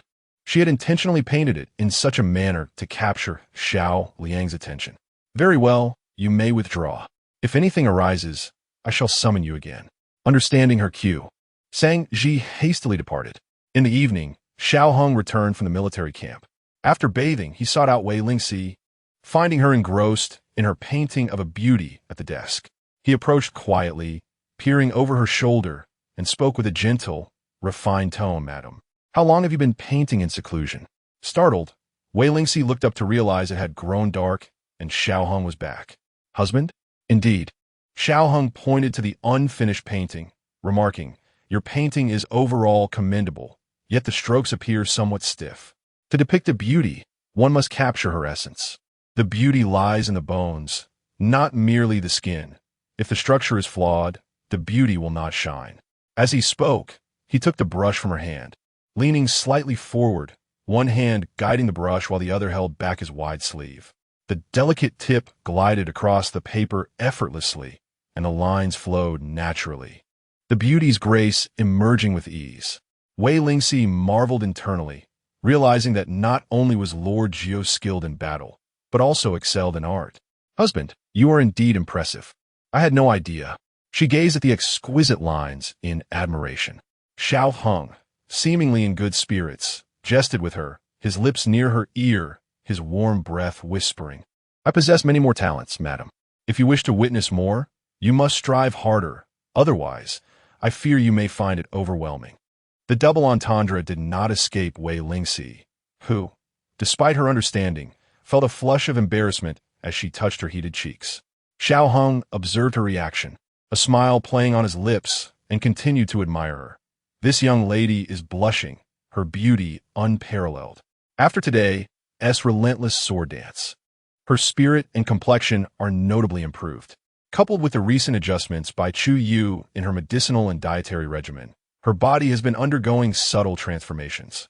Xiao Hang contemplated that the day when the green apricots transformed into juicy peaches would herald the time for harvest. Her husband, Wei Lingxi, remained unaware that a vivid spring scene was already taking shape in Xiao Hang's mind. She pointed to the painting that Sang Ji had previously shown to Xiao Yang, saying, Today, Sang Ji took the painting to the entrance to wait for 6th brother, and by chance encountered the elder. He provided a critique of my work, which I found to be quite insightful. I earnestly request that you invite the elder over for a drink this evening, so I may glean some wisdom from him. Chapter 67. A flurry of thoughts upon hearing this. Xiao Hong raised his eyebrows slightly and said, "My dear wife, my painting skills surpass those of my elder brother. The artistry that conveys the essence of a subject is not something that just anyone can achieve." Before her marriage, Wei Lingxi had studied under a renowned painter for several years. Although her own skills did not rival those of her master, her ability to appreciate art was undeniable. She could discern that Xiao Heng's talent was extraordinary. However, this was not the time for a comparison of skills. What she desired was for Xiao Yang to visit the elegant hall. Thus, she smiled and suggested, "Husband, your skills are indeed remarkable, but I have yet to see how the elder master fares. Why not invite him over for a direct comparison?" In the past, Xiao Hong would have dismissed such a notion. He practiced calligraphy and painting for self-cultivation, not for competition. Yet, with his wife's encouragement, his competitive spirit was ignited, and he immediately summoned the servant Li Qing. "Go, invite the elder master. Tell him I wish to treat him to a drink. If he inquires about the reason, simply tell him I wish to exchange artistic techniques." "Yes, ninth master." As Li Qing hurried away, Wei Lingxi covered her mouth and smiled. "Thank you, husband." Xiao Heng's lips curled into a smile, his long eyes narrowing as they swept across her face, and he quietly asked, "What thoughts occupy your mind, my dear?" Wei Lingxi was taken aback. You can see that? Xiao Heng chuckled softly. "When things seem unusual, there must be something amiss." Wei Lingxi retorted, "Where's the oddity? You are the peculiar one. What is the true reason?" Wei Lingxi hesitated, biting her lips slightly. "Husband, what are your thoughts on the elder madam and the elder master? I wish to hear your honest opinions. My impressions of the elder madam are limited." Xiao Heng pondered for a moment before continuing, "It is best to maintain a certain distance from my elder brother as well." Wei Lingxi was surprised. "Husband, may I inquire about the reason?" Xiao Heng fell silent for a moment. "Our positions differ. My dear, there are matters I prefer not to involve you in too deeply. In any case, we must maintain our distance from my elder brother's family." He quickly added, "including Xiao Zixuan." Wei Lingxi shot him a knowing glance. "Husband need not mention Xiao Zixuan specifically, I understand." Xiao Heng smiled faintly. Good. After their exchange, Wei Lingxi cautiously probed his stance. That day, the elder madam's demeanor was rather aggressive. "What are your thoughts on that, husband? Although we are in the Xiao residence, you need not endure her temperament. What if I were to act inappropriately? Would you be angry? Would it affect the bond between you brothers?" Wei Lingxi blinked innocently as she questioned him. Xiao Hong raised his hand to caress her cheek. "What could you possibly do that would be inappropriate? Just ensure your own safety. The vast Xiao residence is rife with hidden currents. I only hope that when I depart for battle in 6 months, you can protect yourself from harm." Wei Lingxi smiled sweetly. "I understand, husband." Having discerned Xiao Heng's true feelings, Wei Lingxi felt liberated and unrestrained, ready to pursue her intentions. Xiao Yang was dining in the ladies' chamber when he suddenly received word that Li Qing, a servant of the ninth master, had come with a message. The ninth master? The lady's face displayed a look of suspicion. What could he possibly want with you? Perhaps to discuss matters of the court, or perhaps other affairs. What is so surprising about that? Xiao Yang glanced at her, finding her reaction somewhat peculiar. "Indeed," the lady replied, somewhat embarrassed, and then said, "Let Li Qing in and see what he has to say." "Very well," Xiao Yang commanded. Li Qing was ushered in by the servants and immediately reported, "Master, our ninth master invites you to join him for a drink." "Drink at this hour? I have already begun my meal," Xiao Yang responded. It had been quite some time since the ninth master had requested his company for a drink. Could it be related to the painting from that evening? "Our ninth master has remarked that your painting skills are exceptional and wishes to engage in a discussion about the art," Li Qing clarified. "Ah, I see." Xiao Yang replied with a smile. "Please return to your master and inform him that I shall arrive shortly." Having dispatched Li Qing, Xiao Yang turned to the lady and said, "I will visit the ninth master. You need not wait for me tonight." "Ah." The lady felt a pang of displeasure. The concubine Jia had monopolized her husband for over 10 days, and now that he had finally decided to stay, he was off to drink with the ninth master. "My lord, do not drink too much and cause a mishap. I will wait for you. Understood, Xiao Yang assured her. Once he left, the lady felt anxious and had no appetite for her meal, so she instructed the servants to clear the table. Why does the lady seem so unsettled? Shuema entered with tea after the meal, noticing the lady's distressed demeanor. Are you worried about the master? Rest assured, even if the master wished to linger, the ninth master would likely not permit it. Among the gentlemen in this household, only the ninth master is truly reliable. Besides, they are newlyweds. Surely they would prefer to retire early to enjoy each other's company. The lady considered Shuema's words and found them reasonable, nodding in agreement, easing her worries for the moment. If the master is late returning, I shall send someone to urge him, Shuema added. Very well, the lady replied, accepting the suggestion. Upon arriving at the Fiancé hall, Xiao Yang found that the banquet was already prepared, and Xiao Hong had been waiting for some time. Ninth brother, elder brother, please come in, Xiao Hong said, rising to invite him to take a seat. To be frank, my wife has created a beautiful painting of a lady today and sent it with Sang Ji to be appraised by Wei Jia's sixth master. It just so happens that you are here, and she believes your insights would be invaluable. As he spoke, Wei Lingxi emerged from the inner chamber, presenting the painting with a smile. Elder brother, I beg your assistance. Xiao Yang was more than willing and took the painting to begin his critique. After Wei Lingxi finished his commentary, he sought further opinions and instructed Jin Rue to put away the painting. He then called for Sang Ji. Sang Ji, please fetch 2 more jugs of wine so that Lord Jiao and the elder can indulge in a proper drink. Sang Ji promptly replied, of course. Once Sang Ji returned with the wine, Wei Lingxi continued, you possess the keenest discernment. Please remain here to attend to us. Yes, my lady, Sang Ji responded.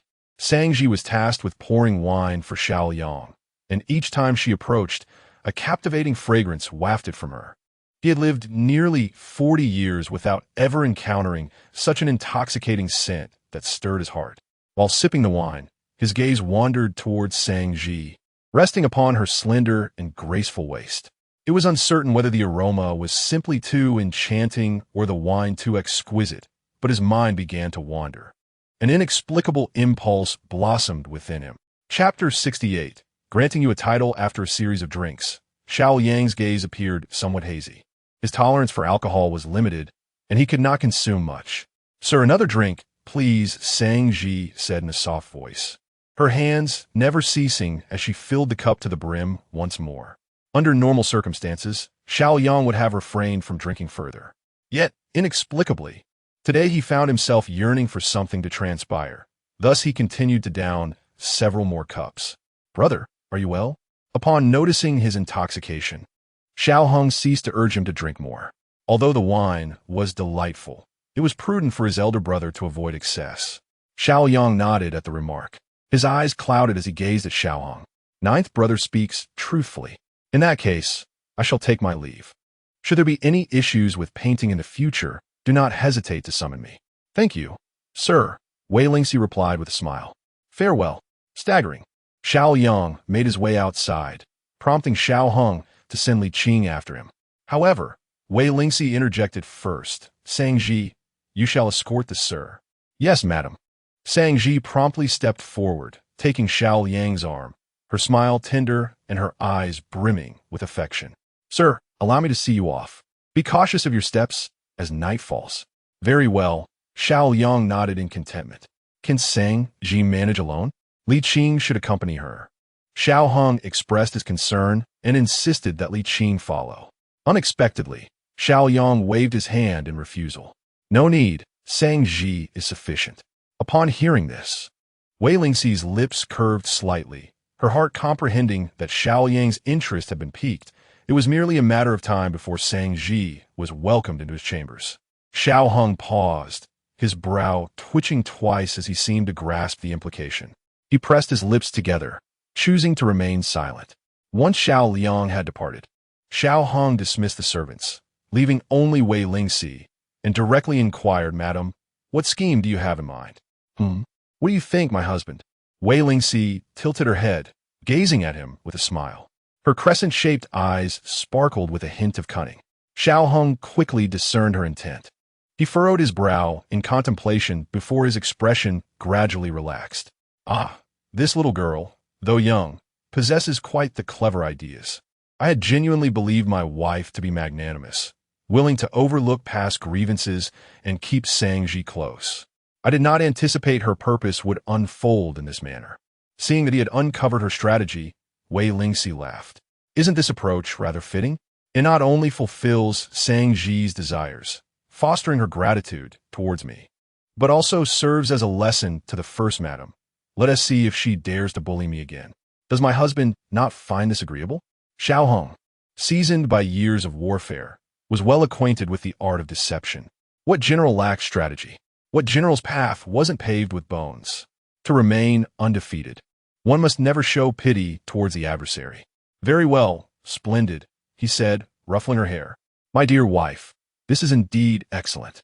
Though the Xiao residence appeared harmonious on the surface, beneath it lay a tumult of undercurrents. Previously, he had worried that she was merely a delicate flower, easily subdued. However, it now seemed that she was a feisty little wildcat, possessing her own temper. As they proceeded on their way, Xiao Yang leaned heavily against Shangji's shoulder. She walked alongside him, unable to suppress soft murmurs of protest. My lord, you are too heavy. I fear I cannot bear it much longer.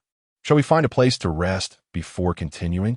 Very well, Xiao Hong replied, gesturing toward a nearby courtyard, which belonged to the youngest daughter, Xiao Yan. Since she had traveled south and had yet to return, it would be prudent to rest there. Listening to you, my lord.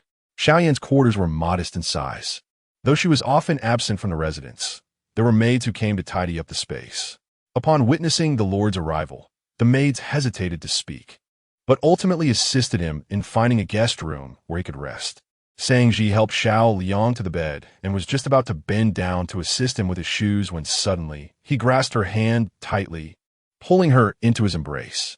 My lord, Shangji looked up, her face illuminated by the candlelight, appearing more beautiful than a peach blossom. What are you doing? I am here to help you rest, yet you treat me thus. If the madam were to discover this, I would be in dire straits. She wouldn't dare. Xiao Liang, who had seemed intoxicated moments ago, now appeared entirely sober, his eyes clear. He lifted her chin, scrutinizing her features, and indeed, she was strikingly lovely. My lord, you flatter me, Shangji said, lowering her gaze, her demeanor humble. I am merely a servant. What significance does my beauty hold? Shangji, we have come this far. Do you not understand my intentions? Would you consider accompanying me? Xiao Liang inquired. This. Shangji hesitated, unsure of how to respond. Seeing her delicate and endearing demeanor stirred something within Xiao Yang, a feeling that transported him back to his youthful days. What more is there to contemplate? He held her chin, gazing intently at her. Shangji, I shall grant you a rightful place. As the night deepened, the madam sat by the lamp, her eyes heavy with fatigue. Suddenly, a sound from outside stirred her, and she eagerly rose to open the door. My lady, it is merely the wind, Shuema informed her. What time is it? How can a master still be drinking? Shuema, we can wait no longer. You must go personally and bring him back. The madam was still hopeful for an intimate evening together. Yes, I shall go at once. Just as Shuema was about to leave, the madam followed her. Never mind. I shall accompany you. Waiting alone in the house is vexing. The two women exited, heading straight for the Fengao Hall. Upon arrival, they discovered that the banquet table had been cleared away, leaving only Xiao Hong and Wei Lingxi engaged in a game of chess by the window. A sense of foreboding gripped the madam's heart, an ominous premonition arising within her. Where is your elder brother? Inquired the matriarch directly. He has long since departed. Xiao Hang replied, discarding the chess piece in his hand as he rose. He left approximately an hour ago. An hour? Indeed, Wei Lingxi interjected. Before he departed, he was already inebriated.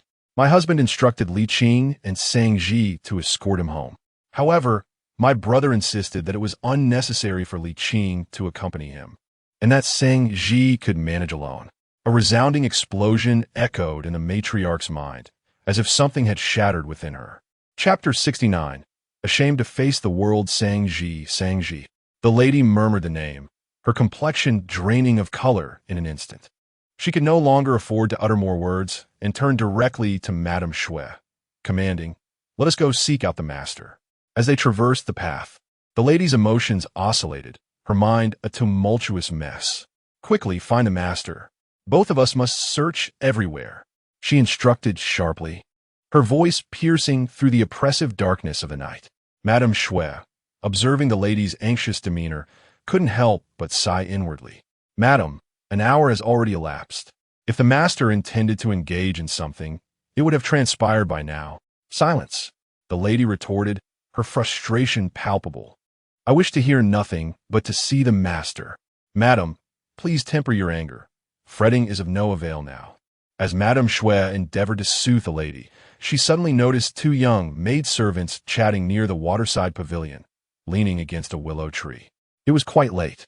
Which household's maidservants were loitering here idly? Madam, look. Madame Shui pointed towards the two maidservants. Allow me to inquire. Do not fret. Hurry. Madame Shui hurriedly approached the two maidservants and inquired, which household do you serve? Why aren't you attending to your duties in the main quarters at this late hour? The young maidservants, recognizing Madame Shui, immediately greeted her and reported, Madame Shui, we are the rough servants of the young Mrs. Quarters. The miss has gone south and left us to tidy up the house. It is late. Why are you wandering around instead of staying in the courtyard? Madame Shui scolded them sternly. Have you seen the master? The two maidservants lowered their heads, their voices barely audible. Duh. The master is in the young Mrs. Courtyard. Eh? Madame Shui's curiosity was piqued. The master is with the maidservant Sangji. Before the two maidservants could finish their sentence, Madame Shui understood the implication and immediately reprimanded. Silence. This matter is not to be spoken of by either of you. Otherwise, you shall incite the lady's wrath. And take heed of your skins. Yes, Madame Shui. The lady, growing increasingly impatient as she awaited Madame Shui's return, finally asked, What did you find out? Madam, the master and Sangji are in the 11th Mrs. Courtyard. What? The lady's eyes widened in shock, her gaze fierce. Clenching the handkerchief tightly in her grip, she commanded, Let's go and see. Within the room, a different scene unfolded. The lady stood outside the window, listening to the sounds emanating from within, her nails nearly piercing her palms in tension. Madame Shui, hearing the distressing sounds and witnessing the murderous glint in the lady's eyes, mustered the courage to say, Madam, do not be angry. Which man does not have multiple wives and concubines? Moreover, this evening, the master has indulged in drink, undoubtedly seduced by that wretched girl Sangji. The madam is already seething with rage. How could she possibly listen to any reasoning? Shuema, go knock on the door. Huh? Go knock on the door. Did you not hear what I said? Madam, the master is still in there. If I go now, he will surely be displeased. Shuema dared not enter, fearing the master's wrath. Seeing Shuema's hesitation, the madam stepped forward and, with a resounding kick, forcefully flung open the tightly shut door. Xiao Yang, in high spirits, was startled by the sudden intrusion. Who? Seeking death? The master was indeed in fine fettle. The madam stood her ground, observing the reckless scene before her, nearly consumed by fury. She had painstakingly trained Sangji, only to find that the girl had squandered her talents on seducing her own husband. Sangji, taken aback by the unexpected visitor, hurriedly buried her head in Xiao Liang's embrace, tears streaming forth. Master, I can no longer face the world, she sobbed. Recently enamored, Xiao Yang could not bear to see the girl suffer. He quickly grabbed a nearby garment and wrapped it around Sangji. Gently, he lifted her from the table and placed her within the gauzy curtains, whispering soothingly, Do not be afraid, all right? Sangji's delicate voice emerged. Yes, I will listen to you, master. The madam felt as though her heart had been brutally pierced, gasping for breath as her chest heaved. She berated Shuema. What are you standing there for? Drag that brazen hussy out here. Shuema hesitated, too fearful to advance. The madam, disregarding her noble demeanor, rolled up her sleeves and approached to yank Sangji from the curtains. Stop, Xiao Yang commanded, blocking her path. What do you intend to do, madam? Tears streamed down the madam's face, like pearls scattered from a broken string. Why must you treat me this way? Since marrying you and bearing your son, raising him to adulthood, and even bringing in 2 concubines, why must you betray me? If it were anyone else, I could accept it, but it is Sangji, this lowly creature. This is an affront to me. With that, She lunged forward, tearing aside the curtains to grasp Sangji's hair, her hands flying in a flurry of slaps across the girl's face. Master, master, save me. Sangji wept, her tears like rain on a pear blossom. Xiao Yang seized the madam by her collar, forcefully throwing her aside with cold, cutting words. Look at yourself. You hardly resemble a refined lady, but a shrew. I warn you, keep your distance from Sangji and cease troubling her, or do not blame me for my lack of courtesy. Master, the madam collapsed to the ground, her tear-filled eyes reflecting pain and disappointment. Have you come to despise me? Look at what you have become. Xiao Yang had originally married her for the sake of family interests. Moreover, the madam was neither beautiful nor amiable, and certainly not to his liking. I too have devoted myself to this family, nurturing Su In-er for my lord, pouring my heart and soul into it. And I cannot possibly be compared to that wretched child, Sangji, who is merely 15 or 16 years old. Your ungrateful womb has only borne one Su In-er. As I approach my 40s, I have but a single son, and you still dare to speak?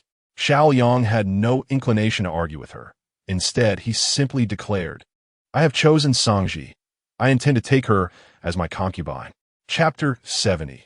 The taste of immortality. This statement struck like a bolt from the blue, leaving the First Lady utterly bewildered. What? What did you say? Ji as a concubine? I refuse. The lady stepped forward, clutching tightly at his trousers. My lord, you cannot demean me in this manner, nor can you debase yourself. What is Ji? How dare she be worthy of being your concubine? I decide who becomes a concubine, the master retorted, pointing at her. Go now, find old Ninth and his wife, and inform them that I want Ji from their household. Tomorrow night, I shall take her as my concubine. The First Lady, overwhelmed by this injustice, fell to the ground, weeping uncontrollably. Shuema, are you blind? Why do you not drag her away? What purpose does it serve to keep her here? Xiao Yang barked. Shuema hurried to assist the First Lady, gently comforting her. Madam, let us step outside. We can discuss this further there.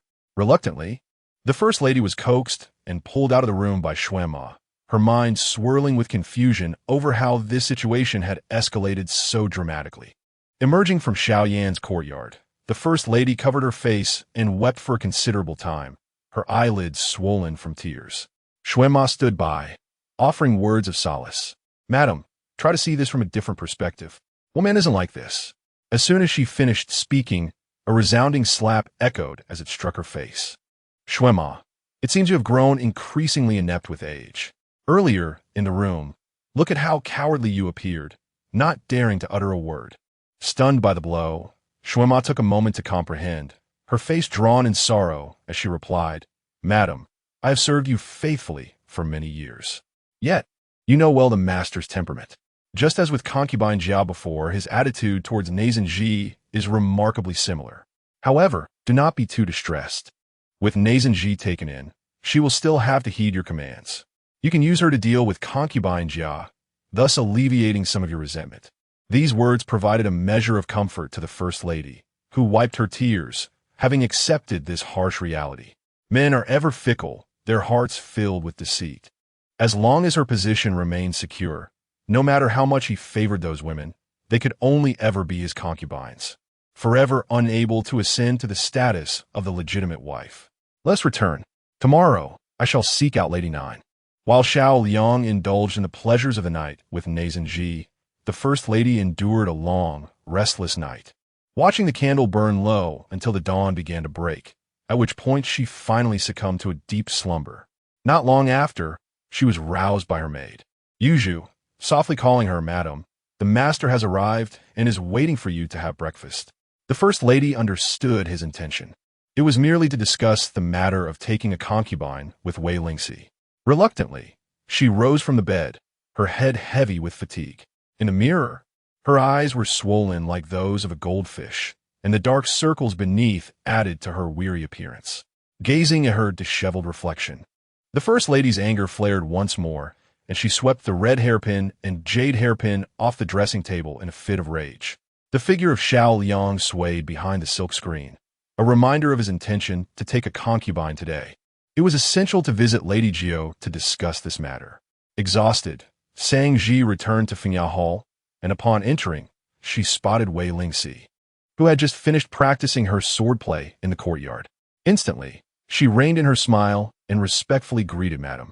Wei Lingxi handed the sword to Jean Rue beside her, accepted the handkerchief offered by Yin Rue, and wiped the sweat from her brow, inquiring, "How did it go?" Zhang lowered her head slightly, a sweet smile blooming on her face. "Madam, as you predicted, the master intends to take me as a concubine. Today, he will send the first lady to discuss this matter with you." A faint smile graced Wei Lingxi's lips. "Very well. You must be tired. Go fetch some water to wash up and rest for a while. Tonight is your wedding night with the master. Do not forget to attend to him well." Zhang's face radiated a blend of shyness and anticipation. She stepped forward and knelt before Wei Lingxi. "I apologize for any past grievances, madam. Even if I go to the First Lady's side, my heart will still belong to you. I am endlessly grateful for the good fortune you have arranged for me." Wei Lingxi replied with a gentle smile, "My actions are not solely for your benefit. You must understand that living under the First Lady's roof is not a simple affair. Should you find it uncomfortable in the future, do not place your resentment upon me. Furthermore, I must caution you, the master's concubine, Aunt Jia, is a kind and gentle soul, one who may offer you assistance." Zhang comprehended and departed cheerfully to her room to rest. Qing Dai, Lian Xiao, and Zisu surrounded her, inquiring why she had not returned the previous night and whether anything had transpired with the master. Lian Xiao's keen eyes quickly spotted the purplish marks on her neck. "What is this?" Zhang blushed with a smile. "This was left by the master. He shared my bed last night, and today he has sent for me to become his concubine. Congratulations." The maids showered her with blessings. To them, being a concubine to one of the masters was the greatest fortune and the best fate one could wish for as a servant. Zisu noticed that Zhang's entire demeanor had changed after last night. "Zhang, you seem transformed, exuding an indescribable charm." Sanzi smiled mysteriously, beckoning the others closer to whisper, "Of course it is different. A woman, after basking in a man's affection, will inevitably change. In time, you will understand." "Sanzi, what is it like?" Qing Dai asked curiously. Zhang, both sweet and bashful, replied, "It is bittersweet. When the sweetness arrives, it feels as though one is becoming a celestial being. No wonder people say they envy the Mandarin ducks, not the immortals. I finally comprehend." As the maids discussed the matter, the First Lady arrived at Fiancé Hall with the maid Yu. Despite her meticulous preparations, her face appeared weary, almost to the point of being unseemly. As she entered, she instructed Yu to bring forth the gifts, a few shabby bracelets and 2 antiquated golden hairpins. She directly addressed Wei Lingxi, stating, "I have come today on behalf of my husband to take a concubine. He has taken a liking to your maid, Zhang, and hopes that sister-in-law can be accommodating." Upon hearing this, Wei Lingxi's face immediately blossomed with a smile brighter than the spring flowers. Joyfully, she replied, "Accommodate? Of course. We must. This is indeed a splendid matter, a tremendous blessing. Congratulations, sister-in-law. Soon, there will be another to serve the master. Zhang is young and possesses a fine background. I trust we shall soon hear delightful news of an addition to your household. I truly envy you. The master's taste is impeccable. Wouldn't you agree, sister-in-law?" The elder madam had not slept a wink the previous night and had already vented her frustration that morning. Finally calming her emotions, she was provoked once again by Wei Lingxi's remarks, igniting a fire within her. Overcome with anger, she found herself unable to breathe, her vision darkening, and she fainted. Yu was startled and hurriedly attempted to revive her. When the elder madam finally regained consciousness, she glared at Wei Lingxi with resentment, her teeth clenched, and asked, "Are you feeling quite pleased with yourself?" Chapter 71. "You are truly delicate," Wei Lingxi, with an innocent smile, replied, "Sister-in-law, why do you say such things? For so many years, the offspring of the main house have not flourished, and the old matriarch has been worried about this matter.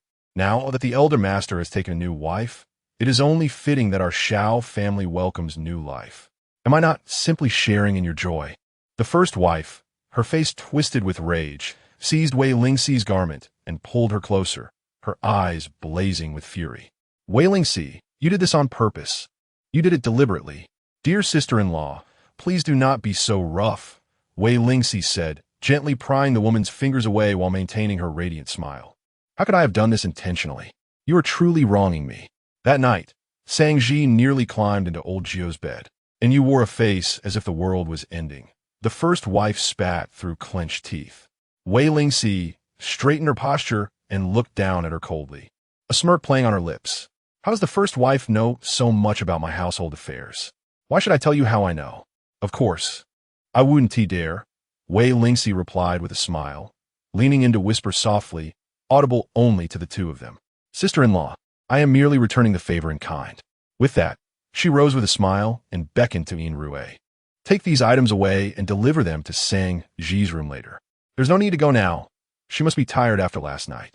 Let her rest today, for she must be a bride this evening. The first wife was nearly driven to madness. Wei Lingxi, this is a heartless act. Sister-in-law, you cannot place such a heavy accusation upon me. I cannot bear the weight of it, Wei Lingxi chuckled. Turning to Yu Zhu, she added, it is quite hot. Please persuade your mistress not to let her temper get the best of her. If she faints again, I cannot take responsibility for that. Now that the matter is settled, quickly assist your mistress back. Yu Zhu, being merely a messenger, complied with the directives of the ladies in the house. Madam, let us return. It is hot, and you mustn't let your anger affect your health. She supported the first wife, who was dizzy with fury, toward the exit of the elegant hall. As the two exited, Wei Lingxi instructed Yin Rue, go summon Zisu and Qingdai. Upon their arrival, Wei Lingxi inquired, are you both aware of what transpired earlier? Now, you must spread this news to every corner of the courtyard, leaving even the old matriarch uninformed. Yes, madam, they replied. Wei Lingxi's intention was to take the initiative, disseminating the news herself to seize control of the narrative. Should the first wife exploit this situation, she would find herself in a precarious position. True to their capabilities, Zisu and Qingdai swiftly relayed the information to the most gossipy maids in several wives' quarters, and soon, the tale spread throughout the Xiao residence, reaching the old matriarch's ears. Upon learning that her son had taken a concubine, and that the first wife had vehemently opposed it while throwing a fit in the ninth lady's quarters, ultimately fainting from anger, the old matriarch's dissatisfaction grew immensely. My son has only one child, Zixuan. What harm is there in having a few more? Over the years, her womb has been uncooperative, and she does not permit other concubines to bear children. Now, as those two concubines have aged, what is the harm in the master taking a few more? Mother Zhao reminded the old lady that one of the concubines is Sangji. However, the elder lady was indifferent. What is Sangji? She is merely a concubine. Her origins are not of paramount importance, as long as she can help our Xiao family to flourish. The old lady's words resonated. She commanded Mother Zhao to summon the first wife, delivering a harsh reprimand, chastising her for her jealousy, small-mindedness, and inability to tolerate others, nearly berating her to tears, declaring her utterly lacking. Consequently, the entire Xiao residence became aware of the first wife's petty nature and her intolerant disposition. The first wife nearly succumbed to internal injury from her anger, yet dared not show any dissatisfaction before the elder lady. Despite her heart bleeding, she had to prepare a room for her husband and his concubine as a wedding chamber. Wei Lingxi, upon hearing of this matter, quietly chuckled in her room, her mood soaring with delight. In her past life, the pent-up resentment was gradually dissipating, freeing her from a need to regard the first wife with caution due to Xiao Zixuan, and liberating her from the burdens of her humble concubine status, allowing her to lift her once proud head without the need to suppress her true self.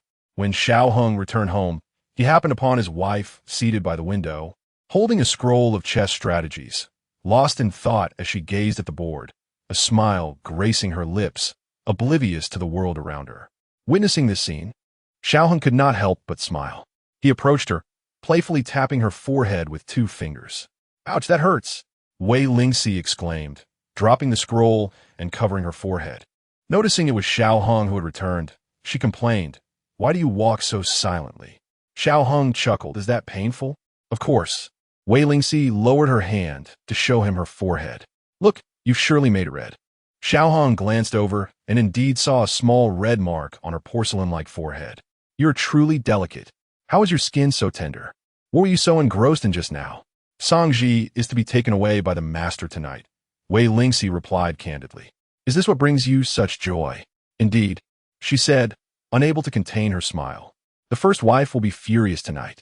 Your sister-in-law's anger brings you happiness? Hearing this, Wei Lingxi shot him a resentful glance. What kind of remark is that? It was the first wife who instigated this conflict. I merely defended myself. But tell me, dear husband, why have you returned so early today? There was nothing of great consequence in the camp, so I returned early. Today, the emperor decreed that he will be heading north to escape the heat, departing in 10 days. I have come back to inform you to prepare in advance. Xiao Hung explained. Escape the heat? Is my husband going to escape the heat? Wei Lingxi sprang to her feet, inquiring eagerly. Not just me, but all of us. Can I go too? Wei Lingxi's eyes sparkled with delight, her joy evident. Naturally, Xiao Hung remarked. Wei Lingxi was overjoyed. Every summer, the emperor of the Great Zhou would ascend north to escape the sweltering heat. Accompanied not only by the concubines of the harem and guards, but also by a number of ministers, whose families were permitted to join the journey. The duration of these excursions varied, ranging from 10 days to over a month. In her previous life, the emperor had traveled for half a month. Such royal journeys were no trifling matter. Every step taken was akin to traversing a path of gold. Presently, with the ongoing conflict in southern Yunnan and the instability along the eastern and western borders, where hostile nations lurked, the emperor was compelled to gather troops and conserve resources, necessitating careful expenditure of the treasury's funds. Reflecting on the situation in southern Yunnan 6 months hence, a trace of sorrow flickered across Wei Lingxi's countenance. The lady's expression resembled a tempestuous June sky. Noticing her distress, Xiao Hung chuckled. Do you not wish to accompany me on this journey? Of course not. Wei Lingxi sighed. Our nation is still embroiled in conflict. The emperor need not venture out. The palace's coolness suffices to alleviate his discomfort. Xiao Hung raised a hand to cover her mouth, his demeanor turning grave. Little seven, do not speak of such matters. Aware of his caution, Wei Lingxi quickly nodded in silence. Seeing her understanding of the intricacies involved, Xiao Hung continued. This journey will require some time for round trip. Before we depart, you may return to the Wei residence to bid farewell to your father and mother. Thank you, my lord. Wei Lingxi beamed, suddenly recalling whether Wei Qinglan could accompany them on this trip. She inquired, My lord, do you think my third brother could join us? What do you think? Xiao Hung teased, deliberately withholding information. I cannot guess. Xiao Hang's lips curled into a sly smile, his expression brimming with intrigue. If the lady desires to extract definite information from me, a small price must be paid. Chapter 72. My lord, do not play tricks upon witnessing his mischievous smile. Wei Lingxi averted her gaze. If my lord chooses not to speak, I shall refrain from inquiring. After all, if you wish for third brother to go, you shall take him. If not, my questions would bear no fruit. Seeing her refusal to be lured and her proud demeanor, Xiao Hung found her increasingly amusing. Very well. Since you choose not to ask, I too shall remain silent. Initially, I intended to discuss Wei Samling's recent circumstances with you, but since Madame shows no desire to know, I shall not indulge in my own sentiments. Xiao Hung deliberately tempted her, pondering what he could reveal. What could it be? Is it not true that you do not wish to know? Wei Lingxi, fully aware of his intent to provoke her curiosity, struggled to quell her desire to learn about third brother's situation. After a moment's contemplation, she bit her lip and inquired, What price would my lord have me pay? Xiao Hung chuckled softly. That depends on what price you're willing to offer, madam. After a brief pause, Wei Lingxi replied earnestly, Since I have wed my lord, my entire being belongs to you. Thus, you may do as you wish. Is that so? Xiao Hung expressed mild surprise. Indeed. Taking a seat, he wrapped his long arm around her, pulling her into his embrace, his gaze smoldering with intensity. So, does this mean you no longer resist me? Are you no longer afraid? Do you not worry about being overwhelmed? A blush crept across Wei Lingxi's cheeks as she lifted her gaze, her eyes shimmering like water. Shyly, she responded, My lord, must you be so proud? Ah, Xiao Hung laughed. Proud? I assure you, I am not. Would you care to test that?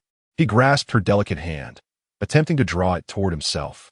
Startled, Wei Lingxi quickly withdrew her hand. "My lord, do not jest. This is no jest." He leaned closer, his breath warm against her face, causing her skin to prickle with goosebumps. "I have heard someone speak such words. Who uttered such nonsense? My lord, as a general, should avoid associating with unsavory companions who indulge in gossip, lest you become the subject of ridicule," Wei Lingxi replied, her face flushed with embarrassment. "Nonsense?" Xiao laughed heartily, but chose not to elaborate further. Suddenly, a thought struck Wei Lingxi. She recalled mentioning something to Jin Rui and Yin Rui, who would never disclose it to Xiao.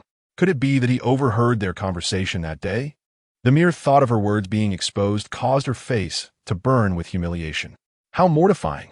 It seems that walls have ears, and one must exercise caution in their speech henceforth. Wei Lingxi calculated that she had been in the Xiao residence for some time now. During these days, Xiao had treated her with great affection and often jested with her. Gradually, she had come to understand him better and no longer feared him as she once did. "My lord, I need to wait until after my monthly cycle," she spoke in a voice barely above a whisper. Xiao recalled the discreet mention of her cycle in the courtyard the previous day. He was well aware of her situation and was merely teasing her today. It appears that Madame is already anticipating her union. Upon hearing this, Wei Lingxi immediately retorted, "You are deliberately mocking me. It was you who led the way there first. How can this possibly be my fault?" "It matters not," Xiao replied as he leaned in to kiss her earlobe gently. Since time immemorial, the affection between men and women has been entirely natural. If one seeks to propagate the lineage, such matters are indispensable. There is no need for you to feel shy.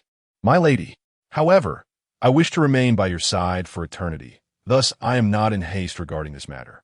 Hearing his words warmed and touched her heart. Yet she found it amusing as well. "Husband, do not jest with me. Since that is the case, may I speak of my third brother's affairs?" "Not so fast. The price you must pay has yet to be settled," Xiao chuckled. "Did we not just conclude that?" "Not all. That was merely the price you assumed. What I speak of is entirely different." "And what may that be?" Wei Lingxi tilted her head in inquiry. "I wish to see whether that green apricot has ripened into a honey peach," he replied, narrowing his eyes as he uttered this phrase. "What?"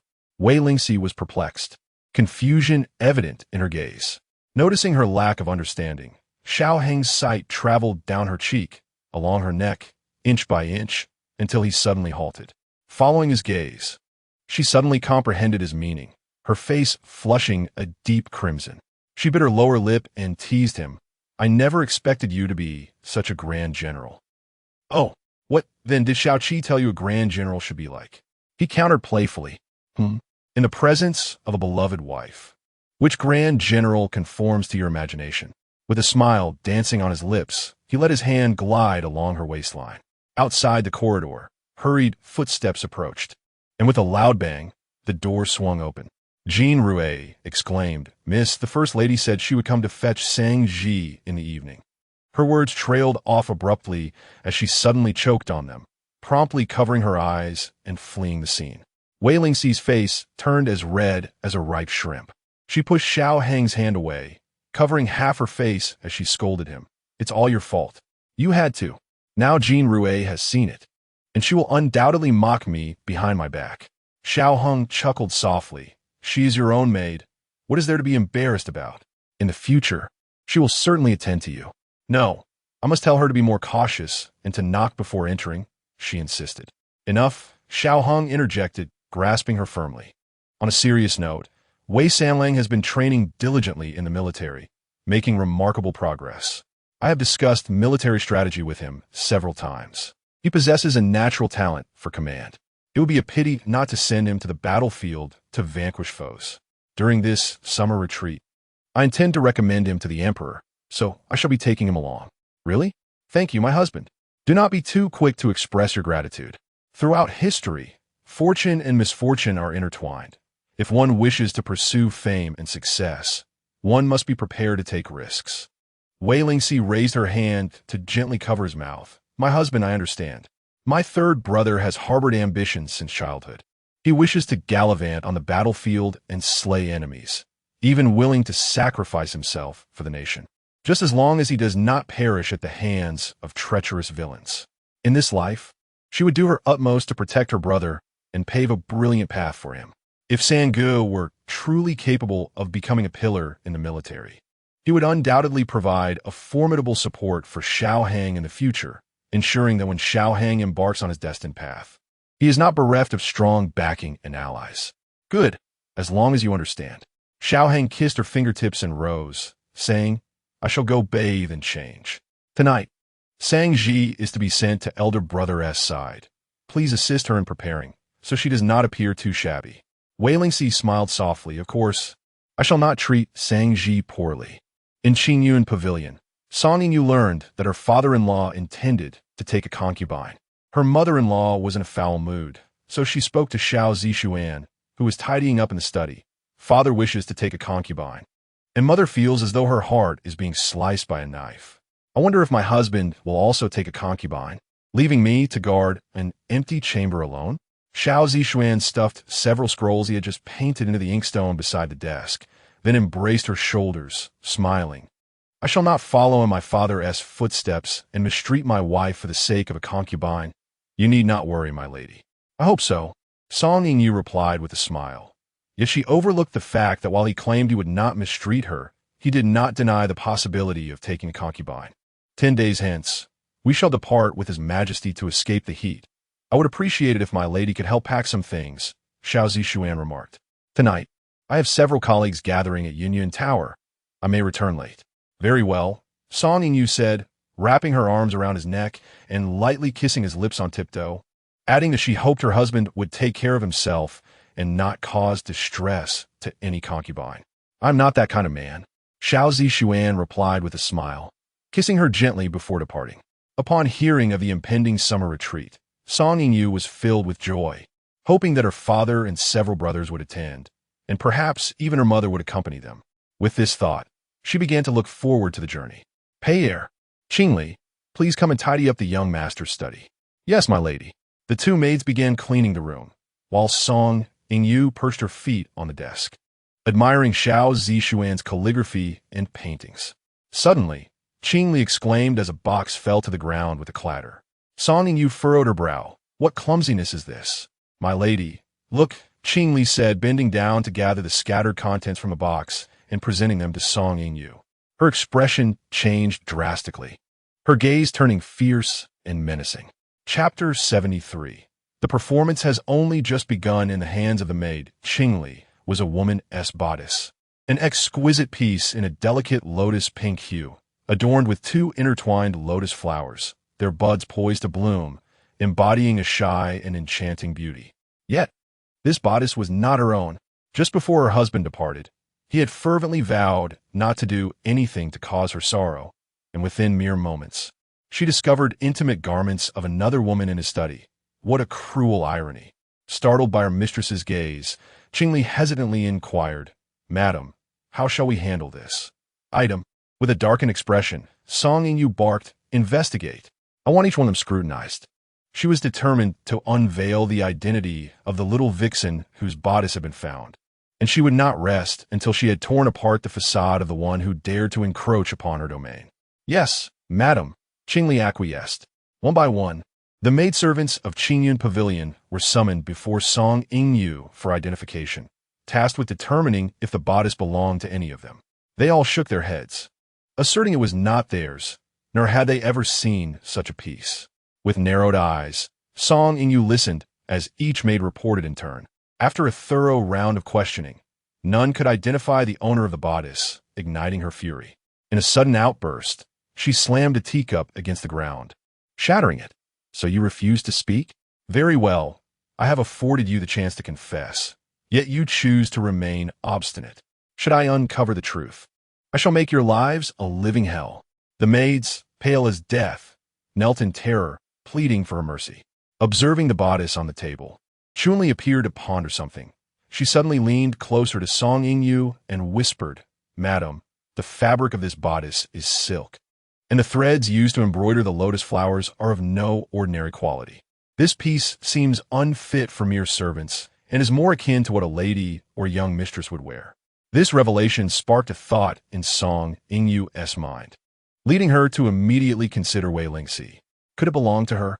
Was it possible that Xiao Zixuan and Wei Lingxi were conspiring against her in secret? A surge of anger coursed through her as she brought the bodice closer to her nose, inhaling its fragrance, which bore a familiar scent reminiscent of Wei Lingxi. Besides this fragrance, there lingered another aroma. This must be the essence of Wei Lingxi herself. Imagining Xiao Zixuan cherishing this bodice, secretly caressing and inhaling its scent in the stillness of night, Song Yingyu felt as though a dagger were mercilessly slicing into her flesh, again and again, each thrust drawing forth fresh wounds. Seeing her mistress's face contorted in rage, Chunli hastily commanded the other maidservants to leave and forbade any gossip about the matter. Once they were dismissed, Chunli closed the door and asked, "Madam, what should we do now? What else can be done?" Song Yingyu flung the bodice to the ground and stomped on it with fury. "Bring me a brazier and burn this wretched thing." "Yes, I shall fetch it at once." Chunli moved to obey. Suddenly, Song Yingyu cried out, "Wait, madam, do not burn it. Hand that over to me, and I shall find my own way to deal with it." A glint of ruthlessness flickered in Song Yingyu's eyes, and a cruel smile curled upon her lips. As the night deepened, Sangji meticulously adorned herself before the bronze mirror. Although she lacked a grand crimson wedding gown, Wei Lingxi had bestowed upon her 2 brand new outfits crafted from the finest fabrics, in addition to a golden hairpin. Gazing at her stunning reflection, Sangji felt an overwhelming sense of joy. She had never imagined that she would one day become a concubine in an official's household. Though the master was somewhat older and not as handsome as the 9th master, she felt deeply content. After all, he was a court official of considerable rank. However, she was acutely aware that without the assistance of the 9th lady, she would not be where she was today. The thought of a maid climbing onto her master's bed would surely incite fury in any lady who discovered it, likely resulting in severe punishment or banishment to the brothel. It was astonishing that the 9th lady had granted her a chance at survival and provided her with such an opportunity. Sangji understood the challenges she would face after aligning with the master, yet she was unafraid of the first lady. As long as she could secure the master's affections, wealth and grandeur would undoubtedly follow her closely. "Sangji, the time has come. The master's people are here to fetch you," Wei Lingxi announced as she entered the room, reminding Sangji of the auspicious hour. Sangji rose, taking 2 steps forward, and bowed respectfully before Wei Lingxi. "Madam, I am profoundly grateful for your kindness. In the future, should you require my assistance, I shall not hesitate to face fire and water." With a smile gracing her lips, Wei Lingxi helped her to her feet. "I do not need you to face fire and water. Simply live your life well." Sangji looked up at her, filled with gratitude. "Thank you, madam." Wei Lingxi retrieved the red veil and personally draped it over Sangji, watching her depart with the people from the main house before turning back to the interior. Jean Rue followed closely behind, feeling a sense of injustice. "Miss, you are far too kind. Sangji treats you this way, and yet you have given her so many gifts. The things you have provided are infinitely better than what the First Lady has offered." Wei Lingxi paused, chuckling softly. "Foolish girl, the more kindness I show her, the more gratitude she will feel toward me, which will only highlight the First Lady's shortcomings. For a concubine to stand against the First Lady is no simple feat. She will inevitably depend on me and will be loyal to me. Even if she is not loyal, she would never dare offend the First Lady and then turn against me, unless she wishes to court disaster. Besides, I have Aunt Jia to assist me." Jean Rue instantly grasped the situation. "I understand now, Mississippi. That is all well and good," Wei Lingxi replied with a smile. "Jean Rue, this splendid drama has only just begun." Indeed, as Wei Lingxi had stated, the performance was merely at its inception. As Sangji arrived, Xiao Yang eagerly joined her for a bath, and with the falling of the red curtain, the 2 embarked upon their own journey to the mountains. Having learned certain skills from the brothel's matron, Sangji devoted herself entirely to serving him on their wedding night. As she was not a demure lady of high society, her open-mindedness led to an unprecedented pleasure for Xiao Yang. This unexpected delight only deepened his affection for Sangji. Meanwhile, The First Lady endured the torment of her husband taking a concubine. Attempting to distract herself, she picked up a book but found herself increasingly unable to concentrate. Setting the book aside, she wandered into the courtyard and, almost unconsciously, made her way to the side courtyard. There, the red candles flickered, and the sounds of flirtation filled the air.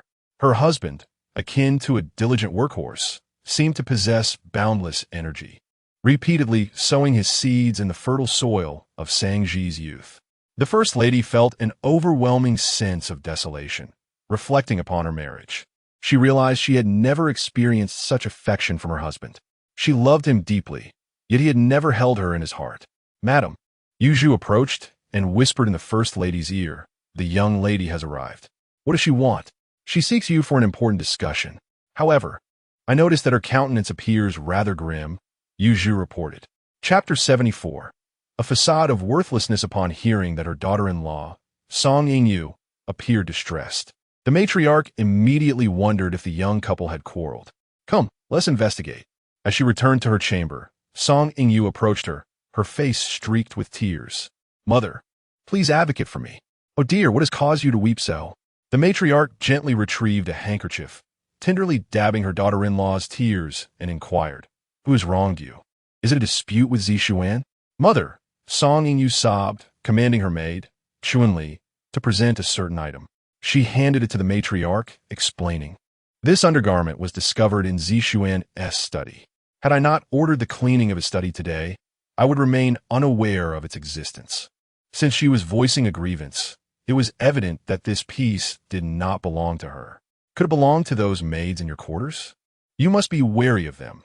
Although they appear demure, they harbor the most insidious intentions, aspiring to ascend to the master's bed and eventually become concubines." The matriarch spoke with a grinding of her teeth. "It is not from the maids. Mother, the fabric of this undergarment is far too fine for an ordinary maid to possess. It unmistakably belongs to a young lady or a noble woman." At this juncture, Song Yingyu hesitated, a glimmer of malice evident in her gaze. "In my view, this undergarment is none other than Wei Lingxi's." Such an accusation could not be made lightly. The matriarch swiftly intervened. "Yingyu, it matters not whose it is, but it must not belong to Wei Lingxi. If it were hers, it would imply an improper relationship between Zixuan and his aunt." "I understand." Song Yingyu knew well her intentions. She aimed to exploit this situation. "Mother, if Wei Lingxi shamelessly entices her own nephew, what punishment does she deserve?" The matriarch grasped the gravity of the situation. Song Yingyu sought to ruin Wei Lingxi utterly. If the scandal of an illicit affair between an aunt and her nephew were spread, Wei Lingxi would undoubtedly face public disgrace, and the Wei family would be embroiled in the fallout. Such a scandal would be met with scorn from society, and the reputation of Wei Shanhe, as a father, would surely suffer. The Wei family would find it impossible to hold their heads high again.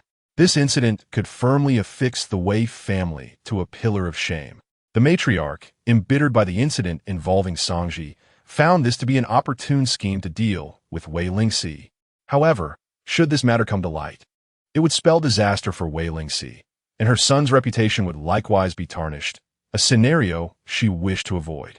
"Wait," the matriarch expressed her concerns to Song Yingyu. "If Wei Lingxi were to fall from grace, Zixuan's reputation would also suffer. He is a promising scholar.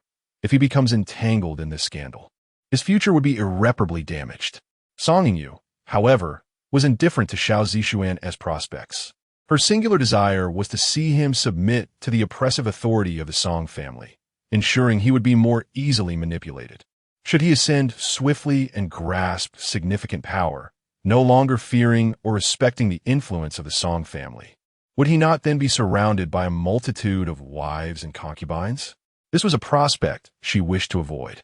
Song Yingyu was acutely aware that Xiao Zixuan's marriage to her was merely a means to secure the power of the Song family. In his heart, Wei Lingxi represented the unattainable, a woman he yearned for, a presence that haunted his thoughts and dreams. "Mother, there is no need to worry about Zixuan's future. With my father and my brother around, should he desire promotion, it would merely take a word from my father," Song Yingyu remarked. "I need you to assist me in this endeavor to eliminate Wei Lingxi. Your happiness will align with my peace of mind." This proposition was indeed enticing, and the matron was swayed. I can assist you, but we must ascertain that the pouch truly belongs to her. We cannot mistakenly ensnare Zixuan while attempting to bring down Wei Lingxi. That would be disastrous, the matron replied. Understood. Then, ISN T. Songji emerging from Wei Lingxi's quarters a clue? Mother, why not inquire about this matter tomorrow? The matron nodded slowly. Very well, I shall ask tomorrow. Thank you. Mother, the hour is late, so I shall not disturb you further. Upon returning from the matron's quarters, Song Yu felt considerably lighter. If only she could confirm whether the pouch was indeed Wei Lingxi's, her meticulously crafted scheme would soon unfold. The thought of Wei Lingxi's impending downfall alleviated much of her pent-up frustration. To avoid alarming the prey, she instructed Chuanli to return the pouch to its original place. As night deepened, Xiao Zixuan returned from the banquet, reeking of wine. After bathing, he climbed into bed and, noticing that Song Yu had yet to sleep, he embraced her, sharing his grand ambitions. Today, I conversed with several colleagues and learned that the emperor intends to instigate reforms within the court. He plans to select a few trusted individuals for nurturing, who shall become the pillars of a nation in the future. If I can catch the empress, my rise will be imminent. Song Yu had no desire to hear such talk. She wrapped her long arms around Xiao Zixuan's neck and in a sultry tone asked, Husband, a high official position may not necessarily bring good fortune. They say it is cold at great heights. Just look at how weary my father is as the Grand Tutor. I believe you are quite well suited to your position in the Hanlin Academy. Yet Xiao Zixuan frowned. What is so commendable about the Hanlin Academy? I aspire to be a person like your father. If I succeed, your status will rise alongside mine. What would be wrong with that? Seeing his displeasure, Song Yu wished to avoid further irritation. I shall heed your wishes, and in the future, I will ensure my father provides ample support. Upon hearing this, a smile instantly graced Xiao Zixuan's face. Encouraged by his wife's overtures, he gathered her into his embrace. Regrettably, his spirit was willing, but his body faltered. Song Yu felt a mix of discomfort and grievance. Am I to understand that you find me lacking? Do I bore you so? No, not at all. Xiao Zixuan wiped the sweat from his brow. Perhaps I've had too much to drink, and am simply weary. What a feeble excuse. A chill swept through Song Yu's heart, prompting her to jest. Could it be that my husband is merely a decorative pillow, pleasing to the eye yet devoid of substance? How could a man endure the disparagement of his abilities? He turned from the bed and addressed her. Wait for me. I shall first indulge in a cleansing bath. Once I have rejuvenated myself, you shall witness the extent of my prowess. You little enchantress. I shall await your return. Song Yu replied, a playful smile gracing her lips. Xiao Zixuan donned his outer garment and departed the bedroom for the study. Song Yu promptly rose from the bed and stealthily followed him. She gently nudged the slightly ajar door open, revealing a scene illuminated by the warm glow of flickering candlelight. There, Xiao Zixuan held the delicate belly band to his nose, inhaling its scent with an indulgent longing. Chapter 75. She dared not move. Yet, I dared. Song Yu's heart felt as though it had been struck by a heavy blow. Although she had envisioned this scene before, the reality before her eyes was far more shocking, filled with humiliation and anger. She fought against the impulse to rush in and interrupt him, enduring for what felt like an eternity before finally turning away. Xiao Zixuan was lost in his own world, oblivious to the gaze peering in from outside, until a familiar sensation stirred within him, prompting him to hastily conceal his garment and retreat into his room. Song Yu had not yet succumbed to slumber. It seemed she was waiting for his return. My lady, he whispered, extinguishing the light and diving into the bedding, leaning close to her neck, murmuring, I shall show you whether your husband truly is as ineffectual as you believe. After a tempestuous night, he fell into a deep sleep. Yet, Song Yu found herself unable to rest, her eyes fixated on the man before her. She bit down hard on her delicate handkerchief, tears of hatred and sorrow escaping from the corners of her eyes. She understood, utterly and completely. Her husband held no interest in her. Only that other woman could ignite his passions. No wonder he extinguished the red candles in their chambers each time, not out of fear of her embarrassment, but because, in the presence of her face, he could not envision himself as Wei Lingxi. This realization pierced her heart like a sharp thorn.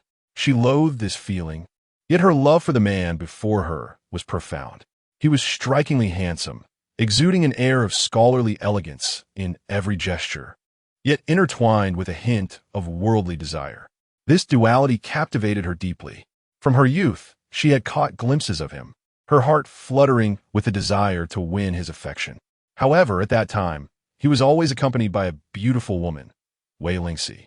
They often rode horses through the fields, played music, painted, and engaged in poetry, their talents complementing each other in a mesmerizing display. She had envied them greatly. Fortunately, her father ascended the ranks in the court, eventually becoming the grand tutor. She pleaded with him to allow her to marry Xiao Zixuan. Upon learning of his acceptance, she rejoiced for an extended period, believing she would finally have the chance to hold her head high before Wei Lingxi to witness her despair. Little did she know, her dreams were dashed when Wei Lingxi transformed into the ninth madam, requiring her to address her as aunt.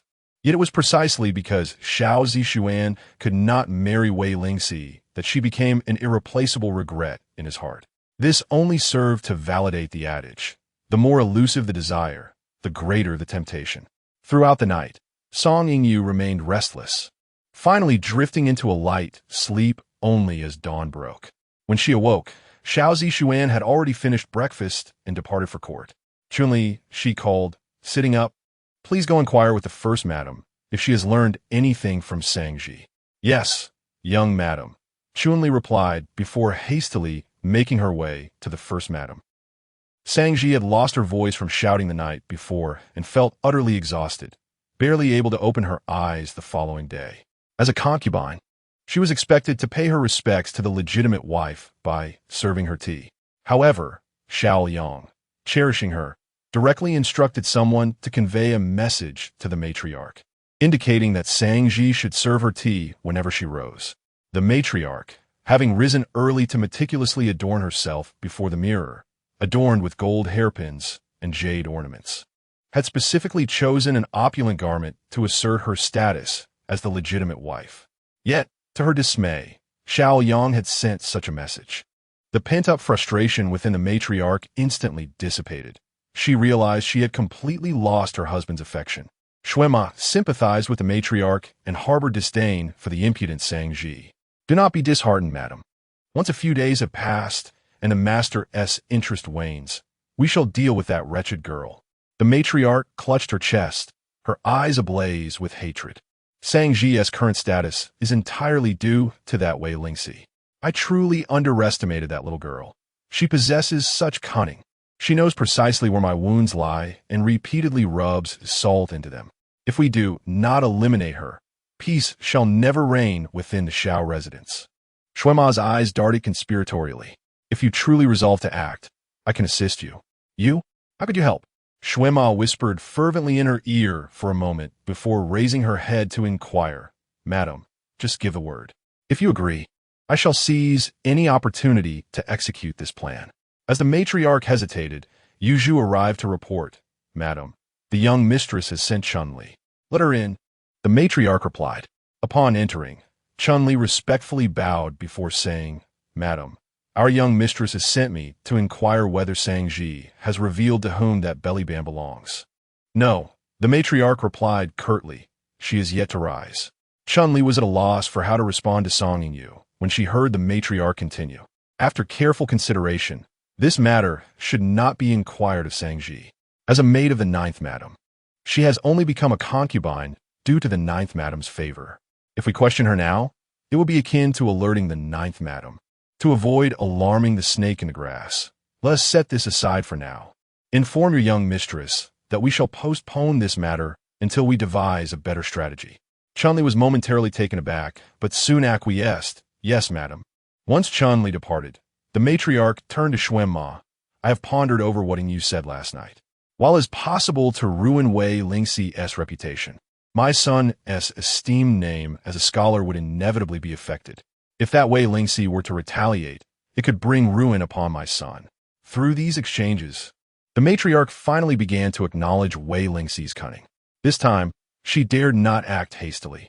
After all, having already lost her husband's affection, her son was all she had left, and she could not afford any misfortune to befall him. You are quite perceptive, madam. The young mistress, being still young, tends to overlook certain considerations, Xuan Ma flattered. Very well, I shall entrust this matter to you. Should you manage it successfully, a generous reward awaits you. However, if you falter, you must find a way to extricate yourself without implicating me. The matron declared resolutely. Xuan Ma immediately acquiesced. Understood. Upon returning to Qingyun Pavilion, Song Yingyu was engaged in the delicate task of arranging her lustrous hair before a bronze mirror. Have you found out? Whose is that undergarment? Chun-Li shook her head. The matron mentioned that Sang Ji is the maidservant of the 9th madam. She fears that probing too hastily may alert the enemy. The matron also instructed me to convey to you, young madam, that it would be prudent to refrain from rash actions for the time being and to deliberate carefully until a more favorable method presents itself. With a sharp clap, Song Yingyu slammed her comb onto the dressing table. Excuses, all mere excuses. She may hesitate, but I shall not. Do you have a plan, madam? Of course I do. Song Yingyu rose, declaring, I have numerous strategies to deal with her. Come, follow me. At this moment, the atmosphere between the matron and Song Yingyu was grim, while the ambience in the elegant hall was filled with warmth and cheer, as they were to accompany the emperor northward in a few days for the summer retreat. With no certainty of their return, Xiao Hong, aware that this would be her first journey away from home, suggested she visit the Wei residence for a brief reunion with her family, considering it a small gathering before her departure. Chapter 76. A fluttering heart. As Xiao Hong demonstrated such thoughtfulness towards her, a wave of sweetness surged within Wei Lingxi. Miss, just look at how considerate Lord Jiao is towards you. If the madam were to find out, she would surely be envious. Jean Rue, while tidying up, complimented Xiao Hong with a smile. Ever since the marriage of the Miss and Lord Jiao, he had taken to sleeping in the study, which was indeed a sacrifice on his part. Miss, you must take care of yourself so that Lord Jiao can return to stay with you soon.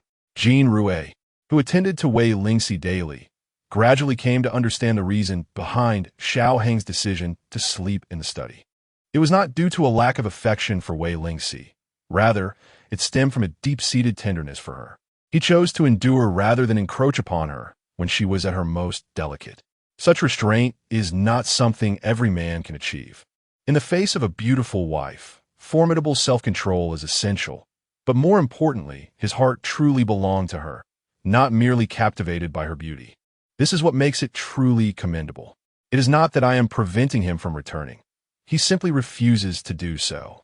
Wei Lingxi sat by the window, fiddling with the Lubon lock gifted to her by her 6th brother, a smile unwittingly gracing her lips. Jean Rue cast a discreet glance, and, seeing the spring-like glow on her face, teased, Miss, you can be so stubborn. Just take a look in the mirror. Your face is blooming like peach blossoms. Surely, your heart has been stirred. With just a word from you, I cannot believe Lord Jiao would not come back to sleep here. Stirred? Wei Lingxi scoffed. Do you think I am such a frivolous person? Even in the presence of Xiao Hong's beauty, I remained steadfast. Is that so? Jean Rue smirked. Just yesterday, who was it that gazed dreamily at Lord Jiao's paintings, muttering about how unjust it is for someone to be so handsome, capable of commanding troops, and yet also possessing such artistic talent? How dare you eavesdrop? I did not need to eavesdrop. Your murmurs were simply too loud for me to ignore, Jean Rue replied, playfully. As she continued to jest with her mistress, the door was suddenly pushed open from the outside.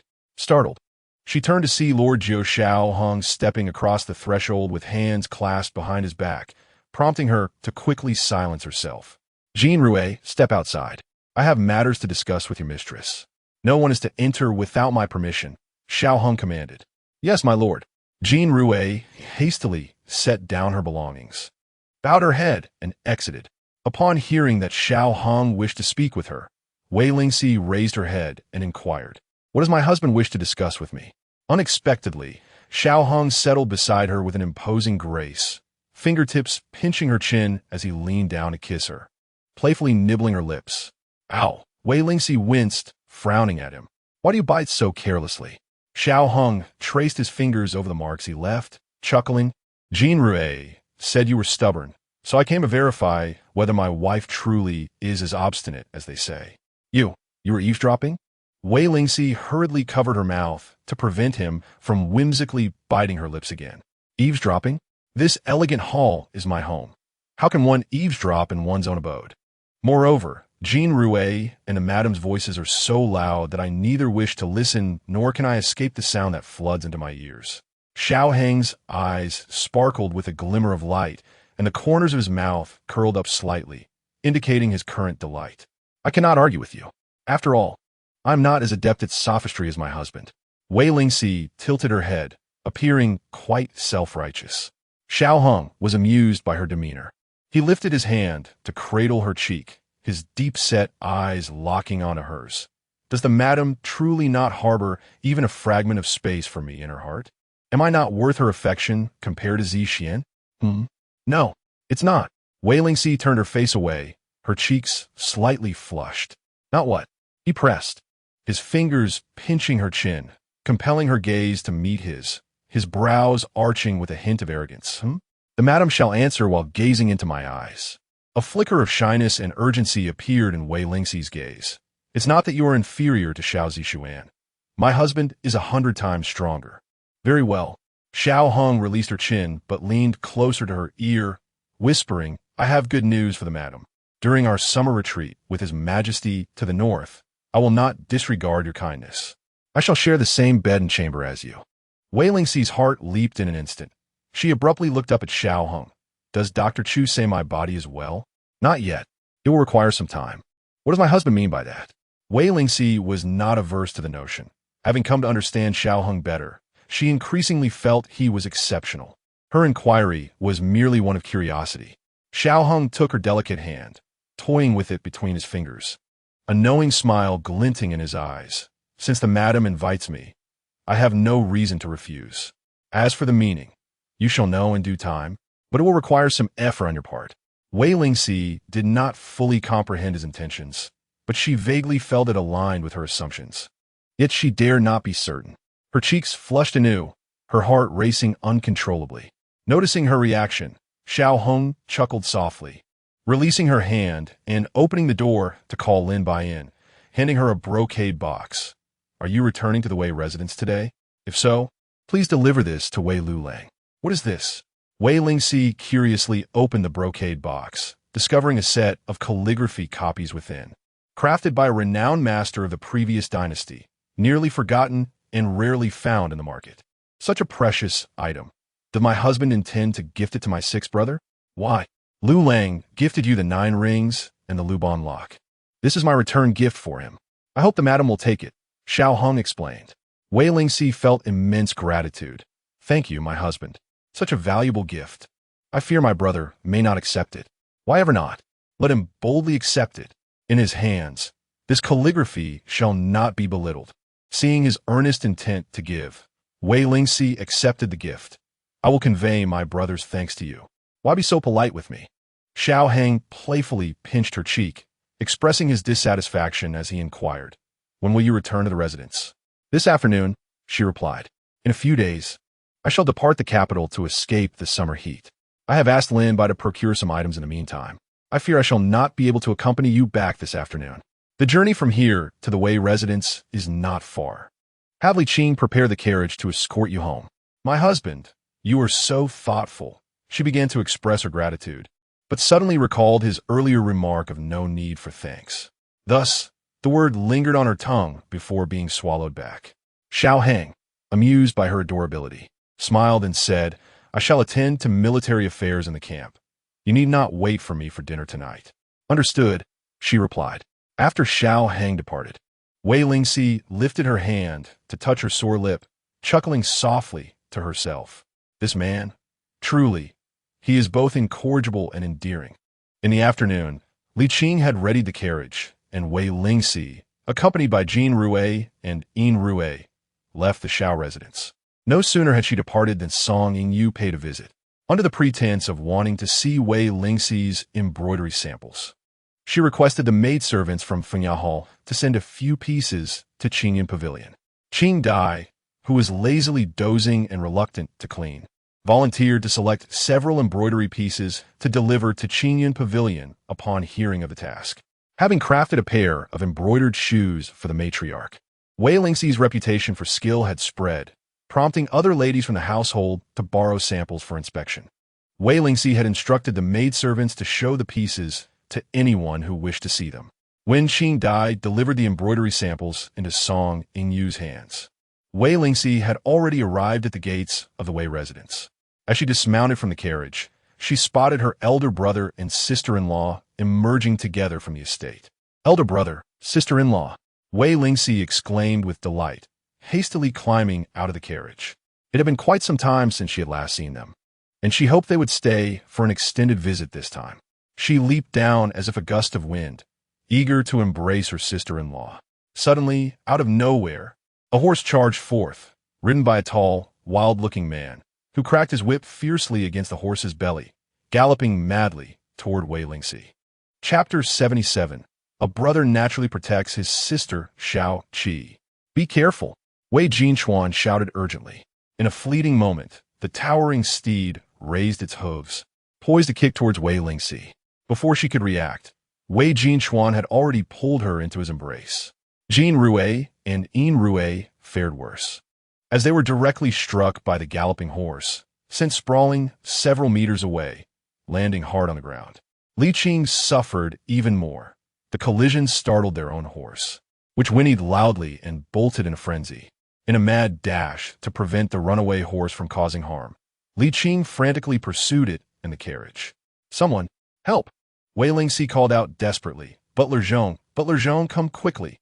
Hearing the commotion outside the estate, Wei Zhong, the butler, rushed out with several young servants. Upon witnessing the scene, he hurriedly went to assist Jin Rue and Yin Rue, who were lying on the ground. Are you both all right? Wei Zhong inquired with concern. Jin Rue and Yin Rue managed to rise, brushing off the dirt from their clothes. Supported by the servants, they limped towards the entrance of the estate. We're fine. Just some superficial injuries, they replied. Xiao Qi, do you recognize that person? Wei Lingxi asked, his brows knitted tightly, his voice low. He was targeting you. Wei Lingxi's face paled in fear as she clutched her racing heart, biting her lip and shaking her head. I don't know him. Since my marriage, I have rarely left the Xiao residence. Even when I did, it was merely to visit my family. I have not provoked anyone, especially not someone like him. Wei Lingxi's gaze flickered. Perhaps he was after the general? I cannot say, she replied. His arrogance is astounding, to dare to create chaos at the Wei estate. Husband, this person must not be easily overlooked. We need to investigate his background to prevent any future threats to Xiao Qi. Sister-in-law Lu Wanru asserted. We must clarify this matter. Wei Lingxi nodded. However, it will require considerable effort and time. Having served for 7 years, he rose from a mere soldier to a 5th-rank cavalry general, following General Qining to guard the borders. Recently, he received orders to return to the capital for official duties, allowing him a brief visit with his family. Lacking extensive connections in the capital, uncovering the truth would indeed be a challenge. Fortunately, his uncle had some influence there and could assist in the inquiry. Indeed, Lu Wanru stepped forward, supporting Wei Lingxi's arm. Xiao Qi must be frightened. Let us return to the estate. Yes, sister-in-law, Wei Lingxi agreed, just as she prepared to head back with Lu Wanru. Suddenly, the sound of galloping hooves echoed again. The man who had fled without a trace abruptly turned his horse around, charging towards them once more. The man on horseback, sporting a thick beard and bushy brows, bore a menacing glare in his dark eyes, filled with a palpable murderous intent. His gaze fixated on Wei Lingxi as he raised his whip, striking the horse's flank with a fierce crack, barreling towards her once again. Recognizing the imminent danger, Wei Lingxi shouted, Wanru, protect Xiao Qi. Upon completing his words, he took a few steps back, then launched into the air, raising his iron-like fist to strike fiercely at the horse's head. The horse, in pain and startled, let out a loud neigh and galloped away wildly, carrying the man on its back. Since he had returned, Wei Lingxi could not let him escape again. He broke into a determined chase. At the intersection ahead, A cart emerged, blocking the alleyway. The burly man quickly tightened the reins, forcing the horse to slow down. Seizing the opportunity, Wei Lingxi leaped onto the horse's back, grasped the man's neck, and pulled him down from the saddle. They both fell to the ground, letting out cries of pain. Elder brother, Wei Lingxi halted her steps, glancing towards the alley entrance, where two men were engaged in a fierce struggle on the ground. Seeing that he was outmatched, the burly man swiftly drew a small dagger from his waist, the blade glinting ominously as it fell to the ground, and thrust it violently towards Wei Lingxi's abdomen. Elder brother, be careful, Wei Lingxi warned again.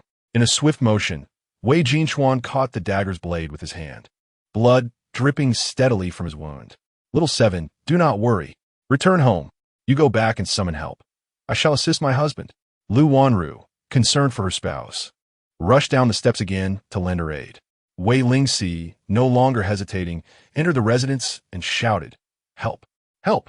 My elder brother has been injured by a thief." Uncle Zhong and his men rushed out, and when they emerged, they found Wei Lingxi had already plunged the dagger into the man's chest, who struggled fiercely but could not free himself.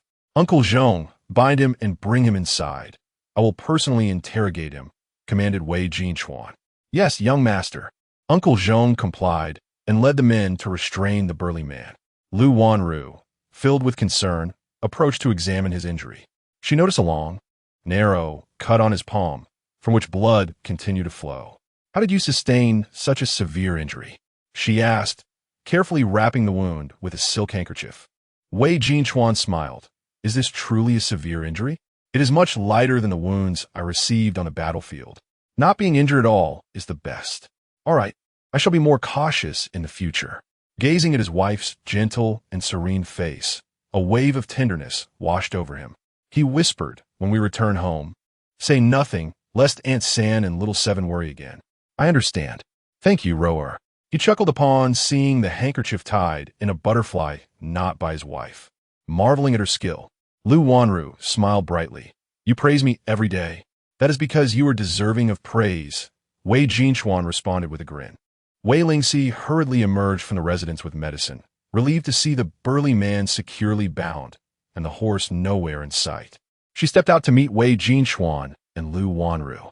Elder brother, this medicine is particularly effective. Let sister-in-law help you apply it.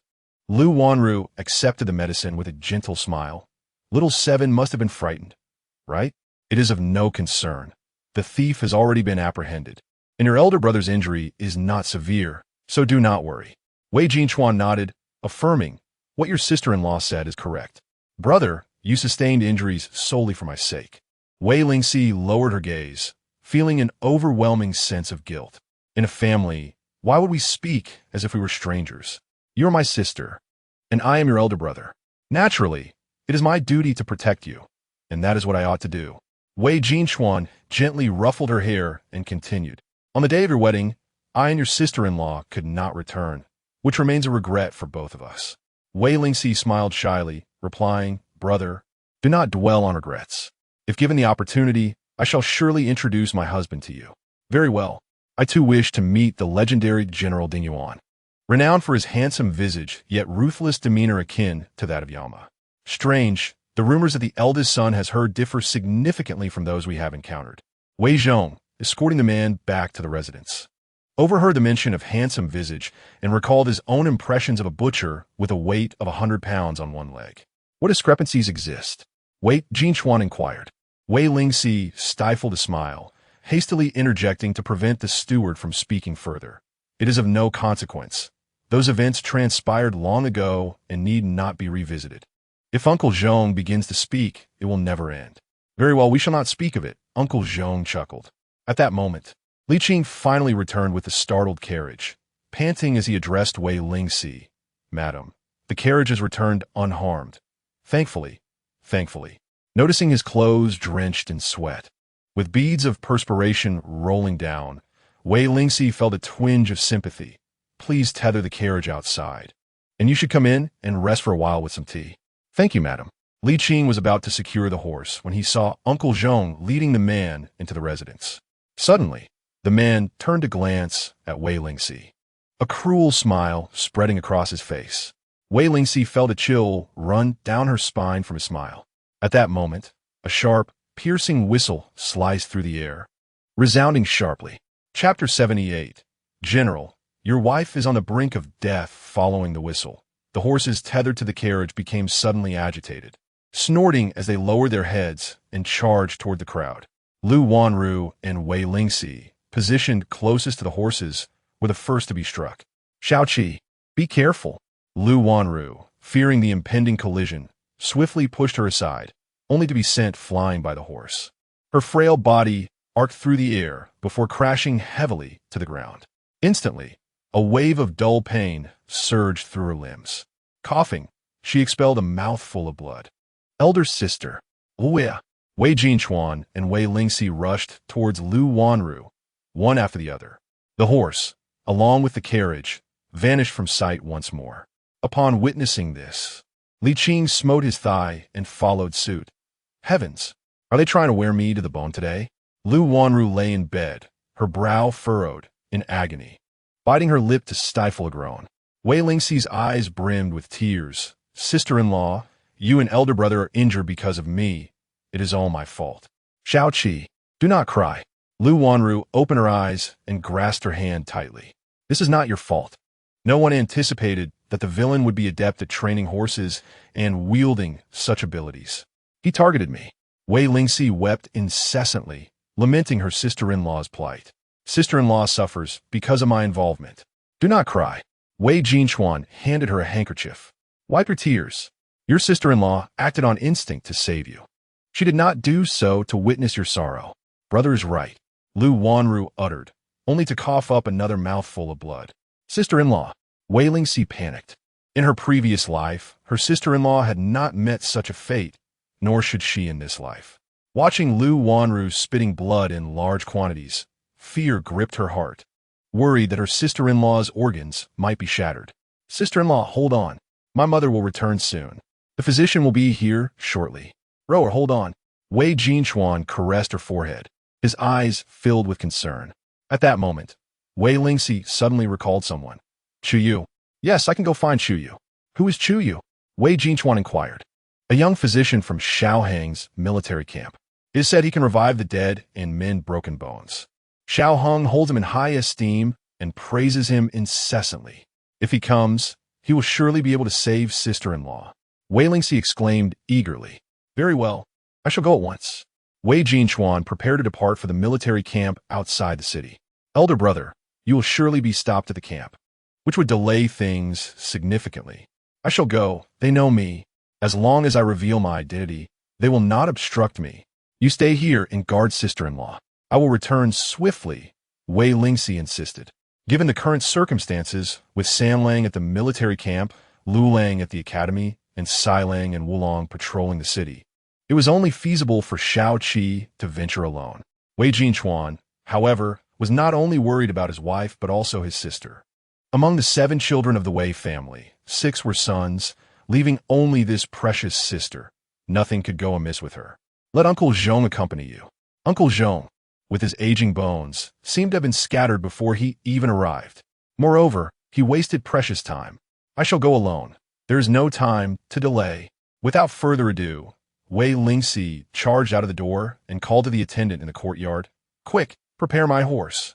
Yes, my lady, the attendant replied. Meanwhile, Uncle Zhong, having heard the young lady's words, gazed sorrowfully at the sky, pondering whether being in his 30s could truly be considered old. The attendant quickly readied the horse for Wei Lingxi, who nimbly mounted it, clenching her legs against the horse's belly, prompting it to gallop away. Upon exiting the city gates, she firmly grasped the reins in her right hand and cracked the whip with her left, urging the horse to speed up. Leaning forward, she held tightly to the reins, her pink dress billowing in the wind, stirring up clouds of dust and attracting envious glances from passers-by. Before long, Wei Lingxi arrived at the military camp's entrance, where the sentinel soldiers immediately raised their spears, barring her passage. Who dares to intrude upon the military camp? Withdraw immediately. Seated on her horse, Wei Lingxi called out to the sentinels, I am the wife of General Ding Yuan. I have urgent matters to discuss. Please summon the general at once. The wife of the general? The two soldiers exchanged glances. What proof do you have to substantiate your claim? Proof? In that moment, Wei Lingxi found herself at a loss for any evidence. I urgently need to see the general regarding a life-and-death matter. I implore you to be accommodating. What manner of person is the general? Do you think you can simply demand an audience with him? The soldiers remained unmoved. Growing somewhat exasperated, Wei Lingxi retorted, very well. Then tell your general that his wife is on the brink of death. Urge him to come quickly for one last farewell. If he delays, he may never see her again. Did you not just claim to be the general's wife? How could she be nearing death? Which of your statements is true? Faced with the soldiers' incessant questioning, Wei Lingxi felt her anger rising. Will you go or not? If you refuse, I shall breach the camp myself. This matter is of great importance. You must go and report it while I stand guard here. One soldier instructed the other.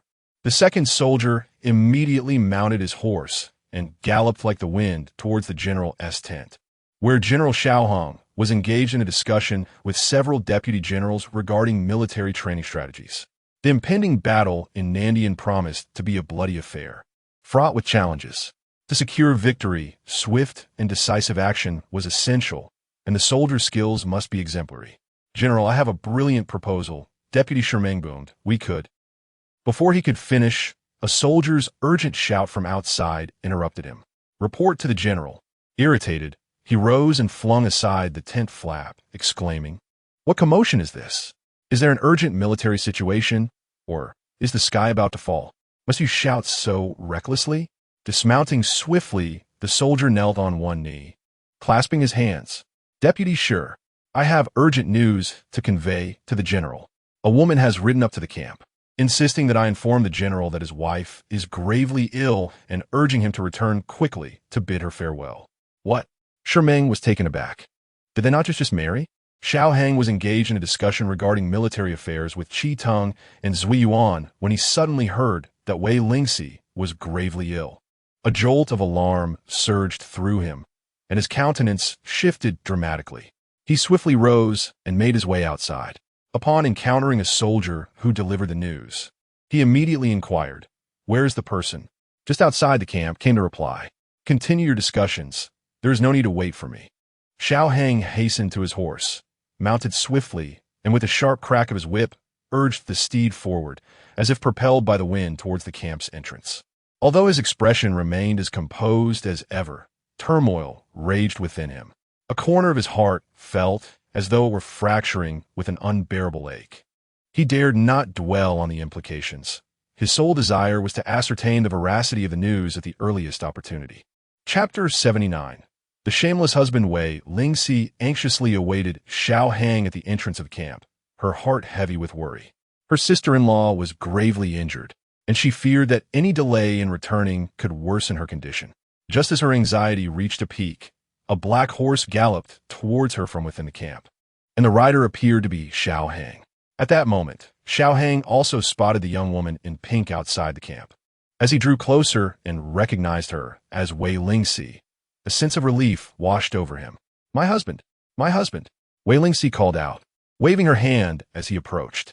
The soldier stationed at the camp gate suddenly understood that this was indeed the general's wife and felt fortunate that he had not overstepped his bounds.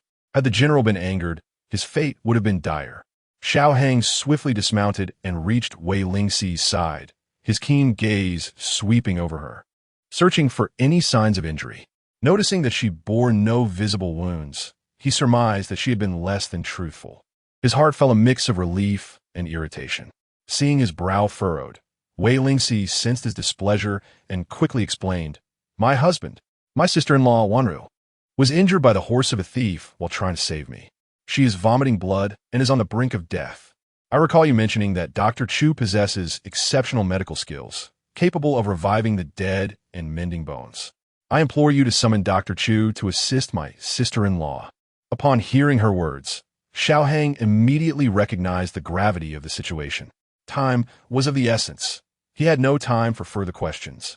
He turned to the soldier guarding the gate and commanded, quickly, Summon Dr. Chu? Yes, General, the soldier responded, turning to relay the message. However, upon realizing that there were no available horses, Xiao Hang instructed, Ride. The soldier halted, scanning the area for a mount, but found none. Just as he was about to inquire, he watched as the general mounted his horse and effortlessly pulled Wei Lingxi onto his steed beside him. With one arm securely around her slender waist, Xiao Heng took the reins with the other, indicating that they would ride together. The soldier understood and quickly led Wei Lingxi's horse away, mounting it and galloping back into the camp. While waiting for Dr. Chu, Xiao Heng asked Wei Lingxi about the day's events. Wei Lingxi recounted in detail everything that had transpired at the Wei residence. Xiao Heng's brow furrowed deeper, his eyes glinting with a thoughtful intensity as he pondered the situation. "My husband, what are you thinking?" Wei Lingxi asked, noticing his silence. In her eagerness, she turned her head too quickly, inadvertently bumping her forehead against his chin, causing her to gasp in surprise. "Did that hurt?" he asked, gently rubbing the top of her head. "Not really," she replied. Xiao Heng smiled faintly, leaning down to place a light bite on her exposed shoulder before adjusting her clothing to conceal the mark. "What are you doing, my husband?" Wei Lingxi asked, frowning as she looked at him, slightly pained. "Why would one curse oneself? Just now, I heard you say you were nearing death. Do you know the turmoil within my heart?" His low, mellow voice echoed in her ears, gently striking her heart and evoking a feeling of both palpitations and inexplicable anxiety. Her face flushed uncontrollably as she softly murmured, "I am deeply concerned for my sister-in-law. The soldiers guarding the camp do not believe my words and refuse to let me in, so I had no choice but to resort to this desperate measure." "Desperate measure? You are aware it is a last resort." The bite he had given her moments ago seemed insufficient for his satisfaction, as his hand slid to her hip and gave a slight squeeze. At that moment, her heart nearly stopped. "Little Seven, you are not to utter such words again. Do you understand?" Wei Lingxi was both embarrassed and furious at this action. She stared at him with her enchanting eyes, accusing him of his misdeeds. "Husband, you have already bitten me. Why must you twist me again? This is your punishment." Xiao Heng's gentle breath fanned across her neck. "Should you act out of line again and displease me, the punishment will not be so simple. Understood?" Wei Lingxi's eyes glistened with tears. "Husband, how shameless you are. You may twist my arm, my waist, or even my leg, but why must you target that particular area?" Xiao Heng let out a low chuckle. "Why? Because it is soft and pliable, with a delightful texture. I am particularly fond of it." Wei Lingxi was both amused and exasperated. "Your preferences leave much to be desired." As the couple exchanged banter, Chu Yu rode in on a war horse at full gallop. "General, I have met the esteemed general and the lady. Chu Yu, accompany me to the Wei residence. I require your assistance to save someone," Xiao Heng commanded directly. Upon hearing it was the Wei residence, Chu did not ask further questions and promptly replied, "Yes, General." Seeing Chu Yu's agreement, Wei Lingxi hurriedly expressed her gratitude. "I must trouble you once more, Dr. Chu. If you can save my sister-in-law's life, I shall be sure to reward you handsomely in the future. The lady is too kind. I share a bond of brotherhood with the general, and the matter entrusted to me by the general and the lady is my utmost duty. I will spare no effort." Chu Yu replied with a bow. "Thank you." Wei Lingxi smiled in return, fearing any delay would hinder their mission. She urged Chu Yu, "You should go ahead with the general to the Wei residence. I will follow closely behind you. Do not waste any time that could cost a life." "What? Do you still need to wait for your horse?" Xiao Heng inquired. "Indeed, we can share him out." Upon finishing, Xiao Heng cracked the whip against the horse's rear, and the sleek black steed took off like an arrow released from a bow. The camp's horses were all war horses, far superior in speed and endurance compared to ordinary horses, so they would not lag behind Chu Yu by much. "The general speaks truly. The lady should heed the general's advice," Chu Yu urged, catching up and riding alongside him. Wei Lingxi thought to herself, even if she did not heed his words, what could be done? In the midst of their conversation, the war horses had already covered a distance of 2 miles. Xiao Heng's exceptional riding skills ensured that even with her riding beside him, their speed surpassed that of Chu Yu. The trio galloped into the city, drawing the astonished gazes of the townsfolk, some of whom recognized the pair and began to murmur. The general and the lady truly share a deep affection. Indeed, it is a perfect match, a true union of talent and beauty. Occasionally, a whisper of commentary reached Xiao Heng's ears, causing a subtle smile to curve his lips. Upon their arrival at the Wei residence, the three dismounted and, under the guidance of Wei Lingxi, made their way directly to the chambers of Wei Jingxuan and Lu Wanru. At that moment, Madame Wei had summoned a physician from Jiangnan. Though his medical skills were commendable, he found himself at a loss in the face of such a perplexing situation. He could only say, "Madam, I seldom encounter cases like this, and I fear I am not proficient in handling them. It would be prudent to consult a more capable physician as soon as possible. We must not delay in addressing the young mistress's condition."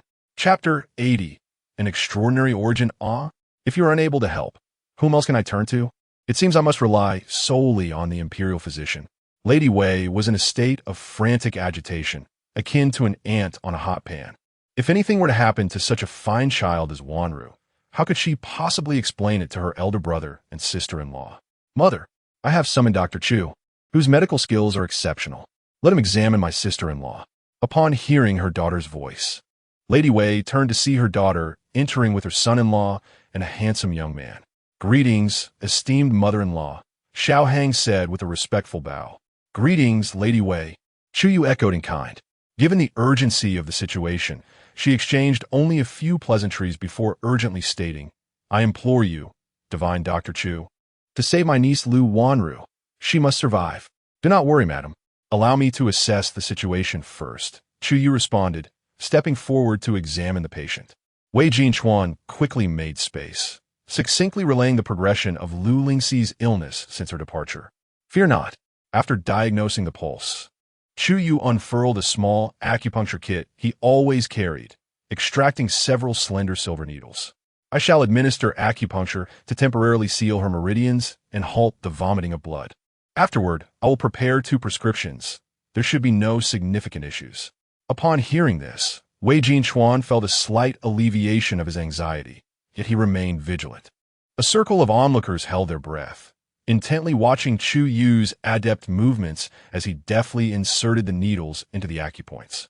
In a moment, Lu Wanru ceased her violent vomiting of blood, and the pallor of her face began to regain its color.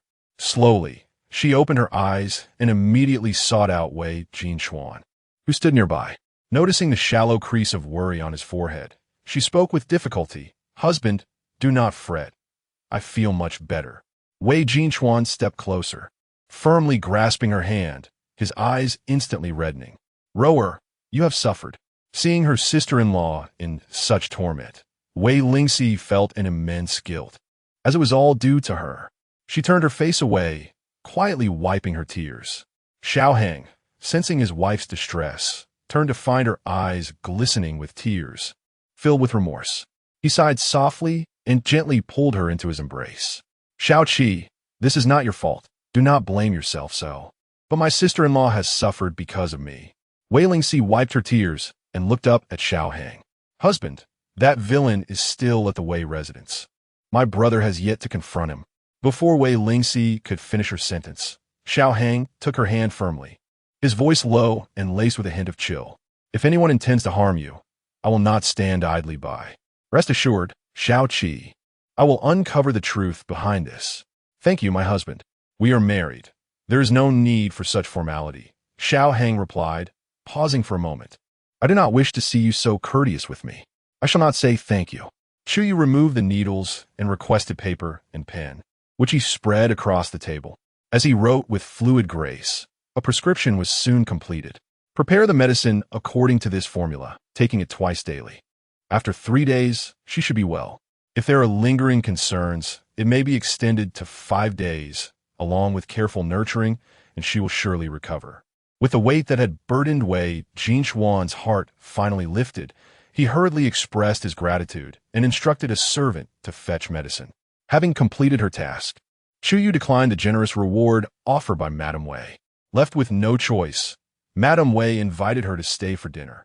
Chu Yu, citing pressing matters within the camp, excused herself and took her leave.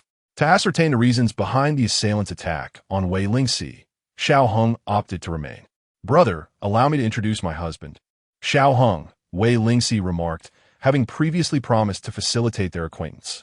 Surprised by the rapid meeting, Wei Jingxuan clasped his fists in respect. "General, I have long admired your esteemed reputation. Brother, Please do not be so formal, Xiao Hung replied, reciprocating the gesture. I have heard of your service under General Qin at the border, enduring hardships for years. Upon your return, I hope you will stay for a few days. I would relish the opportunity to spar with you. Wei Lingxi smiled modestly. I dare not presume to match the prowess of the general. Brother, I hear the assailant is currently detained in the manor.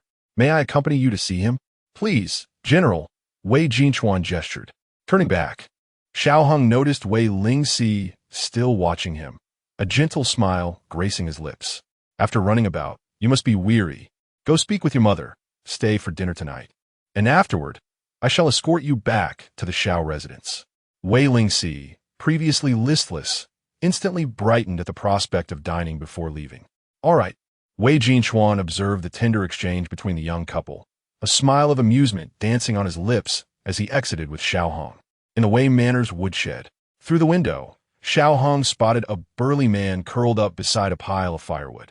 His thick beard pronounced black eyebrows, curled eyelashes, and full lips distinctly marked him as different from the inhabitants of the Central Plains. The man's deep-set eyes bore a black hue, tinged with a hint of brown. This man's origins are extraordinary, Xiao Hung murmured. He appears to be a descendant of a union between a Central Plains person and a barbarian. To dare take a life at the door of a military official, he is certainly no ordinary individual. After analyzing the situation, Wei Lingxi turned to Xiao Hong. I will interrogate him. He forcefully kicked open the woodshed door and seized the burly man by the collar, demanding, Who are you? Why did you attempt to kill someone from the Wei family? To kill is to kill. Why should there be so many questions? The burly man smirked, his smile laced with malice. Speak honestly, otherwise I will not spare you, Wei Lingxi warned, tightening his grip around the man's throat. Be wise, confess willingly. Should I uncover the truth myself, you will not fare well. The burly man seemed to regard Wei Lingxi with disdain, slowly grinning as he spat on the ground. It was merely a whim. Lacking the patience for idle chatter, Xiao Hung stepped into the shed, standing before the man with an air of authority, his gaze piercing. Do you know who I am? By whose orders did you dare to harm my woman?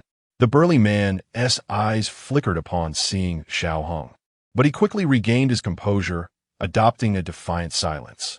Xiao Hang's expression was frigid, his eyes as profound and chilling as a dark pool, emanating an aura of danger. He strode forward and forcefully kicked the man to the ground, observing the wound tainted with blood. A cruel smile curled at the corners of his lips as he placed his foot upon it. The burly man cried out in agony, his voice a raw howl of pain. Xiao Hang remained composed, gradually increasing the pressure of his foot, grinding down to ensure the force penetrated the depths of the wound. The man, drenched in sweat and racked with suffering, emitted cries akin to those of a wounded beast, the veins in his neck bulging as he pleaded for mercy. Stop, please stop. Xiao Hang lifted his foot, glancing at the bloodied sole before deliberately smearing it across the man's face. In a calm tone, he stated, I possess little patience.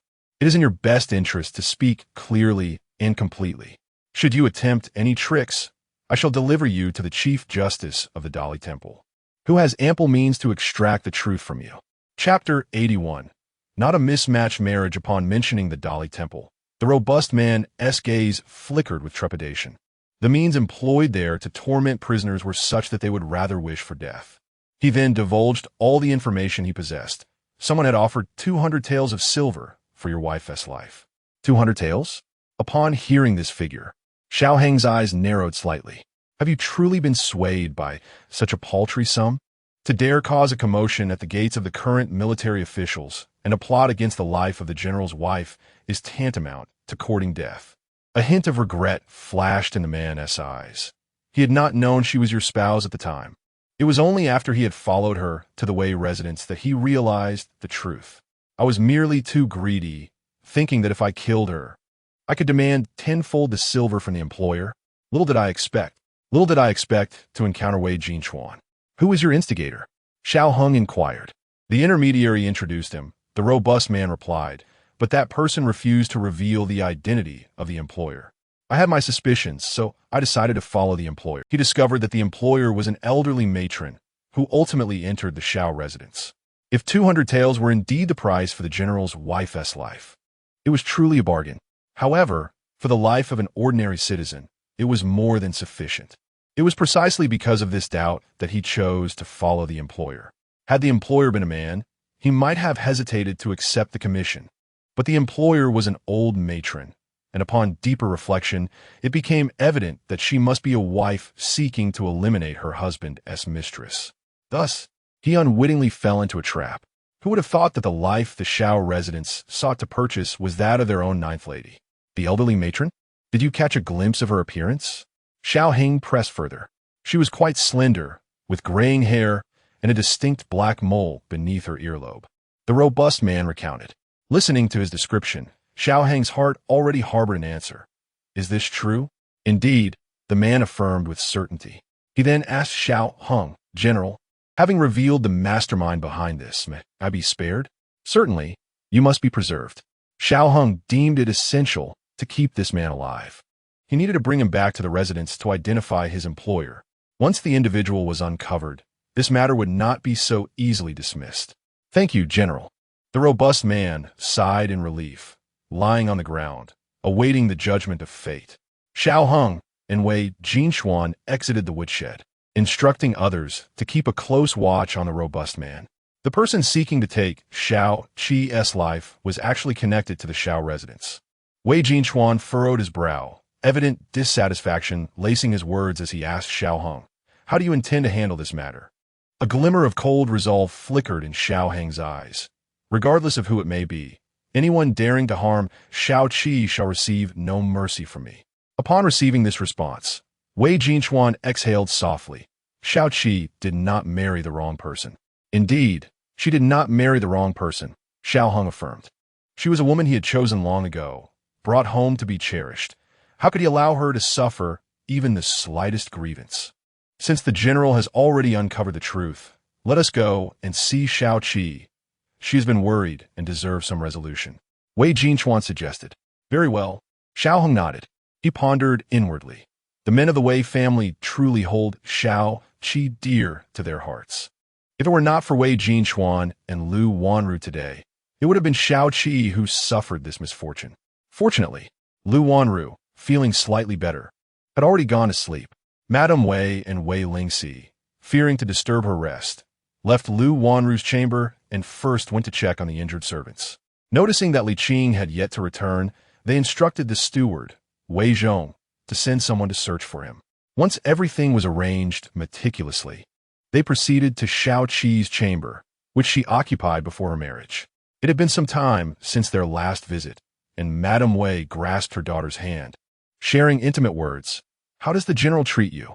Well, Wei Lingxi replied, a gentle smile gracing her lips. You see, he rushed out from the barracks today, specifically for my sister-in-law's matter. That alone speaks volumes of his affection for me. He indeed cherishes his daughter. Madame Wei nodded in satisfaction, unexpectedly finding her previously concerning son-in-law to be far superior to Xiao Zixuan. It has been over 2 months since your marriage. Has there been any sign of life in your belly? Wei Lingxi felt a bit embarrassed by her mother's inquiry and shyly replied, Is it possible to be so quick? Why not? Madame Wei countered. When I married your father, on the very next day of our wedding night, he went off to battle. After he left, I discovered I was with child, and 10 months later, your third brother was born. After saying this, she pondered this medicine. It should be quite potent. Could it be that the general is all appearance and no substance? Hearing her mother imply that her husband was inadequate, Wei Lingxi's face flushed crimson. Inadequate? How could that be? In her previous life, she had not touched the ground for 3 days, remaining in bed the entire time. Mother, what nonsense are you speaking? Wei Lingxi retorted. Then that means he is quite capable, isn't it? If so, why are you not pregnant? Madame Wei, ever protective of her daughter, immediately thought of Xiao Heng's inadequacies without considering her daughter's condition. My health is not robust. Dr. Chu mentioned that it is not easy for me to conceive. However, I have already begun taking medicine, and I will gradually recuperate. Wei Lingxi lied, her face flushed, resorting to such measures to silence her mother. Seeing Wei Lingxi with her head bowed, her face rosy, Madame Wei couldn't help but smile. As her gaze swept over her daughter's neck, she suddenly noticed a red mark. She reached out and pulled aside the fabric, revealing a faint bite mark, and instantly understood. This general certainly knows how to. Wei Lingxi, sensing her mother's gaze, quickly covered her shoulder, interrupting the embarrassing conversation. Mother, discretion is advised. What is seen should not be spoken of. Madame Wei poked her forehead playfully. What discretion?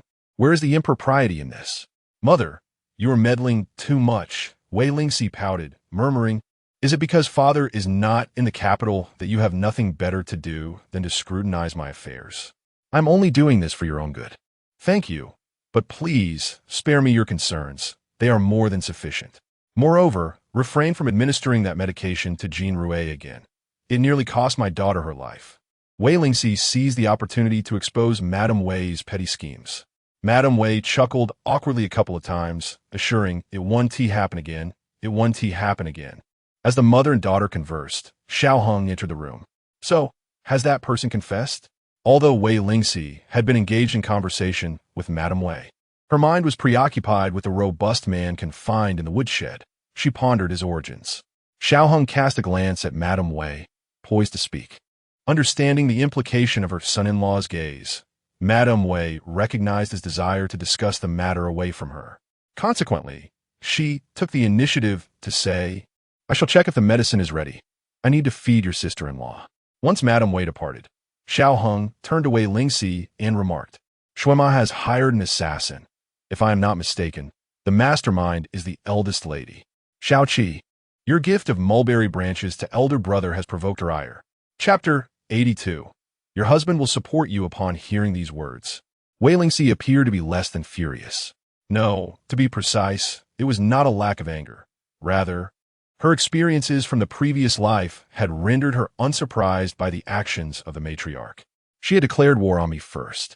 Wei Lingxi clenched her hands tightly and suddenly raised her head to ask Xiao Hang how he intended to resolve the matter, considering that the matriarch was his sister-in-law. Xiao Hang gazed down at her, stating, Little Seven, you are my wife. With this declaration, Wei Lingxi comprehended his stance. She extended her hand and gently grasped Xiao Hang's, her eyes shimmering with gratitude. If this matter is not handled properly, it will affect your relationship with your elder brother. Xiao Hang smiled faintly. I will provide you with a satisfactory resolution. Wei Lingxi was taken aback. Was he truly willing to confront his family to vindicate her? At that moment, warmth surged through her heart, and she stepped forward to embrace Xiao Hang tightly, burying her head against his chest. Though you do not allow me to thank you, all I can do now is express my gratitude. Silly girl, Xiao Hang murmured, kissing her fair forehead. Stay at the Wei residence for now.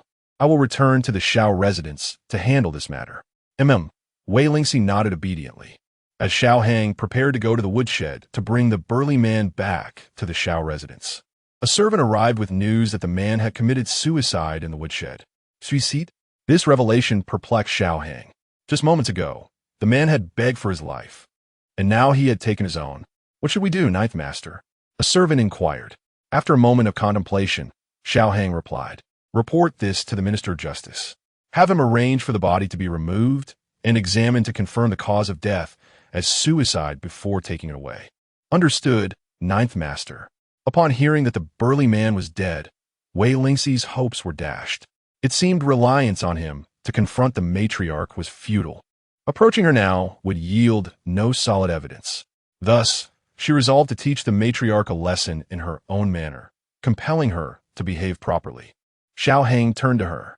Little Seven, there is no need for my husband to explain. I understand completely. Allow me to handle this matter myself. You are busy with military affairs and need not waste time on these chaotic family issues. I will take care of it, Wei Lingxi asserted through clenched teeth. Very well. Proceed as you wish. Should you encounter difficulties, do not forget to seek my support.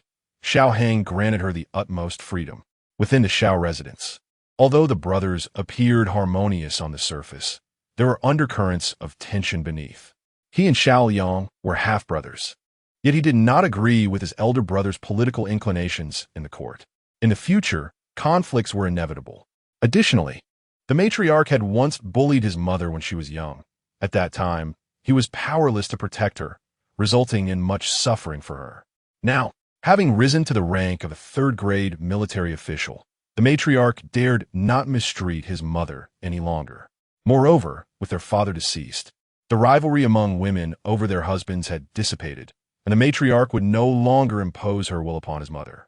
He is now a general wielding great military power, safeguarding the realm on the battlefield, protecting the emperor in the court, and within the confines of his residence. He vows to shield his wife, ensuring that she suffers not a moment of distress within the Xiao household. In the future, when he ascends to higher ranks and titles, he shall establish his own estate, taking his wife and mother to live independently. Having settled matters at the Wei residence, Xiao Hong did not linger and returned to the military camp. He instructed Xiao Qi not to return home alone after dinner and promised to send Lin by to escort her. Upon arriving back at the camp, he was immediately surrounded by Shi Meng, Qi Teng, Zui Yuan, and others who inquired about the situation at his residence, particularly concerning his wife's well-being. Did Xiu not inform you? Xiao Hong raised an eyebrow. Yu? She went as well? Shi Meng was bewildered, noticing their ignorance. Xiao Hong recounted the events that transpired outside the Wei residence. Upon hearing that his wife was safe, they all breathed a sigh of relief. Shi Meng muttered, "You startled me. I thought we had just celebrated a wedding and were about to." Xiao Hong shot him a cold glare.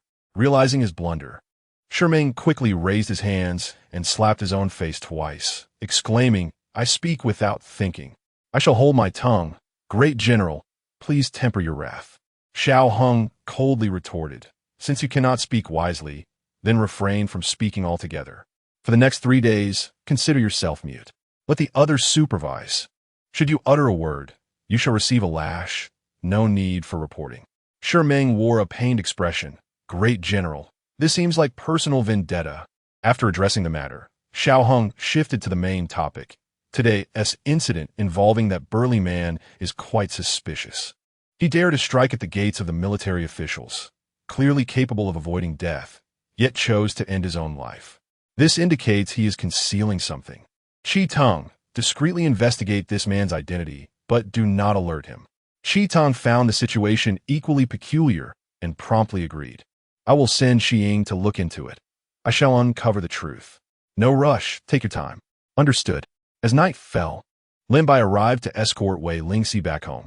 Wei Lingxi had intended to personally deliver the set of calligraphy prepared by Xiao Hong to Wei Jinyu. But as he had not returned, she asked her mother to convey it instead and followed Lin Bai back to the Xiao residence. A spy sent by the First Lady spotted Wei Lingxi returning unscathed and hurried to inform her. "What? She is unharmed?" The First Lady collapsed onto the ground, and once she regained her composure, she questioned Xuanma. "How could this happen?" Wei Lingxi returned completely unscathed. "If she seeks trouble in the future, how shall I respond?" Xuanma replied softly, "Madam, there is no need to panic. These individuals are exceedingly disciplined and will not reveal a word about their employer. You need not worry. It is merely a financial loss, which is a bit disheartening. Money? What does it matter now?" The First Lady was no longer concerned about finances. As long as Xiao Hong and Wei Lingxi did not come to trouble her, she would be grateful. She hoped for a period of tranquility in the coming days, especially with a trip to escape the heat alongside the emperor approaching. She must refrain from causing any disturbances. There are matters that shall be addressed upon returning from the summer retreat. "Understood, my lady," Xuanma acquiesced. The madam desires tranquility, yet Song Yingyu is unwilling to comply. She secretly disdains her mother-in-law's timidity and incompetence, perceiving her short-sightedness, as she is solely preoccupied with her own household affairs, neglecting the circumstances concerning her son. Thus, she resolves to take matters into her own hands. After Wei Lingxi departed for the Wei residence, she summoned Qing Dai to her courtyard under the pretense of wishing to examine Wei Lingxi's embroidery samples. Qing Dai believed she had found a fortunate opportunity to relax. Yet upon entering Qingyun Pavilion, she unwittingly walked into a trap. Chunli, holding 2 jade bracelets for Song Yingyu's admiration, deliberately collided with Qing Dai as she exited, causing the precious bracelets to fall and shatter into several pieces. Immediately, she exclaimed in a feigned panic, "How could you be so careless? These bracelets are worth a fortune. Even selling you would not suffice to cover the cost." Qing Dai, taken aback by her misfortune, was stricken by the news of the bracelet's immense value, her complexion draining of color. Overcome with fear, She collapsed to her knees, pleading, "It was not intentional, I swear." Song Yingyu leisurely sipped her tea, observing Qing Dai's pale visage, nearly fainting from terror. Before she replied with a smile, "Fear not, for it is merely 2 bracelets, worth less than 1,000 taels in silver." Upon hearing the figure of 1,000 taels, Qing Dai's eyes rolled back as she fainted. Song Yingyu, with a cold chuckle, splashed a cup of tea upon her, rousing her from her stupor.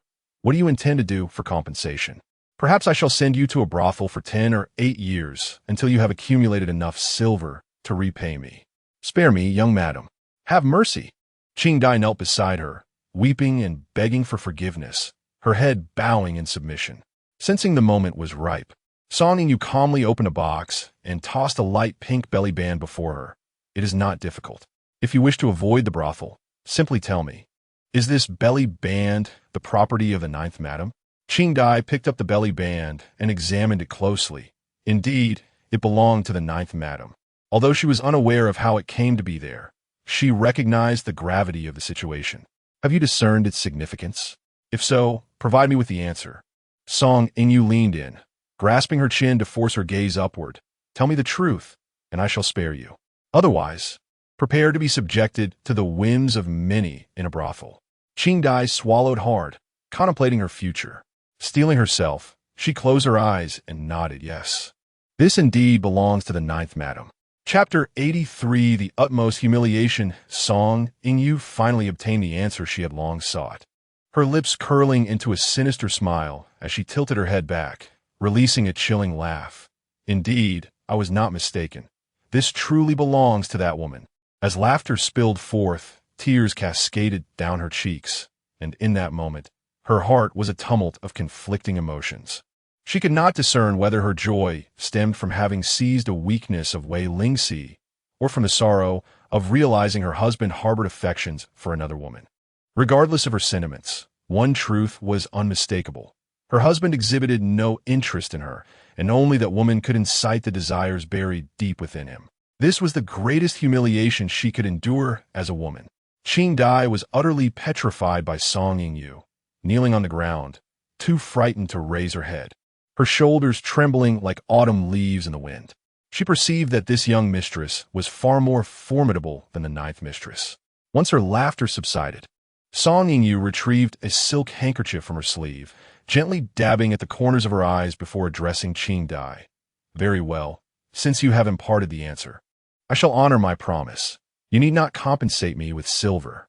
"Thank you, young mistress." "Thank you." Qing Dai bowed repeatedly in gratitude, experiencing a sense of rebirth in that moment. "Young mistress, may I take my leave? If I linger too long, I might arouse suspicion." With half-closed eyes, Song Yingyu cast a sidelong glance at her. "You do not intend to return and report to your 9th mistress, do you?" Having just relaxed, Qing Dai was once again startled. "I would not dare, young mistress. I would never dream of mentioning this to the 9th mistress." "Really?" "Yes, truly." Song Yingyu chuckled languidly. Her demeanor relaxed as she played with her crimson-dyed fingertips. "I find that hard to believe." Sang Ji nearly climbed into the 9th lord's bed, suffered no punishment, and instead became a concubine in the master's quarters. "I cannot be certain you won't return to your 9th mistress, claiming you were coerced and frightened into speaking. Can I?" The thoughts swirling in Qing Dai's mind were laid bare by Song Yingyu, and her complexion drained of color as an overwhelming fear engulfed her. She feared she might not survive to leave Qingyun Pavilion. It seems I guessed correctly." Song Yingyu sneered, continuing, "Look at you, terrified. Do you truly think I would kill you? Rest assured, your worthless life does not pique my interest. To prevent you from hindering my grand plans, you shall accompany me for the time being." Qing Dai abruptly lifted her head. "What? You are unwilling? The young mistress allowing you to accompany her is a privilege. Do not be ungrateful." Chun-Li reprimanded sharply. "No, it is not that I am unwilling. It is just that I do not know how to explain this to our 9th mistress." Song Yingyu rose from her seat and replied, "That is easily resolved. When your 9th mistress returns, I shall speak to her myself. Until then, you may stay with me." With that, she yawned, stretching her limbs as she proclaimed, "I am weary. I shall take a nap." Song Yingyu returned to her chamber and lay down fully clothed. Chun-Li and Qing Li approached to draw the gauze curtains, each holding a fan, gently fanning themselves by the window. Qing Dai, standing before Song Yingyu, dared not act out of turn, remaining rooted in place. Her head bowed in silence. Meanwhile, Wei Lingxi returned to Fiancé Hall, the first task on her agenda being a cleansing bath. Once she had finished, she noticed Lian Xiao standing anxiously outside her door, peering inside. "Lian Xiao, what is the matter?" she inquired. Lian Xiao hurriedly entered, reporting, "Madam, the young lady wishes to learn your embroidery patterns. Qing Dai took the patterns to Qingyun Pavilion and has yet to return since this afternoon. I fear she may have encountered some misfortune." Such a lengthy absence? A sense of foreboding washed over Wei Lingxi. She instructed Lian Xiao, "You and Zixu should go and ascertain the situation. Upon finding her, inform her that I am looking for Qing Dai and request her to return swiftly." "Yes, madam." As Lian Xiao and Zixu exited Fiancé Hall, they unexpectedly collided with Song Yingyu, who had come with Chun-Li and was followed by Qing Dai, who kept her head lowered, avoiding any gaze. "Greetings, young lady," Zixu and Lian Xiao greeted. Song Yingyu, lifting her chin, dismissed the two maidservants with indifference. Proceeding into the courtyard. "Young lady," Lian Xiao quickly stepped forward. "Are you here to pay your respects to our esteemed ninth madam?" At this remark, Song Yingyu paused momentarily, turning her attention toward Lian Xiao. She observed the girl's radiant features, her eyes exceptionally clear, and her petite figure exuding a charm reminiscent of Wei Lingxi. Consumed by resentment over the matter of the chest wrap, Song Yingyu's anger flared upon seeing Lian Xiao. "Pay respects? Does she even deserve my homage?" Song Yingyu scoffed, pointing an accusatory finger at Lian Xiao. "Get away from me. Who do you think you are to speak to me?" Lian Xiao, unjustly scolded, felt a wave of grievance. Yet, such is the fate of those in servitude. When their master is displeased, they become the scapegoats, often bearing the brunt of misplaced ire. If they were fortunate enough to serve a benevolent master like the ninth madam, they might fare better, but with a young lady like Song Yingyu, they could only brace themselves for reprimands and possibly worse. "Young lady, that was not my intention," Lian Xiao said, suppressing her tears. "Our madam has just finished bathing and is now preparing herself. Please, allow me to escort you to the side hall to wait while I inform her of your presence." Seeing Lian Xiao's pitiful demeanor only heightened Song Yingyu's irritation. In a moment of anger, she struck Lian Xiao across the face, exclaiming, "Who are you putting on this pitiful act for? As if I am the one bullying you. Hold back your tears. I do not wish to see your distress." "Yes, yes, young lady," Lian Xiao replied, stifling her defiance and swallowing her grievances, letting her tears flow inwardly. Wei Lingxi was originally inside, attending to her mirror and grooming herself. Upon hearing the commotion in the courtyard, she approached the window to investigate. There, she witnessed Song Yingyu behaving with such audacity, insulting her and bullying Lian Xiao. With a sharp clap, she struck her comb down onto the dressing table and rose to leave. As she reached the eaves of the corridor, she saw Song Yingyu reprimanding Lian Xiao. Wei Lingxi frowned slightly and spoke. "Song Yingyu, I do not concern myself with your madness in your own courtyard, but my maid are not your subjects to discipline." Noticing Wei Lingxi's fury, Song Yingyu felt a wave of satisfaction wash over her. With a smile, she said, "Oh, you come out. Since you're here, I need not enter. I shall speak my mind right here. I have some matters to attend to at Qinjiangshu, and I noticed that Qing Dai, this maid, is quite diligent, far surpassing those in my household. I wish to request her assistance for a few days." Wei Lingxi regarded her with cold indifference. "Who do you think I am? You're Wei Lingxi. Who else could you be?" Song Yingyu replied without hesitation. With a laugh tinged with scorn, Wei Lingxi stepped out from under the eaves and approached Song Yingyu, raising her hand to deliver a resounding slap. To call out the name of an elder so casually. Do you possess any sense of decorum? Chapter 84. I demand you to kneel. Song Yingyu was momentarily stunned by the slap, and upon regaining her senses, she realized she had just been reprimanded by Wei Lingxi. A surge of fury rushed to her head, and in a fit of impulsiveness, she raised her arm to retaliate. Chun-Li's heart raced, and she swiftly stepped forward to tightly grasp Song Yingyu's arm, exclaiming, "Young mistress, please do not." The ninth madam is an elder. If you strike her, even divine intervention could not save you. Want to hit me? Wei Lingxi stepped forward, turning her face aside. Come on, make your move. Song Yu trembled with rage. You, what of it? Wei Lingxi replied, observing Song Yu's fiery glare with a calm smile. Since I have married your ninth uncle, you ought to address me as aunt. I have previously overlooked your behavior, but I cannot allow you to continue in such a reckless manner. In the future, be mindful of your words and actions in my presence. With that, she instructed Chunli, release her. Fearing that Song Yu might act rashly, Chunli hastily knelt down, pleading with Wei Lingxi, ninth madam. Our young mistress speaks without thought.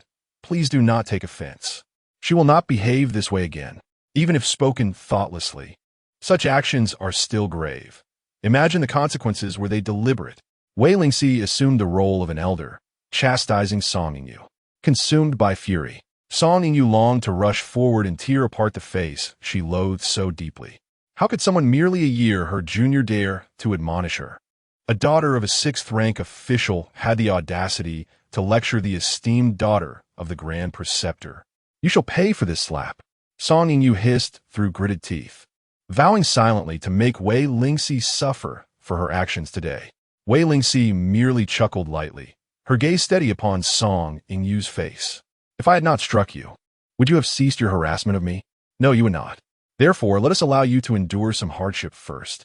Indeed, I shall not, for you are shameless and utterly devoid of dignity. Wei Lingxi, I truly underestimated you. I did not foresee your cunning. You marry the ninth master solely to take revenge on me today, correct? Seeing that Song Yu was thoroughly enraged and speaking without restraint, Wei Lingxi maintained an air of tranquility, observing her increasingly reckless demeanor. Song Yu, to show disrespect to an elder, to insult them, and to transgress decorum is utterly inappropriate. Kneel. What? Song Yu's eyes widened in disbelief. What did you say? I command you to kneel. Do you think I am granting you leniency? Have you truly placed yourself on a pedestal as an elder? Song Yu roared in fury. Madam, please do not say such things. Chunli, frightened, interjected. As Song Yu's maid since childhood, she understood the gravity of the situation. Regardless of the Grand Preceptor's esteemed rank, upon entering her in-law's home, one must adhere to their customs. Disrespecting elders is the gravest sin for a daughter-in-law, no matter the time or place. In the Song residence, the young mistress was pampered to the heavens and regarded the ninth lady as a mere rival, dismissing her entirely. The ninth lady, though typically magnanimous, would not hesitate to retaliate if provoked, leaving the young mistress with no choice but to submit. This was an undeniable plight. However, the proud and lofty young mistress could scarcely endure such humiliation. Lady Ninth, Chun-Li implored, kneeling at Wei Lingxi's feet and clutching her leg. My lady is in poor health and has recently been unwell. I kneel on her behalf. I shall remain here as long as you deem necessary. My intention is to punish your lady, not you. While my lady has indeed erred, a few words of admonition from you would suffice, Lady Ninth. Should you choose to punish her, it would not merely tarnish her reputation, but also that of the First Lady and the Elder Master. Wei Lingxi cast her gaze down upon the girl, acknowledging the validity of her words, yet remained impervious to such reasoning. The First Lady had hired assassins against her, injuring the Elder Master and nearly causing the demise of the Elder Mistress. Even Jean Rue, Yin Rue, and the household staff had suffered as a result. Did she now need to concern herself with their dignity? Absolutely not. The First Lady, possessing a generous heart, would not harbor grievances against her. Song Yu's actions were indeed excessive, and it was not unreasonable for her to discipline the younger generation on behalf of the elder mistress. If Song Yu dared to disrespect her today, she might very well do so to the elder mistress tomorrow. Wei Lingxi resolved that Song Yu would be punished today. Noticing Song Yu's reluctance to kneel, Wei Lingxi summoned Lin Bai. Lin, please invite the elder mistress to come here. Inform her that Song Yu has insulted her elders and refuses to accept their correction. Also, summon the first, second, fifth, and seventh ladies to witness the conduct of our family's eldest daughter-in-law. Yes, madam, Lin Bai replied without hesitation and promptly left. Should this incident escalate, it would surely become a source of ridicule and bring shame upon her maternal family. Do not go. Song Yingyu called out to Lin Bai, I will kneel. In full view of the assembly, Song Yingyu knelt before Wei Lingxi, her eyes brimming with tears of humiliation, yet she resolutely bit her lip to prevent them from spilling. Observing Song Yingyu in this position, Wei Lingxi felt a surreal disconnection. In a previous life, she had been compelled to kneel before Song Yingyu repeatedly, before her parents, her brother, her sister-in-law, and even for her pitiful 3-year-old nephew. Ultimately, what was the result? A shattered family. Now, having married Xiao Hong, who treated her well alongside the Wei family, she realized that as long as Xiao Hong remained unscathed, the crisis facing the Wei family could be resolved one by one. Lin Bai watched as Wei Lingxi imposed punishment upon Song Yingyu, his expression neutral, yet his heart raced with trepidation.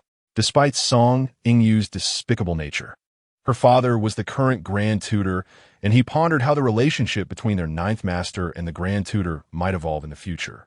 Song Yingyu remained kneeling until dusk descended and lanterns were lit within the residence.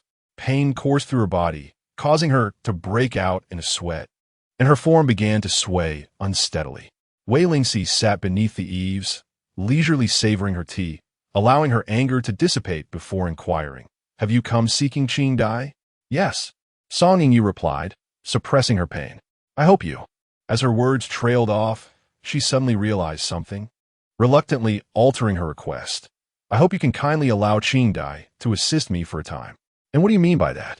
Wei Lingxi gazed at Qing Dai. Qing Dai felt profound regret, wishing to weep but fearing to do so. She knelt on the ground, hoping to plead for forgiveness from Madame Jiao, yearning for her salvation.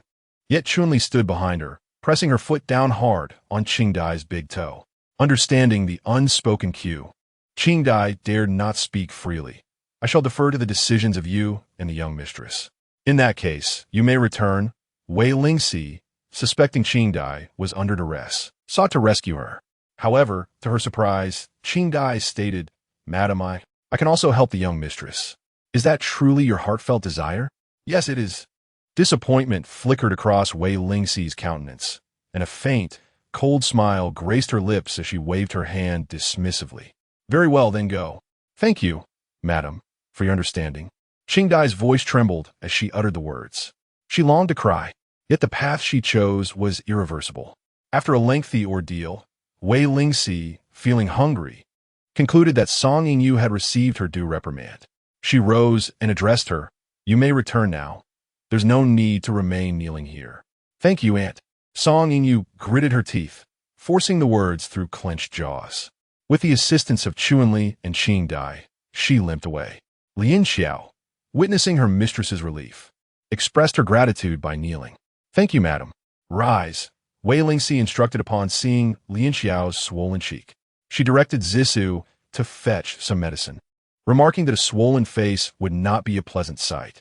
Upon returning to Qinjiangshuan, Song Yingyu lay on the bed, allowing Chunli and Qingli to tend to her knee injury. All the grievances she suffered at Wei Lingxi's hands were vented upon Qing Dai. She ordered Qing Dai to kneel before her, holding a basin of boiling water, insisting she remain there until her anger subsided. Should Qing Dai falter, the scalding water would surely inflict harm. Qing Dai dared not defy the command and could only kneel with tears in her eyes. Today's events must remain strictly confidential. No one is to speak of this. Song Yingyu felt humiliated and could not bear the thought of others knowing she had knelt before Wei Lingxi. Ultimately, she knew she was in the wrong. Wei Lingxi's overt authority pressed down upon her heavily. To reclaim her dignity, she would have to act discreetly. Earlier, she had been on the verge of exploding with rage, yet had managed to keep her grievances about the handkerchief to herself. She awaited the opportunity to drag Wei Lingxi into the depths of despair, ensuring she never resurfaced. However, her anger remained unresolved, prompting her to take action for her own satisfaction. Chunli, go guard the entrance of Fengyao Hall. If you see Xiao Yu return, immediately invite him over, stating I have urgent matters to discuss. Pausing, she added, if he inquires, tell him it concerns Madame Jiao. Chapter 85. An affair upon receiving the lady's command. Chunli hurriedly made her way to the vicinity of Fengyao Hall, remaining vigilant until the moon began to rise above the treetops. It was then that she glimpsed the silhouette of Xiao Hong. As she beheld his handsome, yet frostily aloof visage illuminated by the moonlight, an inexplicable sense of trepidation washed over her. During her time at the Song residence, she had heard numerous tales about this esteemed general, yet she had never encountered him personally. Just as Xiao Hong was about to enter the grand entrance of Fengyao Hall, Chun-Li swiftly emerged from the nearby shadows. Rushing to stand before him, she performed a respectful greeting and reported, "Ninth Master, this servant, Chun-Li, is the maid of the young madam of Qingyun Pavilion. The young madam wishes to speak with you regarding an urgent matter this evening. Might you kindly proceed to Qingyun Pavilion for a discussion?" Upon hearing that Song Yingyu sought an audience with him, Xiao Heng's gaze flickered momentarily. His long brows arched slightly as he inquired, "She wishes to speak with me? About what?" "It pertains to the ninth madam, but this servant is unaware of the specifics. I am merely delivering the message on behalf of the young madam." Chun-Li dared not meet Xiao Hong's penetrating gaze, instead lowering her eyes to focus on her own feet. "Ninth madam?" A fleeting expression of intrigue graced Xiao Heng's countenance, though it vanished as quickly as it appeared, leaving his thoughts shrouded in mystery. "Very well. Have her meet me at the lakeside pavilion. I shall await her there." With Xiao Zixuan absent from the residence, it would be inappropriate for him to intrude upon Qingyu Pavilion as an elder of Song Yingyu, as it might invite unwarranted gossip. The lakeside pavilion, however, was a more suitable venue. "Yes, Ninth Master," Chun-Li replied, departing in a brisk run. Just as Xiao Hong was about to step through the door, he pivoted and headed toward the lakeside pavilion. Along the way, he posed a question to Lin Mo. "What do you suppose the young madam desires to discuss with me?" Lin Mo maintained a stoic expression and replied succinctly, "I do not know." "Take a guess." "Cannot fathom it." Xiao Hong halted abruptly, casting Lin Mo a sidelong glance. "You are quite the blockhead." Lin Mo feigned innocence. "I truly do not know." Xiao Hong chose not to elaborate further and continued on his way. The contrasting personalities of Lin Mo and Lin Bai were evident. Lin Bai was more vivacious and talkative, whereas Lin Mo was reserved yet exceptionally skilled in martial arts, ensuring that he never found Lin Mo's presence bothersome. Upon arriving at the lakeside pavilion, Xiao Hong seated himself beside a stone table, awaiting Song Yingyu's arrival, his gaze wandering to the clusters of blooming lotus flowers by the water's edge. It was already August, and the lotus blossoms were beginning to wither, their green seed pods maturing into fullness. A smile crept upon Xiao Hong's lips as he thought of the little glutton awaiting him at home. "Lin Montauk, Ninth Master, what are your instructions?" "Fetch me a few lotus pods." Puzzled, Lin Mo wondered why the Ninth Master would desire lotus pods, as he had never expressed such a wish before. Nonetheless, as the master had spoken, he dutifully complied.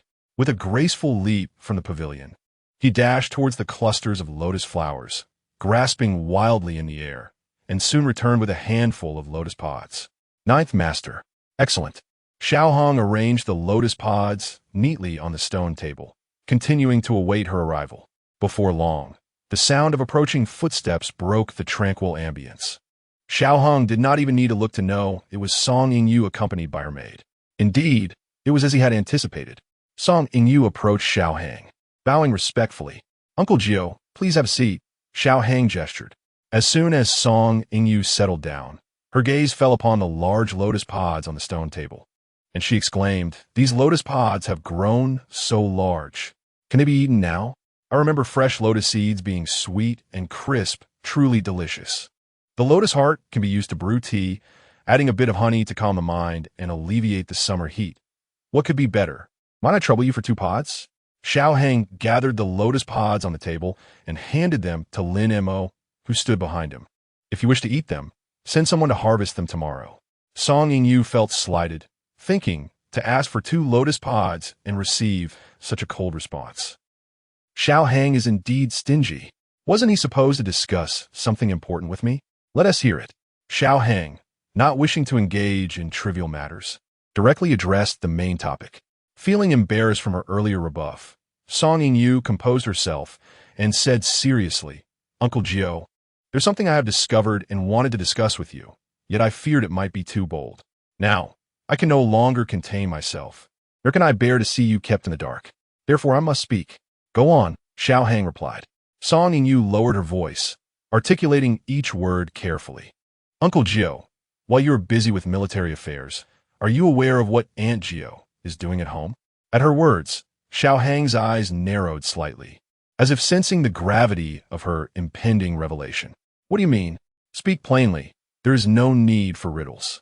Are you aware that before Aunt Gio married you, she and my husband, Xiao Zixuan, were childhood sweethearts, and they had a prior engagement?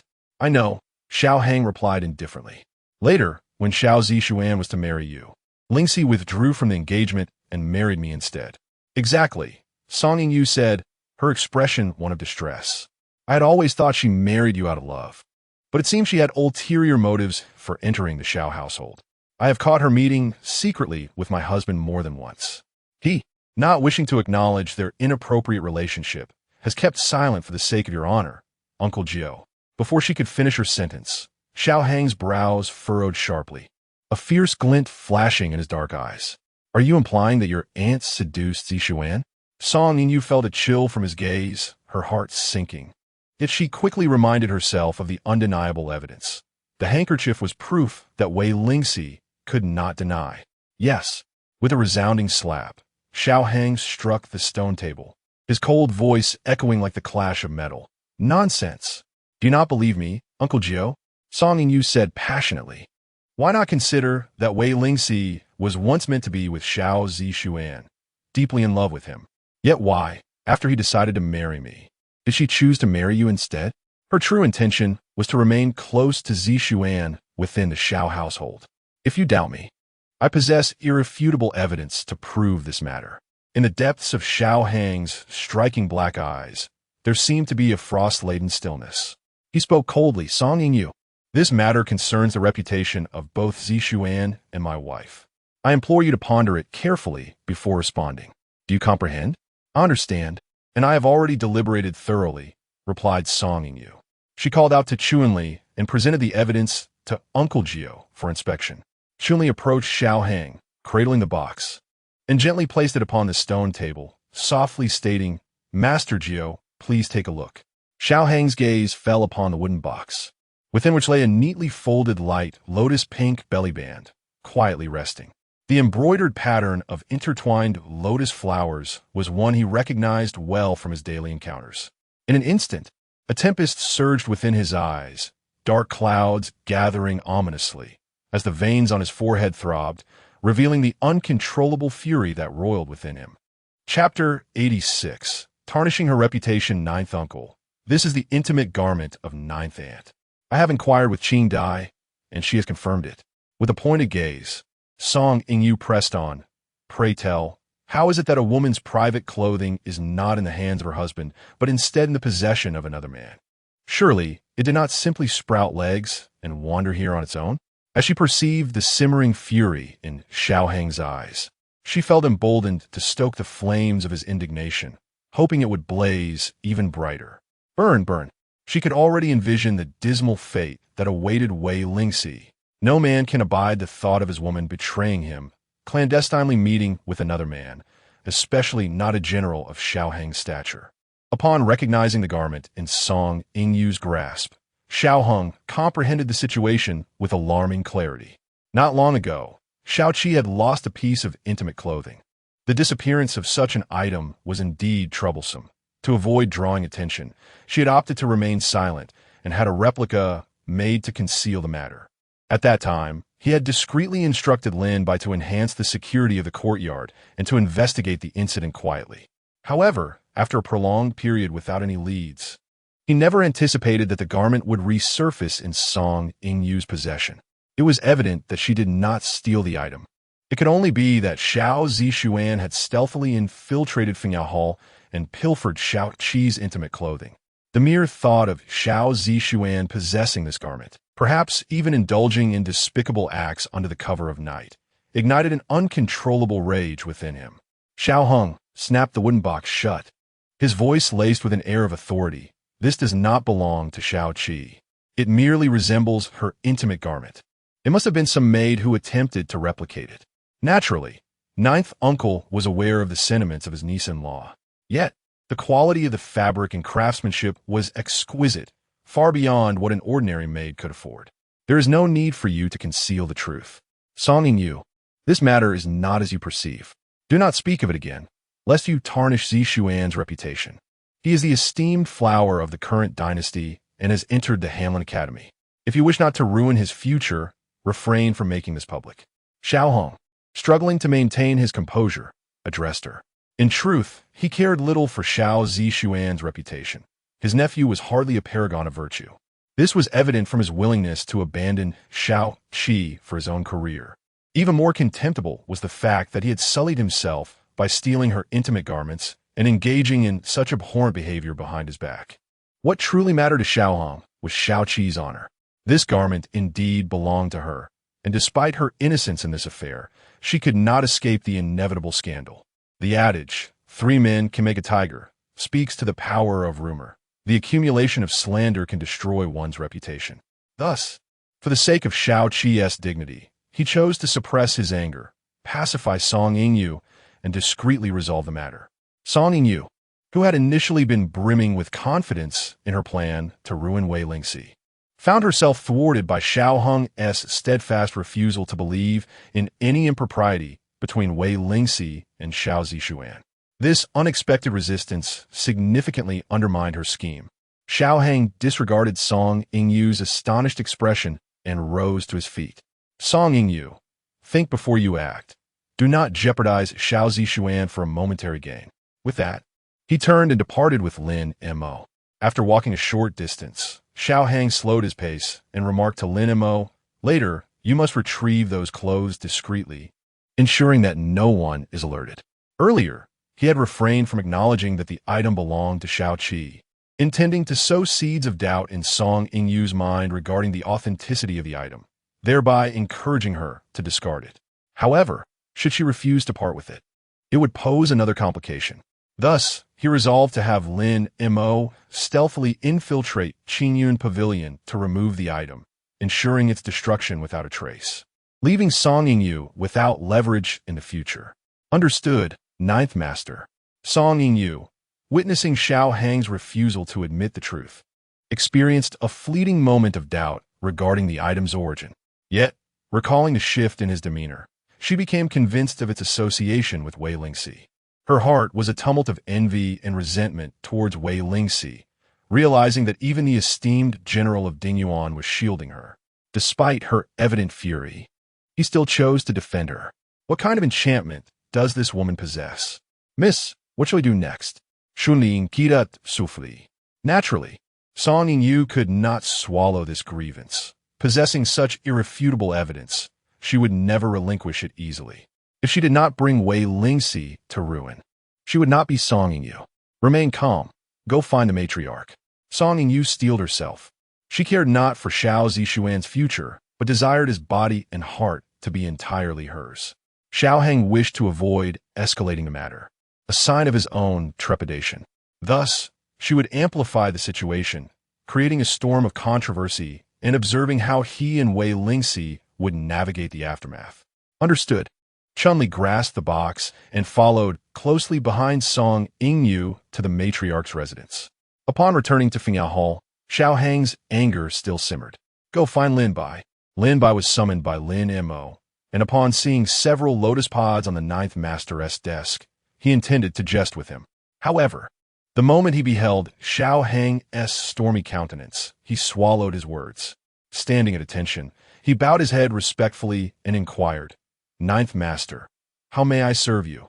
Xiao Hang gestured for him to lean closer, narrowing his eyes as he whispered a few words into Lin Bai's ear. Lin Bai, taken aback, faltered momentarily before asking, Ninth Master, is this true? Indeed. May I proceed without reservation? Yes, Xiao Hang affirmed. Lin Bai hesitated to confirm again, but upon witnessing the murderous intent on Xiao Hang's face, he understood his master was not jesting.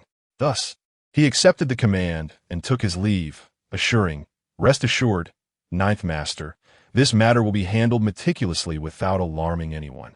Upon completion, there will be rewards. Very well. After assigning the task, Xiao Hang's lingering fury remained unquenched. He summoned someone to bring cold water, bathed briefly, and felt a considerable alleviation of the fire within his heart. He was just about to take the lotus pods to seek out Wei Lingxi when suddenly a gentle knock resonated from outside, accompanied by a sweet voice. "Husband, may I come in?"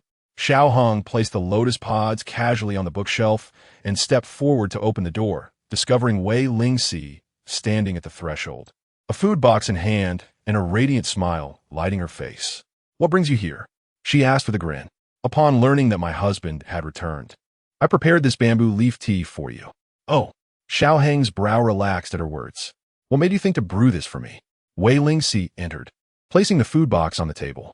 She opened it to reveal a pot of freshly brewed bamboo leaf tea. With her delicate, fair fingers, she picked up a white porcelain cup, poured the fragrant infusion, and with a charming smile, offered it to him with both hands. "Husband, do taste it." Having endured a few previous culinary misadventures, Xiao Hong felt a twinge of apprehension regarding Wei Lingxi's cooking. However, seeing the eager anticipation in her eyes, he could not bring himself to disregard her goodwill and took a small sip. To his surprise, the tea was quite delightful, crisp, mellow, and exquisitely fragrant. "How is it?" Wei Lingxi stood behind him, gently massaging his shoulders. "This is a type of bamboo leaf tea from Xianan. My uncle had someone bring it from the south, just for me.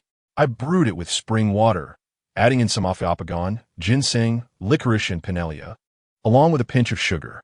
Though these are not fresh bamboo leaves, the flavor is commendable. Indeed, it is quite good." As he finished the cup, Xiao Hong felt a significant alleviation of his inner turmoil. He turned around, wrapping his long arms around Wei Lingxi's waist, pulling her close, and kissed her softly on the lips. "Little Seven is very virtuous." Wei Lingxi's cheeks flushed like blooming peach blossoms. "Husband, you have worked hard for our Wei family today. I have nothing to repay you with, so I thought to brew some tea as a reward." Xiao Hong gently held her chin, his fervent gaze lingering upon her face. "It is for Little Seven." "I understand. That is good to hear. If Little Seven truly wishes to reward her husband, perhaps a bit more effort would suffice."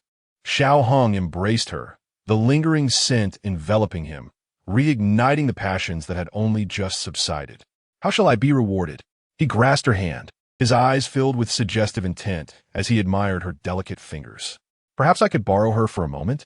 Husband Wei Lingxi's face turned crimson, utterly unsure of how to respond to this unexpected proposal. "I shall teach you," he whispered into her ear, his large hand enveloping her soft, delicate one. "Little Seven, look into my eyes." At that moment, a knock echoed from outside the study, accompanied by Lin Mo's voice. "Ninth Master, get lost." Xiao Hang's furious shout reverberated through the room. Lin Mo flinched slightly, then continued, "Ninth Master, that matter has been brought to the old madam by the young mistress. It has caused quite a stir throughout the manor, and the old madam is furious. She requests that you and the young mistress come immediately." Chapter 87. No tears until the coffin is seen. Lin Mo's interruption dampened Xiao Hang's enthusiasm, causing him to refrain from continuing. Wei Lingxi, feeling somewhat dazed, looked up and urgently inquired, "What has happened? Why is the old lady so furious? What does it have to do with us? Do you recall the belly band you lost a few days ago?" Xiao Hang asked her. Wei Lingxi's expression grew slightly stern as she nodded. "Yes, did you find it?" "I did," Xiao Hang replied straightforwardly, revealing that it was likely stolen by Xiao Zixuan, and that Song Yu was currently presenting the belly band to the old lady in a fit of indignation. "What?" Wei Lingxi's mind echoed with the news. Could this wretched man truly be a source of calamity for her life? "Husband, please believe me. Since marrying you, I have had no connection with Xiao Zixuan at all." Xiao Hang caressed her cheek. "I understand. Otherwise, I would not have used the word stolen." Over the past 2 months, he had observed clearly that the young girl's affections were not directed toward Xiao Zixuan. Her willingness to break off the engagement rather than become a concubine demonstrated her resolute severance from him. Now that Song Yu had stirred up a commotion that reverberated throughout the Xiao household, "We should go and quell this matter," Xiao Hang suggested. "All right." Wei Lingxi nodded in agreement. Before they left, Wei Lingxi noticed a few lotus pods resting on the bookshelf, their vibrant green hue appearing particularly delightful. Observing her gaze, Xiao Hang smiled and handed one to her. Little greedy cat, enjoy. How did you know I love these? Wei Lingxi joyfully asked, with a little attentiveness. One naturally comes to know, he replied, filling her heart with sweetness. She plucked a lotus seed from the pod, discarding its verdant shell to reveal a pristine, creamy white seed. You go first, she said, offering it to his lips with her fingers. Xiao Hang grinned slightly, accepting it and savoring the sweet aroma. No one feeds me better than you, little seven. Meanwhile, Lin Mo, waiting outside the door, observed the couple's tender exchange and hurried to follow them, silently thinking. The ninth master and his wife seem to be blissfully unaware that the old lady's fury has already reached a boiling point. Inside the room of old lady Jiang, the atmosphere was tense. She sat upright on a wrought-tan couch, legs crossed, eyes closed, her fingers deftly twirling a string of Buddhist beads as she suppressed her raging anger. The second, fifth, and seventh madams had all arrived, but the first madam was notably absent. In a bid to escalate the situation, Song Yingyu had deliberately summoned the other madams under the pretense of seeking justice, intending instead to turn Wei Lingxi into a laughingstock. Her own mother-in-law, the first madam, had refrained from attending to protect her son's future, thus she had not invited her. As for the men from the various households, they fortuitously were not present in the residence that evening. As the elderly lady suppressed her anger while awaiting others, Song Yingyu lowered her head, using a handkerchief to wipe away her tears, sobbing and lamenting to several matrons about Wei Lingxi's indiscretions. Ladies, I truly never anticipated this. As an elder, she secretly entices my husband, even gifting him a belly band in secret. How malicious can one be? The second lady, ever fond of gossip, fanned herself, feigning comfort while deliberately instigating. I never would have guessed. She always seemed so proper to me. The fifth lady concurred. Indeed, one must not judge by appearances. However, the seventh lady voiced a differing opinion. Yingyu, could it be that you are mistaken? Mistaken? How could I be mistaken? I have confirmed it. Her maid, Qingdai, spoke of it plainly. How could I wrongfully accuse her? After declaring this, Song Yingyu turned to Qingdai, inquiring, isn't that belly band from your family as ninth mistress?